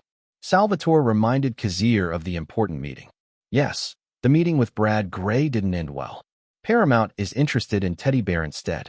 Maybe they know a company that will let them use the trademark for a teddy bear. Then they have to give better terms. The real title of the script was still not in circulation. Even the script was not polished. Only Kazir had the perfect script. He would give it to the movie company that bought the script. Never show your best card to the public. They might steal it. The two went downstairs and found Raphael Foster and Terrence Downey. Let's go to 20th Century Fox. 20th Century Fox, a film company that was famous all over the world. It produced so many masterpieces, and people would never forget the legendary logo. Even the intro music of 20th Century Fox was iconic. The home of Titanic, Avatar, X-Men, Star Wars. The first 6 films were distributed by Fox, Independence Day, and Deadpool. There were many movies that 20th Century Fox produced, but these were the most recognizable. A few minutes' drive brought them to the 20th Century Fox headquarters. I have one regret. I regret that 20th Century Fox was bought by Walt Disney. Hollywood was a movie factory with perfect procedures, but Walt Disney took it to another level. So much so that their movies lost any artistic value, and even Marvel superhero movies became repetitive and boring. In his old age, Kazir was disgusted by Disney's greed. Disney will never hesitate to swab the water to make it dirty. One thing is clear, I don't want my children to learn that twerking is empowering. So fuck you, Disney, for the next 3 decades. Seriously, who the fuck were the writers at Disney? Your movies lately have been ugly as shit. Chapter 79. 1. Ted. I like this movie, so I decided to add it. 2. My Big Fat Greek Wedding. I want Kazir to try his hand at rom-com. 3. Taken. If they choose this movie, then the Continental Cinematic Universe will officially begin. In the end, my patrons chose Taken, which brings us to the current plot. Calix and the others arrived at the 20th Century Fox headquarters. They entered the elevator, walked a few feet, and entered the CEO's office. As they expected, Tom Rothman was already there. Kazir, congratulations on the hangover. Thanks, Tom. The two shook hands. Tom Rothman and Kazir faced each other. They were the stars of this meeting. Kazir, I have read the script of Taken. All I can say is that it's mediocre at best. The action sequences that you specifically wrote were a bit interesting, but it's not enough to impress me. There are even some parts that are confusing. Based on Tom Rothman's opinion, Kazir already had an idea where this meeting would end. Tom, if you're interested, how about reading my other script? Let me see it. Kazir handed him the script and gave Tom Rothman a few minutes to skim the context of the script. Tom Rothman frowned and put the script down on the table. Kazir, are you sure about this? You want to make these 2 movies connected? Not 2. I have many scripts that are set in one universe. Are you joking? Tom Rothman raised his eyebrows. No, I think I'm serious and sober. I think I found the reason why you're so adamant about the 30% investment and approval rights. Tell me, are you really afraid that the film companies will kick you out of your own project? I know that the Big Six won't hesitate to destroy someone's career as long as they can make a profit. Hollywood has buried so many people. It was never a paradise. Racism, pedophilia, drugs, sexual assault, and so many sins. Hollywood probably has them all. Kazir, don't make this difficult. I can increase your share of the box office, but don't invest in the project. $25 million is an amount that 20th Century Fox can handle. If you invest even 10% in the project, we will be in a lot of trouble. Once that happened, Grey Pictures would have a huge profit from several methods. North American distribution, international distribution, videotape distribution, and even national television copyrights. Grey Pictures even had the right to the copyrights once that happened, unless the contract was clear. But Tom Rothman understood that the person in front of him was tough. If he agreed to his terms, he would lose money. You have to understand that's not possible. This is an important project, and I don't want to leave it to a company. I need at least 30% investment and approval rights. As Tom Rothman had expected, Kazir Grey was very stubborn. I can only agree to these conditions, but you must sell 40% of your studio company, Grey Pictures, to 20th Century Fox. Kazir, you have to understand, 30% is a big deal, and I can't let you have it. Unless you agree to sell your studio. Kazir grinned and realized his intentions. Tom, are you interested in the copyrights we acquired? That's right. I'm still skeptical about Hulk and Iron Man. Those kinds of movies are hard to make. But Jason Bourne series has good profitability. I even heard that you were trying to acquire the copyrights to Lord of the Rings and A Song of Ice and Fire. To be honest, Tom Rothman had no idea what A Song of Ice and Fire was. He just knew it was a book inspired by Lord of the Rings. The Jason Bourne and Lord of the Rings are famous novels in America. I think they can be profitable. Tom Rothman thought. He was a businessman and he had to look at it from a business point of view. Kazir didn't expect Tom Rothman to want his studio. I'm interested in working with you again. What do you think, Kazir? How about becoming part of the 20th Century Fox family? Tom, let me think about it. I hope I hear good news next time. Kazir left the building. He sighed. He really thought 20th Century Fox would agree to his terms. But Tom Rothman asked for something unexpected. I'm sorry, Terrence, you attended this fruitless meeting. Yeah, you need to give me a movie-free ticket to make it up to me. Terrence was not offended. He joked instead. Haha, I promise. The lawyer left first. Then Raphael felt that he was still not trusted, so he decided to leave. He was disappointed that he didn't get a commission this time. Despite sharing a small percentage, Kazir's project had a huge budget. His share was enough to cover his annual salary. Kazir, what is your plan? We already talked to the 4 big companies. Do you want me to go to Disney and Universal? No. I made it clear. I don't want anything to do with them. I understand. Kazir and Salvatore stopped at the bar they usually visited. This bar had a relaxing atmosphere, and they liked to drink in this place. Actually, I was hoping to work with 20th Century Fox because I like their movies. I have my preferences, but I didn't expect Tom Rothman to want to buy my studio company. When I heard that, I backed out. The copyrights that the studio acquired will help us in the future. What is your plan then? Salvatore Barlow sipped a glass of bourbon. Looks like I have no choice. I'm going to make the movie with my own money. Phew, Kazir, are you crazy? That's the most outrageous thing I've heard today. You know it's dangerous for you in the studio if your movie flops. Then how can you distribute it? Your studio is just a production company. You don't have any distribution channels. Salvatore was right. Kazir's intention was dangerous. His future could be over if he did it. Kazir, I have to stop you. We can agree to Warner Brothers or Paramount's terms instead. I'm sorry, Salvatore, but I've changed my mind. I don't want to sell the copyrights to my movies. I want full control of the entire Continental Cinematic Universe. Salvatore Barlow could see that Kazir meant it. Chapter 80. I know I'm being arrogant and stupid, but I have to. Taken is not just a one-off movie. It's the beginning of a big project. If I decide to agree to the terms of the Big Six, it means I will lose billions of dollars. Especially if the Continental Cinematic Universe is a success. George Lucas did it with Star Wars. Steven Spielberg created DreamWorks. George Lucas sold Lucasfilm, Steven Spielberg sold DreamWorks. They sold the companies, but they made billions. Clearly, it's a winning move. Fuck people who think they should bow down to the Big Six without trying to fight. Just like last time, Kazir Grey gambled. So he had to make the movie with his own investment, so that no one from Big Six would control him later. Hell, Big Six could use his movies to push their disgusting agenda. Just like Disney did with Marvel. I will make my movies and let the film companies distribute them. Of course, I will fight for better terms. Am I hearing this right? Kazir, are you going to create your own distribution channels? No. I have seen how the Big Six have destroyed their competitors. The Big Six are looking at DreamWorks right now because they didn't want it to succeed. I don't want to be like DreamWorks and Lionsgate. Kazir understood that no one could beat the Big Six. It had been proven for 3 decades. Even a person from the future could not control Hollywood by himself. It would never work. The Big Six would never be the Big Seven. It would only be Big Five. That is, one company absorbing the other. What's your plan? My plan? I will make good movies. Once they are ready, the Big Six will kneel and lick the ground just to acquire 1/3 of my company. Kazir grinned. That was the best example of this situation. Marvel Entertainment.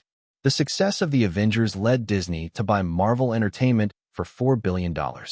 Now, my studio doesn't have any comics, but it will be the first successful cinematic universe of this timeline. I will make sure I get billions out of it. Being a shareholder is not bad, I guess. For that to happen, Kazir had to prevent the success of the Marvel Cinematic Universe or make it his own. Next month, Marvel is going to declare bankruptcy. Let's loot all their heroes then. He grinned like the devil. Since he had already chosen this path, he had to be heartless. Don't give a damn what the other people say. I have to apologize to the fans of the Marvel Cinematic Universe. It is what it is. Maybe they'll hate me when they know what I'm going to do. But he had to do it. He wanted to acquire his future competitor. After all, the Marvel Cinematic Universe was the most successful cinematic universe of the 21st century. Not even the DCU could beat it. So it was a good choice for Kazir to buy and acquire their superhero characters. Let's go, Salvatore. We have a lot to do from now on. Sai, I wonder what you're thinking. I know that setting up a distribution channel costs a lot of money and it's hard to do, but why are you so negative about it? If you look at it from another angle, having a distribution channel is the best way to secure money. My answer to that is simple. I never wanted to be the king of Hollywood. It's not fun. I want to keep the big six on an equal footing. I want to be a director, not a chairman or a president. My passion is making movies, not controlling a company. So you think selling part of your company is the best decision? Let's just say I want to see the big six fight over my company. Go crazy over it. That's fucked up, but I want to see it too. They both laughed. The big six had a lot of power in Hollywood, but that didn't mean that other production companies couldn't make great movies and profit from them. In Kazir's opinion, money was nothing more than status. Now that he was a millionaire, he didn't want it to be his whole personality.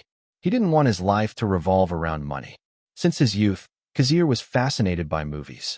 He wanted to be a director, and there was no in-between. If this whole plan doesn't work out, I'll be fine as long as I can make movies. He had faced a lot of misfortune, so facing another one would not make him falter. Instead, his blood was boiling to prove himself to the big six. So, Mr. Grey, you're asking for a loan? The bank manager, Maria Azawu, looked at Kazir as she read his loan application. Lending money was not that easy. That's right. Kazir nodded. It says here that you want a loan of $50 million and pay it back within 3 years. Is that right? From a millionaire's point of view, getting a loan was good because it was a method of legal tax avoidance. Kazir's credit was good. In addition, he was a director who made movies worth hundreds of millions at the box office. Borrowing $50 million was no problem. What will you do with the money? I will invest in my own movie, and the rest will be used to buy copyrights. Maria Ozawa nodded. The answer was as expected. Phew, I thought they would interview me. Kazir sighed with relief after his loan was approved. To be honest, the only relevant information he knew was about compound interest. But he didn't know how it normally worked. He was not the type to borrow from the bank. Kazir had a good financial sense, so he never got to the point of bankruptcy, especially when he got a share of the videotape profits every quarter. Salvatore, yes, it's me. Kazir opened his phone and called Salvatore Barlow. That's right, I got it. Tell Raphael I want to acquire the copyrights to Marvel's superheroes. Yes, I have a list here. I will give it to him later. Marvel was facing bankruptcy, and it was the best time to squeeze them dry. I heard they already sold Black Widow, Blade, and Captain America. I can find a way to acquire them, but first let's get what we can get. Chapter 81. Doctor Strange, Ant-Man, Hawkeye, Star-Lord, Black Panther, Thor. Almost everyone who was part of the MCU was acquired by Grey Pictures.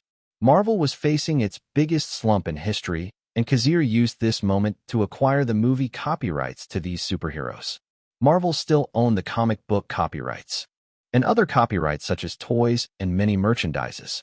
The contract stated that Grey Pictures had the authority over the movie copyrights for 20 years. It should have been 50 years, but Marvel wanted an outrageous amount. In the end, Grey Pictures bought the copyrights for $27 million. These characters are not that famous, and Marvel didn't care about these superheroes at all. Their famous superheroes are actually Spider-Man, Iron Man, and the Hulk. Kazir sighed. He sighed with relief after acquiring the characters. Now that the contract was clear and he had paid the money, he didn't have to worry about Marvel making trouble. All he had to do was show the contract. Of course I'll still contact them. They know these superheroes better than I do. He had no problem inviting Stan Lee. But the MCU had to wait a decade. The current graphics technology was not mature enough to create a superhero movie. It was December 13th, 1996. The Hangover was officially dropped by the cinemas. The movie grossed $469.3 million at the worldwide box office. Because of this result, many film companies tried to contact Grey Pictures about Kazir's next project. Unfortunately, every one of them was rejected. Grey Pictures announced that Taken would be financed exclusively by the company.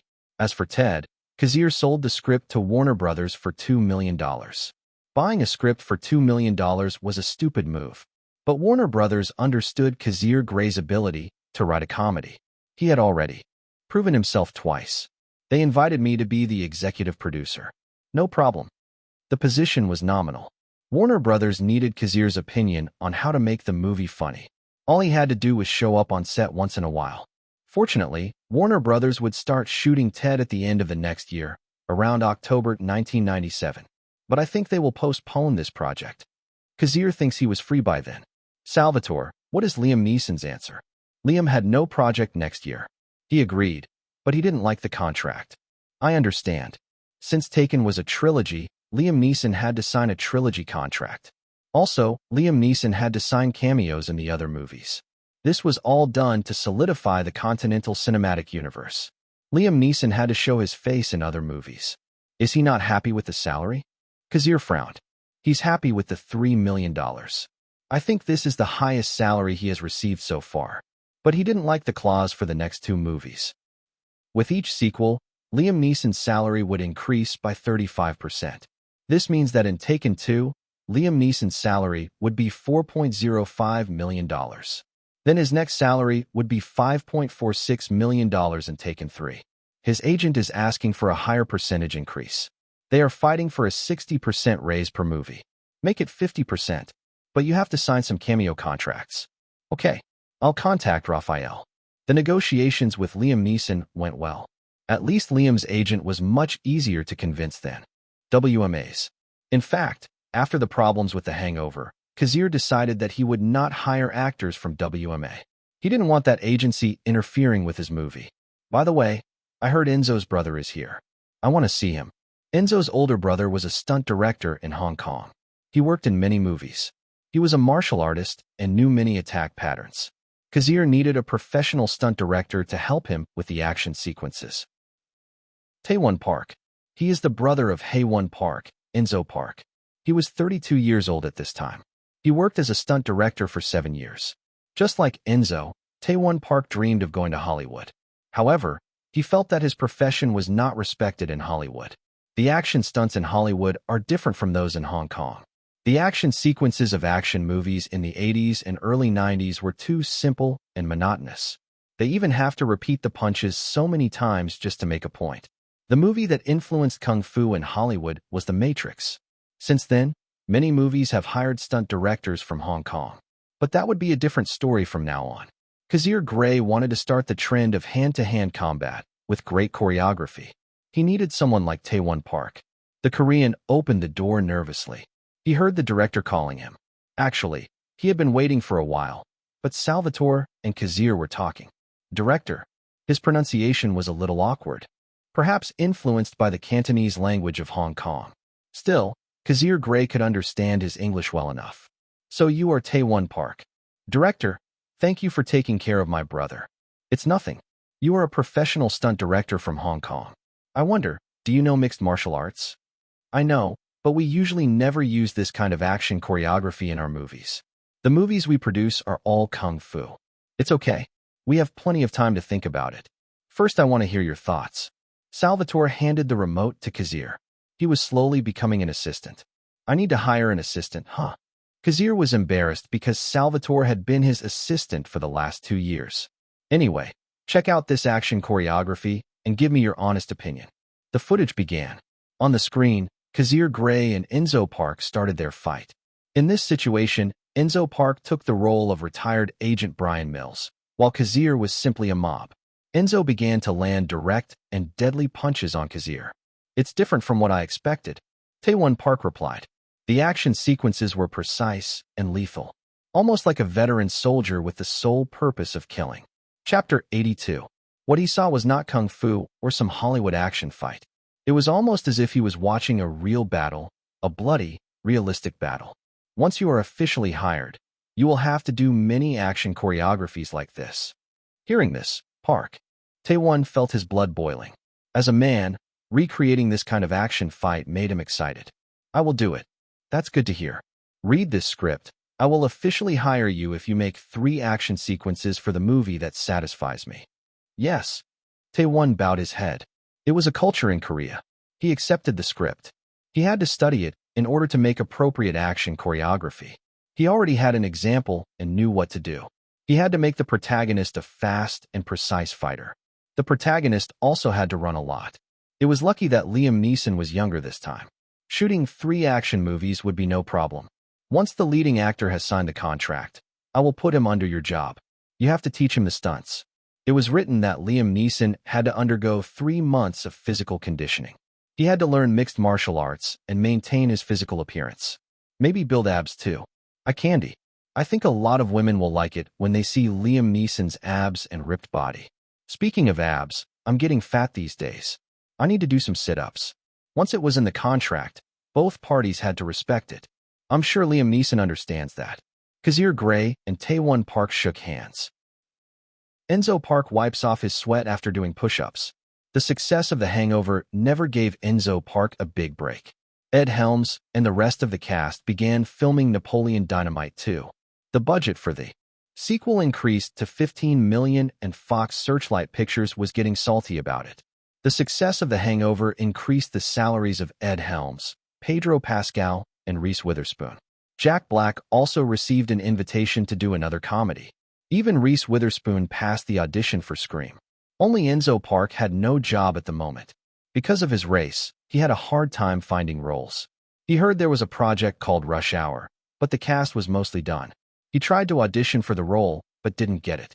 Jackie Chan got the part instead. So Enzo Park was grateful that Kazir Grey hired him back, even though his role in Taken was very small. At least he had something to do. To be honest, Enzo Park felt bitter because he felt he was being left behind. He wanted to prove himself, so he was currently doing weight training. He bench-pressed 405 pounds, which was quite remarkable. I heard that once this movie becomes successful, I will have a role every year. Kazir Grey planned to cast Enzo Park as a ninja. He was the equivalent of Black Widow of the MCU, where he would appear in many Continental movies. In fact, Kazir already had a movie that was perfect for Enzo. In John Wick Chapter 3, there was a group of ninjas that John Wick fought. So Kazir Grey decided to add a certain movie to the Continental Cinematic Universe. It was Ninja Assassin. This movie could fit perfectly into the Continental Cinematic Universe. The movie had a low box office, but Kazir Grey believed that he could change that by adding the movie to a perfect cinematic universe. Maybe the movie could also have sequels. Although this project would not start until the Continental Cinematic Universe was firmly established, maybe around the year 2000. Enzo was grateful that Kazir Grey had already assured him that he was part of the crew. He didn't have to audition. After all, Enzo Park was already perfect for the role. All he had to do was make sure his acting was perfect, too. A week later, Liam Neeson officially joined the cast. Kazir didn't bother to audition for the role of the protagonist. He knew that Liam Neeson was the perfect actor for Taken. Liam Neeson's contract was adjusted to include a 45% salary increase for each sequel. Also, his cameo had to be limited to 10 minutes at most. After that, Liam Neeson and Enzo Park started training to keep their bodies in shape. Tae-won Park helped Liam Neeson with his action stunts. Kazir even hired extras and stuntmen in advance to make sure the action stunts were perfected as soon as possible. The budget for Taken was only $25 million. Liam Neeson took home $3 million. Even Kazir Grey had a salary of $3 million. Kazir Grey had to make sure that the expenses would be less than $19 million. He didn't want to add more to the budget. I'm nervous and excited at the same time. Kazir Grey grinned. The script was already finished. Even the action choreography was 2 of 3 complete. All that remained were the roles of Brian Mills' daughter and ex-wife. Most of the roles related to the action scenes were already cast. Next, Kazir Grey's assistant director, Fremont Smith, announced, and another young actress entered the audition room. Of course, they had to give the actresses a chance to join the cast. After all, the director of this movie was Kazir Grey, a very talented director. Actors/actresses would line up just to be part of a $25 million project. Salvatore, are you really sure that your client can perform well? Don't worry, Kazir. She is prepared. She has been studying the script for 3 months. I believe she will be perfectly cast for the role. Kazir Grey just nodded. Actually, Kazir was too busy and didn't know anything about Salvatore's clients. He only knew Enzo Park. Chapter 83. Days passed. Kazir and the others were busy meeting the actors who were auditioning for the roles. Renner Hector made sure to record the actors' auditions so they would have a clip to study later. Since Kazir was a famous director with 2 successful movies under his belt, the actors and actresses were much more enthusiastic this time. From now on, the roles that Kazir was interested in were Brian Mills' daughter and ex-wife. This was the 3rd round of auditions, and only 7 actresses were left for the role of Brian Mills' ex-wife. To be honest, Kazir was not looking for someone so beautiful. As long as she can cry on camera and get hired for a small salary, I'm fine. Most of these actresses are from CAA or freelancers. Something he already expected. Kazir hired a casting director. Yes, it is a real job. The casting director's job was to find actors and actresses for the character roles based on what the director was looking for. They were responsible for auditioning and filtering. The first audition was usually based on looks. If their looks met the criteria, they would pass and go on to the 2nd round of auditions. The 2nd audition was usually based on acting ability, and they would be filtered into another round, the final round. Kazir could not supervise all the jobs for the film. That's why the role of the casting director was important. Of course, the casting director I hired is from CAA. It's understandable that he would prefer CAA actors over other talent agencies. Besides, that's what I want. Having problems with WMA would just be a waste of his time. Hello, I'm Famke Janssen. I'm here for the role of Lenore Mills St. John. Kazir stared at the woman. The actress was known for her role as Jean Grey in X-Men. I heard Famke Janssen is the Bond girl in 007 last time. I think it was GoldenEye in 1995. Famke Janssen got the role of Lenore Mills in the original trilogy of Taken. However, the timeline had changed, and it was now December 1996. Famke Janssen was too young and beautiful for the part. But Kazir said nothing and let the woman audition. Should I hire her? Kazir thought. It was not a problem to hire Famke because her salary was not that high. She also had a nice acting style. Let's wait for all the actresses to audition before we decide. Thank you, Miss Janssen. The woman smiled at Kazir and walked away. That smile, it's so sexy. Harold, sitting next to Kazir, murmured. Yeah, I guess. Kazir shrugged. Dude, that smile is clearly aimed at you. I bet 1 out of 10 she's waiting for you outside. Harold added. 10%? That's a very small chance. But it's still a chance. Harold, the prop master, became a producer after Kazir convinced him to. Kazir knew that Harold had strong discipline after working with him for years. He always made sure that the props, set, and background were meticulously prepared. So Kazir knew that Harold had what it takes to be a producer. And he was right. Harold knew most of the crew members and easily gained their respect. Working with a reliable person who had good relationships was the best thing for this crew. Harold was trusted by everyone, and he proved himself. He made my job easier. To be honest, Kazir wanted Harold to be a producer from the beginning. But Harold was too stubborn to stay on the props team. This was the only time Kazir convinced him. Renner and Harold were his trusted friends who had been with him since the beginning of his directing career. He wanted to make Harold a producer and Renner a director, because they both had talent. Unfortunately, they didn't have a strong sense of ambition, just like me. Harold was one thing, but Renner Hector was much harder to convince. The last actress will appear. Kazir nodded after reading the list. The last one was a freelancer. She didn't have an agency.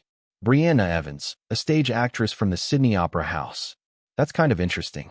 The Sydney Opera House was a famous theater in Australia. Kazir didn't expect to meet a stage actress today. Although I have heard that some theater actresses have exaggerated their acting.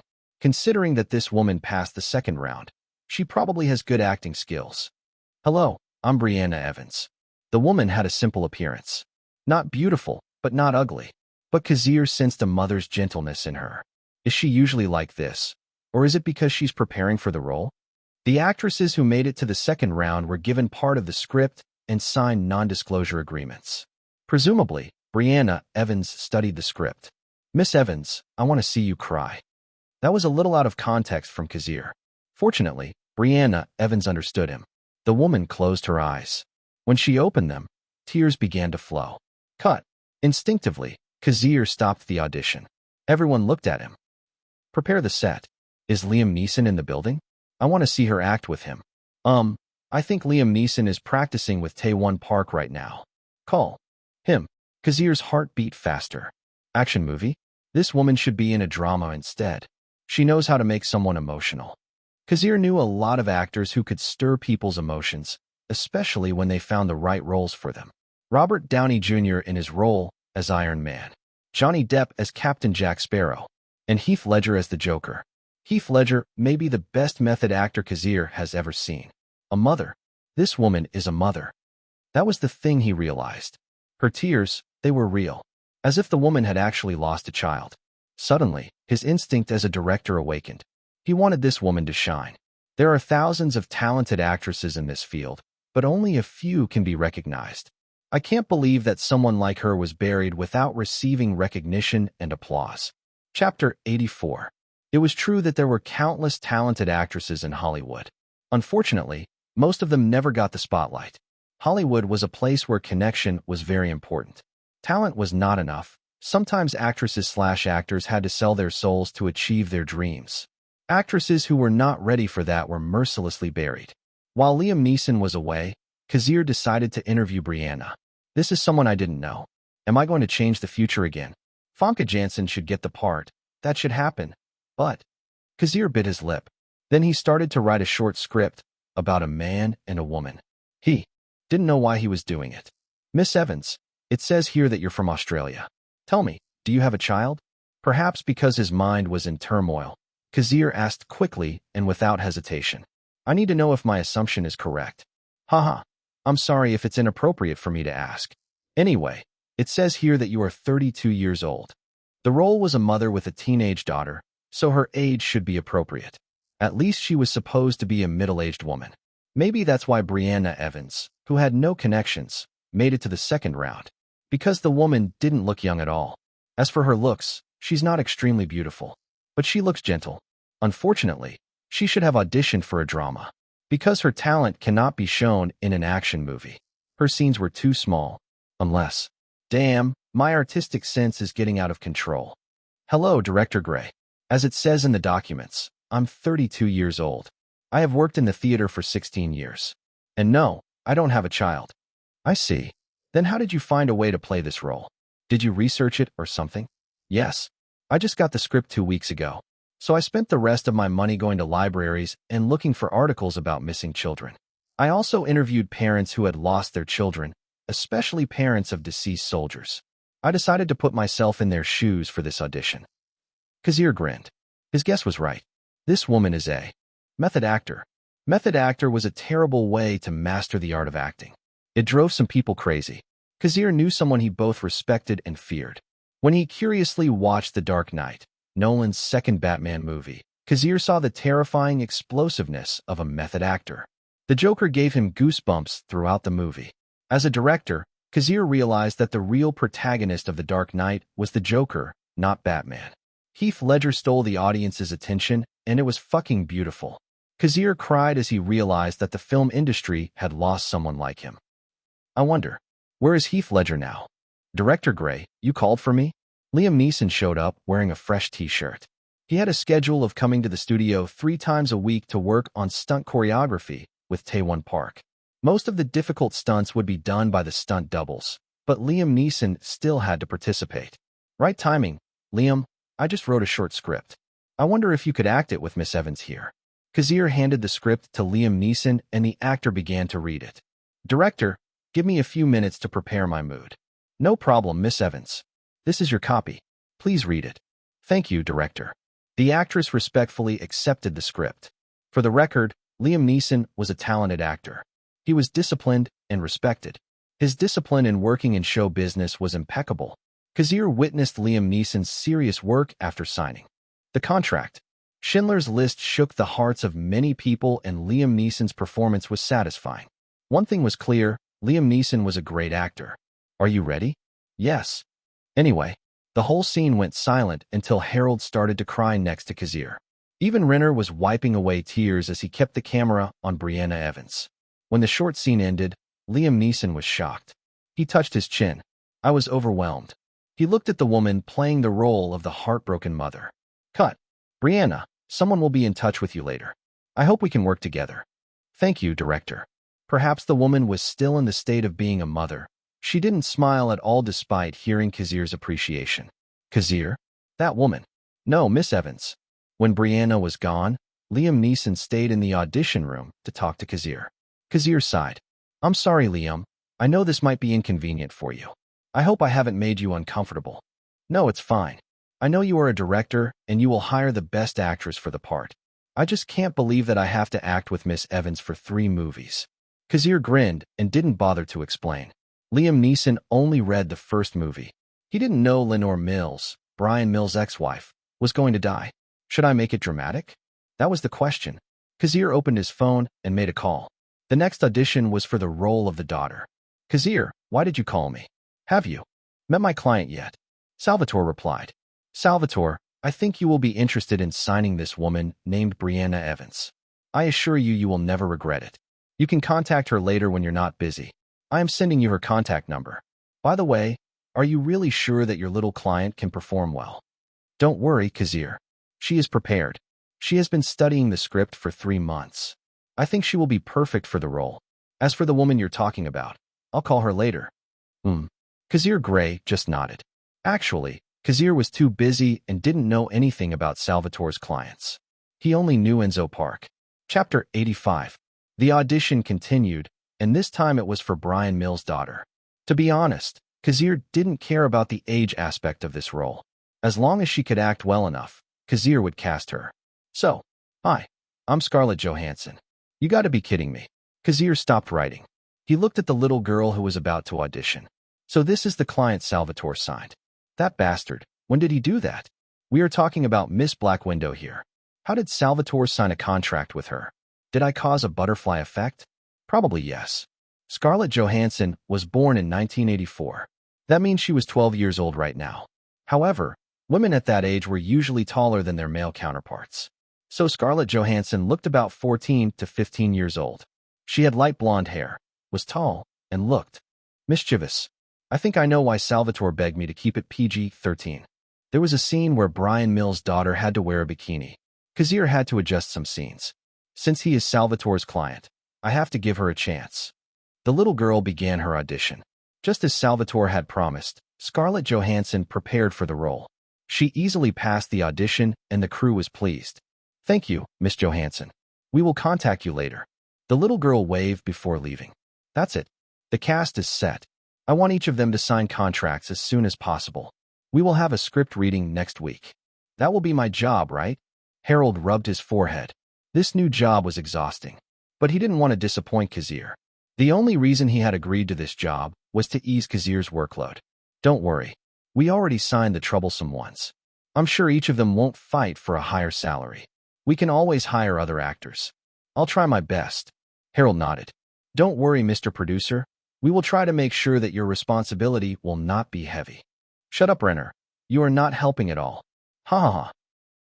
The end of 1996 came and New Year's parties were everywhere. This time Kazir received invitations from many people, mostly from prominent actors who wanted to get in touch with him. The success of his last film was amazing. This year's box office champion was Independence Day with $817.40 million. 20th Century Fox had the last laugh this year. It sold the most tickets worldwide. In second place was Warner Brothers' Twister with $494.47 million worldwide. The third was The Hangover. The movie grossed $469.30 million worldwide. And yes, it was also from Warner Brothers. Warner Brothers had the second and third highest grossing movies of the year. Combined, the two movies made $963.77 million. In a way, Warner Brothers won much bigger tickets than 20th Century Fox. Fourth was Mission Impossible with $457.69 million. Fifth was The Rock, starring Nicolas Cage, with $335.06 million. In sixth place was Disney's The Hunchback of Notre Dame, an animated film with $325 million. Seventh was 101 Dalmatians, another Disney film with $320 million. Eighth place came from Disney again. This time it was Ransom starring Mel Gibson with $309 million. Places 6 through 8 were dominated by Disney. Michael Eisner knew how to do business. The three films together grossed $954 million. In addition, Disney sold millions in merchandise from The Hunchback of Notre Dame and 101 Dalmatians. They may have made more profit than 20th Century Fox and Warner Brothers. Ninth place was taken by Universal Pictures with The Nutty Professor. The film earned $273.96 million. In 10th place was Sony Columbia's Jerry Maguire. The movie starring Tom Cruise made $273.55 million. These were the top 10 films worldwide. Yes, they were all dominated by Hollywood. The Hollywood industry was beginning to take over the world. The top 10 movies of the year would probably sell at least 1 million videotapes each. The cost of a videotape was $30. So each movie could make at least $30 million in the videotape market. I didn't have a videotape share, but I can look at the statistics for The Hangover. This month, the videotape sales of the movie were 1.6 million copies. 1.1 million copies of regular videotapes, and 500,000 copies of the deluxe edition. The non-deluxe video cassette of The Hangover cost $29.90. The deluxe edition cost $59.90. If the math was right, the sales of the non-deluxe videotapes were $32.89 million. As for the deluxe edition, it was $29.95 million. This means that the video cassette sales of The Hangover this month were $62.84 million. This month alone, the videotape sales would continue to grow through next year. It might even surpass the worldwide box office, especially because The Hangover was a funny movie. The buying power of Americans is enormous. They can keep the industry going. At first, the invention of the VCR was frowned upon by Hollywood. They thought they would lose authority over their movies. But what they didn't expect was that the videotape market would save them instead. Now, the movie companies had videotape distribution channels just to make more money. They signed deals with Blockbuster and Walmart to sell and rent their movies. Thanks for helping me last time. The woman next to Kazir giggled and squeezed his arm. Reese Witherspoon and Kazir Grey decided to attend a party in the new year. Out of the many people who invited him, Kazir decided to attend the Sony Columbia New Year's party. Despite their differences, the two parties still had a friendly relationship. In fact, Grey Pictures was about to sign a deal with Sony Columbia to distribute Taken. Chapter 86. Sony Columbia, one of the big six in Hollywood. However, despite being one of the most prominent companies in the industry, this particular film company was known to be the weakest of the big six. The result of this year's box office list showed the reason. Within the top 10, Sony Columbia earned only one spot, which was the lowest. Jerry Maguire earned $273.55 million. The movie came in 10th. Out of respect, the company sent me an invitation. Now that my project is starting, I need a company to distribute my movies. Sony Columbia could be the best option. Sony Columbia was doing a safe business these days. Instead of fully investing in a film, the company focused on distribution. Jerry Maguire was the best example of this. The production company that made that movie was TriStar Pictures. Sony Columbia didn't put their money where their mouth is. Instead, they would make a profit by distributing the movies instead. The company didn't have good judgment in choosing movies. They have only one interesting movie in the next 3 decades. It was none other than Spider-Man. Well, this movie was a huge success, so Sony was still raking in money from this comic book character. If Sony really acquired the movie rights to Spider-Man, I might have to sign a trilogy deal with them. It may sound childish, but Kazir longed to make a superhero trilogy. His first choice was the Dark Knight trilogy. Unfortunately, he knew he didn't have the talent of Christopher Nolan's filmography, so his second choice was the light-hearted theme of Spider-Man. He was pretty confident about that. Some people have said that Spider-Man 3 is a box office flop, but I disagree. $895 million is not a box office flop. The trilogy was a huge success. Sam Raimi did not disappoint Spider-Man. Sony Columbia didn't disappoint the fans, especially when the three Spider-Men met in No Way Home. That was the pinnacle of fiction. Despite my age, I was still hyped for Spider-Man, No Way Home. Seeing the three Spider-Men took me back to my younger years. Marvel/Sony Columbia really outdid themselves back then. Director Grey. Mr. Price. After the resignation of two heads, Peter Guber and John Peters, of Sony Columbia a few years ago, Frank Price became chairman of the company. Kazir Grey and Frank Price shook hands. Unfortunately, this was not the place to talk serious business. Still, their meeting was peaceful and relatively good. Both sides knew each other's intentions. After talking with Kazir for a few minutes, Frank Price left to greet the other guests. This was a formal party and the best way to make connections with prominent people. In fact, I see Meg Ryan and Julia Roberts. Even Jim Carrey, Tom Hanks, and Tom Cruise are here. Director Grey. Good evening, Miss Roberts. Director Grey. Good evening, Mr. Carrey. Director Grey. He received greetings from many people. He also received so many business cards. This was the effect of being a successful director. Actors and actresses would approach you first. Even superstars like Julia Roberts and Jim Carrey greeted him with good intentions. After all, there was nothing wrong with a conversation between a director and an actor. They were all in the same business. Those girls are flirting with you. Who? Julia Roberts? She's too famous and I don't like the way she looks. Kazir shook his head. Of course not. I'm talking about other actresses. You got a lot of business cards from them. They even wrote a few words just for you. I saw some of them write their hotel room numbers. Is that so? I didn't see that. I know. You are too weird. Reese Witherspoon giggled. The party got her attention, too. She got some invitations to audition for roles. Thanks for helping me, she said and kissed him on the cheek, right in the middle of the party. She didn't care about the looks of the other women. She liked it. Scream was released in theaters on December 20th, 1996. The movie was distributed by Miramax, and it had a good reception for a horror movie. Perhaps the first thing that attracted people to the movie was Drew Barrymore's cameo. No one expected that she would die very early in the movie. Everyone thought she was the protagonist of the movie. In the first 7 days of Scream, it grossed $21 million. It may seem small, but the production cost of Scream was only $15 million. It was less than the average budget of $30 million. Still, the first week was a positive response. Since Reese Witherspoon was part of the movie, she slowly gained fame. She began to have loyal fans all over the world.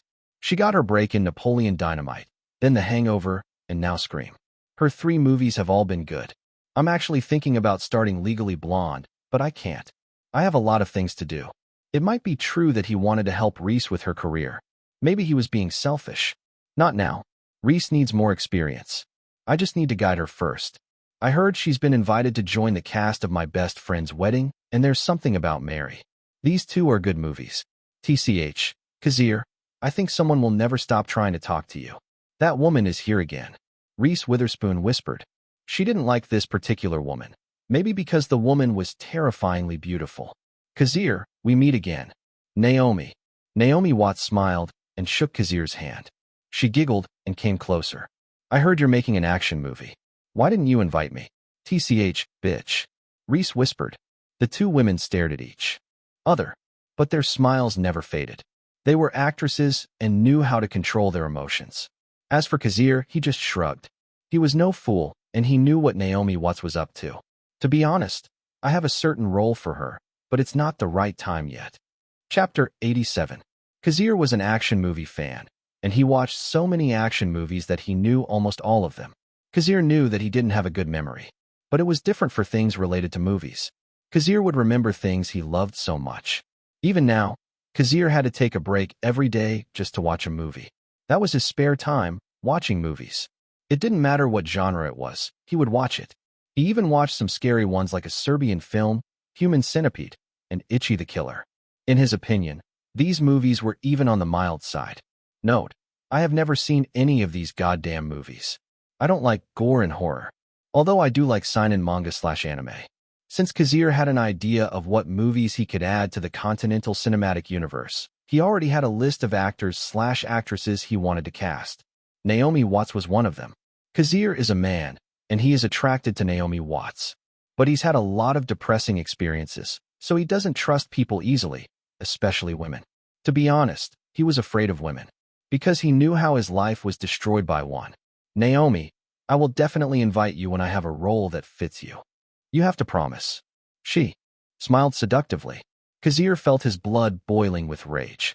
I promise. He nodded, keeping his composure. He felt Reese squeeze his arm and shrugged. You like older women? After Naomi Watts left, Reese Witherspoon asked Kazir about his preference. Reese, Naomi Watts is 28 years old. I'm 28 years old. His birthday, September 9th, had passed, and he had aged another year. So you like younger girls? She giggled. Reese Witherspoon was young. Sometimes she acted childish in front of Kazir, and he spoiled her a lot. Kazir, good to see you here. Tom, Happy New Year. Happy New Year. Tom Cruise appeared with Nicole Kidman beside him. The two were still married at the time. Their relationship lasted a decade. For celebrities to last that long was very impressive. Most celebrities simply divorced their partners after a few years. Although there was a rumor that Nicole Kidman only stayed with Tom Cruise to ride on her husband's fame, which may be true, because in the late years of the 2010s, Nicole Kidman would start using her ex-husband's name to gain traction with people. Anyway, this thing is still uncertain, especially when I'm slowly changing the trajectory of this timeline. Napoleon Dynamite and The Hangover were not supposed to be released in this era, but Kazir decided to do it anyway, despite the consequences. He gambled on the success of the two films. I heard you're going to invest in your own movie. How about I invest in your movie? Tom Cruise said. Don't worry, I'll contact you when we run out of money. Haha. The two had conversations. The relationship between Tom Cruise and Kazir Grey got better after Kazir was invited to Tom Cruise's party. Since then, they met a few times and talked about their jobs. Kazir was an intern on Rain Man. He met Tom Cruise in that project for the first time, and their meeting was simple. Tom Cruise just talked to the intern. But Tom Cruise didn't expect Kazir Grey to actually break into the industry. I know damn well you will never let me invest in your movie. That's why you didn't agree with any film companies. Tom Cruise laughed.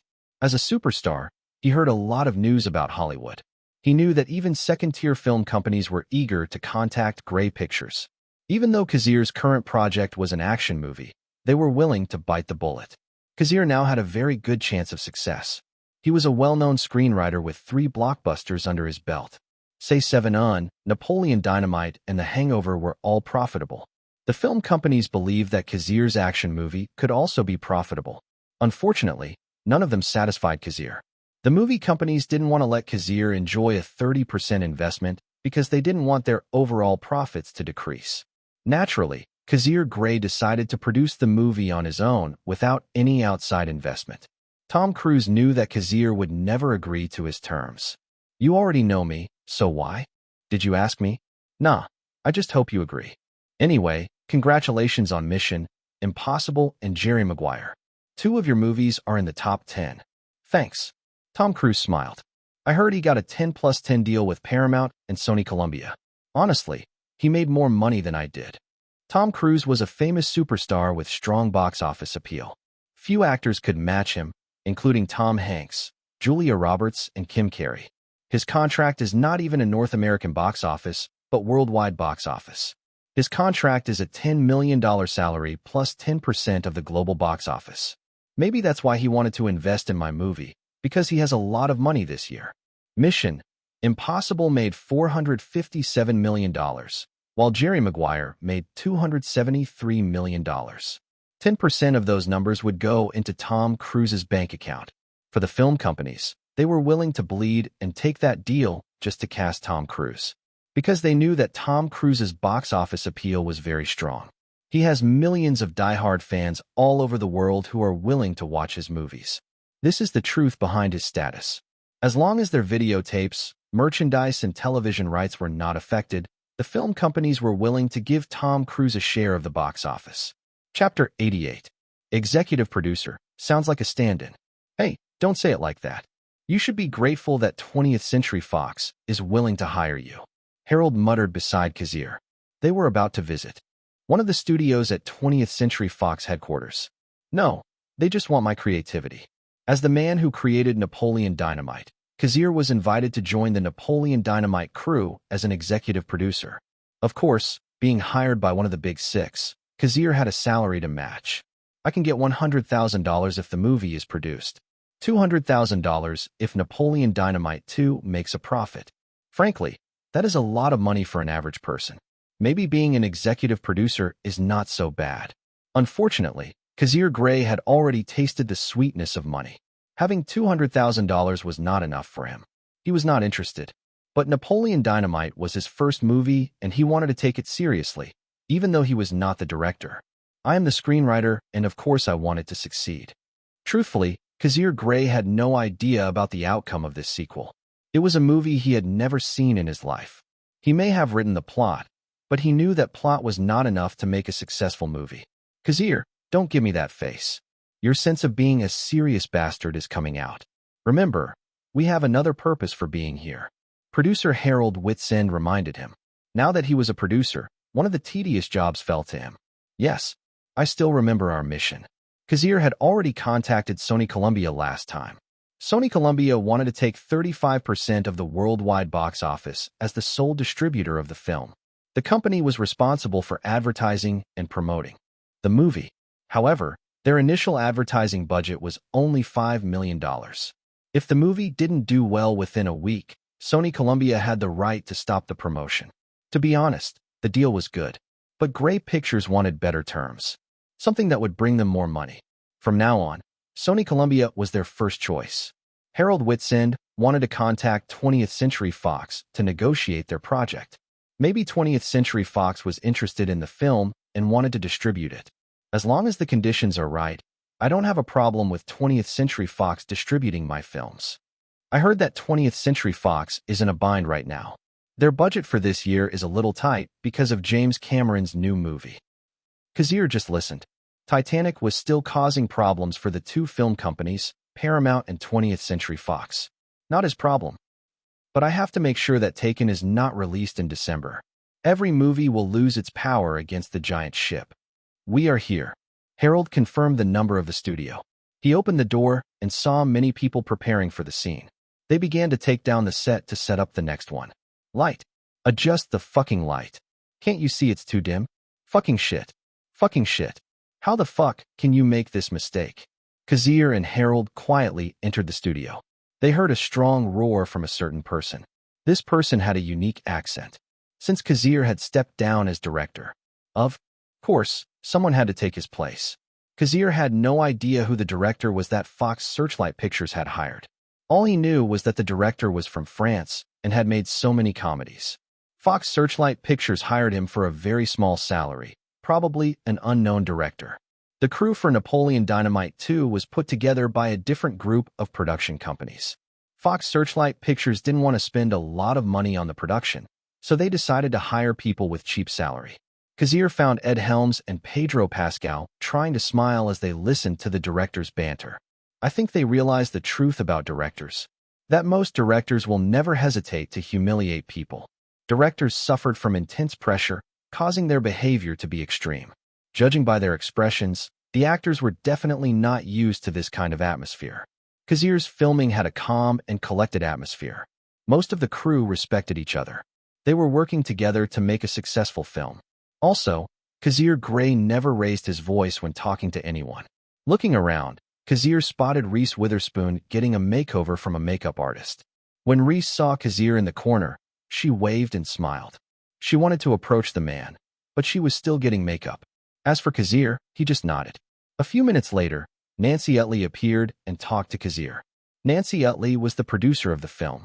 This was the first time that Fox Searchlight Pictures was producing its own movie, so she had to take the position of being the producer. Kazir, I want you to meet Hugo Lehmeyer. He is a director from France who has made so many comedy films. Probably small-budget films. Kazir thought, it's nice to meet you, Mr. Lehmeyer. Nice to meet you too, Mr. Grey. Hugo's earlier arrogance was long gone when he met Kazir. He was just a hired director, and he knew he didn't have Kazir Grey's status. So as much as possible, there was nothing wrong with being humble. I'm interested in seeing the finished product. Don't worry, Mr. Grey. I'll make sure the sequel is successful. Kazir Grey didn't have control over this project, but Hugo Lehmeyer did. However, Hugo didn't even have the editing rights. Everything was under the jurisdiction of 20th Century Fox. They were the ones in charge of editing Napoleon Dynamite 2. The two of them shook hands, and Hugo did his job. Shooting began. Kazir and the others had to be quiet at that moment. Camera. Roll. Chapter 89. Kazir Grey and Harold Whitsand watched the filming for a few minutes. Ed Helms and the other actors also greeted them. Ed Helms returned to his skinny figure, which was shocking but respected. It was very hard to lose weight, but Ed Helms worked hard just to return to Napoleon's appearance. Kazir was impressed. Director Grey, thank you for giving me a chance. I'm actually sad that you're not the director this time. I'm scared and nervous that the success of this movie will be affected because of your absence. Kazir just shrugged. He was getting used to that statement.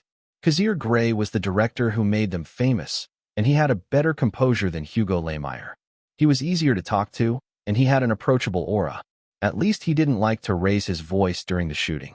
The plot of Napoleon Dynamite 2 is basically an unknown venture.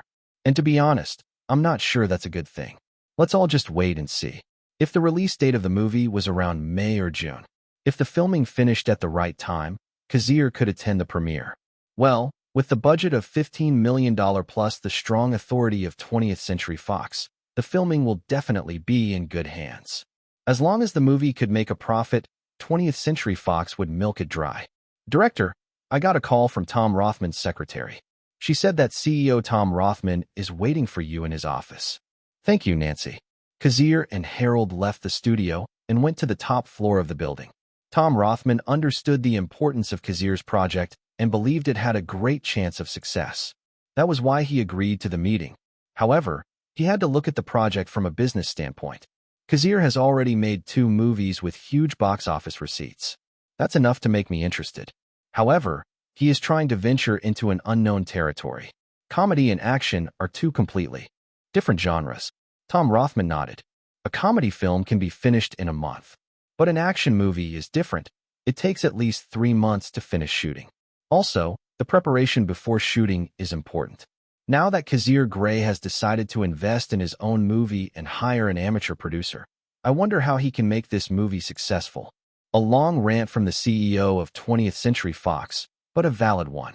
In fact, Kazir's production crew did suffer a backlash. Now that the film had no studio backing, Grey Pictures had to take responsibility and work hard. Fortunately, they had experience working with big-budget films. The pressure was not that much, just enough to make them tense, but serious. I heard that Warner Brothers was going to start the sequel to The Hangover in midsummer. The Hangover made over $400 million at the box office last year. They are probably working hard to make sure the results are better. I bet the actors are negotiating for salary increase. If Napoleon Dynamite 2 was a success, Warner Brothers might have to increase the budget of The Hangover Part 2 to appease the actors. An obvious thing that would surely happen. In fact, that was the reason Napoleon Dynamite 2 went from $500,000 to $15 million. All because the actors' salaries went up. Sigh? Those goddamn agents. They are disgusting leeches, sucking blood to the limit. Tom Rothman said with his teeth gritting. In fact, Ed Helms' agent even asked for a share of the box office. It was outrageous. The reason Napoleon Dynamite and The Hangover are successful is because of Kazir Grey. The actors have no reason to keep up their bravado. I'm sure they know that. The life of working in the showbiz industry is to make sure that your movie/show attracts the attention of the masses. Film companies were willing to accept outrageous conditions just to increase the likelihood of success. But they were not stupid. A few minutes later, Kazir and Harold walked into the office. The reason Kazir showed up was to assist Harold, since the producer was still new to the job. I can use Raphael too, but this is related to my company, so I have to make it worthwhile. Harold worked for Grey Pictures while Raphael was a CAA agent. Of course, Kazir had to trust his old friend. Good morning, Mr. Rothman. Kazir, how's your work? The two shook hands and sat down a few seconds later, smiling like they were close friends. It's still sad that you are not the director of Napoleon Dynamite 2. I will not hesitate to give you a share of the box office if I have to. Tom, it's already in the past. You already have a deal with Hugo. That's right. It's disappointing that you don't want to make a sequel. Regarding Taken, if the movie had a sequel, would you give it to another director? It depends. My plan for Taken is one movie every 2 years, with a trilogy in the works. I have an idea about this cinematic universe of yours, and I'm still not convinced. With your cinematic universe, the trilogy may not be successful. I think you are not the only one who had this idea. I'll tell you this. The reason no one has made a cinematic universe is because it's impossible. The budget, the time, the actors, it's impossible. Tom Rothman said seriously. The reason no one has been successful is because everyone is afraid to do so. Once I prove that cinematic universe is possible and profitable, many film companies will try to copy me. Kazir grinned. When the Marvel Cinematic Universe became successful, Warner Brothers tried to replicate it by starting the DCU. Even Universal Pictures tried to start a monster cinematic universe by releasing The Mummy starring Tom Cruise. I heard that Disney released John Carter as the opening movie of their cinematic universe. Well, the movie didn't live up to their expectations. The only successful one was MCU. Even Warner Bros. DCU was a fucking flop in terms of quality. The movies of DCU and MCU were not comparable at all. In the next century, Marvel would become the face of superheroes. People like Superman and Batman would slowly be forgotten by young people. Chapter 90. The influence of the MCU was so great that many film companies tried to copy it. Even foreign countries tried to dab their hands and copy the MCU and film their own Avengers. The MCU movies made billions of dollars. The franchise may have been the reason why movie theaters were still thriving under the strong rapid rise of the internet. Well, there were definitely many factors like the 3D, IMAX, and increase of movie tickets. But it didn't change the fact that MCU was the most successful movie franchise. Now, Kazir understood that his cinematic universe could not have been as good as the MCU, considering that his movies were original scripts and not based on comics. His cinematic universe didn't have a steady stream of fans. This is my starting point. We will take 40% of the North American box office. 20th Century Fox will only invest $2.5 million in promotion. These terms may change depending on how the movie does. However, I can assure you that 20th Century Fox will give it the best schedule release. We have so many film projects this year, and we have to prioritize them. I understand. That was the main reason Kazir preferred Sony Columbia. Sony Columbia releases only a few movies a year, unlike the other big five. Kazir was confident that Sony Columbia would give him a good release schedule. Also, I have to see the movie first. If it doesn't meet my criteria, I'm sorry, but 20th Century Fox will have to pass. To be honest, Tom Rothman was not confident in the movie. He felt it would flop. The only reason he met with Kazir Grey this time was for the sequel to Napoleon Dynamite. After all, Kazir Grey was the brains behind the movie. He knew the Napoleon Dynamite story better than anyone. I'm sure Warner Brothers feels the same way. Kazir is definitely a talented comedy director, but I don't know about action movies. We will talk about international distribution once Your Taken has proven itself in the North American market. The Big Six would never distribute an uncertain film unless the movie was heavily invested. There were many movies that the Big Six distributed overseas in the hope that they could make a profit. Warcraft was a movie based on a popular game. The movie only made $47 million at the North American box office. However, it made $391 million in the rest of the world. Perhaps the game was one of the factors that made Warcraft movie successful, but it was still true that the movie made more money overseas. Unfortunately, the usual situation was the opposite. If the movie horribly flopped in North America, it would flop in the rest of the world. So Kazir understood why Tom Rothman couldn't promise international distribution for Taken. After all, they have to invest money just to distribute thousands of film copies around the world. Added that they also have to promote them. Well, that's good for me. At least I can negotiate with them again if Taken is good. Maybe I can get a better deal then. Sony Columbia has already promised a 35% share of the worldwide box office. This offer was either good or bad for Grey Pictures. But in Kazir's opinion, the deal was already good.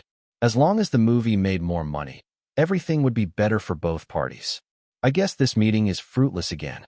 It seems that Tom Rothman didn't want to repeat what happened last time. Maybe he thinks it was a mistake to give me a share of the box office for Napoleon Dynamite. Well, I'm still grateful for what he did for me. Fox Searchlight Pictures was his first partner. He had no problem working with them again as long as the conditions were met. The truth was that the meeting was not fruitful. At least Grey Pictures knew the average terms of the two film companies. Besides, it was not wrong to ask for more, especially if Grey Pictures was going to be the sole investor in Taken. They have the right to agree or disagree with the film companies. I actually have another company to ask from, but I'm not sure if they have the ability to promote my movie properly.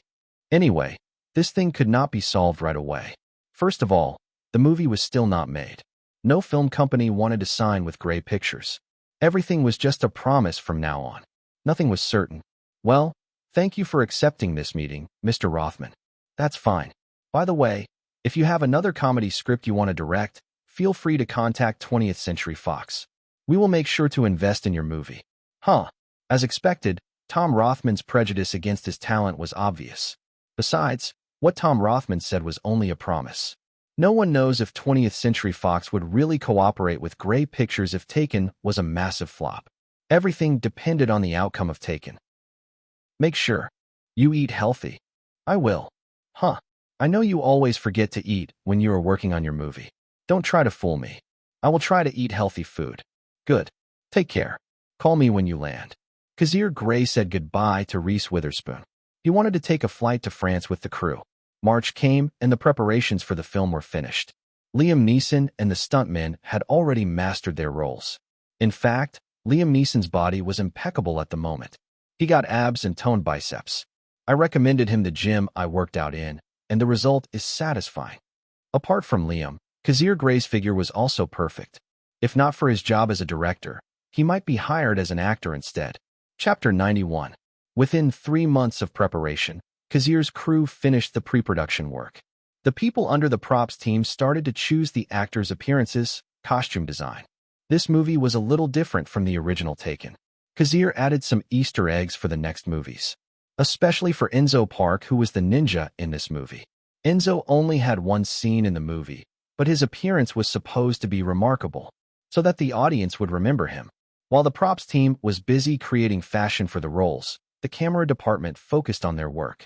The camera department, especially Rector, who was the cinematographer, had the job of going over every possible shot and scene they were going to do. Rector even went to France for a week to check out the locations. The crew already got approval from France to make the movie, but they didn't get any tax incentives. First of all, Grey Pictures was an unknown studio. Also, the film was about human trafficking in France. It was actually a miracle that the government agreed.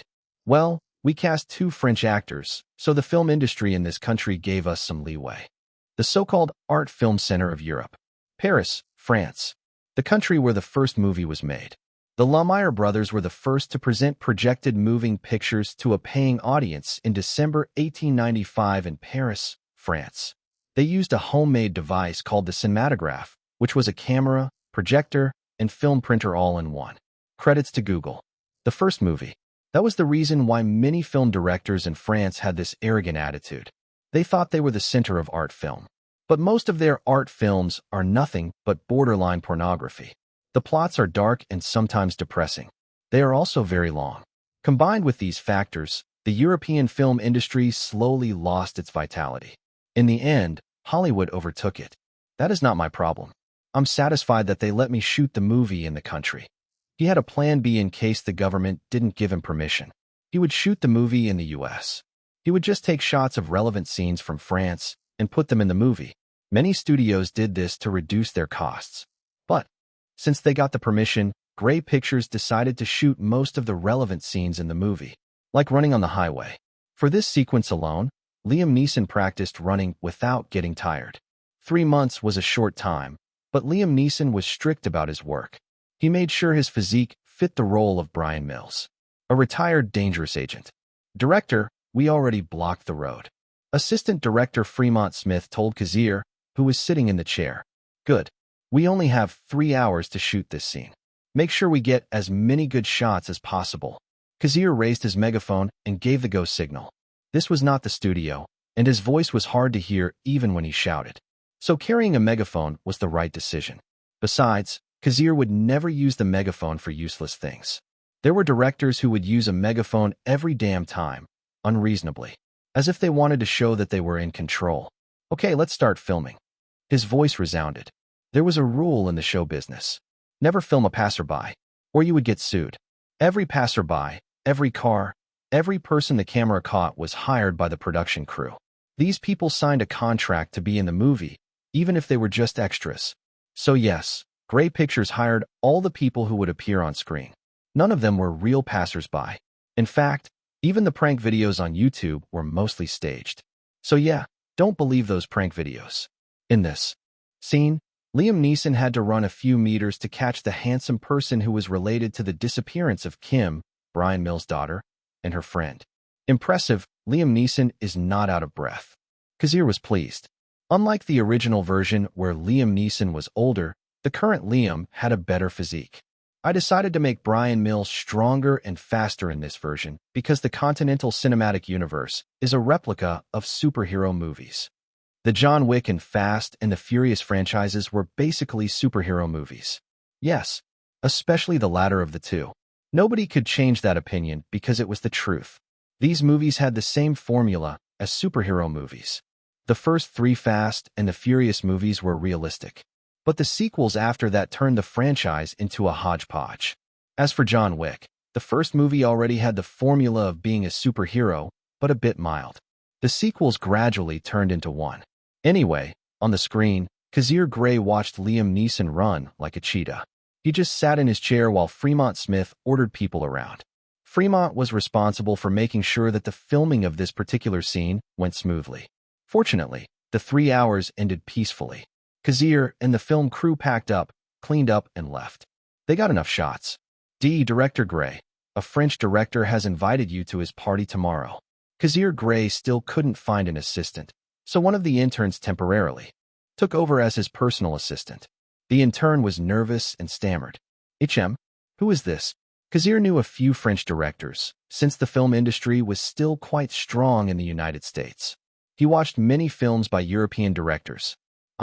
It says here that the director's name is Roman Polanski, the intern said. Kazir became silent. Roman Polanski was in fact a famous director. He was the director of The Pianist, the Oscar-winning film, The Pianist. But Roman Polanski was also famous for something else. He was a known rapist/pedophile. Chapter 92. Roman Polanski, a famous director. He directed many movies, and his most famous one was The Pianist. However, he was wanted in the USA. Nevertheless, he fled to Paris and continued his profession as a director. Roman Polanski had influence in the French film industry, and he invited Kazir Grey to his party for several reasons. First of all, Kazir Grey was a Jew like him. Kazir's mother was from Poland, and her parents lived through the horrors of World War II. Unlike Kazir's mother, Roman Polanski lived through World War II. It was not a good memory. The second thing was that he heard that Kazir Grey was going to make a movie in France. Maybe he could cooperate on something. The third was Kazir's influence in Hollywood. Roman Polanski was wanted in the US, and he could not get in. He had cooperation with the film companies in Hollywood, but he still wanted to get some information firsthand from Kazir. If you ask me, it's a mystery how the Academy let Roman Polanski and The Pianist win the Oscar despite the scandal. Kazir Grey had an idea why. Most of the old members of the Academy were Jewish. They had this collective understanding that they had to help each other. Besides, The Pianist was about the plight of the Jewish people at the hands of the Germans. The old men of the Oscars obviously liked the movie because of that. So much so that they ignored the fact that Roman Polanski had committed a crime. He was convicted of unlawful sexual intercourse with a minor, a 13-year-old girl. Now, I still don't know the whole story, and I can't judge a person based on these articles. I have to meet him before I make a decision. Maybe this is why the old men from the Academy of Motion Picture Arts and Sciences let it slide. Because some of them might be pedophiles. There were a lot of crimes going on in Hollywood, but they were protected by their halo. One of the reasons Jeffrey Epstein maintained his status for so long. The stars shone, but they were overwhelmed by the blinding lights of the city. The hustle and bustle of the city continued despite the late hour. Kazir Grey entered the party with Harold. They were the director and producer, so they had to make connections. The French film industry was quite strong, and they had the home field advantage. Kazir Grey, it's nice to meet you. Mr. Polanski. Kazir shook Roman's hand. It was a little uncomfortable, but he decided to accept it. The Jewish director was 63 this year, and he looked old, but he was still active in the industry. Kazir, how about we go to a quiet place and talk? Okay. Kazir motioned to Harold Whitsind to make contact with the locals. Maybe they could find something interesting that would reduce their costs. They need local companies to help them. The two directors walked into the garden. Kazir had a glass of champagne in his hand. He knew the French liked to drink champagne and cognac. Kazir, I hear you're a Jew. That's right. As expected, Roman played the race card. Kazir decided to shut up and let Roman talk. I have a new project, and I'm trying to find a distribution company. I was wondering if you could recommend a company. Well, I work with Warner Brothers and 20th Century Fox. Maybe I can put you in touch with them.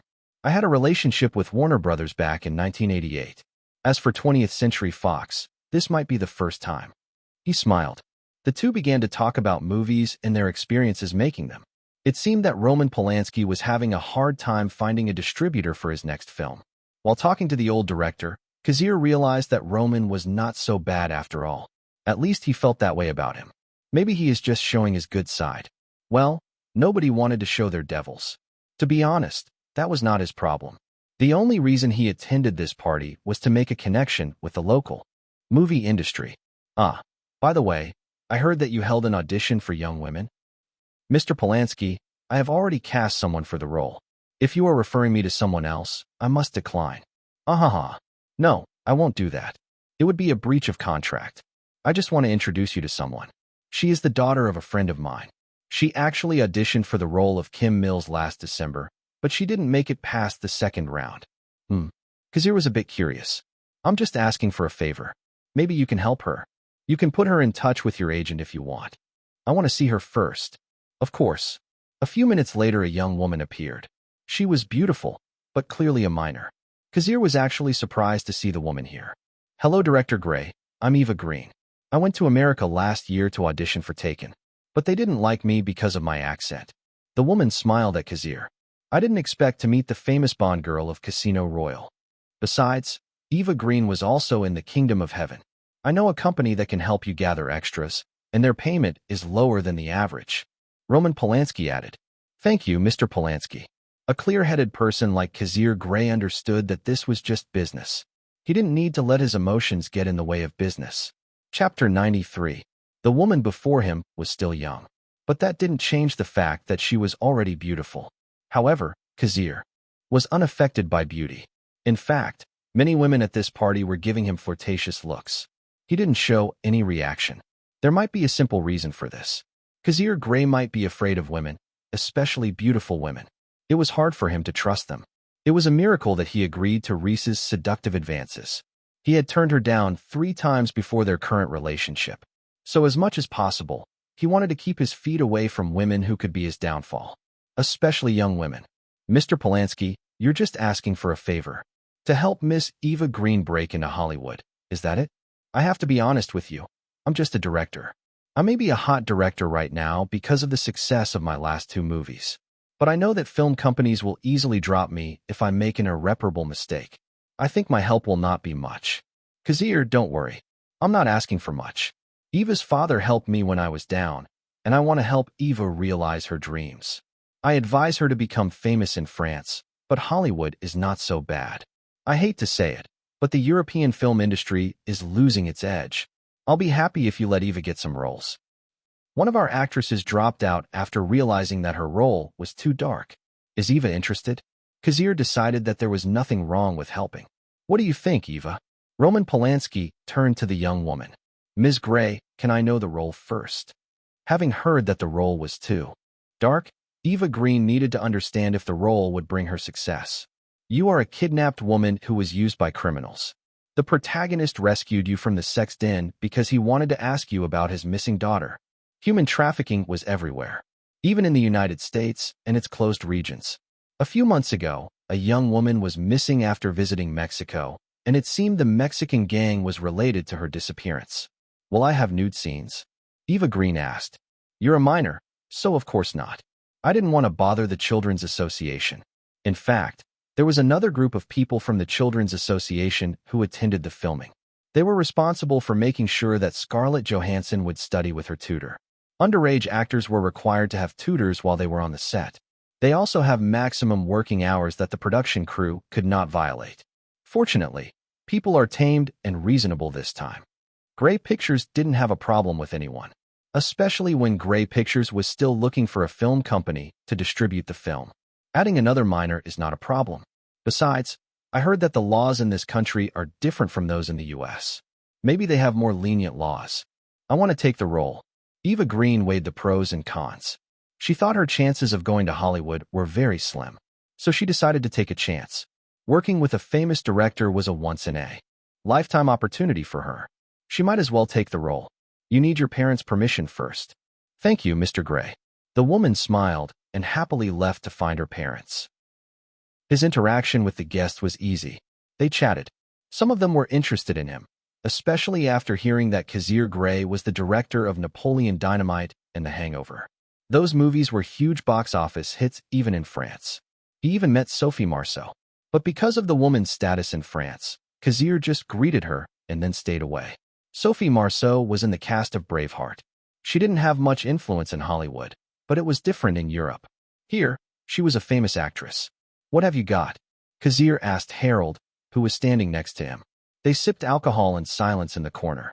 They had already gotten what they needed. Some of them asked us if we needed filming equipment. They can promise us a 20% discount, as long as we include their store in the movie. An advertisement. That's right. Harold nodded. I see. Let's think about it later. Kazir thought that this condition was not bad. Unfortunately, they already have cameras and equipment for filming. This, I'm sure you'll be interested in. I met a person who can help us buy old cars. There was a car chase scene in the movie, and they needed old cars for it. Kazir wanted 1 or 2 cars for explosion scenes. Call them later. If the price is right, we can rent and buy old cars from them. Okay. Having accomplished their goals and met new people, the two decided to return to the hotel where they were resting. The crew had to work tomorrow, and it would be bad if the producer and director returned with a hangover. Just as Roman Polanski had promised, a company contacted the crew and promised to bring extras at a good price. Extras were important because they were needed in most of the public scenes. Grey Pictures didn't want to get sued if they accidentally filmed a real civilian and put him in the movie. Just like that, the shooting started again. This time they shot at night. We have to shoot most of the difficult scenes this time. Sigh, renting a huge yacht is expensive. Are you sure you can finish shooting in 7 hours? They only have a few hours to finish the yacht scenes. To be honest, Harold was skeptical. He had experienced Kazir's fast shooting before, but this time was different. He was going to shoot an action stunt, and they had to execute it meticulously. It was a dangerous stunt, so Liam Neeson had to make way for his body double. The part where he had to jump and then roll onto the yacht to infiltrate the place. Chapter 94. Liam Neeson was insured, of course. Because of his profession, the insurance company had to make sure he was safe in every project he took on. So all the dangerous stunts had to be done by his stunt double. It was a no-brainer. There were many actors who said they didn't use a stunt double, and most of them were lying. Unless it was Jackie Chan or Jet Li. Those actors had different contracts.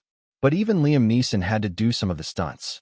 He just has to show his face to make it look like he was the one doing the stunts. So his stunt double had to resemble him in height and weight. The cameras are all set. The actors are all ready. They shouted, since they were far apart. Kazir switched on the megaphone and said, "Start shooting. Lights, camera, action." With cameras from different angles, Brian Mills, Liam Neeson, started running to the bridge. Brian Mills had to jump into the approaching private yacht to save his daughter. Once the yacht was under the bridge, Brian Mills made a decision and jumped. Cut. Stop the yacht and call the double. Kazir stopped the filming right before Liam Neeson actually jumped. Just like Liam Neeson, his stunt double underwent 3 months of rigorous training. His training was harder than Liam Neeson's because he was the one responsible for the difficult stunts. After a 10-minute break, filming resumed. This time with Liam's stunt double. The yacht that was under the bridge started to move again. The stunt double jumped and then rolled safely onto the yacht. Cut. Another 10-minute break. Are we going to reshoot? Fremont whispered next to him. Let me see the clips first. Kazir Grey touched his chin and studied the shots. It was perfect. Even Fremont thought there was no reason to reshoot. The two nodded to each other. It was useless to reshoot, since they had already captured a good one. This is the first time I've worked with Kazir, but I can't believe how fast and precise his shots are. Usually the actors make many mistakes, but under Kazir's guidance, The actors are all calm and serious. Liam Neeson murmured while sipping hot soup. It was late at night and very cold. Liam's personal assistant gave him a towel to keep him warm. I heard that Director Grey has a vibe that makes actors improve their acting. The assistant said without any assurance. In the first place, she didn't know what she was saying. It's because the director has a long patience, and he didn't shout much. Enzo Park appeared. Our ninja is here. Liam Neeson teased the young Korean. They trained together and became friends. Tell me more about Director Grey, Liam said. I only worked with Director Grey once, and I realized one thing. I didn't feel any pressure or nervousness. That's why I easily passed my scenes even though I had a lot of NGs when I practiced. Enzo Park was dressed in very elegant clothes, all black, as if he was melting into the darkness. I see. Liam Neeson touched his chin. This was only the second day, and Kazir Grey kept his patience. There were times when mistakes were made. Instead of getting angry, Kazir encouraged them. Even Liam noticed that Kazir Grey boosted his confidence by telling him that he was doing a great job even though his performance was sometimes mediocre. Will my acting be bad now that I know his tricks? Tricks? No, I think it's a talent. Director Grey has a talent for building someone's confidence. Director Grey knows the whole movie as if it's already finished in his mind. I think as long as you meet his qualifications, there will be no problem. Enzo assured him. Thank you, but I didn't feel any encouragement at all. Liam Neeson chuckled. The shooting started again. This time, Brian Mills had to fight the guards of a certain rich Middle Eastern man. In the movie, Brian Mills' daughter was bought at an illegal auction by a Middle Eastern man. Kazir just followed the original movie as closely as possible. The high table from the franchise John Wick has a member of a Middle Eastern man. I think I can do something to connect the two. Kazir thought as he watched Brian Mills defeat the bodyguards one by one on the screen. Of course, they are shooting the scenes one by one with breaks. This was not a real fight. They just have to make it realistic. Liam, this is an important part of the movie, no, of my whole plan. I hope you can show me a fierce and fearless man. Don't worry, Kazir. We have practiced this many times. Brian Mills was shot in the abdomen, but that didn't stop him. He beat the crap out of the bodyguards until he reached the master bedroom. When he opened the door, he was greeted by the Middle Eastern man holding his daughter. The man had a gun to his daughter's head. Kim Mills, Scarlett Johansson, was terrified. She was confused and scared. Her father had just appeared and fought the bodyguards. She stared at her father with tears in her eyes. Brian Mills pointed the gun at the man. A few seconds passed. The man felt he was at a disadvantage, so he decided to bargain with Brian Mills. Let's negotiate. Before he could finish his sentence, he was shot in the chest. He fell to the ground, blood flowing slowly. Why, you bastard. The high table. Baba Yaga. They will all hunt you. The man shouted, spitting blood. He spoke in Arabic. Suddenly, Brian Mills kicked him in the chest and stared at him coldly. Then call them. He replied in Arabic and shot him in the head. Chapter 95. Cut. This time I want to make a certain adjustment. Kazir Grey didn't use his megaphone since they were inside the yacht. There was no need to shout. This yacht was mainly used for filming. It was a yacht specially made for the purpose of renting to production crew to shoot movies or TV shows. So the corner of the rooms in the yacht had spaces for cameras and cameramen. Roman Polanski recommended this yacht for them to use. Because of his connection, they rented the yacht for a better price. There were some scenes where Brian Mills was breaking glass walls while fighting the bodyguards. These scenes had to be shot elsewhere. The production crew was not crazy enough to damage the rented yacht. There was a clause that they would have to pay if the yacht was damaged. They only used the exterior of the yacht and some rooms for shooting. Like now. Let's try a different approach this time. Kazir also understood that introducing the high table and Baba Yaga in the first movie could be a dangerous move. So he had a plan B. After a 10-minute break, shooting resumed.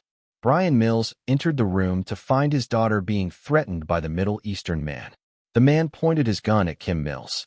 However, the man knew he was in grave danger. So he decided to negotiate with Brian Mills. Let's negotiate.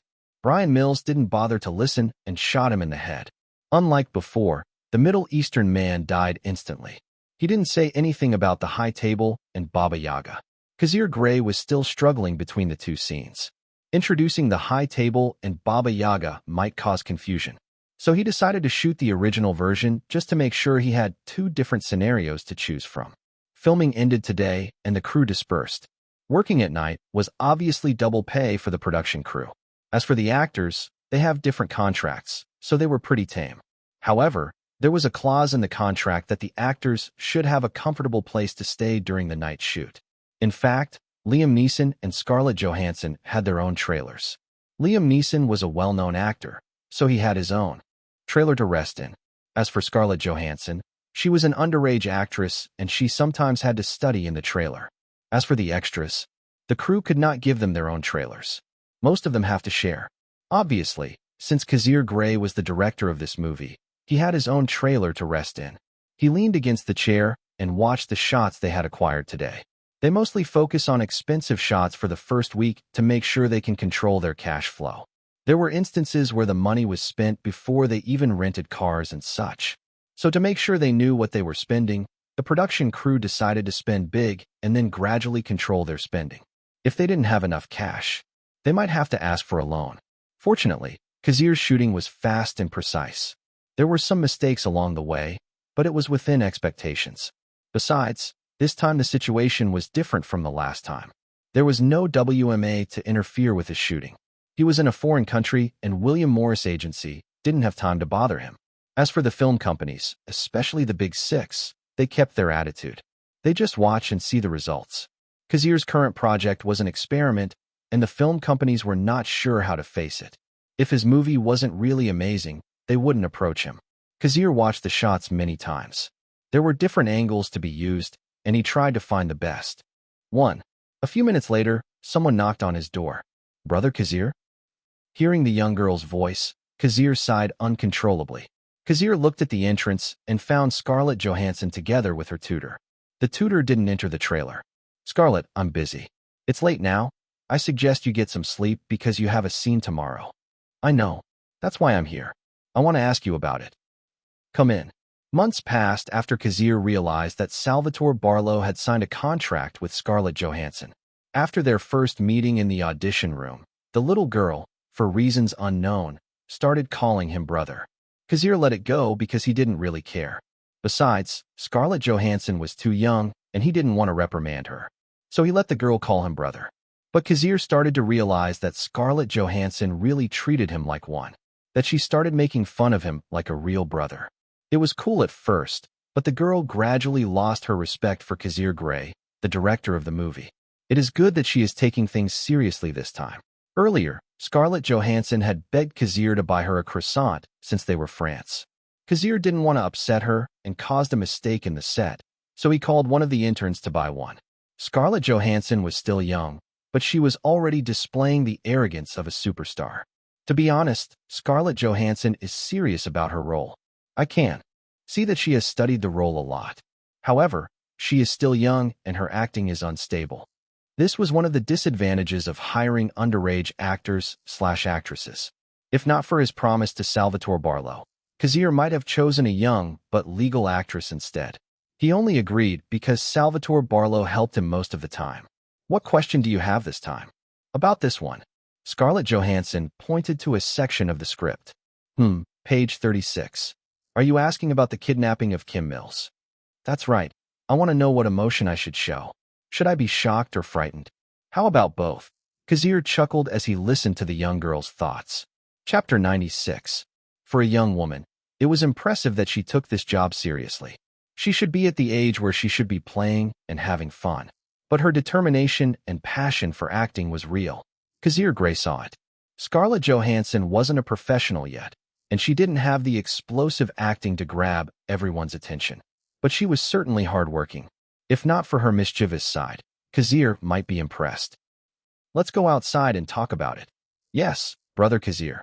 Honestly, I don't like calling me that. Why don't you stop and call me Director Grey, or just Kazir instead?" He frowned. At first he let her do what she wanted because he didn't want to cause a trouble in the set. However, being called brother was not normal in their society. Scarlett Johansson paused. "My parents said that connection is the best weapon in this industry. You're a director who has potential, so I want to call you brother. So brother, give me roles when I need to." Am I hearing it right? This child is already scheming at such a young age. Back when I was 12 years old, I'm still addicted to Pokemon and Pac-Man. Anyway, let's talk outside. Of course, Kazir knew that rumors might start flying if they stayed in the trailer for too long. So it was better to be safe than sorry. Okay. Scarlett Johansson nodded and opened the door. The two walked out of the trailer and found the tutor talking to the crew. Kazir and Scarlett had a conversation where people could see them. What question do you want to ask? It's about the scene where Kim Mills was talking to her father when she saw unknown people showing up. Ah, that scene. I think you already have an idea about it. As expected, it should be shock and fear, right? Give me your best reaction. I need a few seconds to adapt. Scarlett Johansson thought seriously. Then she turned to Kazir and showed a frightened expression. Passable, but not the best. First of all, why are you holding your shoulders? Remember, Kim Mills was holding a phone at the time. Let me do it again. This time Scarlett's performance was better. Kazir did not ask for anything great from her. He was already satisfied that Scarlett could work without being a crybaby. Young children can be shy and timid in front of the camera. They usually cry when they're pressured, and they're hard to work with. I didn't want to work with young children as much as possible. He had the experience of working with a baby in The Hangover. The baby would cry at every break, and it slowed the production down. Their schedule was behind the expected time. In addition, the Children's Association at that time also caused problems. I have to work hard. This is the scene we will shoot tomorrow. I don't want to cause trouble for the film crew. Scarlett muttered. I'm surprised that a little girl like you is aware of her surroundings. I'm not a little girl. I'm already 12. She kicked her foot in protest. That means you are a little girl. Geez. She pouted. She hated it when people made fun of her age. She tried to be mature. Well, her action was still that of a child. Kazir, does being a director fun? Thank God you stopped calling me brother. Anyway, what do you mean? I like my job and I love making films, so yeah, it's fun. Boys and girls at my age are snotty and act very immature. They fight and talk stupid things. I want to grow up fast and do what I want, something fun. Scarlett, boys and girls your age are very immature. Kazir shook his head. This little girl was trying to grow up faster. In his opinion, Scarlett should see things from a child's perspective. She was still a child. She should cherish her childhood. Anyway, since you are making fun of me, you should buy me chocolate souffles, if I pronounced that right. I heard there's a famous cake shop near our hotel. She grinned, trying to be unreasonable again. Scarlett, you understand that I'm the director of this project. You can't order me around. Then I will not do my best tomorrow. Hell, I will even cry. Are you threatening me? That's right. You don't want your filming schedule to be late, right? Because it brings more expenses if the movie is late. She grinned like a little devil. You know I can fire you. That's true. But you have already shot almost 1/4 of Kim Mills' scenes. It will be expensive if you fire me and hire another girl. Maybe the girl you will cast is worse than me. He was in the palm of a 12-year-old girl, a 12-year-old girl. Besides, I'm Salvatore Barlow's client. You can't just fire me. She crossed her arms condescendingly. For a little girl, she was too calculating. Now, my fear towards women is getting stronger. Adults respected him because of his authority and accomplishments. Most actors/actresses would even beg him just to be cast in his movie. Maybe this is proof that Scarlett Johansson is still a girl because she is immature. He decided to let it go. He massaged his forehead and finally agreed. Just to be clear, we start shooting at 7 a.m. and finish at 8 p.m. I can only take you to the shop when our work is done. We will take your tutor. Okay, no problem. You have to promise me that you will not cause any problems tomorrow. Do you want me to sign a contract? No, just behave yourself. It was ironic that she was aware of her surroundings and yet wanted to use them to make trouble for me. He sighed. Even at the script reading 3 weeks ago, Scarlett Johansson got on his nerves. She kept changing her lines. People forgave her easily because of her young age. Luckily, she didn't cause any trouble when filming began. We also have to shoot in the USA. The first part of the movie was set in America, and Harold has already found a cheap villa to use. They only had 2 months to shoot all the scenes in France. If they overstayed, they would have to invest more money just for accommodations. Hee, you better keep your promise, or I will keep pestering you until you agree. By the way, if you have a role suitable for me, cast me. All right. The little girl walked away, leaving Kazir alone. The next day, Scarlett Johansson had a good performance, and she only made 4 NGs the whole day. Since Scarlett Johansson kept her promise, Kazir obviously had to keep his. Chapter 97. Scarlett Johansson had a good performance this past few days. Even if she didn't have any explosive acting that would attract the audience, at least her work was efficient and made the work of the film crew easier. As a result, Kazir's opinion of her improved a bit. Scarlett is still a brat, an immature brat. I should not take her seriously. Director Grey, good morning. Oh, Eva, you're here. Kazir was checking the storyboard when Eva Green greeted her. She had a scene today about the time Brian Mills infiltrated a sex den and found a drugged woman with his daughter's belonging, jacket. Because of this connection, Brian Mills decided to save the woman and ask her where she got the jacket. I hope I can do my role perfectly. I'm kinda nervous. The woman smiled. I believe you will do your job properly. Kazir replied, sketching at his storyboard. Eva Green only got the role 3 days ago, and she didn't have any preparation. Luckily, her part was a minute-long scene at best. She didn't have to do much acting. Thank you for giving me this chance, Director Grey. I will try my best. It's a small role. As long as you act well, it's all right. Besides, I promise Roman Polanski that I will help you. If you are interested in Hollywood, you can contact CAA. I will try to help you as much as I can. Thank you very much, Director Grey. Hearing this, Eva Green smiled and was grateful. She knew how hard it was to build a solid foundation in Hollywood. She was there for a year, but her search for roles was fruitless. She didn't get a role, so she decided to return to France and cultivate herself in the local entertainment industry. Hearing Kazir's approval was the best thing she has heard this year. It is enough that I gave her a small role. I already kept my promise to Roman Polanski. I know Eva Green's future, so there's nothing wrong with helping her. Perhaps I will make another changes in the timeline. After greeting Kazir Grey, Eva Green went into the shared trailer to get makeup. She was a woman who had been captured by human traffickers and suffered a terrible fate. Obviously, her appearance had to fit the role. Who's that? Suddenly, Scarlett Johansson appeared next to Kazir and asked about Eva Green, who entered the shared trailer. Huh? Are you talking about Eva Green? She is just an acquaintance. Is that so? But the way she looks at you is a little different, Ack. Hey, why did you karate chop me? I almost bit my tongue. She hissed. That's because you don't know what you're saying. Eva Green is just an actress that was recommended to me by a director here in France. I'm sure she's just grateful. Really? Then that is good to hear. Kazir, you have to understand that having a relationship with an underage person is a crime, even if Eva is 17. I know. Kazir just shrugged. There was no reason to argue. Considering your relationship with that Reese, I bet you have a thing for young women. She grinned and crossed her arms, clearly making fun of him. You want me to karate chop your head again? And no. She shook her head hard. Scarlett, I met Reese Witherspoon when she was 20 and I was 25. I don't think that's a crime. Besides, Reese and I are just friends. Friends? That's too stupid to believe. Anyway, make sure you know what you're doing. Okay. Just go back to your tutor and study. Kazir left to talk to Renner Hector about their shooting plan. There was no reason to talk to an immature girl.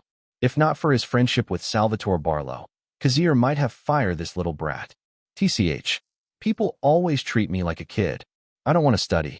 I don't want to go back to school. My classmates are all a bunch of immature brats. The filming was a bit complicated. In the movie, after Brian Mills found a clue to find her daughter, the sex traffickers showed up and chased him. There was a car chase that lasted a few minutes in the movie. Also, the traffickers' cars were destroyed in the chase. That means the production crew had to buy cars just to destroy them. They could make miniature cars, but it was time-consuming and the result might not be acceptable. Luckily, Kazir and Harold attended the party and found someone to lead them to a junkyard that recycled old cars. Producer Harold was in charge of choosing the cars, since he had a knack for props. With his wit after cultivating his face to be thick, Harold negotiated 7 working cars for over $100,000. That was very cheap. The performance of the cars was a bit low, but they were enough for the movie. Kazir could just edit the scenes to make it look like the cars were moving fast. It was possible through fast editing, a film editing technique that refers to several consecutive shots of short duration, about 3 seconds or less. It could make the sequence impactful and jaw-dropping. But first, Kazir had to shoot the interior scene. The scene where Brian Mills infiltrates the sex den. We'll probably have to shoot in this place for 2 or 3 days. Kazir muttered and began shooting. Throughout the shoot, Scarlett Johansson kept eyeing Eva Green, who was trying to strike up a conversation with Kazir. That woman, she's probably trying to do something. To make sure nothing happened, little Scarlett Johansson decided to watch over Eva Green. Chapter 98. That woman. She's good. Scarlett Johansson bit her nail while watching Eva Green's performance. She's just acting weak and drugged, but she did it with class. I wonder how she did that. Perhaps she did drugs or something? She tilted her head and muttered, but stopped when she noticed Kazir Grey looking at her. Kazir gestured for Scarlett to be quiet by putting his finger on his lips. The set should be quiet within a few feet of the filming scene. Even though most of the movie would be dubbed, it was still standard procedure to be quiet during filming. So Scarlett Johansson kept her mouth shut and watched the action unfold. Liam Neeson had a steady performance and only had a few NGs a day. Well, Liam Neeson was a great actor who starred in many dramas. Although he was best known for his role in Schindler's List, that might have been the beginning of his career. Each take was usually over in a few seconds, and they did not do continuous shooting. Continuous shooting was quite difficult to achieve. It could be called a long take, a continuous, uninterrupted shot over a long period of time without any editing. One of the best examples was the opening scene of 007 Spectre, where James Bond walked into the festival to the building without any interruptions. The film crew prepared a crane just to get a shot of the rooftop. Kazir could do the same thing, but it could be cumbersome and time-consuming. The actors were not used to long takes and could make mistakes. So every few seconds of shooting, Kazir would have to yell cut. These short takes would be spliced together to create a complete scene. Maybe I can do a long take next time, but our schedule and budget are pretty strict, so I can't experiment. Even a director like him wanted to expand his creativity. Maybe he could find enlightenment. Scene 34, The Search for Kim Mills. Lights, camera, action. The clapperboard sounded and shooting began. At that moment, Brian Mills, Liam Neeson, looked in every dressing room to find his daughter. Then he found his daughter's jacket on one of the drugged women. Eva Green's complexion was pale from makeup. She only had a few lines because her character was drugged and couldn't speak well. So Brian Mills took the woman out of the place. He beat and shot the people who tried to stop him. Then he got into the car with the drugged woman. Cut. Today Kazir said cut so many times that no one could count them. Now that this scene is over, do we have to prepare the cars? Fremont Smith asked him. Let's reshoot this scene twice, then we'll start the car chase. Tell the props team to prepare the set. I understand. Fremont left to contact the props team. The shooting started again, and Kazir thought that the first shot was the best of them. It might look like he was just wasting hours in films, but no one would dare confront him. He had it better because of his authority and achievements. Even if the actors got angry, they were professionals and would never speak badly in front of him. Liam, the first take is the best, so I guess I have to apologize for making you redo it twice. This is the first time a director has apologized to me after making that kind of mistake. Liam Neeson was taken aback. Directors ask for retakes to get more shots to choose. Is that so? Well, I just want to tell you because I don't want you to hold a grudge against me. Kazir chuckled. It's okay, Kazir. I understand your intention, and I will not hold it against you. We are both doing our jobs. The two men understood and nodded at each other. Director Grey, how was my performance? After Kazir spoke to Liam Neeson, another person approached him. Eva Green stammered because she was a little nervous. This was her first time working on a big project. You did a good job, Eva. Kazir unconsciously patted her head because Eva Green was shorter than him. I see. She's much older than me, but she's nervous. Unlike me, I never felt nervous, even though this is my first movie too. Kazir heard a cat murmur, but he ignored it. There was no need to throw gasoline into a fire. He just let the little girl think what she wanted to think. Okay, let's go to the next location. The film crew rented this big construction site for 3 days. Besides, they only needed this place every night, because the scenes they were going to shoot were at night. Even the editor will have a hard time editing a sunny day into a dark night, so it's better to use the natural background. Shooting at night means that their scenes were set at night. The cars were already prepared, and this time they have to shoot the cars running and Brian Mills' car being chased. Obviously, whoever was driving the car was a trained driver. There was a clause in the contract that Liam Neeson would not be involved in the car chase scene. As for the interior shots of the car, That was the only time Liam Neeson had to show his face. But the person driving the car was a different person. Suddenly, an accident occurs. Asterisk bang. One of the enemy's cars turned upside down after running over a concrete block. The impact was quite strong and left everyone terrified. Medic. Call the medic. Call an ambulance. When Kazir realized that the situation might be bad, he reacted immediately. He was the first to give orders. The crew began to follow his orders. The medic on the scene pulled the man out of the car and administered first aid. Chapter 99. The car was on fire, and the pyrotechnics professionals immediately stepped in and stopped the car from exploding. A few minutes later, an ambulance arrived and took the injured man away. The crew became silent and didn't know what to do. Let's end the work for today. I want everyone to be quiet about this accident. Kazir shouted at the people. Then he looked at Fremont and Harold. Since they were in high positions, they had to make sure that the film crew was intact. Kazir. Scarlett Johansson was startled by what she witnessed. She was not close with the injured driver, but they had a conversation, although she was the one who was talking, grumbling. Let's talk later, Scarlett. I have a job to do. You should go back to the hotel. Why, yes. Take care. Kazir Grey rubbed his forehead. He turned to Harold to talk about the possible consequences of this accident. Harold promised that the driver would be compensated by Grey Pictures. Of course, the driver would have to keep quiet about the incident. A contract had to be written. They didn't want to jeopardize the project because of an accident. The future of Grey Pictures lies in this film. The accident that night made the atmosphere depressing. Fortunately, they rented the construction site for 3 days, and they still have 2 days to go. Kazir couldn't sleep that night because of what had happened. He contacted Roman Polanski, hoping that he could prevent the incident from spreading. No one from the cast was injured, but Kazir felt like something was not right. We just have to shoot the car chase. It seemed that Fremont didn't have a peaceful night either. His eyes were bloodshot after he had calmed everyone down. He informed everyone and made sure that news won't spread. That's right. These are the remaining scenes we need to shoot at this location. Tell everyone to be careful and stay safe. I don't want anything bad to happen again. The next night's filming was much slower, but they completed the scenes. They left the site after completing all the scenes and went to their next location. Unfortunately, the incident still spread, but not in France. The news that there was an accident on the set of Taken was picked up by the film companies in Hollywood. As a result, reporters and paparazzi showed up and disrupted their filming. Haste. Kazir sighed as he looked at the reporters watching the set from a distance. France didn't care about the accident because the driver is American, but it's different in Hollywood. They are interested in your movie because of your past performance. If you're unlucky, the Big Six might block your way. Harold muttered next to him. Just like Kazir, Harold had the worst expression on his face. He was tired these days. He didn't like being a producer at all. Just as I expected, something is wrong. Accidents are common in the set, and people should not be shocked that much. Reporters will definitely not cover this story. Unless someone is trying to cause trouble to us. Trying to sabotage our project.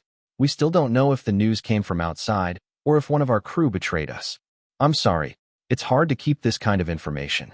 I already know that this could happen. You should not blame yourself. What I didn't expect is the involvement of media. For fuck's sake, the driver didn't even die. Yet these reporters are demonizing us. The driver was safe and suffered only minor injuries. However, the media wanted to make a big deal out of this, so they started using the word allegedly to make it worse. Allegedly, Director Grey didn't care about the safety of the drivers. Allegedly, the crew used cheap cars and made a mistake. Allegedly, the production of Taken might be postponed because the driver filed a lawsuit. So many rumors and so much trouble. But the truth was, the reporters were doing bullshit. They didn't care about the truth. They just wanted to find something interesting that would caught the attention of the people. The only good thing about it was that they were in France and Americans could not cause trouble here. At least not that much. However, it was obvious that their filming schedule would be affected by this incident. I heard that the paparazzi were harassing our crew at the hotel last night. I've already spoken to security. They will try their best to protect the hotel from paparazzi. The problem is today. Indeed. Kazir Grey looked around. Their filming location was an open place, and the paparazzi and reporters could spy on them. We need to change our schedule. Let's shoot the indoor scenes first. I'm sure these people will stop bothering us once this incident dies down. They didn't have any choice but to adapt. These people would try their best to get a good news scoop. Especially paparazzi, they didn't care about a person's privacy. They would follow you all the way just to get interesting news. I'll call Fremont and the others. Harold understood the situation and agreed. What's going on? Kazir narrowed his eyes. He realized that a bunch of paparazzi and reporters were surrounding one person. Is that Scarlett? Kazir frowned and clicked his tongue.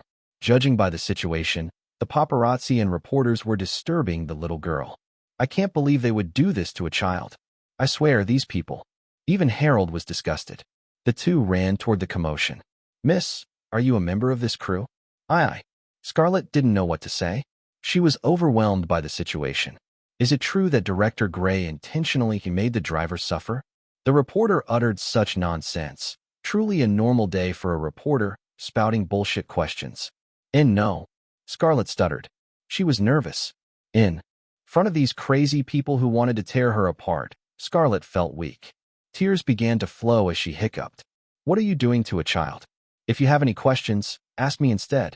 I can sue your news stations and your publisher for harming a child.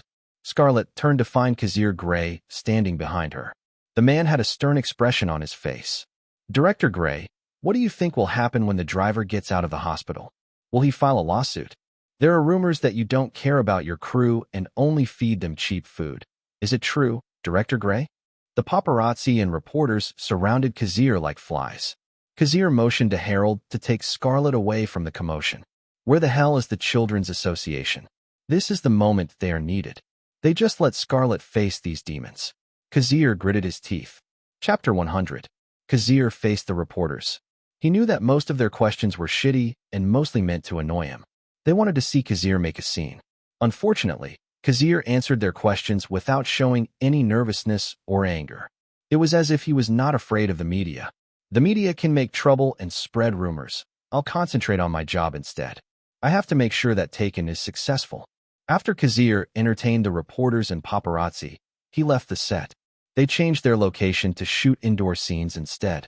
They adjusted their schedule just to hide from the media. Are you okay? Kazir saw Scarlett with teary eyes. It seemed that she cried a lot, judging by her red eyes. It's a good thing you don't have a scene today. The makeup artist will have a hard time hiding your swollen eyes. Kazir, you are being rude. I know. Scarlett glared at him. But in the end, she sulked. She knew that Kazir had protected her earlier. Thanks, she said and looked away. You should keep being a sweet little girl so people will treat you better. I'll try. Anyway, why are you here? You should be at the hotel right now, learning from your tutor. The paparazzi don't care about people's privacy, so you shouldn't be around them. I went to visit Paul. Paul? Are you talking about Paul Archer? The driver who was injured? Kazir was confused. That's right. Paul is a nice guy, and he likes action movies. I heard he wanted to be an action star, but his short height is a problem. Kazir didn't expect that Scarlett was actually close to the driver. Well, this brat has a good relationship with the film crew. She respects them. I wonder why she keeps bothering me. Why are you looking at me like that? Nothing. I went to see Paul because I was afraid he would try to spread lies to the media. This is my first movie, and I want it to be a success. Scarlett muttered while wiping her tears. Don't worry. Harold has already taken care of that. You're a kid, so it shouldn't be your problem. I'm more surprised that you're so worried. About this movie. He hadn't expected that this little girl would actually visit Paul just to make sure there wouldn't be a problem. Of course. I want to be famous. Scarlett wiped away her tears and stood up. Did your tutor take you to the hospital? Yes. She's a good person. I saw that Paul is in good health and left after. I was afraid to ask him not to betray us, so I left after visiting him. What about Karen and Judas from the Children's Association? Are they not with you? Kazir was interested to hear this. No, they are not with us. I heard that they will bring more people to make sure I'm okay. I see. Then where is your tutor? She was not with you when the paparazzi harassed you earlier. Karen talked to her, and I had to go by myself. Listening to Scarlett's answers, Kazir realized that the Children's Association was really doing its job well. As soon as your tutor arrives, you can return to the hotel. I have already prepared a car for you. Scarlett's parents were busy. Kazir didn't know the exact story, but he'd heard from Salvatore Barlow that Scarlett's parents weren't having a good relationship right now. Well, they're not in the set to take care of their daughter. That's enough for me to understand the situation. Kazir had no idea about Scarlett Johansson's personal life. He only knew her as Black Widow. Thank you. Scarlett thanked him. A few minutes later, the tutor returned with a pale complexion. She was worried when she heard that Scarlett had been involved in an incident. She sighed with relief when she realized that Scarlett was fine. Miss Tutor, please take care of Scarlett. Why, yes, Director Grey. By the way, stay away from the Children's Association. Why, yes. Kazir didn't bother to explain. He watched as Scarlett got into the car and left. Accidents like this happen all the time, but this one attracted a lot of attention. Unless. Suddenly his phone rang, and the caller was Agent Salvatore Barlow. Salvatore, what did you find? Kazir's voice was cold and heavy. 3 letters, WMA. Salvatore's voice was static, but Kazir understood enough. As expected, this particular agency was still bitter about the mistake they had made. WMA had a lot of influence in the media, and they could make trouble to Kazir. You know what to do. I understand. It's good that only one stuntman was injured. It could be problematic if an actor was injured. This kind of thing is easy for the CAA. 3 days. The news about this will disappear within 3 days. Salvatore Barlow had a strong voice at CAA after the hangover. He had enough clout to talk to the PR team and influence this matter. That's good to hear. Kazir nodded. However, now that your filming has attracted attention, some reporters will keep track of you and follow you. I will take care of it. As long as they can promise to sign a non-disclosure agreement, I will let them join the film. Crew, it could be good for us too. At least they got free publicity. They didn't have to bother paying money to the news stations and news publishers. All they have to do is change the minds of the masses. A few days later, Paul, the driver, showed his face to the media. He announced that the film crew was not to blame and thanked Director Grey instead. As a result, the news about the matter quickly died down. Chapter 101. Filming resumed. To avoid the eyes of reporters and media, the crew decided to shoot the indoor scenes first. Just as Salvatore Barlow had promised, the news gradually died down and no one heard about the incident again. Many reporters and paparazzi left, and only a few remained. They were those who were interested in the movie, probably from Time Warner and News Corporation. Kazir had been working with Warner Brothers and 20th Century Fox. Those two companies didn't want to cut ties with Kazir because of Napoleon Dynamite and The Hangover. Kazir is in charge of these projects. Specifically, he was responsible for writing the scripts. Kazir Grey has already proven that he has a talent for writing comedies. The two film companies needed his creativity for the success of the two projects. Well, they could hire another scriptwriter to fill the spot, but that would only cause trouble between Kazir and them. The remaining reporters had a simple task. They wanted to see if Kazir's current project was good. They could also promote it. This was their way of showing kindness to Kazir. Just as Kazir promised, he let the reporters join the film crew after they signed a non-disclosure agreement. There was nothing big, but the reporters still wrote something about the movie to get people's attention. It didn't help much, to be honest.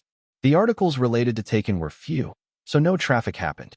After the trouble with the media was over, the trouble with the Children's Association showed up and took over. Just like last time, they started asking for unreasonable things to make sure that Scarlett was not mistreated. Kazir didn't fall for this trick, especially when Scarlett was already irritated. She thought the Children's Association wanted to protect her, but instead she witnessed how these people made trouble for the crew. She even had to apologize to Kazir. It's okay. We should concentrate on filming instead of thinking about other things. Call Liam and Eva. This is the last day that Eva will cooperate with us. The scene was when the kidnapped woman was rescued by Brian Mills, who took her to a safe place. He asked the woman about his daughter's location, but the woman was also clueless. The drug still affected her. Scarlett Johansson forgot about Eva Green after the incident. The two never had a chance to talk. Just like that, the days in France slowly ended until they finished shooting all the scenes. As the protagonist, Liam Neeson had a lot to do. He might be one of the most exhausted people in the crew, along with Kazir Grey, Harold, Renner, and Fremont. They had a lot of responsibility and their jobs were difficult, so the pressure was real. When the crew returned to Los Angeles, Kazir gave them 3 days to rest before resuming shooting. They still had a lot of scenes to shoot, especially the first part of the movie. They were set in America, and Kazir had to respect that fact a little. Anyway, the crew did their best to control the budget, and there were a few million left. If things went well, they would have enough to throw a wrap party. Salvatore, you're here. Kazir paused when he realized that his agent was waiting for him at the airport. I have to. The agent shrugged. Salvatore. The little girl got excited when she saw her agent. She ran to greet him. Good evening. Ah, it should be morning here. The time difference really is a thing. Anyway, good morning, Salvatore. Scarlett. I'm glad to see you healthy and active. Hee. Scarlett sensed that Salvatore wanted to talk to Kazir alone, so she said goodbye. Her mother was waiting for her. I'm sure you have something to say to since you're at the airport waiting for us to land. It's about the WMA. Vice President Lawler Dean has been demoted. I think he's angry and caused this problem. Is that so? Watch their moves. I don't want another incident. Okay. I just remembered. 20th Century Fox wanted to invite you to the premiere of Napoleon Dynamite 2. It's coming out this month. Kazir was surprised. Maybe you were too tired. Kazir, Napoleon Dynamite started shooting last September. It's already June. Obviously, they already finished the movie. You spent almost 3 months in France, so you're a little out of it. Napoleon Dynamite, huh? Tell them I'll be there. That's good. I have already found a few candidates to be your assistant. They all have good backgrounds. You can choose from the list. Salvatore handed Kazir documents. Kazir opened some of them and saw their information and appearance. Okay, I have to meet them first before I decide. Kazir yawned. He had no problem sleeping on the plane, even though he was in business class. However, he could not stretch his limbs without restraints, so it was not comfortable. He wanted to sleep more. Of course. The two ended their conversation and parted ways. When Kazir returned to his apartment, which he only used a few times, he noticed that there were some letters under the door. He picked them up one by one and saw something interesting. Really? Just when I'm doing well. He shrugged. He obviously sensed this person's intention. Now Kazir was not sure how to answer the letter. He had the feeling that it was useless, so he decided to throw it away. Maybe he should talk to his brother first. Napoleon Dynamite 2. Let's see what the future holds. Chapter 102. Next, Kazir called the next person. At the moment, Kazir was interviewing every person who met. Salvatore's qualifications. Kazir was looking for an assistant to help him with almost everything. Well, he needed an assistant to keep his life going. For the last 2 years, Kazir did nothing but work and work hard. He didn't have time to think about anything. An assistant would make his work better. To be honest, it was a mystery why Kazir was looking for an assistant now. He was used to living his life alone. Maybe he was still skeptical of people and had a hard time trusting strangers. A few seconds later, a young woman appeared and greeted Kazir. Sir, I'm Erica Mendez. I graduated from California Polytechnic State University. I'm looking for steady work. It says here that you worked as a manager at a fast food restaurant for 3 years. Why did you quit? Kazir had her information on the resume. This information was real, and it was verified by Salvatore. He filtered everything down to her criminal record, if she had one, to make sure Kazir's possible assistant could be trusted. The woman caught Kazir's attention because she had been in the military for 2 years before becoming a manager at a fast food restaurant. I wonder why she left her last job. I quit because the salary is not enough. Not enough. Sir, I'm looking for a job that can pay me 6 figures a year. Very straight to the point. Well, people work to get money. And why is that? I have twins to feed, sir. Kazir was not used to this kind of conversation. The woman, Erica Mendez, answered his questions in typical military fashion. Drop the sir, just call me Kazir or Director Grey. All right, Director Grey. Even her posture was upright and perfect. It says here that you served 2 years in the military. Do you have any experience with firearms? Yes, I have. Can you drive? I can drive. I have a license. Okay, that's good. You are hired. Sir. Erica tilted her head in a confused manner. You're hired. Erica was confused at first. Then she realized that Kazir had hired her. Her eyes were shining as she recovered from her confusion. Thank you, she said and almost saluted, but she realized that it was not the right thing to do. So she bowed her head instead. Just go to Grey Pictures tomorrow and sign the contract. You can read it first and talk to your lawyer. As for your salary, I can assure you that you will be satisfied. Of course, you will have to work hard. Yes, Director Grey. The woman's face beamed and bowed again before leaving the room. Looks like I didn't need to keep this interview long after all. He signaled to the people outside that the interview was over. There were 3 people left, and Kazir didn't bother talking to them. Erica Mendez was already a good fit for the job. For one thing, she had military experience and knew how to handle weapons. She could protect Kazir in an emergency. Second, she looked intimidating with the scar on her left cheek. She was also tall, about 6 feet 3 inches. She was slightly taller than Kazir. Third, she was not beautiful. She was average at best. So Kazir was confident that he wouldn't be seduced. Fourth was her answer. The woman had 2 children to support. It seemed that her husband had died in battle.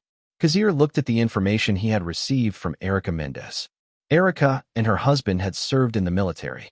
He didn't know the exact details, but her husband died and she retired from the military. Then she found out she was pregnant and decided to keep the baby. All in all, her life story piqued my interest. It's almost like I could make a movie out of her story. He chuckled. Well, making movies about real people was quite common. Lots of film companies did it. They especially love to make war movies. The reason Hollywood loves war movies is to promote anti-war agendas. Maybe the military also uses war movies to catch potential soldiers. When Top Gun was released, many young healthy men joined the military. It was no lie that Top Gun was the reason they wanted to join the military. Anyway, Kazir Grey hired a secretary, and she knew how to handle guns, a plus point. I know how to handle guns, and I've been taking mixed martial arts classes lately because of my movie. Still, it's better to have someone who knows what they're doing. Without any anticlimactic plot, Erica Mendez accepted the job after reading the contract. Everything in the contract was what she expected. Her lawyer didn't find anything that could put her at risk. She was even happy to have 2 days off every week. Perhaps Kazir respected her as a mother working for her children's future. Kazir stayed most of the time in the office. In this regard, Kazir was a boring person with no life. If he was a main character in a novel, readers might lose interest in him and comment that the MC was boring as fuck. As for her salary, Erica Mendez was shocked when Kazir kept his promise of a 6-figure annual salary. She also had an annual bonus. There was also a clause that her salary would increase based on her hard work. Sir, this is our schedule for today. Erica gave Kazir a sheet of paper, and he read it. All in all, his schedule was a bit tight. The filming would start again tomorrow, and he had to watch the preparations today. On top of that, he had to attend the premiere of Napoleon Dynamite 2 on Thursday night. I'd better buy another suit, he muttered to himself. Chapter 103. Filming in the USA was much easier than in France. At least it was their territory, and they speak their own language. The only scenes they had to shoot in the US were the first part of the movie. There is one action scene, but it's not that difficult to shoot. Now that most of the scenes have been shot, and they still have $5 million in their budget, Kazir had a better time working. At least he was confident that there was enough money to shoot all the scenes. After that, they have to go into post-production and edit the movie. Since the first part didn't rely on action scenes, Kazir had to give way in the acting department. Fortunately, most of the actors in this part were experienced. Even Scarlett Johansson was able to keep up with the adults. If there's one thing that impresses me, it's Brianna Evans. She turned into a rich mom with one look. I wonder how much she prepared for that. He knew that Brianna was a method actor and that she did extensive research for her role. Now, just by looking at her, Kazir immediately thought that she was a rich mother. With her posture and facial expressions, he was convinced. On top of that, when she had scenes with Liam Neeson and Scarlett Johansson, Brianna easily overpowered them. But Kazir didn't want too much of that because Liam Neeson was the protagonist of the movie, so they had some NGs. The movie only had one protagonist. The movie focused on Brian Mills. Of course, Kazir didn't give Brianna Evans a hard time. He gave her time to shine as long as she didn't overpower the rest of the cast. In fact, even Scarlett Johansson stuttered whenever she acted with Brianna. She was mesmerized by the woman. Overall, everything was within his expectations. If shooting continued at this pace, they would be able to finish all their scenes in June. Then we can edit the footage in July, Kazir muttered. His assistant, Erica Mendez, stood next to him. The woman watched the shoot with curiosity. This was the first time she had joined a production crew. What do you think? It's bleak, isn't it? Kazir asked. To be honest, yes. I never thought making a movie would be boring. What they were doing was shooting different shots that would last a few seconds at best. Then Kazir would yell cut. Erica Mendez thought that shooting a movie was like watching a play, where actors played their roles perfectly. But now Erica was seeing a lot of NGs, no good. Sometimes the actors would make mistakes and say their lines wrong. Sometimes the actors could not hold their expressions and laugh. Well, the atmosphere in the crew was relaxed, and Kazir didn't like to put too much pressure on. Laughter was a common occurrence during the shooting. This was different from what Erica had expected. In fact, they spent half the day filming Kim Mill's birthday party. This scene only lasts a few minutes in the movie, yet the crew spends so much time on this 1 or 2 minute scene. Then they have to tear down the set after filming is over. A waste. It's a big waste. Erica could not believe that the crew spent over $25,000 just for this scene. They even rented a pony, a small breed of horse, a real live pony to appear in the movie. Let's finish shooting for the day, Kazir announced, and the crew was happy to hear it. The shooting ended early today, and they have time to rest or play. The reason why Kazir ended early the shooting for today was because of one thing: the premiere of Napoleon Dynamite 2. Sir, let me take you there. The woman stepped in. Are you sure? Will your kids be okay? Don't worry, sir. My mom loves taking care of my twins. Erica smiled. She was already grateful that Kazir had hired her. She wanted to work hard to prove to Kazir that his choice was not wrong. She wanted to work hard because she also wanted a salary raise. Again, just call me Kazir. You don't have to keep up this formality. I'm not used to it. Yes, sir. I mean, if that's what you want, Kazir. He just chuckled and got into the car. He let the woman drive, as she was eager to get to work. Kazir would meet Reese at the theater later. First, Kazir had to put on his suit. He was the type who was not extravagant. In fact, he was a very cheap guy. He didn't like cars, so he only bought one Honda. Well, Japanese cars were durable. He didn't want to buy a house, and even the apartment he rented was rarely used. He had millions in his bank account, but he didn't bother to buy things for himself. Still, he understood that appearance was important. So for this important day, he decided to open his wallet and buy a $10,000 suit.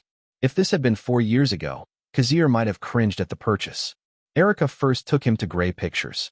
Kazir changed his clothes and put on the suit. Then he called the company's makeup artist to take care of his face. Unlike the women, who had to prepare for a long time, the men could just get dressed. They didn't have to worry about their eyelashes, blush-ons, and such. As long as they looked good, they didn't have a problem. But it was different for women.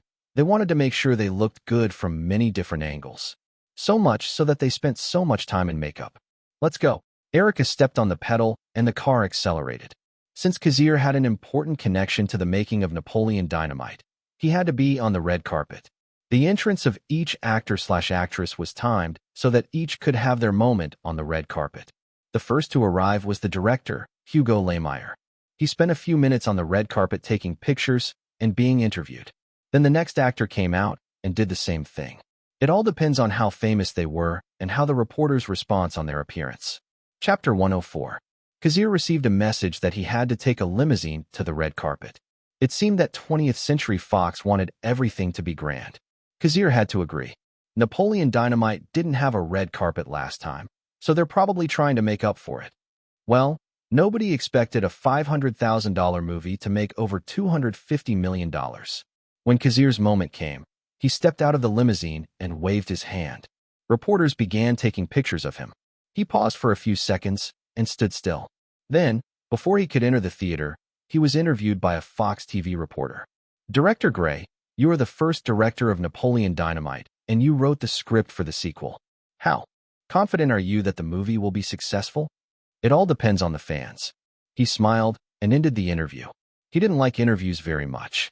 He knew some reporters who would go out of their way just to make him uncomfortable. They would ask controversial questions just to stir up the actors. They were quite brutal. They had no respect for privacy. Kazir, I miss you. Reese Witherspoon walked up to him and kissed him on the cheek. Yeah, I've been away for a few months. How's work? The director is quite a bully. Hugo Lehmeyer is terrifying. I prefer working with you. She smiled and wrapped her arms around his. We can talk about it later. Geez, you really are serious in public. That's what I like about you. I want to monopolize your private side. Kazir shrugged and walked on. Then he found Tom Rothman and director Hugo Lehmeyer. The two were talking. If I'm not mistaken, Hugo Lehmeyer wanted to make his own movie. But he has to make sure that Napoleon Dynamite is a box office hit first. Napoleon Dynamite has never had a sequel in the past. It had a TV show, but it ended quickly without success. But now Kazir got to the point where he was writing the sequel. Frankly, he had no idea how the sequel would go. This was the reason why Kazir didn't want to direct the sequel, because he was afraid. It was normal to be afraid. People have these emotions for survival. Instead, he made another comedy movie to increase his chips, which was The Hangover. It was a worldwide success. I'm not going to lie, I'm a coward. I'm not going to make a movie that I'm not confident in. He decided to give full authority to 20th Century Fox and let them decide. He was only responsible for the script. Even the script was made by the heads of 5 people. He hired writers just to make sure it would not fail. 50-50 chance. That was what he deduced. Tom Rothman found him and nodded. The CEO of 20th Century Fox approached him and shook his hand. Let's hope this movie is successful. Tom, you should be confident in your movie, Kazir replied. That is true. However, I will be more confident if you are the one directing it. Kazir didn't know how to answer because he could see that Hugo Lehmeyer had an ugly face a few meters away. It seemed that Hugo Lehmeyer was trying to talk to Tom Rothman about something, but Tom Rothman wasn't having it. He was clearly angry, as if he had been taken advantage of. Not my problem. This thing had nothing to do with him. First of all, Fox Searchlight Pictures chose Hugo Lehmeyer to be the director. Kazir had no authority over that. So that kind of thing was not his problem. Although I'm not sure if he's looking at me or Tom Rothman. Looking around, Kazir noticed that most of the cast was at the premiere. Ed Helms and Pedro Pascal also greeted him. The two wanted to see if Kazir was interested in making The Hangover Part 2. Apparently, Warner Brothers was still looking for someone to take over the movie. Ed Helms and Pedro Pascal knew Kazir was a great director. At least their experience with him was much better than with Hugo Lehmeyer, who kept yelling like a bitch. I'll think about it. That was the only answer Kazir gave. To be honest, he was not sure either. If Taken was no good, then Kazir had no choice but to keep making comedies. The Hangover Part 2 will start shooting at the end of the year. I still have time to decide. In fact, he was grateful that he had another way to sustain himself if Taken was a box office flop. He could go back to filming The Hangover Part 2 once he hit rock bottom. Still, he only has to do Plan B if he has no other choice. He's not going to let Taken be a flop. The movie was successful in his past life. He just had to make sure it would be successful this time. After the lights went out, everyone became quiet and sat down. They knew that the movie was about to start. The front of the audience was filled with people associated with the movie, such as the cast and production crew. Behind them, the 4th and 5th rows were filled with fans and critics who had received premiere tickets. I heard that director Lehmeyer has signed a 3-movie deal with 20th Century Fox. Reese Witherspoon, sitting next to Kazir, whispered and informed him. Kazir just nodded. He had no idea why Reese was telling him this. Was it related to the reason why Hugo was seething? I heard that Warner Brothers is inviting him to direct The Hangover Part 2. Suddenly, everything was clear. Napoleon Dynamite and The Hangover were both comedies, but The Hangover had a much better audience response. It also had a better box office. If The Hangover sequel was taken on by Hugo Lehmeyer, it had a better chance of being a success. The Hangover was one of the top 5 movies last year. Its impact was much better than Napoleon Dynamite. But because of the contract, Hugo Lehmeyer was tied to 20th Century Fox for a few years. That might be the reason why Hugo Lehmeyer was glaring earlier. Chapter 105. When Kazir heard that 20th Century Fox was interested in making a sequel to Napoleon Dynamite, he expected to be asked to direct or write the movie. Since Kazir had no idea how the movie would turn out, he decided to take on the script instead. He avoided the possibility of failure, and that was not a bad thing. For a person like him, his knowledge of the future was his strongest talent, not his calm mind nor his strong memory regarding movies. So Kazir decided to take a chance with the script this time. He was inspired by The Hangover. In the plot he created, Napoleon and Pedro went to Las Vegas to visit Deb. They were older and had graduated from high school. To be honest, Kazir had no idea what he was doing. The truth was that Kazir had no screenwriting talent. So he hired a bunch of writers to fill in the plot holes. He made sure that the writers had experience in writing comedies, just to be sure. This is how the script of Napoleon Dynamite was created. Las Vegas had its bad side, but it also had a good side. Unlike The Hangover, where the movie emphasized drugs, crime, and prostitution, the script of Napoleon Dynamite was mild. Every few minutes, there were comedy sketches and funny lines to keep the movie entertaining. Napoleon Dynamite and Pedro Sanchez entered a casino and won a lot of money betting on horse races. Because of this, the casino manager noticed them and tried to cancel their money. Napoleon and Pedro had no choice but to run to get away from them. Las Vegas was huge, and Napoleon found a place to hide. He was caught in a live TV show where he had to do dance steps, and he started doing those silly dances again. He didn't know that his uncle and his brother were actually watching the show, and they went on stage to stop Napoleon. It was hilarious, or so Kazir thought. Since it was live, Napoleon became famous in just one day, and the casino decided to let them leave with their money. That's right. That's the whole plot of the movie. 20th Century Fox was actually skeptical about the script. Tom Rothman in particular felt there was another way to make it better. Tom Rothman secretly hired writers to do another version of Napoleon Dynamite 2, just to be sure. However, their suspicions were allayed when The Hangover was released. Napoleon Dynamite 2 and The Hangover had some similarities. Both were set in Las Vegas. 20th Century Fox decided to go with this script. They trusted Kazir's creativity. I didn't expect this to be the result. Kazir looked around and found that most of the audience had a great reaction to the sequel of Napoleon Dynamite. They were all smiling, happy with what they were seeing. They were even laughing. What? He asked himself. In his previous life, Kazir always wrote noir and horror films. The seriousness and depressing tone of noir films. The terrifying shock and deafening scream of horror films. All of his films were either noir or horror. He never went into comedy or action. When he wrote Napoleon Dynamite, Kazir understood that it was not his real creation. He just plagiarized it. He was a thief, a bastard. But this time it was different. The idea was all his. Sure, it was inspired by The Hangover, but it was still something different. Kazir felt like he was onto something big. Kazir, are you okay? Reese suddenly asked him worriedly, touching his arm. Huh, you're crying. Kazir touched his face and realized that he was indeed crying. In the midst of a long round of applause from the audience, Kazir shed tears. June 5, 1997. It was Thursday night. Actually, it was almost midnight. The summer schedule was always packed with blockbuster movies, and the month of June was not so easy. The heavy movies released today were Con Air from Walt Disney and Napoleon Dynamite from 20th Century Fox. The two movies were released at the same time, and it was obvious that the collision was going to happen. Kazir, I didn't expect you to stay. I thought your job was already over after you passed the baton to Hugo Laymeyer. Kazir could not sleep. Not with this film attached to him. Tom, don't be like that. Napoleon Dynamite is like a child of mine. I wanted to succeed. Kazir glanced around the corner. He found Hugo Laymeyer sipping espresso vigorously. His anger was long gone, and only nervousness remained. Right now, Hugo Laymeyer was hoping that the movie would be a hit.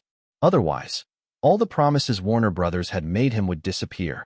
Everything depended on the outcome of Napoleon Dynamite 2. So he was nervous instead of angry. Sir, the result is here. Give it to me. Tom Rothman got the stats. $3.8 million. Not bad. This was already within their expectations, and Tom Rothman didn't have a problem with the result. After all, there was another heavy movie coming out today. How about Con Air? Kazir asked. It says here that Con Air made $4.3 million. Con Air had Nicolas Cage in it, and his box office appeal was very strong at this time. Kazir was expecting this situation. What neither Kazir Grey nor Tom Rothman expected was that Napoleon Dynamite's vibrancy would be strong. June 5, 1997. Friday. Napoleon Dynamite got $11.32 million, while Con Air got $7.21 million. June 6th. Saturday. Napoleon Dynamite made another $13.50 million, while Con Air made $9.62 million. June 7th. Sunday. Napoleon made another $8.78 million. All told, Napoleon Dynamite grossed $33.61 million on its first week. As for Con Air, it earned $8.08 million. For 3 days, Con Air has earned $24.91 million. Pa, what's going on here? Michael Eisner slammed the newspaper down on the table in anger. He was furious. Why was he angry? Because the investment in Con Air was huge, yet it was being beaten by a small-budget comedy. The production cost of Con Air alone was $80 million. On top of that, They invested $15 million in advertising. Yes, sir. The secretary jumped when she saw the old man seething with anger. Contact Kazir Grey and ask him if Grey Pictures is interested in working with Walt Disney.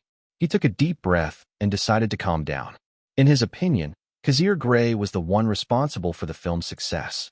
Naturally, he wanted to squeeze the man's creativity before it dried up. Warner Brothers and 20th Century Fox managed to profit from him. So why not Disney? Why, yes. The secretary stuttered. It was only the first week, but Michael Eisner already knew that the rampage of Napoleon Dynamite 2 was only the beginning. Chapter 106. Okay, let's reshoot this scene. Harold, your expression is a little nervous. Just act like you were talking casually. Oh, okay. Fremont Smith was the one in the director's chair this time. Kazir promised to give the man a chance to improve his skills. So far, Fremont was doing well. He had what it took to control the crew, and he was calm under pressure. He had chosen the right man. Or rather, Salvatore chose the right person. Fremont Smith was one of Salvatore's clients. The young African-American man had not yet reached the status of a director, but he had enough ability to control the crew. If being a director doesn't work out, he can be a producer. Well, everything depends on the future. One thing was for sure, Kazir was the type to make sure his crew would rise from the rank. Right now, Kazir Grey and Harold Whitsend were joining the cast as cameos. There was a scene where Brian Mills entered a store to buy a gift for his daughter. While he was there, Kazir decided to insert this scene. Harold, just think of yourself as an extra. You don't have to be nervous. We only have 3 seconds of screen time at best. Kazir added. I understand. Okay, scene 1, Act 8, begin. Fremont announced, and the set fell silent. The films rolled, and Liam Neeson entered the scene as Brian Mills. He walked for a few seconds and passed a table where 2 people were talking. Kazir, we don't have enough budget to add that scene. I think the car chase scene is enough. Harold did his best to keep a straight face. He showed Kazir some documents. I think it's feasible. Feasible? We don't have enough money. Harold pounded his fists on the table. Cut. Fremont announced. Let's see. Fremont watched the shot again and found it worthy. Okay, let's wrap it up. Phew. Harold sighed in relief at the approval. You had 8 NGs. Not bad. Kazir praised him. Not bad, my ass. Anyway, are you sure you want to include this cameo in the final cut? It all depends. Kazir was not sure, to be honest. He knew that Stan Lee had cameos in many Marvel movies. Kazir copied those tidbits as well. But what about our conversation? Why did you add those nonsense lines in the first place? I'll just turn the volume down and mix it into the background. Okay, you're the director, not me. Sigh. I really want to get back on the props crew and make props again. Sorry, you're probably going to be in that position for a long, long time. Just make sure my salary is right. The producers could have a share of the profits, depending on the contract. Kazir would never betray his friends. As for the cameo, he might have to decide once post-production started. If Taken became a box office hit, he would have to do cameos to keep the audience entertained. When I saw Black Panther in the theater, the audience started screaming with joy when they saw Stan Lee's cameo in the casino. I hope to get that reaction. There was a trend in the MCU to find Stan Lee's cameo in every movie. I'm not sure which movie Stan Lee's cameo started, but it's really entertaining. After their cameo scene ended, Kazir took over the director's chair and resumed filming. They only had to shoot a few scenes, and the filming would be over. Maybe in 2 weeks they could start post-production. The crew have enough money to hire an editor and a sound director. Maybe they could hire a movie composer along the way. Although it would be impossible to hire Hans Zimmer, the budget was not enough. Harold is definitely not lying when he says that the budget is not enough. Kazir chuckled. Kazir, there's someone trying to contact you. Erica Mendez was holding a phone. This was a business phone for people who wanted to inquire about Kazir. Who is it this time? Based on Kazir's question, this was not the first time this had happened. Today, more than 3 people contacted him about his script.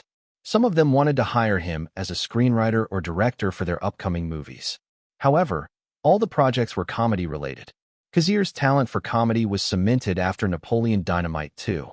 Almost 2 weeks, June 16, 1997, have passed, and Napoleon Dynamite 2 has currently earned $70.19 million at the box office. As for its rival, Con Air, it grossed $51.74 million. The two movies were released on the same day, but the difference was obvious. The $80 million movie was crushed by a $10 million movie. While Napoleon Dynamite 2 was turning a profit, Con Air was still hoping to cross the threshold. Its chairman Michael Eisner of Walt Disney. Speaking of Walt Disney, Michael Eisner was definitely disappointed with the performance of Con Air. Casting a superstar like Nicolas Cage caused the budget to go way up. In my opinion, $51 million is not bad for a 2-week gross. It's a success. But with Napoleon Dynamite 2 coming out at the same time, they could not help but compare the two. In that respect, Napoleon Dynamite 2 was better. Give me the phone. Kazir could not leave Walt Disney's chairman hanging on the phone. Hello, Mr. Eisner. Kazir, I hope I'm not disturbing you. I heard you were filming. No, you are not disturbing me. Kazir lied. Haha, that's good to hear. By the way, we are having a party tomorrow. I hope you can come. Did I hear it right? The chairman of Walt Disney personally invited me to a party. I can't refuse an invitation from someone like you, Mr. Eisner.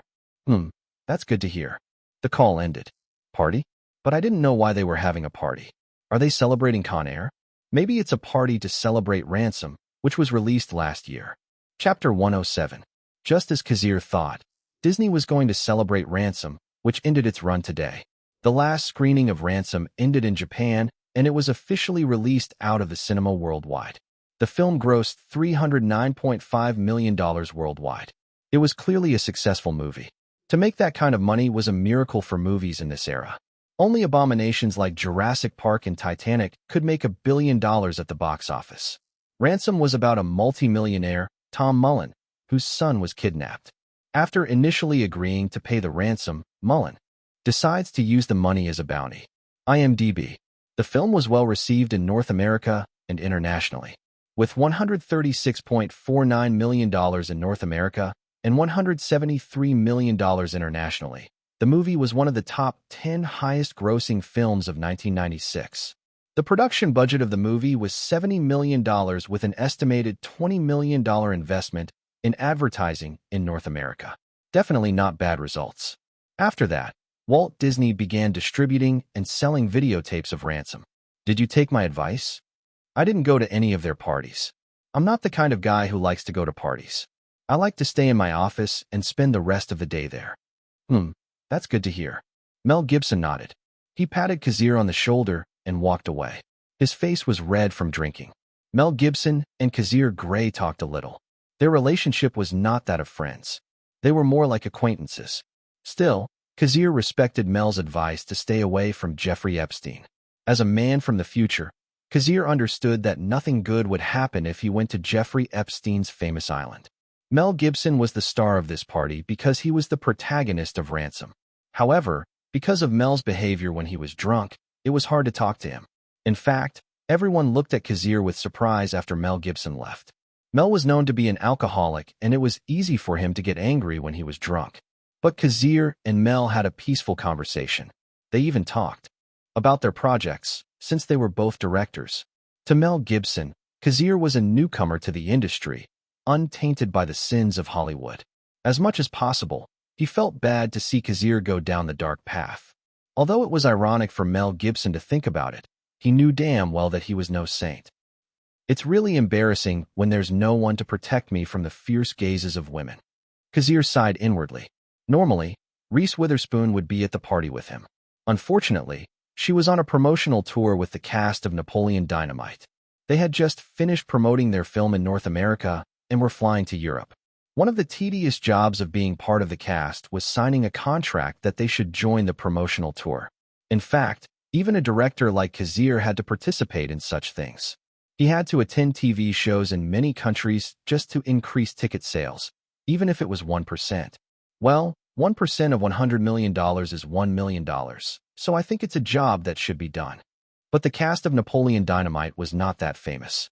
Maybe Ed Helms and Pedro Pascal had a little bit of clout because of The Hangover, but they didn't have a loyal fan base to support them. Fans were built slowly until their presence was enough to increase box office. Tom Cruise had so many fans all over the world that movie companies were willing to sign a losing contract just to hire him. Anyway, Kazir was having trouble because so many women were trying to flirt with him. He kept his cool and smiled. He even saw some actresses blush at his attractive smile. In fact, Jennifer Lopez, Angelina Jolie, and many upcoming big actresses gave him their numbers. These actresses were not so famous yet, and they were looking for an easy job. Unlike most directors who had fat bellies, short stature, and eye bags, Kazir Grey oozed masculine vibes. The kind of person who qualified to be called a Chad/alpha. Well, some people cringed at the word alpha, but there was a reason it was invented. To describe someone like Kazir Grey, a quality man who had a successful career and was good-looking. Unfortunately for these girls, someone like Kazir was very hard to budge. He would not flinch even if a sexy woman stood in front of him with a lustful look. That might be a lie, but it was still true that Kazir was hard to seduce. He was almost immune to temptation. For his status, it was a miracle that he could withstand the ravishing looks of the beautiful women around him. If not for his relationship with Reese Witherspoon, they might have thought Kazir was gay. Many men in this industry became gay for many reasons.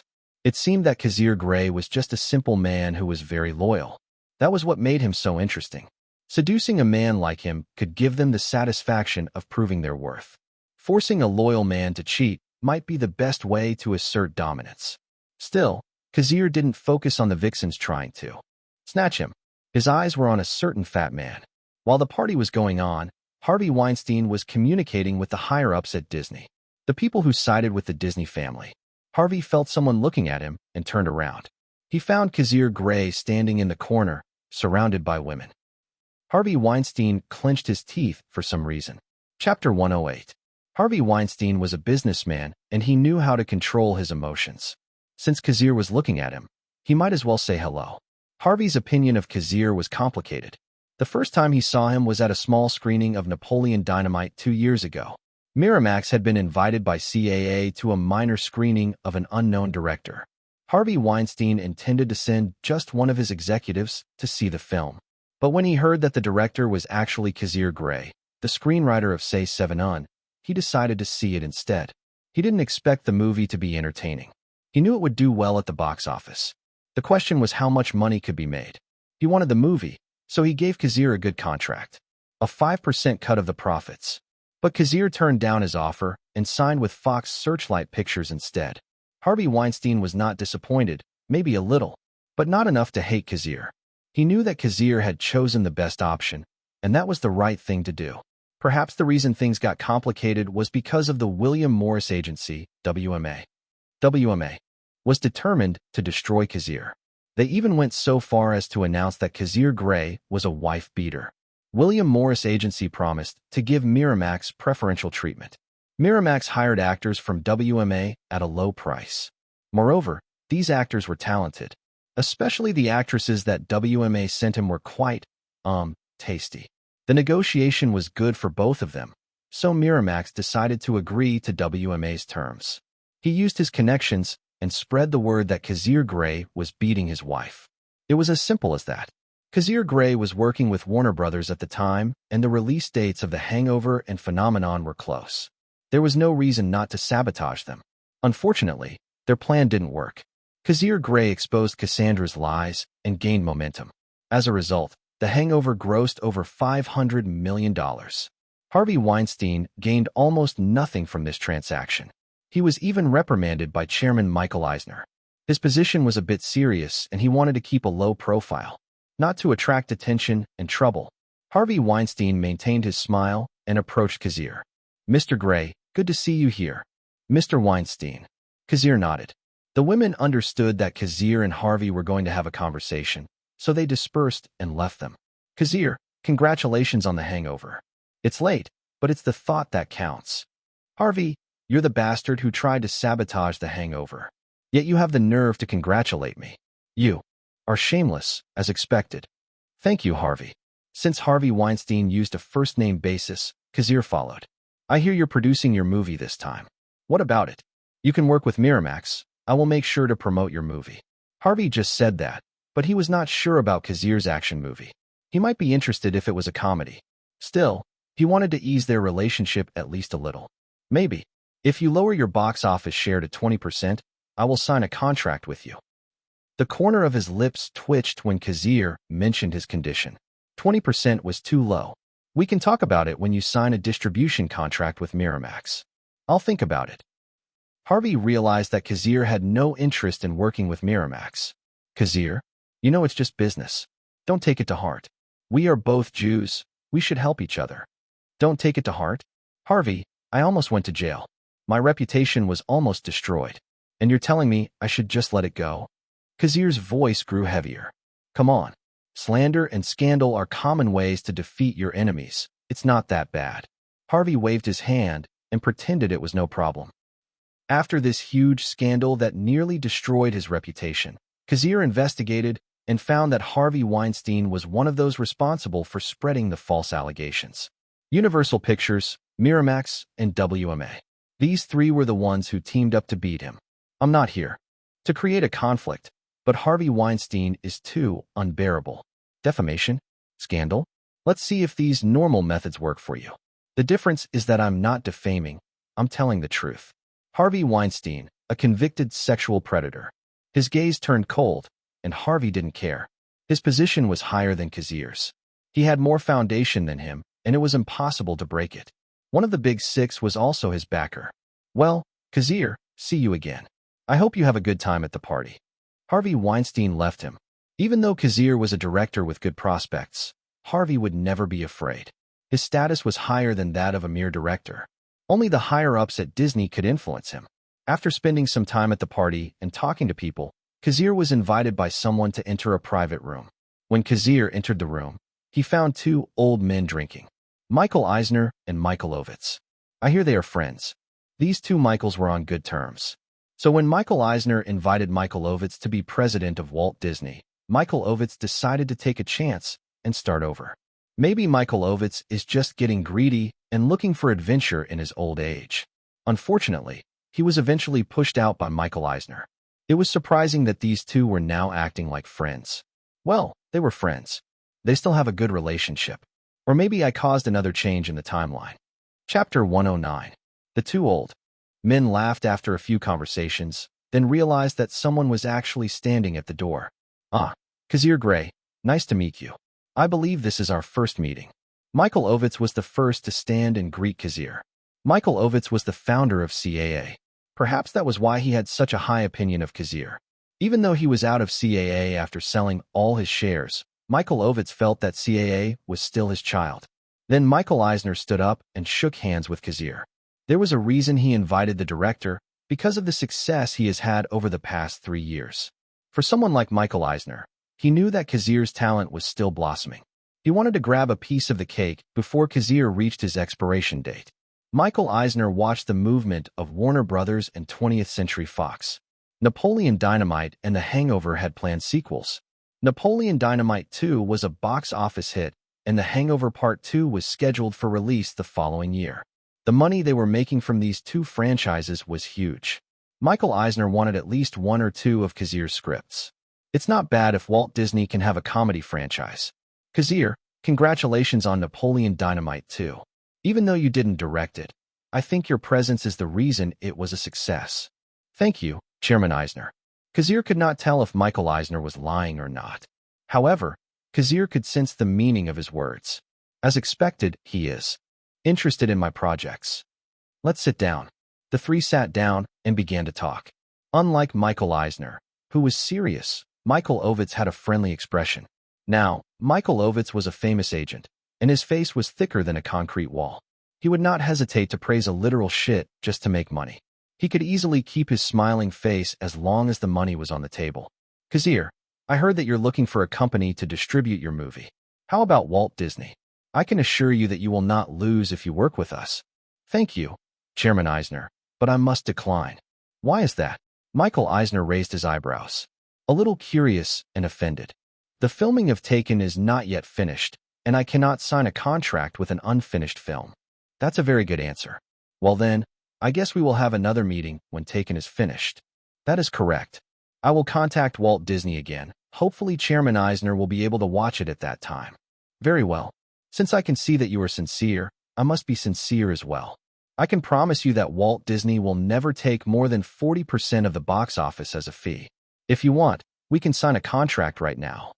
Thank you, Chairman Eisner. but I believe someone as great as you will keep his promise. Michael Eisner's condition may seem simple, but Kazir sensed his sincerity. There are movie companies that demand 60% of the box office for a fee. To be fair, more film. Companies would actually buy the entire copyrights of a film before releasing it. Kazir's position was too weak in the past, so he signed a contract with Fox Searchlight Pictures and got a small share of the box office. But now that he had a strong reputation, he was able to negotiate a better deal. So 40% of the box office was not bad, but not good either. If Walt Disney takes 40%, then the Cinema Alliance will take another 40%. Grey Pictures will only get 20% of the box office. That's not bad, but it's not good. At least Michael Eisner has promised that the deal will not exceed 40%. That means there is room to make it lower. The terms are, Kazir, I hear you have dozens of scripts registered in the Writers Guild. I wonder if you would be interested in selling some of them. As expected, it was all about scripts. It was understandable, since 20th Century Fox got another movie franchise because of Kazir. In fact, not only Walt Disney, but also Paramount and Sony Columbia were eager to buy his script. As for Universal Pictures, Kazir didn't want to hear their terms. I want to know what scripts you are interested in, Chairman Eisner. Browsing the general plot and titles of scripts was not illegal. The Writers Guild could show that much. Some writers would visit the Writers Guild to make sure that the scripts they were writing didn't bear a strong resemblance to any of the registered scripts. Otherwise, there would be a lawsuit. I want to buy the Meet the Parents script. Kazir was speechless. He realized that Michael Eisner had the eyes to pick the movies. As expected, Michael Eisner became chairman of Walt Disney for obvious reasons. He knew how to choose movies. It was known that Michael Eisner preferred live-action movies than animated movies. He felt that hand-drawn animation was losing its vitality. Meet the Parents is actually a movie that has two sequels. They are Meet the Fockers and Little Fockers. If Michael Eisner wanted to find a movie that could produce sequels, Meet the Parents was the best choice. Walt Disney will buy the script for $3 million. I think that amount is very sincere. Indeed. Kazir nodded. He could not deny it. As the two talked, Michael Ovitz kept his mouth shut. He knew his friend didn't like it someone involved in negotiations. What do you think? I can send you the money right now, cash or check. I'm touched that someone like you would be interested in my script. However, Chairman Eisner, I must decline. Kazir Grey, do you understand what you're saying? Michael Eisner held his expression, but he was clearly disappointed. Kazir shook his head. You misunderstand. I'm not saying I'm rejecting your offer. I'm saying your offer is too high for me. Chapter 110. When Kazir said it, both Michaels realized his intention. Kazir was not interested in money. He had another motive. The two old men looked at each other. Then Michael Eisner put down his wine glass and crossed his arms. What do you want? Chairman Eisner, I want to knock $1 million off the price. But I have a very small request. Small request, my ass. Your grin is so wide you look like a devil. The old men realized that Kazir Grey was not that simple. It's very simple. I want you to get rid of the pest in your company. I have heard that the pest is crawling around in your administration. I'm worried about what the pest might do to you, Mr. Eisner. Michael Eisner understood Kazir's intention. He was old and experienced. So he wants me to kick Harvey Weinstein out of Walt Disney. Kazir didn't say anything obvious, but Michael Eisner easily understood his words. You have to understand, making a decision like this is messy. The pest could fly in and make a mess. Give me a week. I'll think about it. Then thank you, Chairman, for giving me the chance to talk to you. Kazir bowed and left the private room. When Kazir was gone, the two old men sighed. I thought we were cunning, but this guy is too calculating. He probably expected this meeting and planned his move. Michael Ovitz muttered. He had the feeling that Kazir Grey had a clear goal for this meeting. He listened the whole time and found out that Kazir understood the situation. Indeed, I didn't sense any nervousness on his part. Michael Eisner nodded. They were just trying to buy a script, but instead they got a terrifying proposal.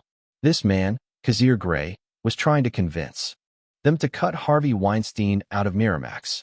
It's understandable because Harvey Weinstein is one of the people who caused Kazir trouble. Michael Ovitz added, Ovitz, I can see that you have a favorable opinion of Kazir Grey. What do you think of him? The reason I like him is because he signed a deal with CAA. Simple as that. Even though I'm not the president of CAA anymore, I'd rather work with them than WMA. Michael Ovitz was kicked out of the William Morris Agency and had a grudge against the company. He formed CAA with the others and slowly built up the agency. Of course, he would never help WMA destroy Kazir's career. When the scandal started, Michael Ovitz did his best to maintain his neutral position. Phenomenon and The Hangover were clashing at the time, so Walt Disney agreed with Harvey Weinstein's decision to destroy his career. Michael Eisner thought there were two sides to the coin, and he knew why Walt Disney had partnered with WMA. But lately, Harvey Weinstein had become an eyesore. Harvey Weinstein is getting closer to the shareholders. He is trying to consolidate his position, Michael Ovitz recalled. On top of that, he reached out to Roy Disney. When Ovitz said that, Chairman Eisner got serious. There was only one person in Walt Disney who could challenge his authority. It was the Disney family, specifically Roy Disney. The Disney family has already lost control of the company, and you already have the ultimate authority. But let's not forget that the company is owned by the major shareholders of Walt Disney. It will be problematic if they start to act. I understand. Michael Eisner could not agree more. The Walt Disney of the Disney family was already gone. Now it was Michael Eisner's Walt Disney. Still, the chances of the Disney family taking over the company were obvious. If Harvey Weinstein sides with Roy Disney and tries to make an alliance with the shareholders, it will be bad for both of us. President Ovitz was hired by Chairman Eisner, so they were on the same side. If one of them was forced out, they would lose a tremendous amount of strength. In this timeline, the two friends had a better relationship. Perhaps Kazir actually changed the timeline. The only thing stopping us from expelling the Weinstein brothers is their influence at Miramax. If we recklessly kick them out, Miramax might cease to function altogether. From the moment Walt Disney reached out to Miramax, it was clear what their intentions were. Miramax was getting stronger, and the Big Six realized it very early on. So the Big Six did their best to keep Miramax from getting better. The Weinstein brothers were broke at the time, so they were forced to sell Miramax to Walt Disney. To be honest, Michael Eisner had enough evidence to send Harvey Weinstein to jail. He knew all of his dirty deeds. The only thing stopping him was the consequences. He wanted to get rid of Harvey Weinstein as soon as Miramax was stable, but the company was still growing. If there was one other thing to consider, it was the fact that Harvey Weinstein was Jewish. So was Michael Eisner and Michael Ovitz. This is crazy because Kazir Grey is also Jewish. Yet both sides were trying to sabotage each other. First of all, let's think seriously about this. We can't throw Harvey Weinstein out because he's still useful. I understand. I will try to keep informed about his relationship with Roy Disney. The two old men agreed. It was not difficult who to choose between Harvey Weinstein and Kazir Grey. Harvey Weinstein was a talented executive. Even though he was a bad guy, the truth is that he got Miramax to where it is now. As for Kazir Grey, it was obvious that his talent was as a director. He could make good movies, especially comedies. Kazir's new project is an action movie, right? That's right. Michael Ovitz nodded. What a waste. If he chooses a comedy, I will not hesitate to sign a deal with him. Even a thriller like Say 7 On is no problem. But an action movie? Does he even know how difficult it is to shoot an action movie? A lot of accidents can happen when shooting an action movie. Chapter 111. Hello, Kazir. How's your day going? Scarlett, you should keep your voice down. It's disturbing my concentration. Kazir massaged his forehead when he heard Scarlett Johansson's loud greeting. Wow, so this is the editing room. It's too dark in here. 2 weeks had passed since the party at Walt Disney. Filming of Taken had officially wrapped a few days earlier, and Kazir had already begun editing Taken. He hired Rector, the editor of Napoleon Dynamite, to edit the movie together with him. They checked every films, saved footages that they would possibly use, and combined them into a movie. It was not that simple actually. The time they had to spend on doing this was not simple. Rector and Renner Hector are different people. Their names were a little close, but that was all. An editor like Rector didn't have any credits other than Napoleon Dynamite. All the movies he edited never went to theaters. They went quickly to the videotape market after editing. So Rector cherished his accomplishment of editing Napoleon Dynamite. It gave him confidence. And now that Napoleon Dynamite 2 has been released, people who hadn't seen the first movie bought the videotape. As the editor, his name was on the opening and closing credits. That was something to be proud of. When Kazir Grey was looking for an editor for his current project, Rector did not hesitate. He agreed and signed the contract. He was so excited that he stayed up all night on the first day of work. Because of Rector's enthusiasm, Kazir had no choice but to follow suit and stay up all night as well. It had been 3 days since he had a proper rest. Kazir Grey was therefore sensitive to noise and light. The life of a director in post-production was terrifying. If shooting was exhausting, editing was a sleepless venture. Scarlett Johansson sensed that the people around her were tired, so she obeyed them and kept her mouth shut for a little while. She was curious about the editing room, so she decided to enter it, only to see abominations. Kazir, I thought you were a person who cared about your health. What is this then? She was stunned when she saw the tall tower of cup noodles and pizza boxes. They were like 2 leaning towers of Pisa. Scarlett, I don't have time to leave the room, so I can only order these things. Kazir sighed. They had a schedule to keep. As much as possible, Kazir wanted to finish the post-production for a month. Fortunately, Kazir had the whole movie in his head, so he didn't spend any time experimenting. Although he did have to add a few Easter eggs for the next upcoming movies in the Continental Cinematic Universe. Overall, he did a good job. I think you need to eat right. You said I need to eat healthy food, and so do you. Let's go, we can eat somewhere.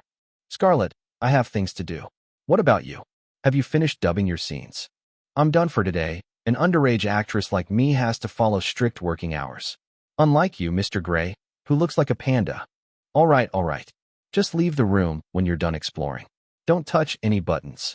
What am I? A child? She pouted. That's right. Geez. Don't change the subject. You need to eat something healthy. She was irritated and kicked the floor. Principal Grey was a stubborn guy. I'm hungry for some vegetables.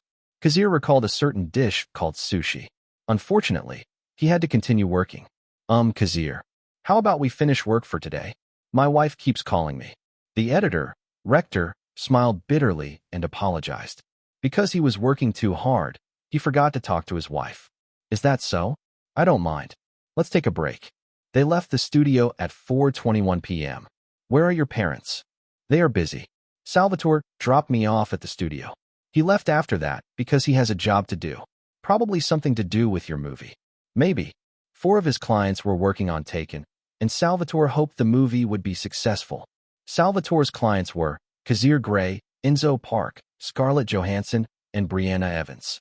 These people were his main source of income, so he was working hard. I think this time he is trying to get in touch with Warner Brothers. My influence at Warner Brothers and 20th Century Fox are getting better after the release of Napoleon Dynamite 2. 1 month after the release of Napoleon Dynamite 2, the film had already grossed $153.55 million. Even though his position on the project was not that high, the money he earned was already over $1.4 million. His job as the screenwriter and executive producer of the movie already brought him this insane amount. Unfortunately, my influence is not enough to convince Chairman Eisner. Their first meeting was quite good, but Michael Eisner felt it was too early to fire Harvey Weinstein. Also, Kazir Grey was too irrelevant to ask for a big favor. Michael Eisner was not sure that Kazir Grey was worth the deal. Of course, Kazir didn't sell the Meet the Parents script to Walt Disney. Although Walt Disney wanted to buy the script for $3 million, Kazir decided to keep it for now. Once Taken and The Hangover 2 were released, the Big Six would definitely buy his scripts, even if they looked like trash.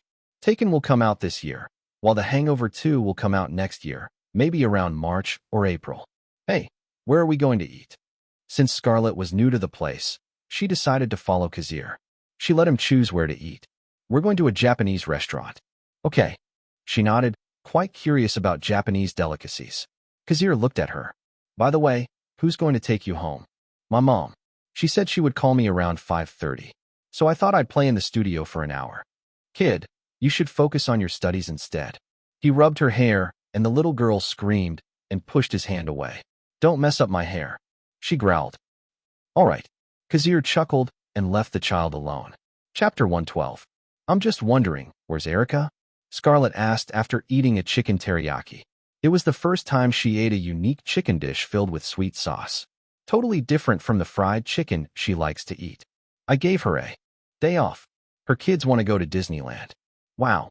I can't believe Mr. Sirius Grey is so generous to give someone a day off. I remember you being so strict with me that I can't hold back my tears. I never did. You were the one who kept crying because you needed to cry at that time. The scene was about the time Kim Mills was about to kidnap Are you sure you're okay with being generous?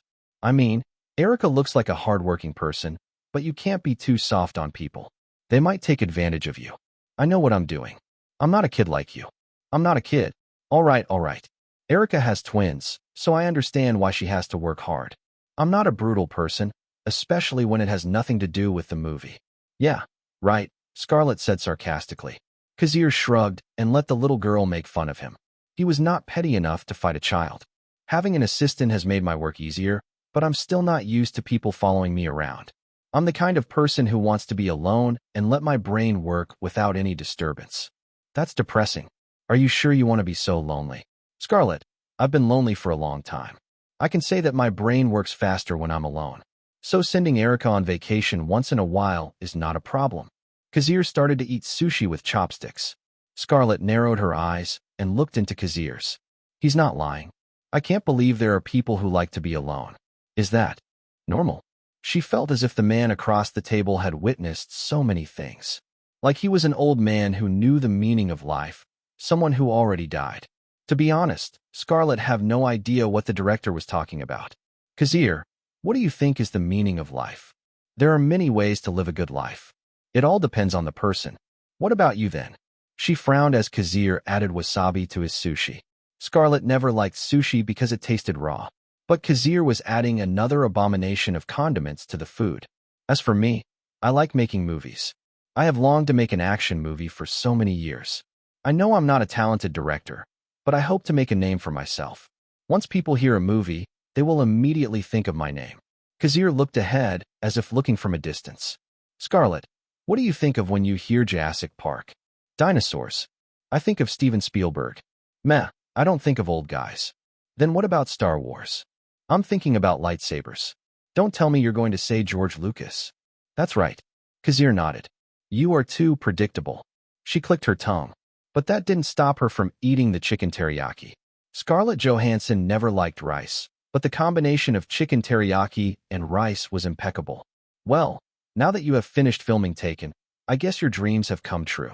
No, I still have to see it in theaters. Besides, I hope it grosses over $200 million worldwide. The Hangover is the most successful R-rated movie of all time, as of now, grossing over $500 million worldwide. Kazir had that achievement under his belt. Kazir was not stupid to believe that his first action movie would have such a success. Besides, the box office of Taken in my past life was also over $200 million. As long as the movie makes that amount, I'm satisfied. Too much expectation can lead to heartbreak. Kazir was too old to think that everything would revolve around him.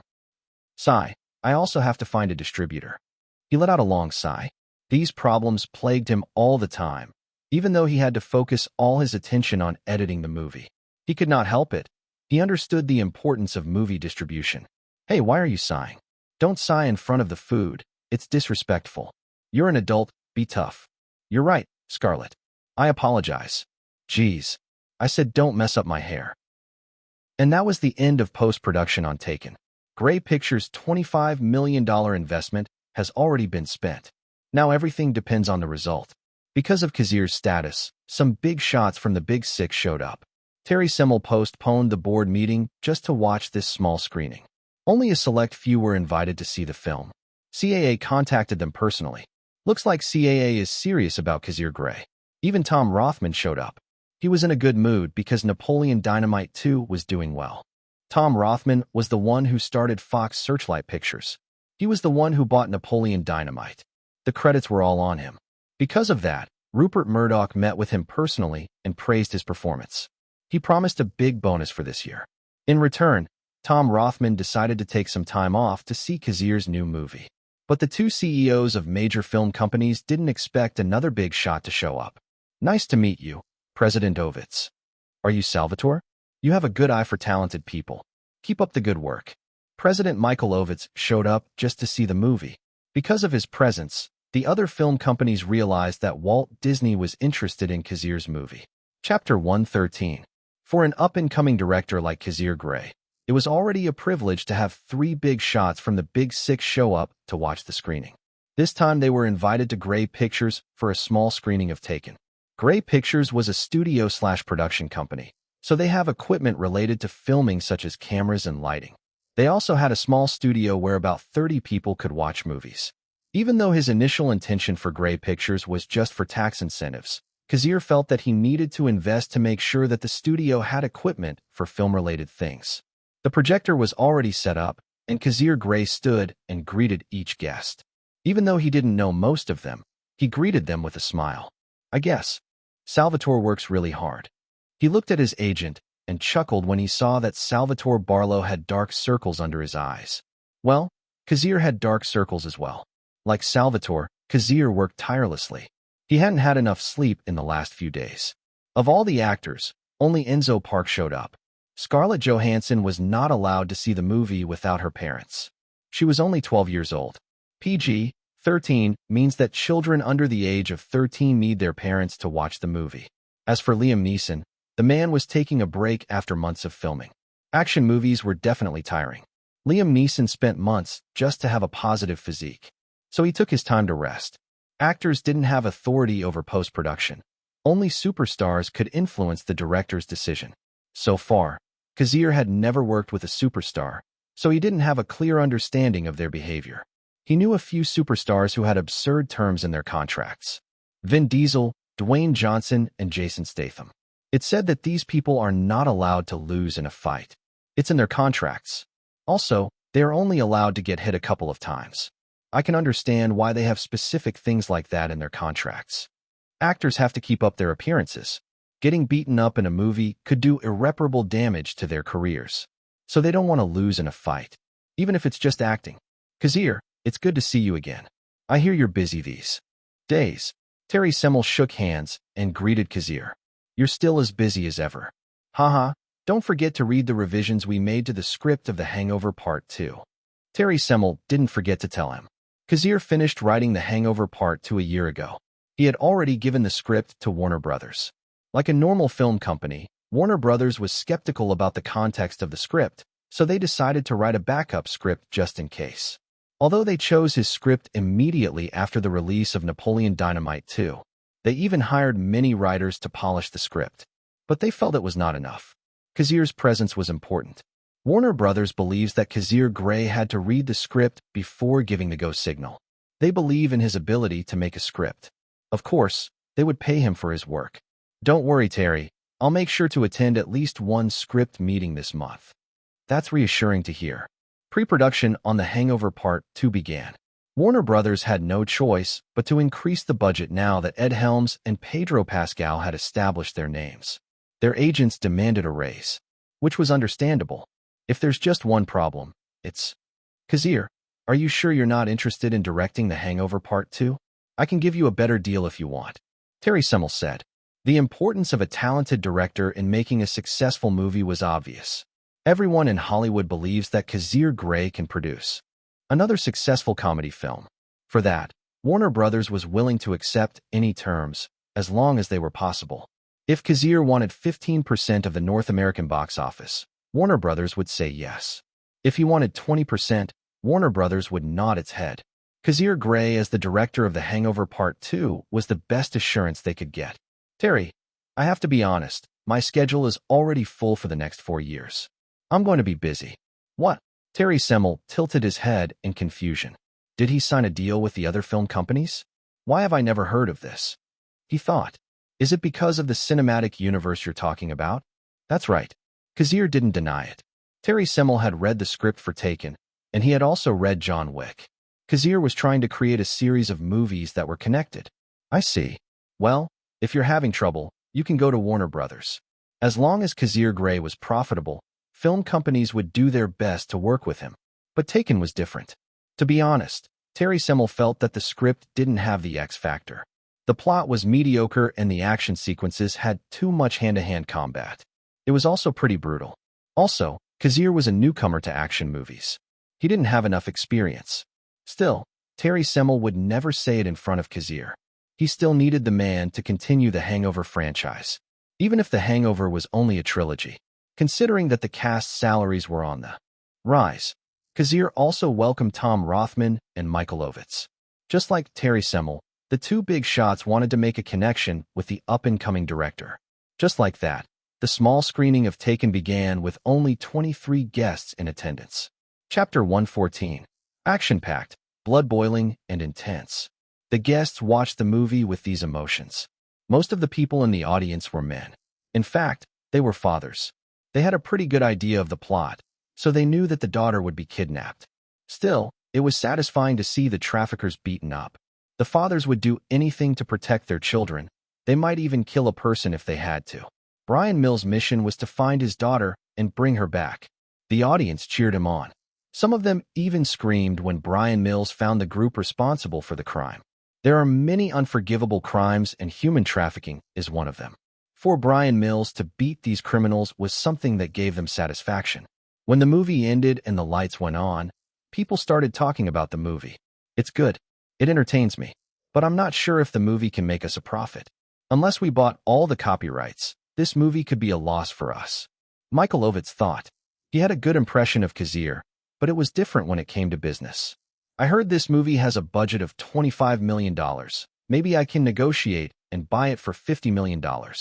Grey Pictures didn't lose anything if they agreed to that. They doubled their investment. Signing a distribution deal for Taken was a gamble. They could lose money, unless Grey Pictures paid them for distribution. But Grey Pictures didn't have that kind of money. In the end, it all comes down to Kazir Grey's decision. Michael Ovitz looked around. He saw Terry Semel and Tom Rothman talking. As the three big shots looked at each other, they came to one conclusion. The movie was great and entertaining, but they would never sign a losing deal. If Grey Pictures wanted to release this movie, they would have to play the game with them. The three nodded to each other. We will not lower the terms. That was clear. Kazir Grey watched everyone's reaction. Just as he expected, most of them had a mediocre reaction to Taken. The movie had its pros and cons. The theme of the movie was dark. Some scenes were confusing. People didn't understand the Easter eggs. Kazir risked it, but he was careful not to show too many Easter eggs. Just enough to make people curious. Now it is up to the film companies. It depends on them if they are interested in distributing the film. One of them will give us a satisfactory contract. They can't get over the what-ifs. Sony Columbia wanted 35% of the North American box office. Walt Disney settled for 40% of the North American box office. It was funny because Walt Disney never lowered their contract. At least they kept their promise to keep it under 40%. Although Touchstone, Disney's subsidiary, contacted me. They want to buy the movie for $50 million. Walt Disney knew how to do things right. Warner Brothers didn't respond positively, so the deal was 40% as well. Maybe Terry Semel was disappointed that Kazir didn't agree to direct The Hangover 2. As for Universal Pictures, they didn't bother to attend the screening. Their relationship with Grey Pictures was non-existent, especially after the scandal. If there was one thing that surprised Kazir, it was the contract that 20th Century Fox gave him. He thought Tom Rothman would never agree to it. Maybe the results of Napoleon Dynamite 2 changed that. 20th Century Fox agrees to a 30% North American share of the box office. The lowest, as of now. Sir, what is it? Terry Semel was reviewing documents when his secretary arrived. It was already 3 days after the screening of Taken. Warner Brothers had already dropped their intention to sign a distribution deal. In their opinion, Taken was not worth it. Also, they could not give the movie a good release date. The summer schedule was always full. It's about Taken. Grey Pictures has found a distributor. As expected, they chose 20th Century Fox, right? Tom Rothman gave them a good deal. Terry Semel dropped his pen and listened. No, sir. It's not 20th Century Fox. Grey Pictures had a deal with Paramount. It says that Paramount will distribute the 3 Grey Pictures films, including Taken. What? Terry Semel wasn't expecting it. Kazir had a good relationship with 20th Century Fox. He thought Grey Pictures would pick them. There was only one conclusion. What's Paramount's offer? Paramount signed a 25% North American box office deal with Grey Pictures. Terry Semel was confused. What's wrong with Brad Grey? Did he agree to Kazir because they have the same last name? Terry Semel muttered. A 25% share of the box office was not too good from a business standpoint. That amount might not be enough to cover expenses if the movie flopped. While Terry Semel was in a state of confusion, Kazir Grey and Brad Grey officially signed a contract. To be honest, I didn't think it was worth it, but the terms you gave me are tempting. Brad Grey shook hands with Kazir. Selling Meet the Parents for $500,000 is not so bad, especially if you promise to be the writer and executive producer. I'll do my best to give Paramount a good franchise. Kazir's plan kept changing, but he had no choice but to adapt. The Meet the Parents trilogy was smaller compared to the Continental Cinematic Universe entity. He was willing to sell it as long as he could get a better deal. Glad to hear that. Before Marvel was bought by Disney, its films were distributed by Paramount. In a way, Kazir was just following in the footsteps of the MCU. Chapter 115. The Marvel Studios. It was a production company created by Marvel Comics to try to revive their company. After watching Spider-Man take over the world, Marvel Comics found a reason to stay alive.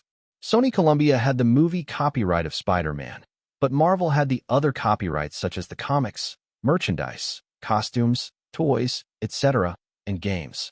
Marvel made a profit after the release of Spider-Man.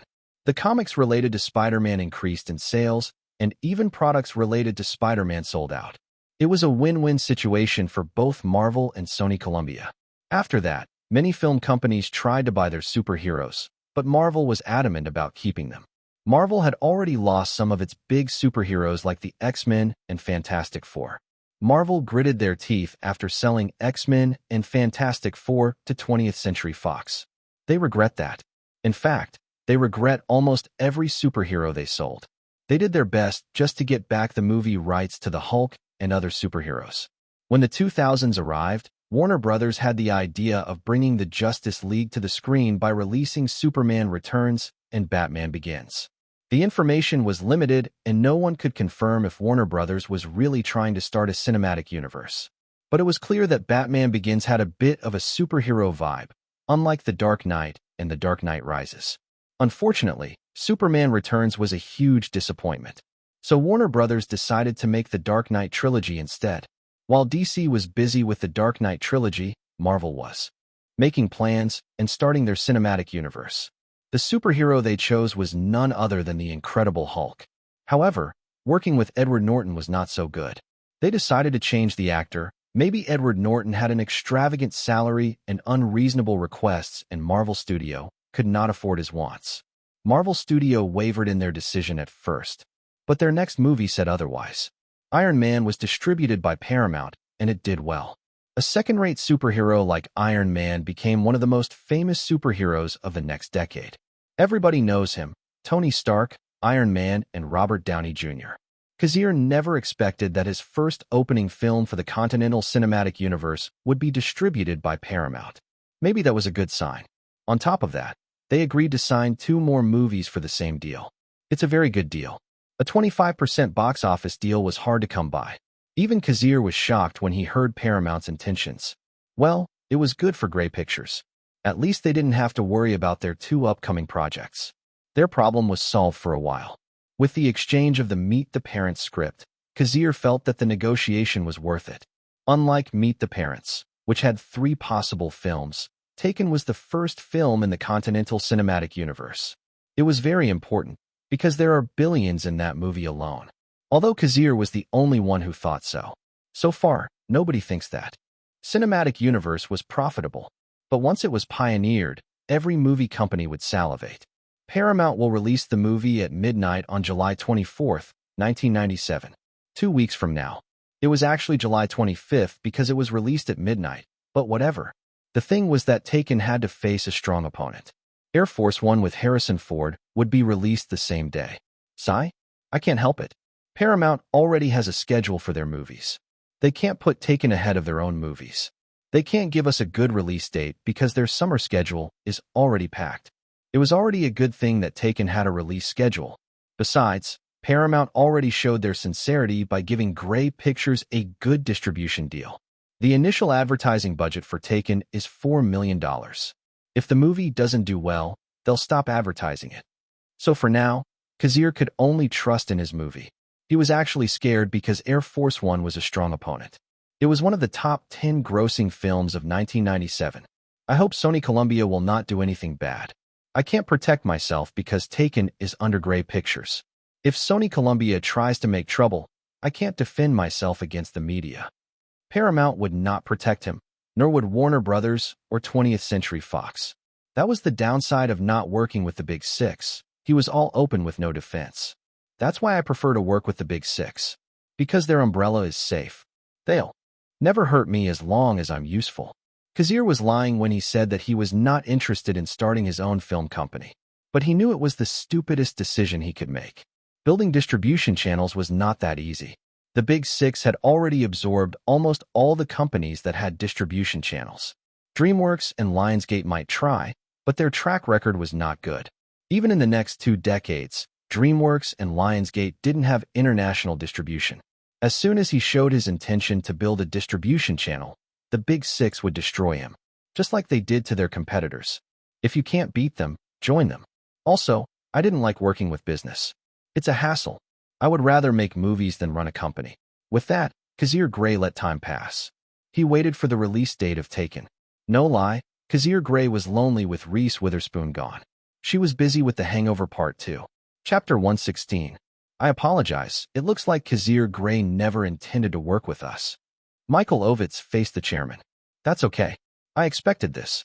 From the moment we didn't agree to his terms, I knew Kazir wouldn't choose us.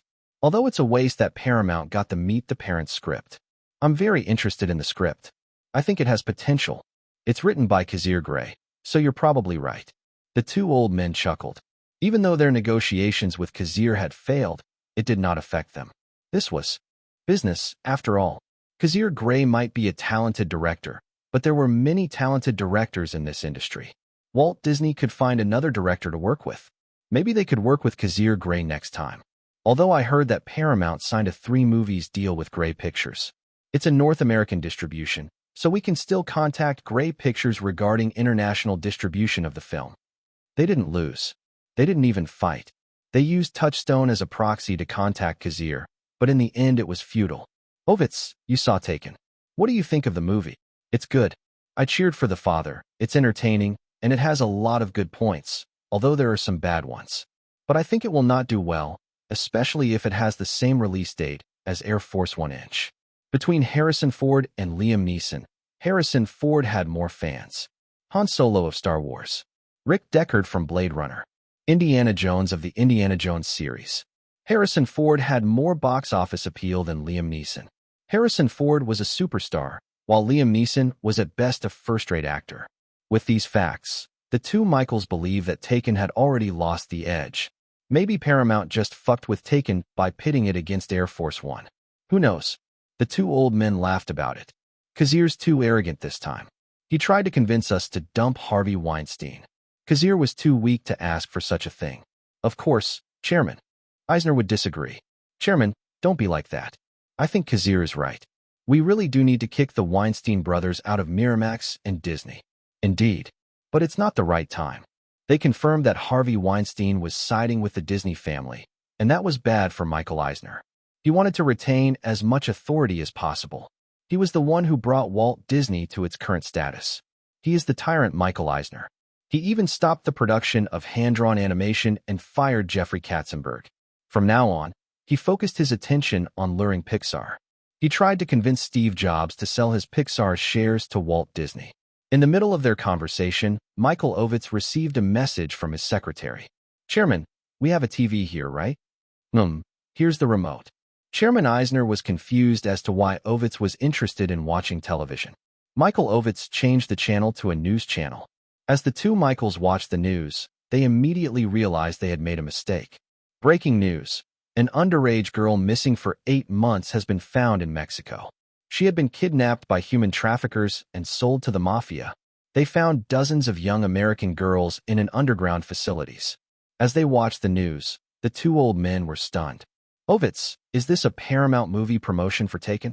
I'm afraid not. This is ABC, our own television network. Paramount has no control over it. This is real news. I heard that even the president is going to address this problem in his speech. Shit. Chairman Michael Eisner rubbed his forehead. This was a fucking coincidence, a good coincidence for Paramount. Ovitz, when is the release date for Taken again? July 24th, midnight. 3 days from now. Michael Eisner sighed. I think we made a mistake. This time the 2 agreed. This news alone was covered by every news channel. The missing girl had already become famous a few months ago because her disappearance had already been reported by news channels. And now this topic was revived again. The poor girl was caught in a crime of human trafficking. That day, the whole of North America dealt with the news related about the missing girl and the other kidnapped underage girls. While this was happening, the movie companies were sighing in defeat. They had lost a big fish. Who would have thought that the missing girl was actually kidnapped by human traffickers? Moreover, she was rescued along with many underage girls. The news attracted the people of America. This is unfair. The will of heaven was on Kazir's side. Just like CEO Michael Eisner, the other big shots gritted their teeth. Well, except for the executives at Paramount. They were too busy. This was their chance to cash in. 3 days before the release of Taken, Paramount launched an all-out attack. They used the news of human trafficking while promoting Taken. Paramount's parent company was Viacom. Viacom was a big media company and their influence was strong. With their help, the promotion of Taken had a positive response. Now everyone was interested in seeing the movie. As for Kazir, did this happen in my past life? He was confused because he could not remember if news about human trafficking came out at this time of the year. He had no idea. Is this part of the butterfly effect? Man, I don't know anymore. He just wanted to start the Continental Cinematic Universe. He was not even hoping for a huge box office for Taken. But with this, the movie might exceed his expectations. Chapter 117. The news broke in North America, and the coverage of the CIA infiltrating the sex den in Mexico was caught on camera. The video was shown on almost every news channel.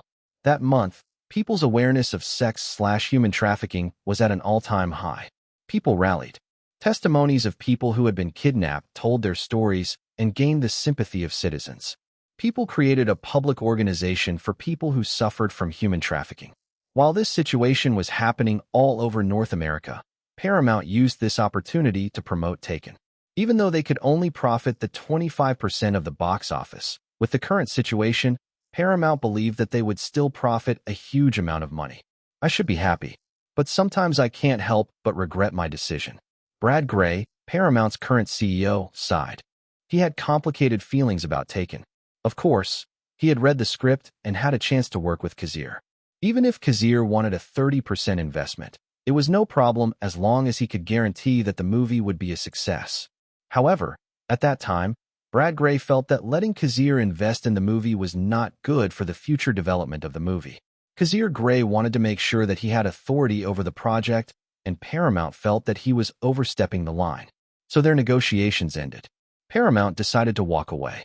Brad Grey felt that his decision was right, because even Warner Brothers and 20th Century Fox backed out. But right now, Brad Grey wanted to slap his past self. I should have said, yes, even if Kazir invested in the movie. As long as we have a higher percentage of the investment, we can control the project. The problem with letting Kazir invest in Taken was simple. Paramount didn't want him to have a piece of the pie, such as videotapes and peripherals profits. Kazir knew how Hollywood worked, and he would fight for a better deal. Once he invested in the movie, he would definitely ask for a share of the profit from the videotapes and peripherals. This was the profit that Paramount never wanted to share, and neither did the other film companies. What if here, and what if there? I can't let myself sulk. Right now I have a good reason to promote Taken. I should have signed a contract with at least 30% of the box office. No crying. Over spilled milk. Besides, Taken was going up against Air Force One. Paramount wanted to beat Sony Columbia, even if it was for petty reasons. Once Taken is finished, I need to make sure Kazir works hard on Meet the Parents. He should return the favor. CEO Grey, this is me, Shirley Lansing. You may come in. Shirley Lansing walked into the office with a document in her hand. She was the head of marketing management. Her job right now was to promote Taken. This is the report for yesterday's event. Shirley Lansing handed the documents to Brad Grey, and the man took them. He read the papers and frowned slightly. Shirley, are you the one who came up with this plan? No, sir, it's Kazir Grey. I felt that his plan was possible, so I decided to accept his suggestion. I see. The context of the documents was about the organization that was recently founded to help people who suffered from human trafficking. Kazir Grey suggested that Liam Neeson should be the organization's ambassador. In fact, Liam Neeson appeared in front of the reporters just to announce that he wanted to help these poor people. As for Liam Neeson's sincerity, it was not important. Well, he has been a UNICEF Goodwill Ambassador since 2011. He is probably a good guy. Another thing, Grey Pictures announced that they would donate 5% of the North American box office of Taken to the young women who were rescued from the Mexican mafia. Because of this, their status became positive and many people supported them. 5%. Looks like Grey Pictures is doing some goodwill. Not my problem. As long as they don't touch our money, Grey Pictures can donate all they want. CEO Brad Grey understood that the move was to promote the film. It was not a bad thing, as long as they could make sure the result was worth it. I am heartbroken to hear what happened. I hope they can overcome this situation. Let's all pray for them. Tom Cruise had a sad smile on his face as he faced the reporters. He was interviewed about the young women who were in distress. He attended the premiere of Taken and appeared on the red carpet. On his left arm was his loving wife, Nicole Kidman. The couple offered their prayers for the broken, underage girls. Tom Cruise and Paramount had a strong relationship. Mission Impossible was confirmed to have a sequel. The two sides negotiated the contract. While that was going on, Paramount invited Tom Cruise to the premiere of Taken. Director Grey invited me, so I decided to go see it. Maybe next time we can work together. Upon hearing his answer, reporters began to ask him about his relationship with Kazir Grey. Tom Cruise said that he knew the guy since the shooting of Rain Man 9 years ago. The reporters got more and more excited, but Tom Cruise decided to end the interview. Another actor would show up on the red carpet, and it was time to pass the baton. Honestly, Tom Cruise read the script of Taken and he was a little interested. Unfortunately, he found out that the budget of the movie was not enough to hire him, so he decided to keep quiet. I offered to invest in the movie, but Kazir obviously didn't agree. If I knew this would be the result, I should have pushed him to agree. Tom Cruise entered the theater and found many invited actors like himself. He saw many movie critics and regular audiences in the middle and back of the theater. Of course, with his status, he had a reserved seat at the front of the theater. With his wife, he began to greet his acquaintances in the industry. Nothing wrong with having more connections. Chapter 118. Brian Mills, Liam Neeson, a retired agent with a daughter. His ex-wife married a rich man, and his daughter lived with them. With his normal status, he wanted to buy a karaoke box for his daughter's birthday. He knew his daughter wanted to be a singer. On his way to the store, two people were sitting at a table. They were discussing a movie budget.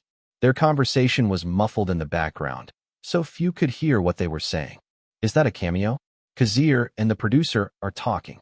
Nicole Kidman Cruise muttered weakly.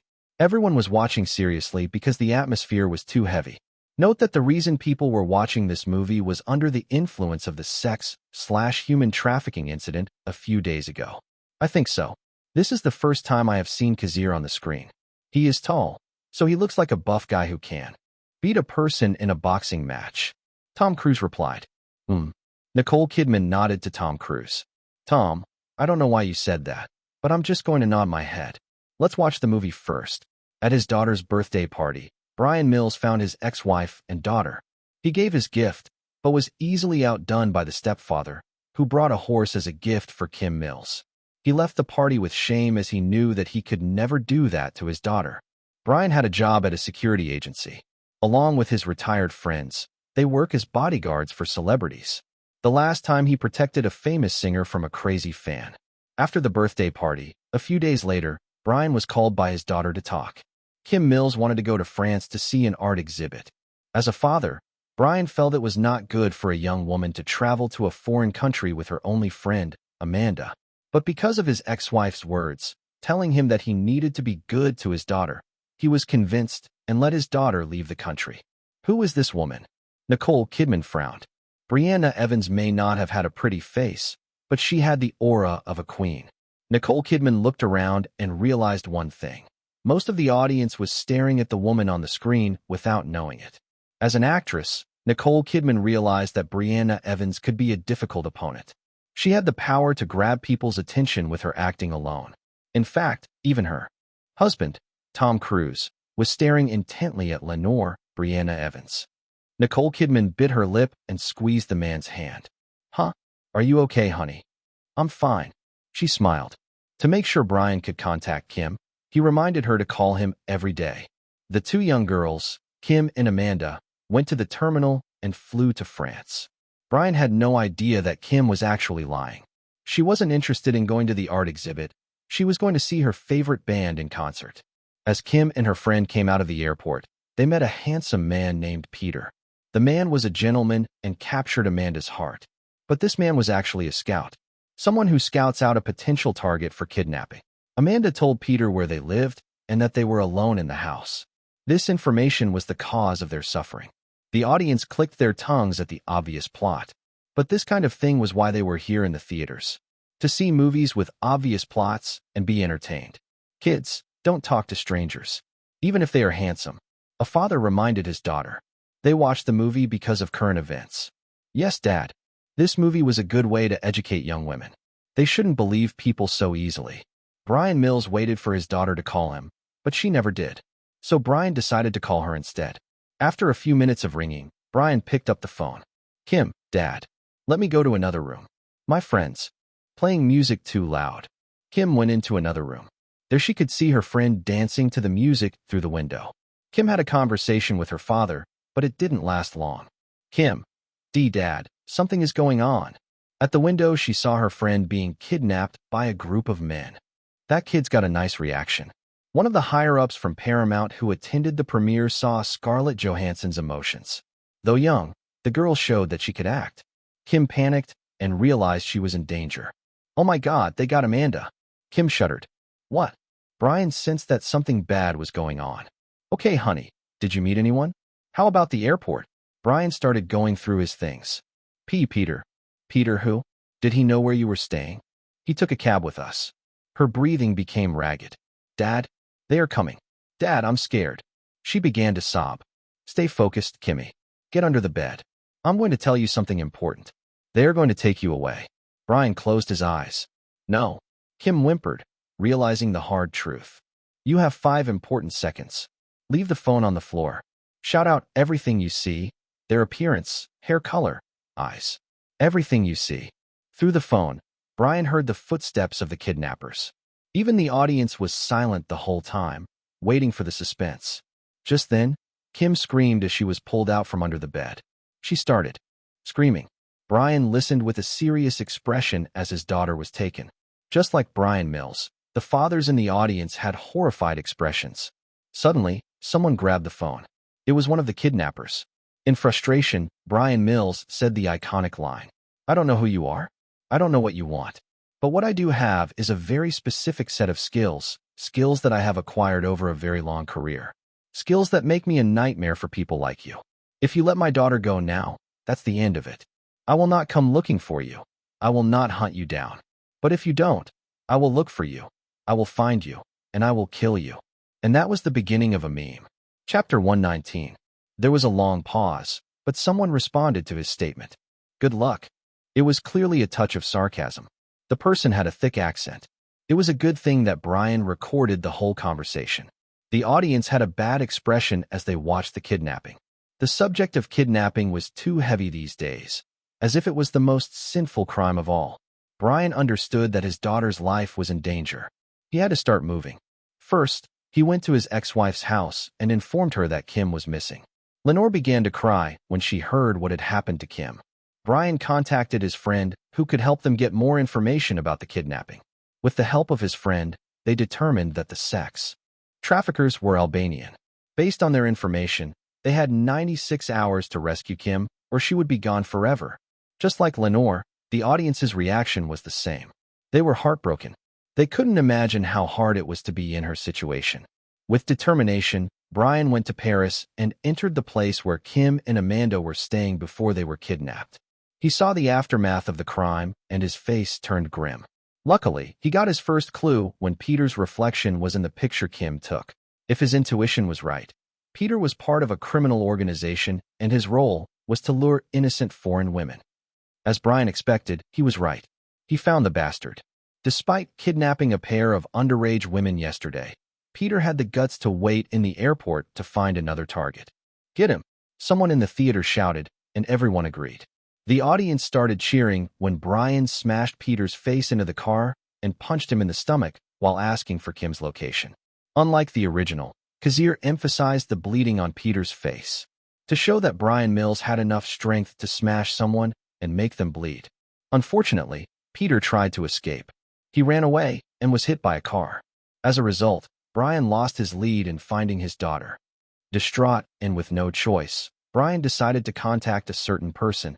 This scene was not in the original movie. This scene was the introduction of a person from the underground society. Brian Mills had had some interactions with these people through his work.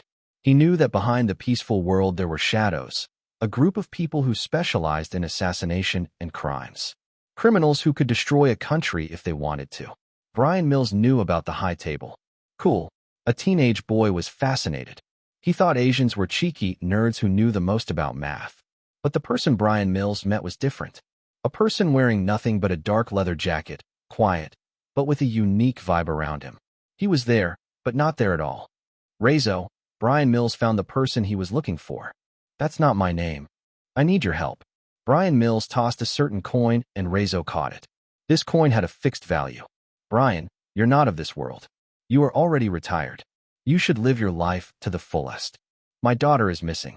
She was kidnapped by sex traffickers. Rezo looked at the coin in his hand. A few seconds later, he put the coin in his pocket. There's a sex den at a construction site to the north. Maybe you can find a lead there. Thanks. Hearing the term sex den was disturbing, but Brian had to keep his composure. He left the place after getting what he wanted. In the darkness, Rezo remained seated, but his aura merged with the darkness as if he disappeared. Cool. Dad, I want to know how he did that. The teenage boys in the audience liked edgy dark characters. The fathers just chuckled and continued watching the movie. Rezo was not lying. There was a sex den hidden in the middle of the construction site. Brian Mills infiltrated the place.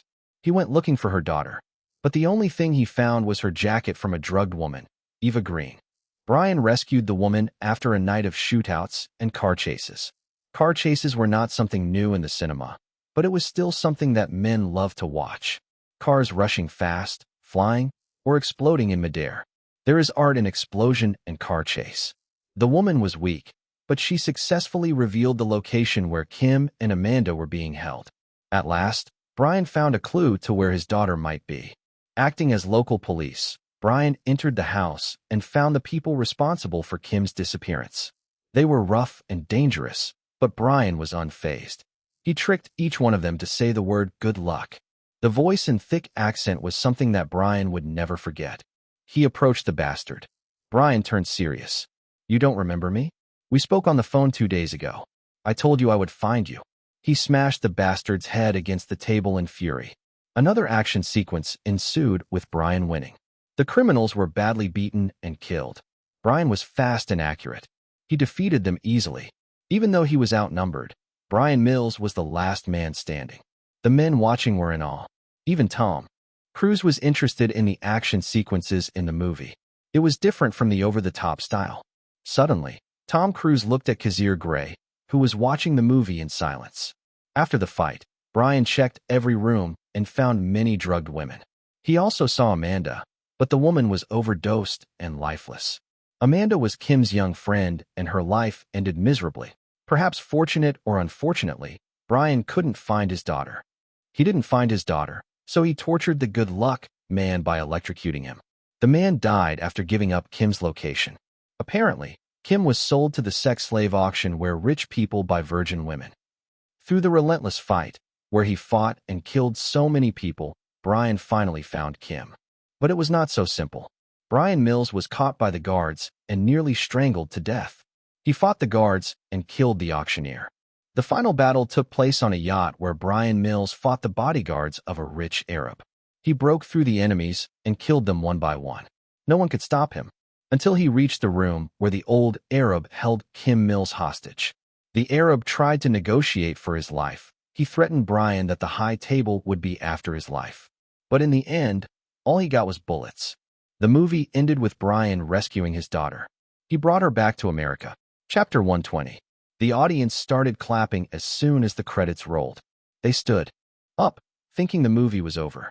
However, they didn't expect that after the first minute of the credits, a post-credit scene would appear. The post-credit scene was not a new thing. Some movies have had post-credit scenes since the 1980s. However, this method became famous in the 2000s to hype the sequels of movies. Marvel Studios used this method to hype the audience for their next movies. My favorite post-credit scene is not from the MCU. It's actually from Fast and the Furious 6. The scene where Jason Statham crashed into Han Lu's car and killed him. For me, it's a relevant scene because it connects Fast and the Furious 3 to the plot. I was so excited because Jason Statham was going to be the villain. Fast and the Furious 3 didn't have a strong connection to the franchise, and Kazir felt it was pointless. But that post-credit scene made it a little more important. A little bit. Anyway, the audience went back to their seats when they realized there was a post-credit scene. The scene was about an Arab man sitting on a golden chair, representing his status. He received a phone call that his brother had died. He hung up the phone and was silent for a second before he said, "The high table will never forget." It was only a few seconds after the credits, but the audience became interested in this high table that the Arabic man said. Then they started clapping again. The movie was fun, and it quenched their thirst. All of North America was angry at sex/human traffickers right now, so watching Taken soothed their anger. Since Kazir and the cast had a premiere night, their theater was a little special. The cast, director, and producer came on stage and bowed their heads. They had an hour of interviews after the show. The reporters naturally asked Liam Neeson and Kazir Grey. The two were the most famous people in the project, and they have a reasonable number of fans. "Mr. Neeson, can we know the reason why you chose the role of Brian Mills?" Paramount made sure there would be no hurtful questions, so most of the reporters were from Paramount and Viacom. When I read the script, I was interested because I can relate with Brian Mills. I'm also a father, and I will do my best to protect my children. The movie has the motive of spreading awareness about kidnapping, and I want to be a part of such a noble act. Even the women's organizations promoted the film, which was good free publicity. Kazir Grey was not left out. The reporters started asking him about his reason for writing the script and making the movie. Kazir answered their questions without any problem. Although there was one reporter who asked him something unexpected. "Director, your ex-wife was sentenced to 10 years in prison. Do you have an opinion on this?" "No comment," Kazir replied. Fortunately, the reporters inundated him with questions, and the particular reporter didn't have a chance to cause trouble again. He was immediately escorted to the exit. Overall, the premiere night of the movie had a positive reaction. Kazir knew their movie was hot right now because of the sex trafficking incident. I won't lie, this news helps us a lot. The premiere ended and the cast left the theater. After the premiere, people could start watching the movie again with no problem. The screening of Taken would continue. Paramount fought Sony Columbia over the number of theaters. They talked to the Cinema Alliance to make sure that the number of theaters would not be reduced. Air Force One had 2,919 theaters on opening day. As for Taken, it got 3,603 theaters because of the current situation. The Cinema Alliance had a limited number of theaters. The United States has only 7,000 theaters in 1997. Note that North America includes Canada, the United States, Bermuda, Mexico, the countries of Central America, the Caribbean islands, and Greenland. Although Cinema Alliance's main source of revenue came from the United States and Canada, Taken had the upper hand in terms of theaters, which meant it could earn more than Air Force One. This fact alone made Sony Columbia angry and squirm. Feeling confident about his movie, Kazir decided to go to his apartment and get some sleep. He planned to surprise himself tomorrow. July 25, 1997. Two big movies were released at the same time. Paramount distributed Taken, which was produced by Grey Pictures. The movie grossed $17.80 million on its first day. As for Air Force One, because it was overtaken by Taken, the movie made $11.98 million. It was not a bad result. In that era, such a result was already a good start. July 26, 1997. Taken's second day was stronger. It grossed $26.53 million. On the same day, Air Force One grossed $14 million. July 27, 1997. Sunday. Taken dropped slightly to $18.24 million. So far, the film has grossed $62.57 million in its first weekend. Paramount and Grey Pictures believe that the movie will definitely be one of the top 10 movies of the year. Just like everyone else expected, Taken became the box office champ of the week. As for Air Force One, it earned another $11.14 million. The first weekend for Air Force One was $37.13 million. Sony Columbia was happy because the box office was within their expectations. The only thing they are struggling with is the next step of promotion. Should they increase the advertising budget or decrease it? In the end, they decided to promote the movie with a slightly increased budget. Since Taken and Air Force One were released on the same day, people could not help but compare the two. In the end, everyone believed that Taken beat Air Force One. Both movies were action genres and their protagonists were two veterans, but this time Liam Neeson got the upper hand. Chapter 121. So what's Sony Columbia's decision? Harrison Ford sat down with a glass of whiskey in his hand. He tried to calm his nerves, but it was hard to do so. Harrison, I need you to listen to me calmly. Brittany, I can't calm down when my movie is involved in this situation. Harrison Ford was a client of UTA, United Talent Agency. His agent was Brittany Balbaugh. 3 agencies in Hollywood could compete with each other in rivalry: CAA, WMA, and UTA. These 3 agencies took over most of the market. So what's her decision? Harrison asked, drinking his alcohol and trying his best to calm down. They didn't agree to increase the advertising budget too much. They added a little bit. Sony Columbia would increase the promotion budget if they thought the movie was promising. But for Air Force One, it was competing against Taken, which was currently hot. Sony Columbia felt there was no point in increasing the budget. So they decided to maintain the status quo.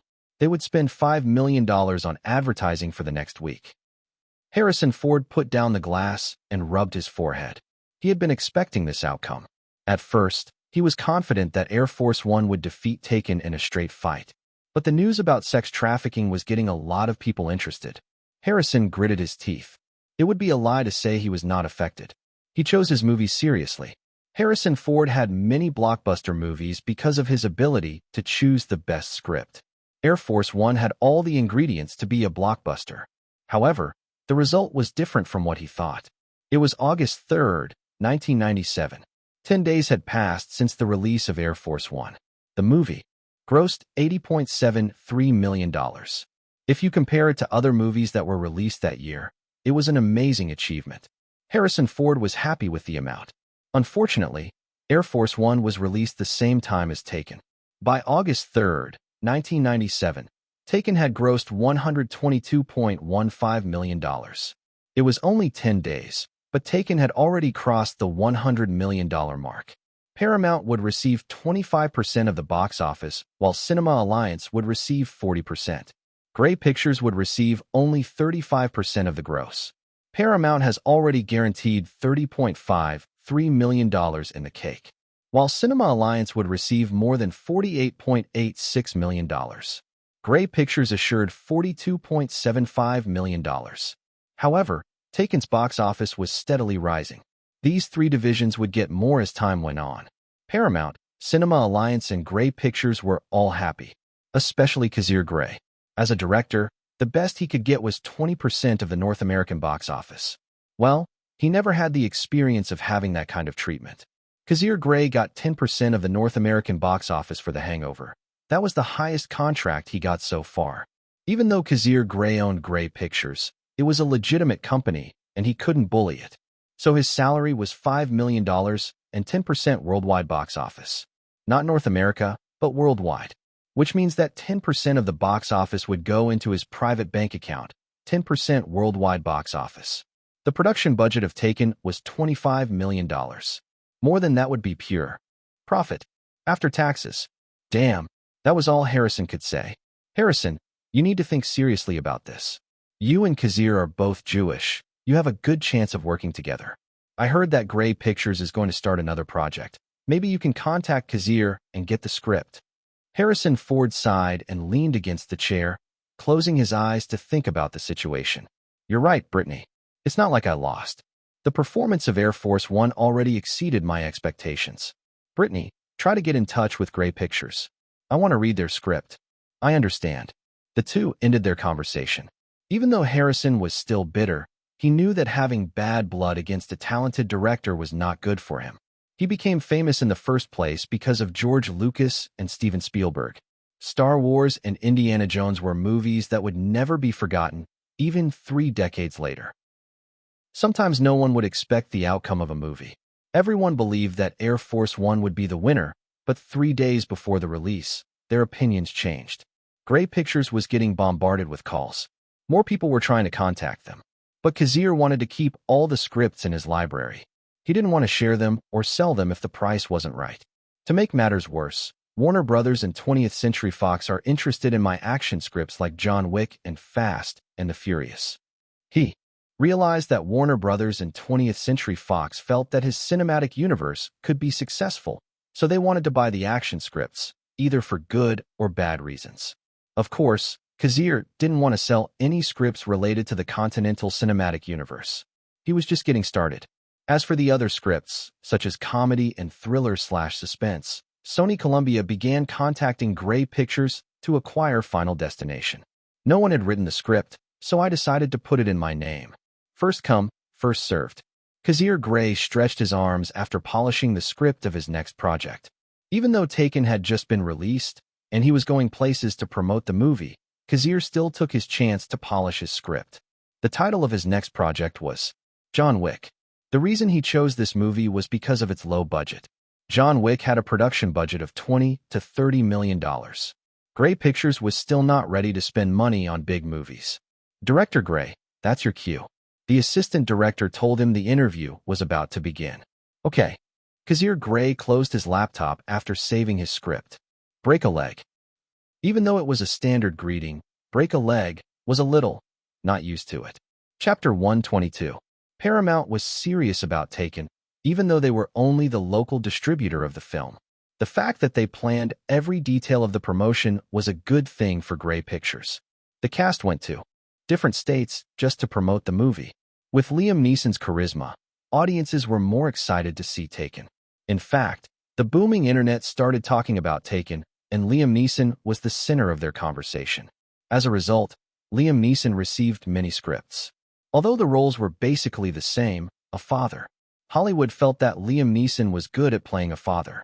Well, as long as the salary was good, Liam Neeson didn't have a problem. Grey Pictures promised that the sequel would start in 2 years, which was 1999.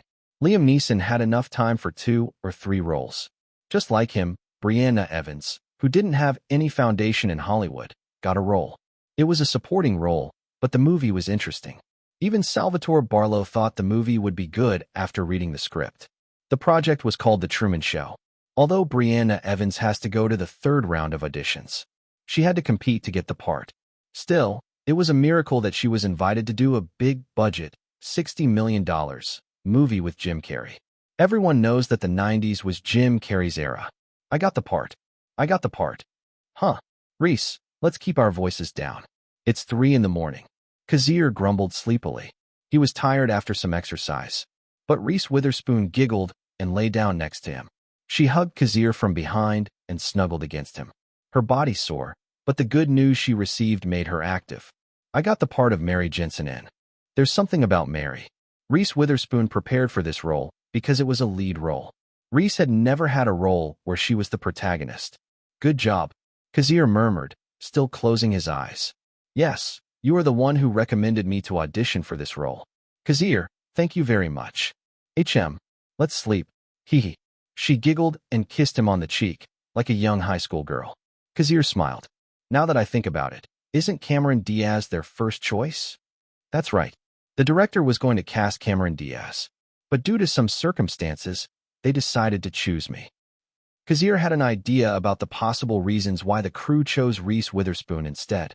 Among the best possible reasons, it's probably the salary. The two sides could not come to an agreement. If my deduction is correct, Cameron Diaz's side wanted more money. Well, that's the obvious thing to do. Cameron Diaz is a first-rate actress. She is not a superstar, but she is getting there. As a director himself, Kazir could see the intention of the production crew. More specifically, the producer was the one responsible for casting the actors/actresses. Because of his interference, Reese Witherspoon became famous much earlier than in the past. Now Reese Witherspoon could be classified as a semi-first-class actress. Napoleon Dynamite, The Hangover, Scream. These 3 movies were successful, and she was part of the cast of these 3 movies. Reese Witherspoon's fame was recognized by Hollywood, and now she was the protagonist of There's Something About Mary. One thing is clear. I made a huge change. No, I made a huge change from the moment I regressed. This is not the original timeline. Not anymore. Reese, what's your salary? My salary for There's Something About Mary is $1.3 million. although they will pay the other half when the filming is finished. As expected, it's all about the salary. He thought, I'm happy for you, Reese. Let's celebrate tomorrow. I will treat you, Mr. Director. This is getting out of hand. Are you sure this is the result? Michael Eisner asked his secretary to verify the statistics. He felt it was too much. It had been 3 months since Napoleon Dynamite 2 had been released. The movie had already crossed the $100 million mark. As of now, the movie has grossed $145 million here in North America. Not only that, but Napoleon Dynamite 2 was released internationally a short time ago, and the response was not bad. Even though the American humor was not relatable, Napoleon Dynamite 2 managed to earn $89 million for the whole month. Combined, the movie has already grossed over $200 million. The movie could be one of the top 10 highest-grossing films of the year, especially since the movie is still going strong. Sir, the information on Napoleon Dynamite 2 is real. We checked it again. The secretary swallowed hard. Then what about Taken, are you saying? That amount is real too. Sir, the month of September 1997. Every month, Michael Eisner asked his secretary to send him the results of every movie that was released. He was interested in Kazir Grey, so he decided to ask for the results of Napoleon Dynamite 2 and Taken. He could not believe what he saw, especially Taken. On September 12, 1997, the box office for Taken was $221.63 million. No joke. That was the North American box office. Taken opened internationally next week. Grey Pictures also gave the international distribution to Paramount. Maybe Grey Pictures feels indebted, so they agree. I'm sorry, sir. The secretary bowed her head. No, it's not your fault. Chairman Eisner sighed and leaned back in his chair.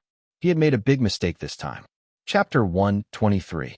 While Taken grossed over $200 million in September, Air Force One was also trying its best. As of September 12, 1997, Air Force One had grossed $161.21 million. It was a good result. Even Sony Columbia congratulated Harrison Ford for the movie. Numbers doesn't lie. Harrison Ford is indeed a superstar. Even though the movie was defeated by Taken at the box office, Sony Columbia didn't lose money. Instead, they made a profit. Also, Taken was an anomaly. A movie that trended on the issue of sex trafficking was nothing more than a fluke. It would never happen again. Sir Harrison, can we get your thoughts on Taken? Even though Harrison Ford was happily playing golf on a course he usually goes to, there were still some assholes who wanted to invade his privacy. Perhaps he had to find another golf course since this place's security was whack. 2 paparazzi ran up to him after he finished playing golf. To make matters worse, the paparazzi asked him about Taken, a topic he didn't want to talk about. Paparazzi are a different species. They don't give a damn about privacy. They are stalkers, trespassers, and borderline criminals. Harrison's eyebrows twitched slightly. Then he looked at the guards who were running towards them. Sir, I apologize. These bastards broke through the fence. The guards were sweating and glaring at the paparazzi. No, it's fine. Harrison sighed. Then he started practicing his swings. To be honest, he wanted to swing his golf club in the faces of the paparazzi. They had no respect for people. Fortunately, Harrison Ford understood that it would be bad if he tried to do that. He controlled his anger and faced them. If you're talking about Taken, I can say it's an interesting movie. I tell people to watch it. In fact, I watched it with my kids to remind them that the world is not so simple. There are bastards who will try to disturb your peace. That last line was directed at the paparazzi, but they didn't get it. Paramount and Grey Pictures made a marketing plan. They ended up pushing the kidnapping theme to make sure that young people were aware of this crime. Many fathers and daughters liked the movie and recommended the whole family to see Taken. Paramount never let go of the idea and incorporated it into their marketing plan. If you love your family, see Taken. In fact, even Liam Neeson's team intended to get a nomination and Oscar even though it might be hard. I see. So even Harrison Ford liked the movie. The 2 paparazzi nodded. If you're finished, you can go now. Thank you, Mr. Ford. Harrison Ford waved nonchalantly. He didn't like paparazzi. The guards apologized to Harrison Ford and kicked the paparazzi out after they were done with the upfront interview, harassment. Once the paparazzi were gone, Harrison Ford grabbed his golf club and swung it with pure force. He was clearly angry. Kazir Grey. If his next project is interesting, maybe I can take a look at it. But to be honest, he didn't like Kazir Grey. Well, they never met, so their impressions might change. As September slowly passed, Kazir and the cast of Taken went to various countries to promote the film. Kazir loved making movies. Directing films and editing movies were his favorite things to do. The least he liked about being a director was being in front of a lot of people and being the center of attention. He preferred a peaceful life. To be honest, Kazir Grey never liked interviews. He didn't like going to dozens of countries to promote his films. He didn't like parties either. He preferred to write his script or draw storyboards. But he knew the importance of promotion, so he never refused the job. Kazir, I want to thank you for the opportunity you gave me. On Paramount's private plane, Liam Neeson approached him and expressed his gratitude. To be honest, I was skeptical at first when I read the script. I felt like it didn't have a chance to be a box office hit. I was more skeptical when you want to sign a trilogy and cameos. If not for the relationship between our agents, I might back out. But I did it. My presence in Hollywood is not that good. I'm not a superstar like Nicolas Cage or Tom Cruise. Kazir listened to Liam. He felt that their relationship would be better after this conversation. I'm actually scared when I heard that Taken is coming out on the same day as Air Force One. Harrison Ford is more famous than I am. Liam, from now on you don't have to be afraid. I will make sure that you will never be forgotten by the whole world. Everyone will know your name. Liam stared at Kazir and realized that the director was not joking. Haha, I guess that's why I signed the contract. Your dream of creating this cinematic universe, I want to be a part of it. By the way, can you give me the script for the sequel? I need to read it to be prepared. I'll give it to you next month. It's not the final script, so don't expect much. And don't give it to anyone else. I'll make sure you sign a non-disclosure agreement. Don't worry, you can trust me. Of course, it's your movie we're talking about. We don't want any mishaps. Congratulations, Director Grey. Congratulations also, superstar Liam Neeson. The two began to laugh. The dark circles under their eyes were noticeable, but they didn't feel tired, especially when their movie was making money all over the world. Their estimate was over $500 million. The worldwide box office of Taken was definitely over $500 million. Chapter 124. The management of Warner Brothers began their quarterly meeting. To the left sat the influential shareholders, while to the right sat the executives and key positions in the company. At the end of the table sat Terry Semel, listening to the discussion. Our projects for next year have already passed the review. We already have thorough details for them, except for 2 movies. The management was listening to the speaker, who was producer Enrico Pucci. He was promoted to be the head of production management, in charge of making movies. And what are the 2 films we are talking about?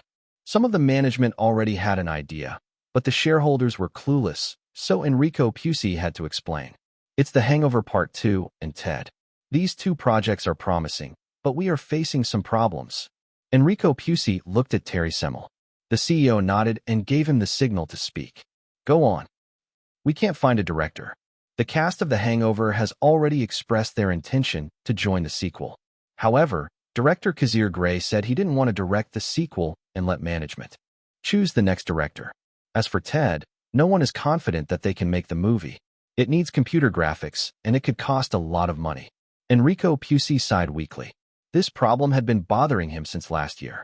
In fact, he had contacted Kazir Grey and Salvatore Barlow so many times. Finally, the last hurdle was Kazir Grey. The director was done with directing comedies. He wanted to focus on his own projects, which were the films related to his so-called cinematic universe. It would be a lie to say that Enrico was not disappointed. He enticed Kazir Grey with many proposals, even going as far as a 20+20 contract. But Kazir was as firm as a cemented rock. Enrico could not move him. The management went silent when they heard about the problem with The Hangover Part 2. Frankly, they were not confident about Ted because the budget for this movie might exceed $50 million. They might push it to 2 to 3 years if they couldn't find a director. But The Hangover Part 2 was different. That movie was their best movie last year, 1996. This was the highest-grossing R-rated movie of all time. Unless another movie occupied the position, they have to make sure it does not flop. Usually, sequels do better than the first movie, but some sequels failed at the box office. The sequel of The Mask, 1994, which was called The Son of the Mask, 2004, was a commercial failure. Well, Jim Carrey was not in the cast, so that might have been the reason why the sequel flopped. Predator, 1987, starring Arnold Schwarzenegger, was a box office hit, but its sequel Predator 2, 1990, didn't get the same treatment. Well, Arnold Schwarzenegger was not in the cast, so that might have been the reason why the sequel flopped. The management of Warner Brothers understood how this industry works. Kazir Grey was a talented director, and he was the brain of the project. His accomplishments and skills give them confidence. Even the crew members and the cast like him. And now that he was no longer part of the project, it could cause them irreparable harm. Warner Brothers was not prepared for that. What about Hugo Lemire?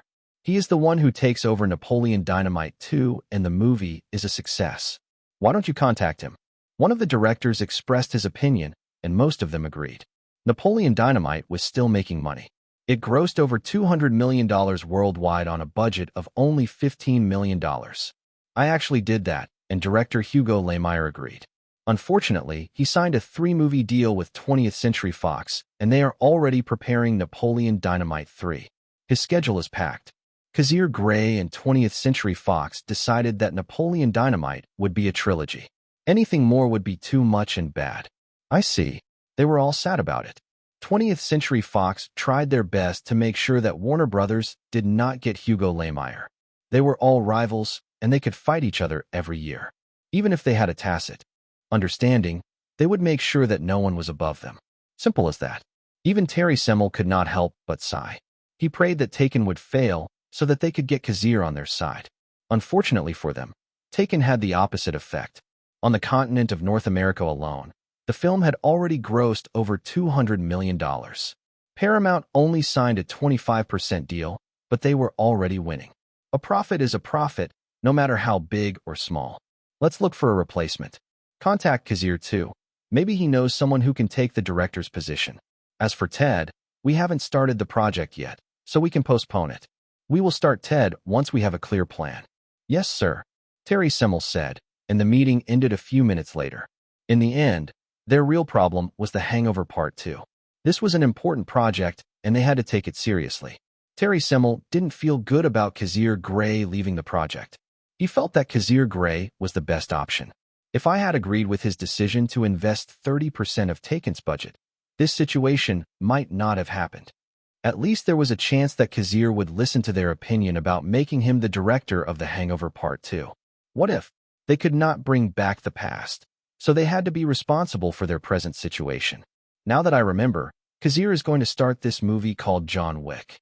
Maybe I can convince him to sign an international distribution deal with Warner Brothers. As of now, Paramount was responsible for the local distribution of Grey Pictures' 2 upcoming films, but international distribution was still a question. Chapter 125. Celebration. People tend to celebrate when something good happens. And well, generating a $200 million North American box office is definitely a good thing. Grey Pictures officially created their own party and invited people in the industry. This was their first time throwing a party. They just hired an event planner and let her do most of the work. The company was just responsible for paying her. Grey Pictures was a new studio, and they had only done 2 projects, The Hangover and Taken. However, these 2 movies could make a combined $1 billion. The Hangover has grossed over $500 million worldwide. As for Taken, the current status of the movie was $387 million. It was already October 20th, 1997, and the internal promotion of Taken was over. Kazir and most of the cast returned to the United States after a tiring month of endless travel. They had literally flown around the world. At the North American box office, Taken was already losing steam, and the number of theaters showing the film dropped to 426. Still, the movie was making a few million every week. The current box office total for Taken is $265.63 million. As for the international box office, the movie made $121.37 million. The good thing was that some countries just recently started to show Taken, and the final box office would continue to increase. Paramount believes that Taken will gross over $500 million. Unfortunately, each country had different laws regarding foreign films. In some countries, Hollywood could only get 15% of the box office and the local theater companies would get the rest. So the profit was quite complicated in that regard. Still, the bigger the box office, the higher they can get. So Paramount would still work to promote their movies. Congratulations, Kazir. You are a superstar now. David, nice to meet you. Even though Grey Pictures was a new studio, many famous people attended the party. They didn't care about the company. They just wanted to make a connection with Kazir Grey. Kazir was a promising director. And so far, his movies and scripts were making huge profits. Being friends with him was a good thing. Congratulations on the game, too. It's a great movie. Kazir, let's not joke around here. The influence of the game is nothing compared to Taken. David Fincher smiled. He did his best and believed that the movie would be great, but it was a shame that the result was not good. The game was distributed by Polygram Films, a second-tier studio company. Maybe that's why the movie didn't have a strong reception. The Big Six were the Big Six because of their ability to promote their movies through various media.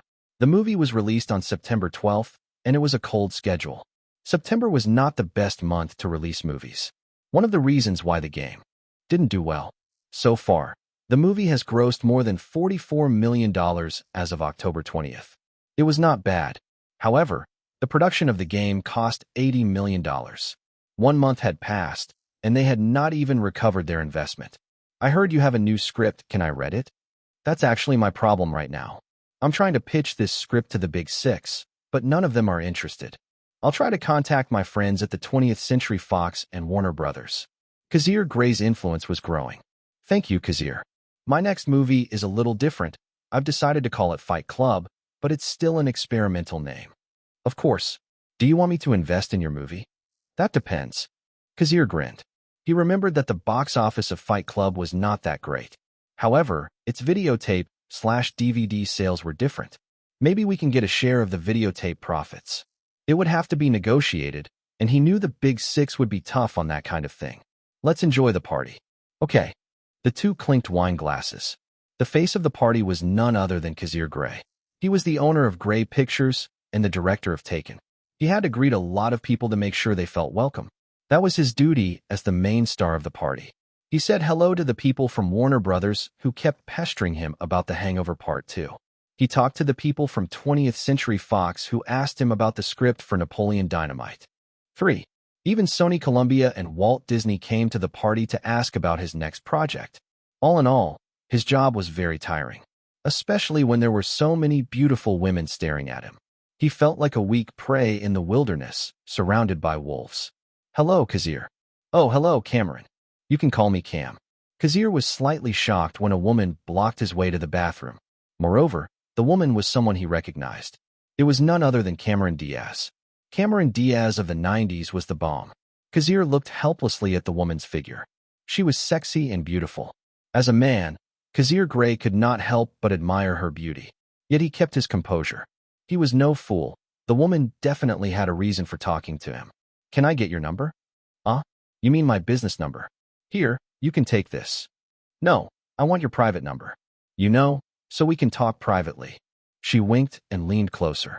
I'm sorry, Cameron, but we're not close enough to exchange private numbers. But if you are interested in working with Grey Pictures, this is the company's contact information. Kazir pulled out a business card and handed it to her. Is that so?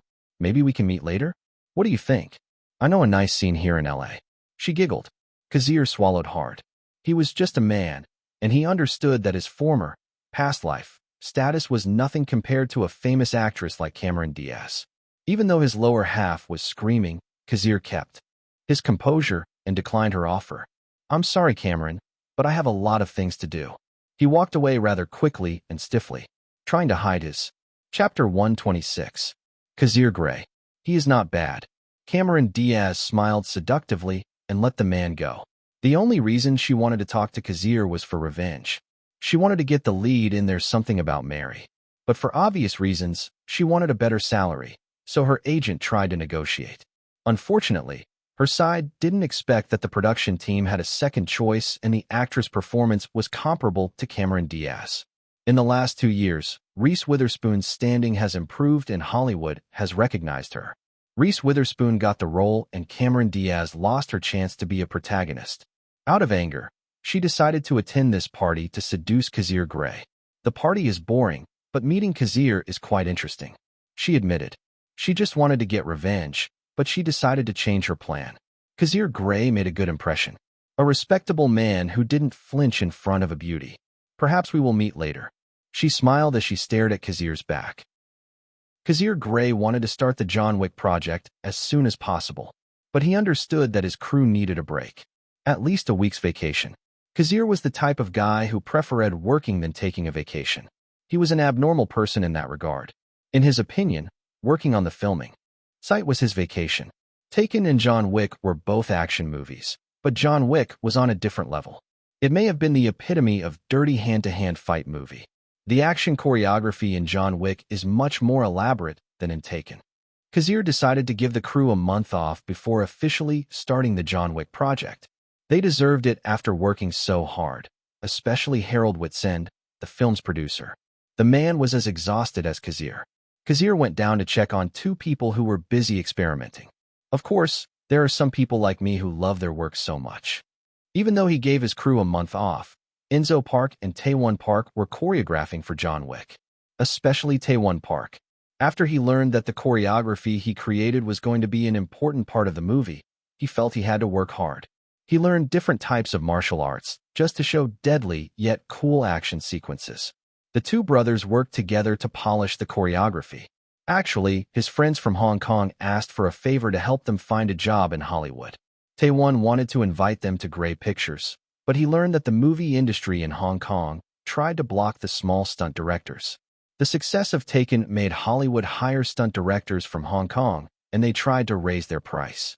They regret that they let Taewon Park go to Hollywood so easily. They should have maintained their rarity and negotiated a better deal.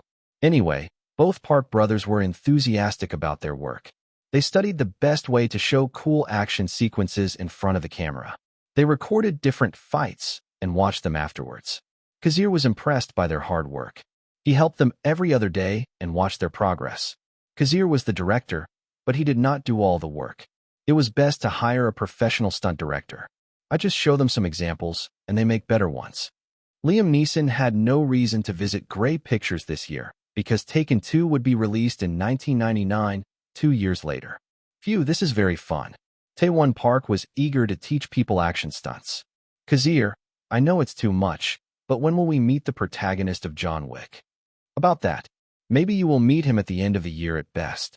The month of November was a vacation month to recharge his crew. Then they would start the project in December.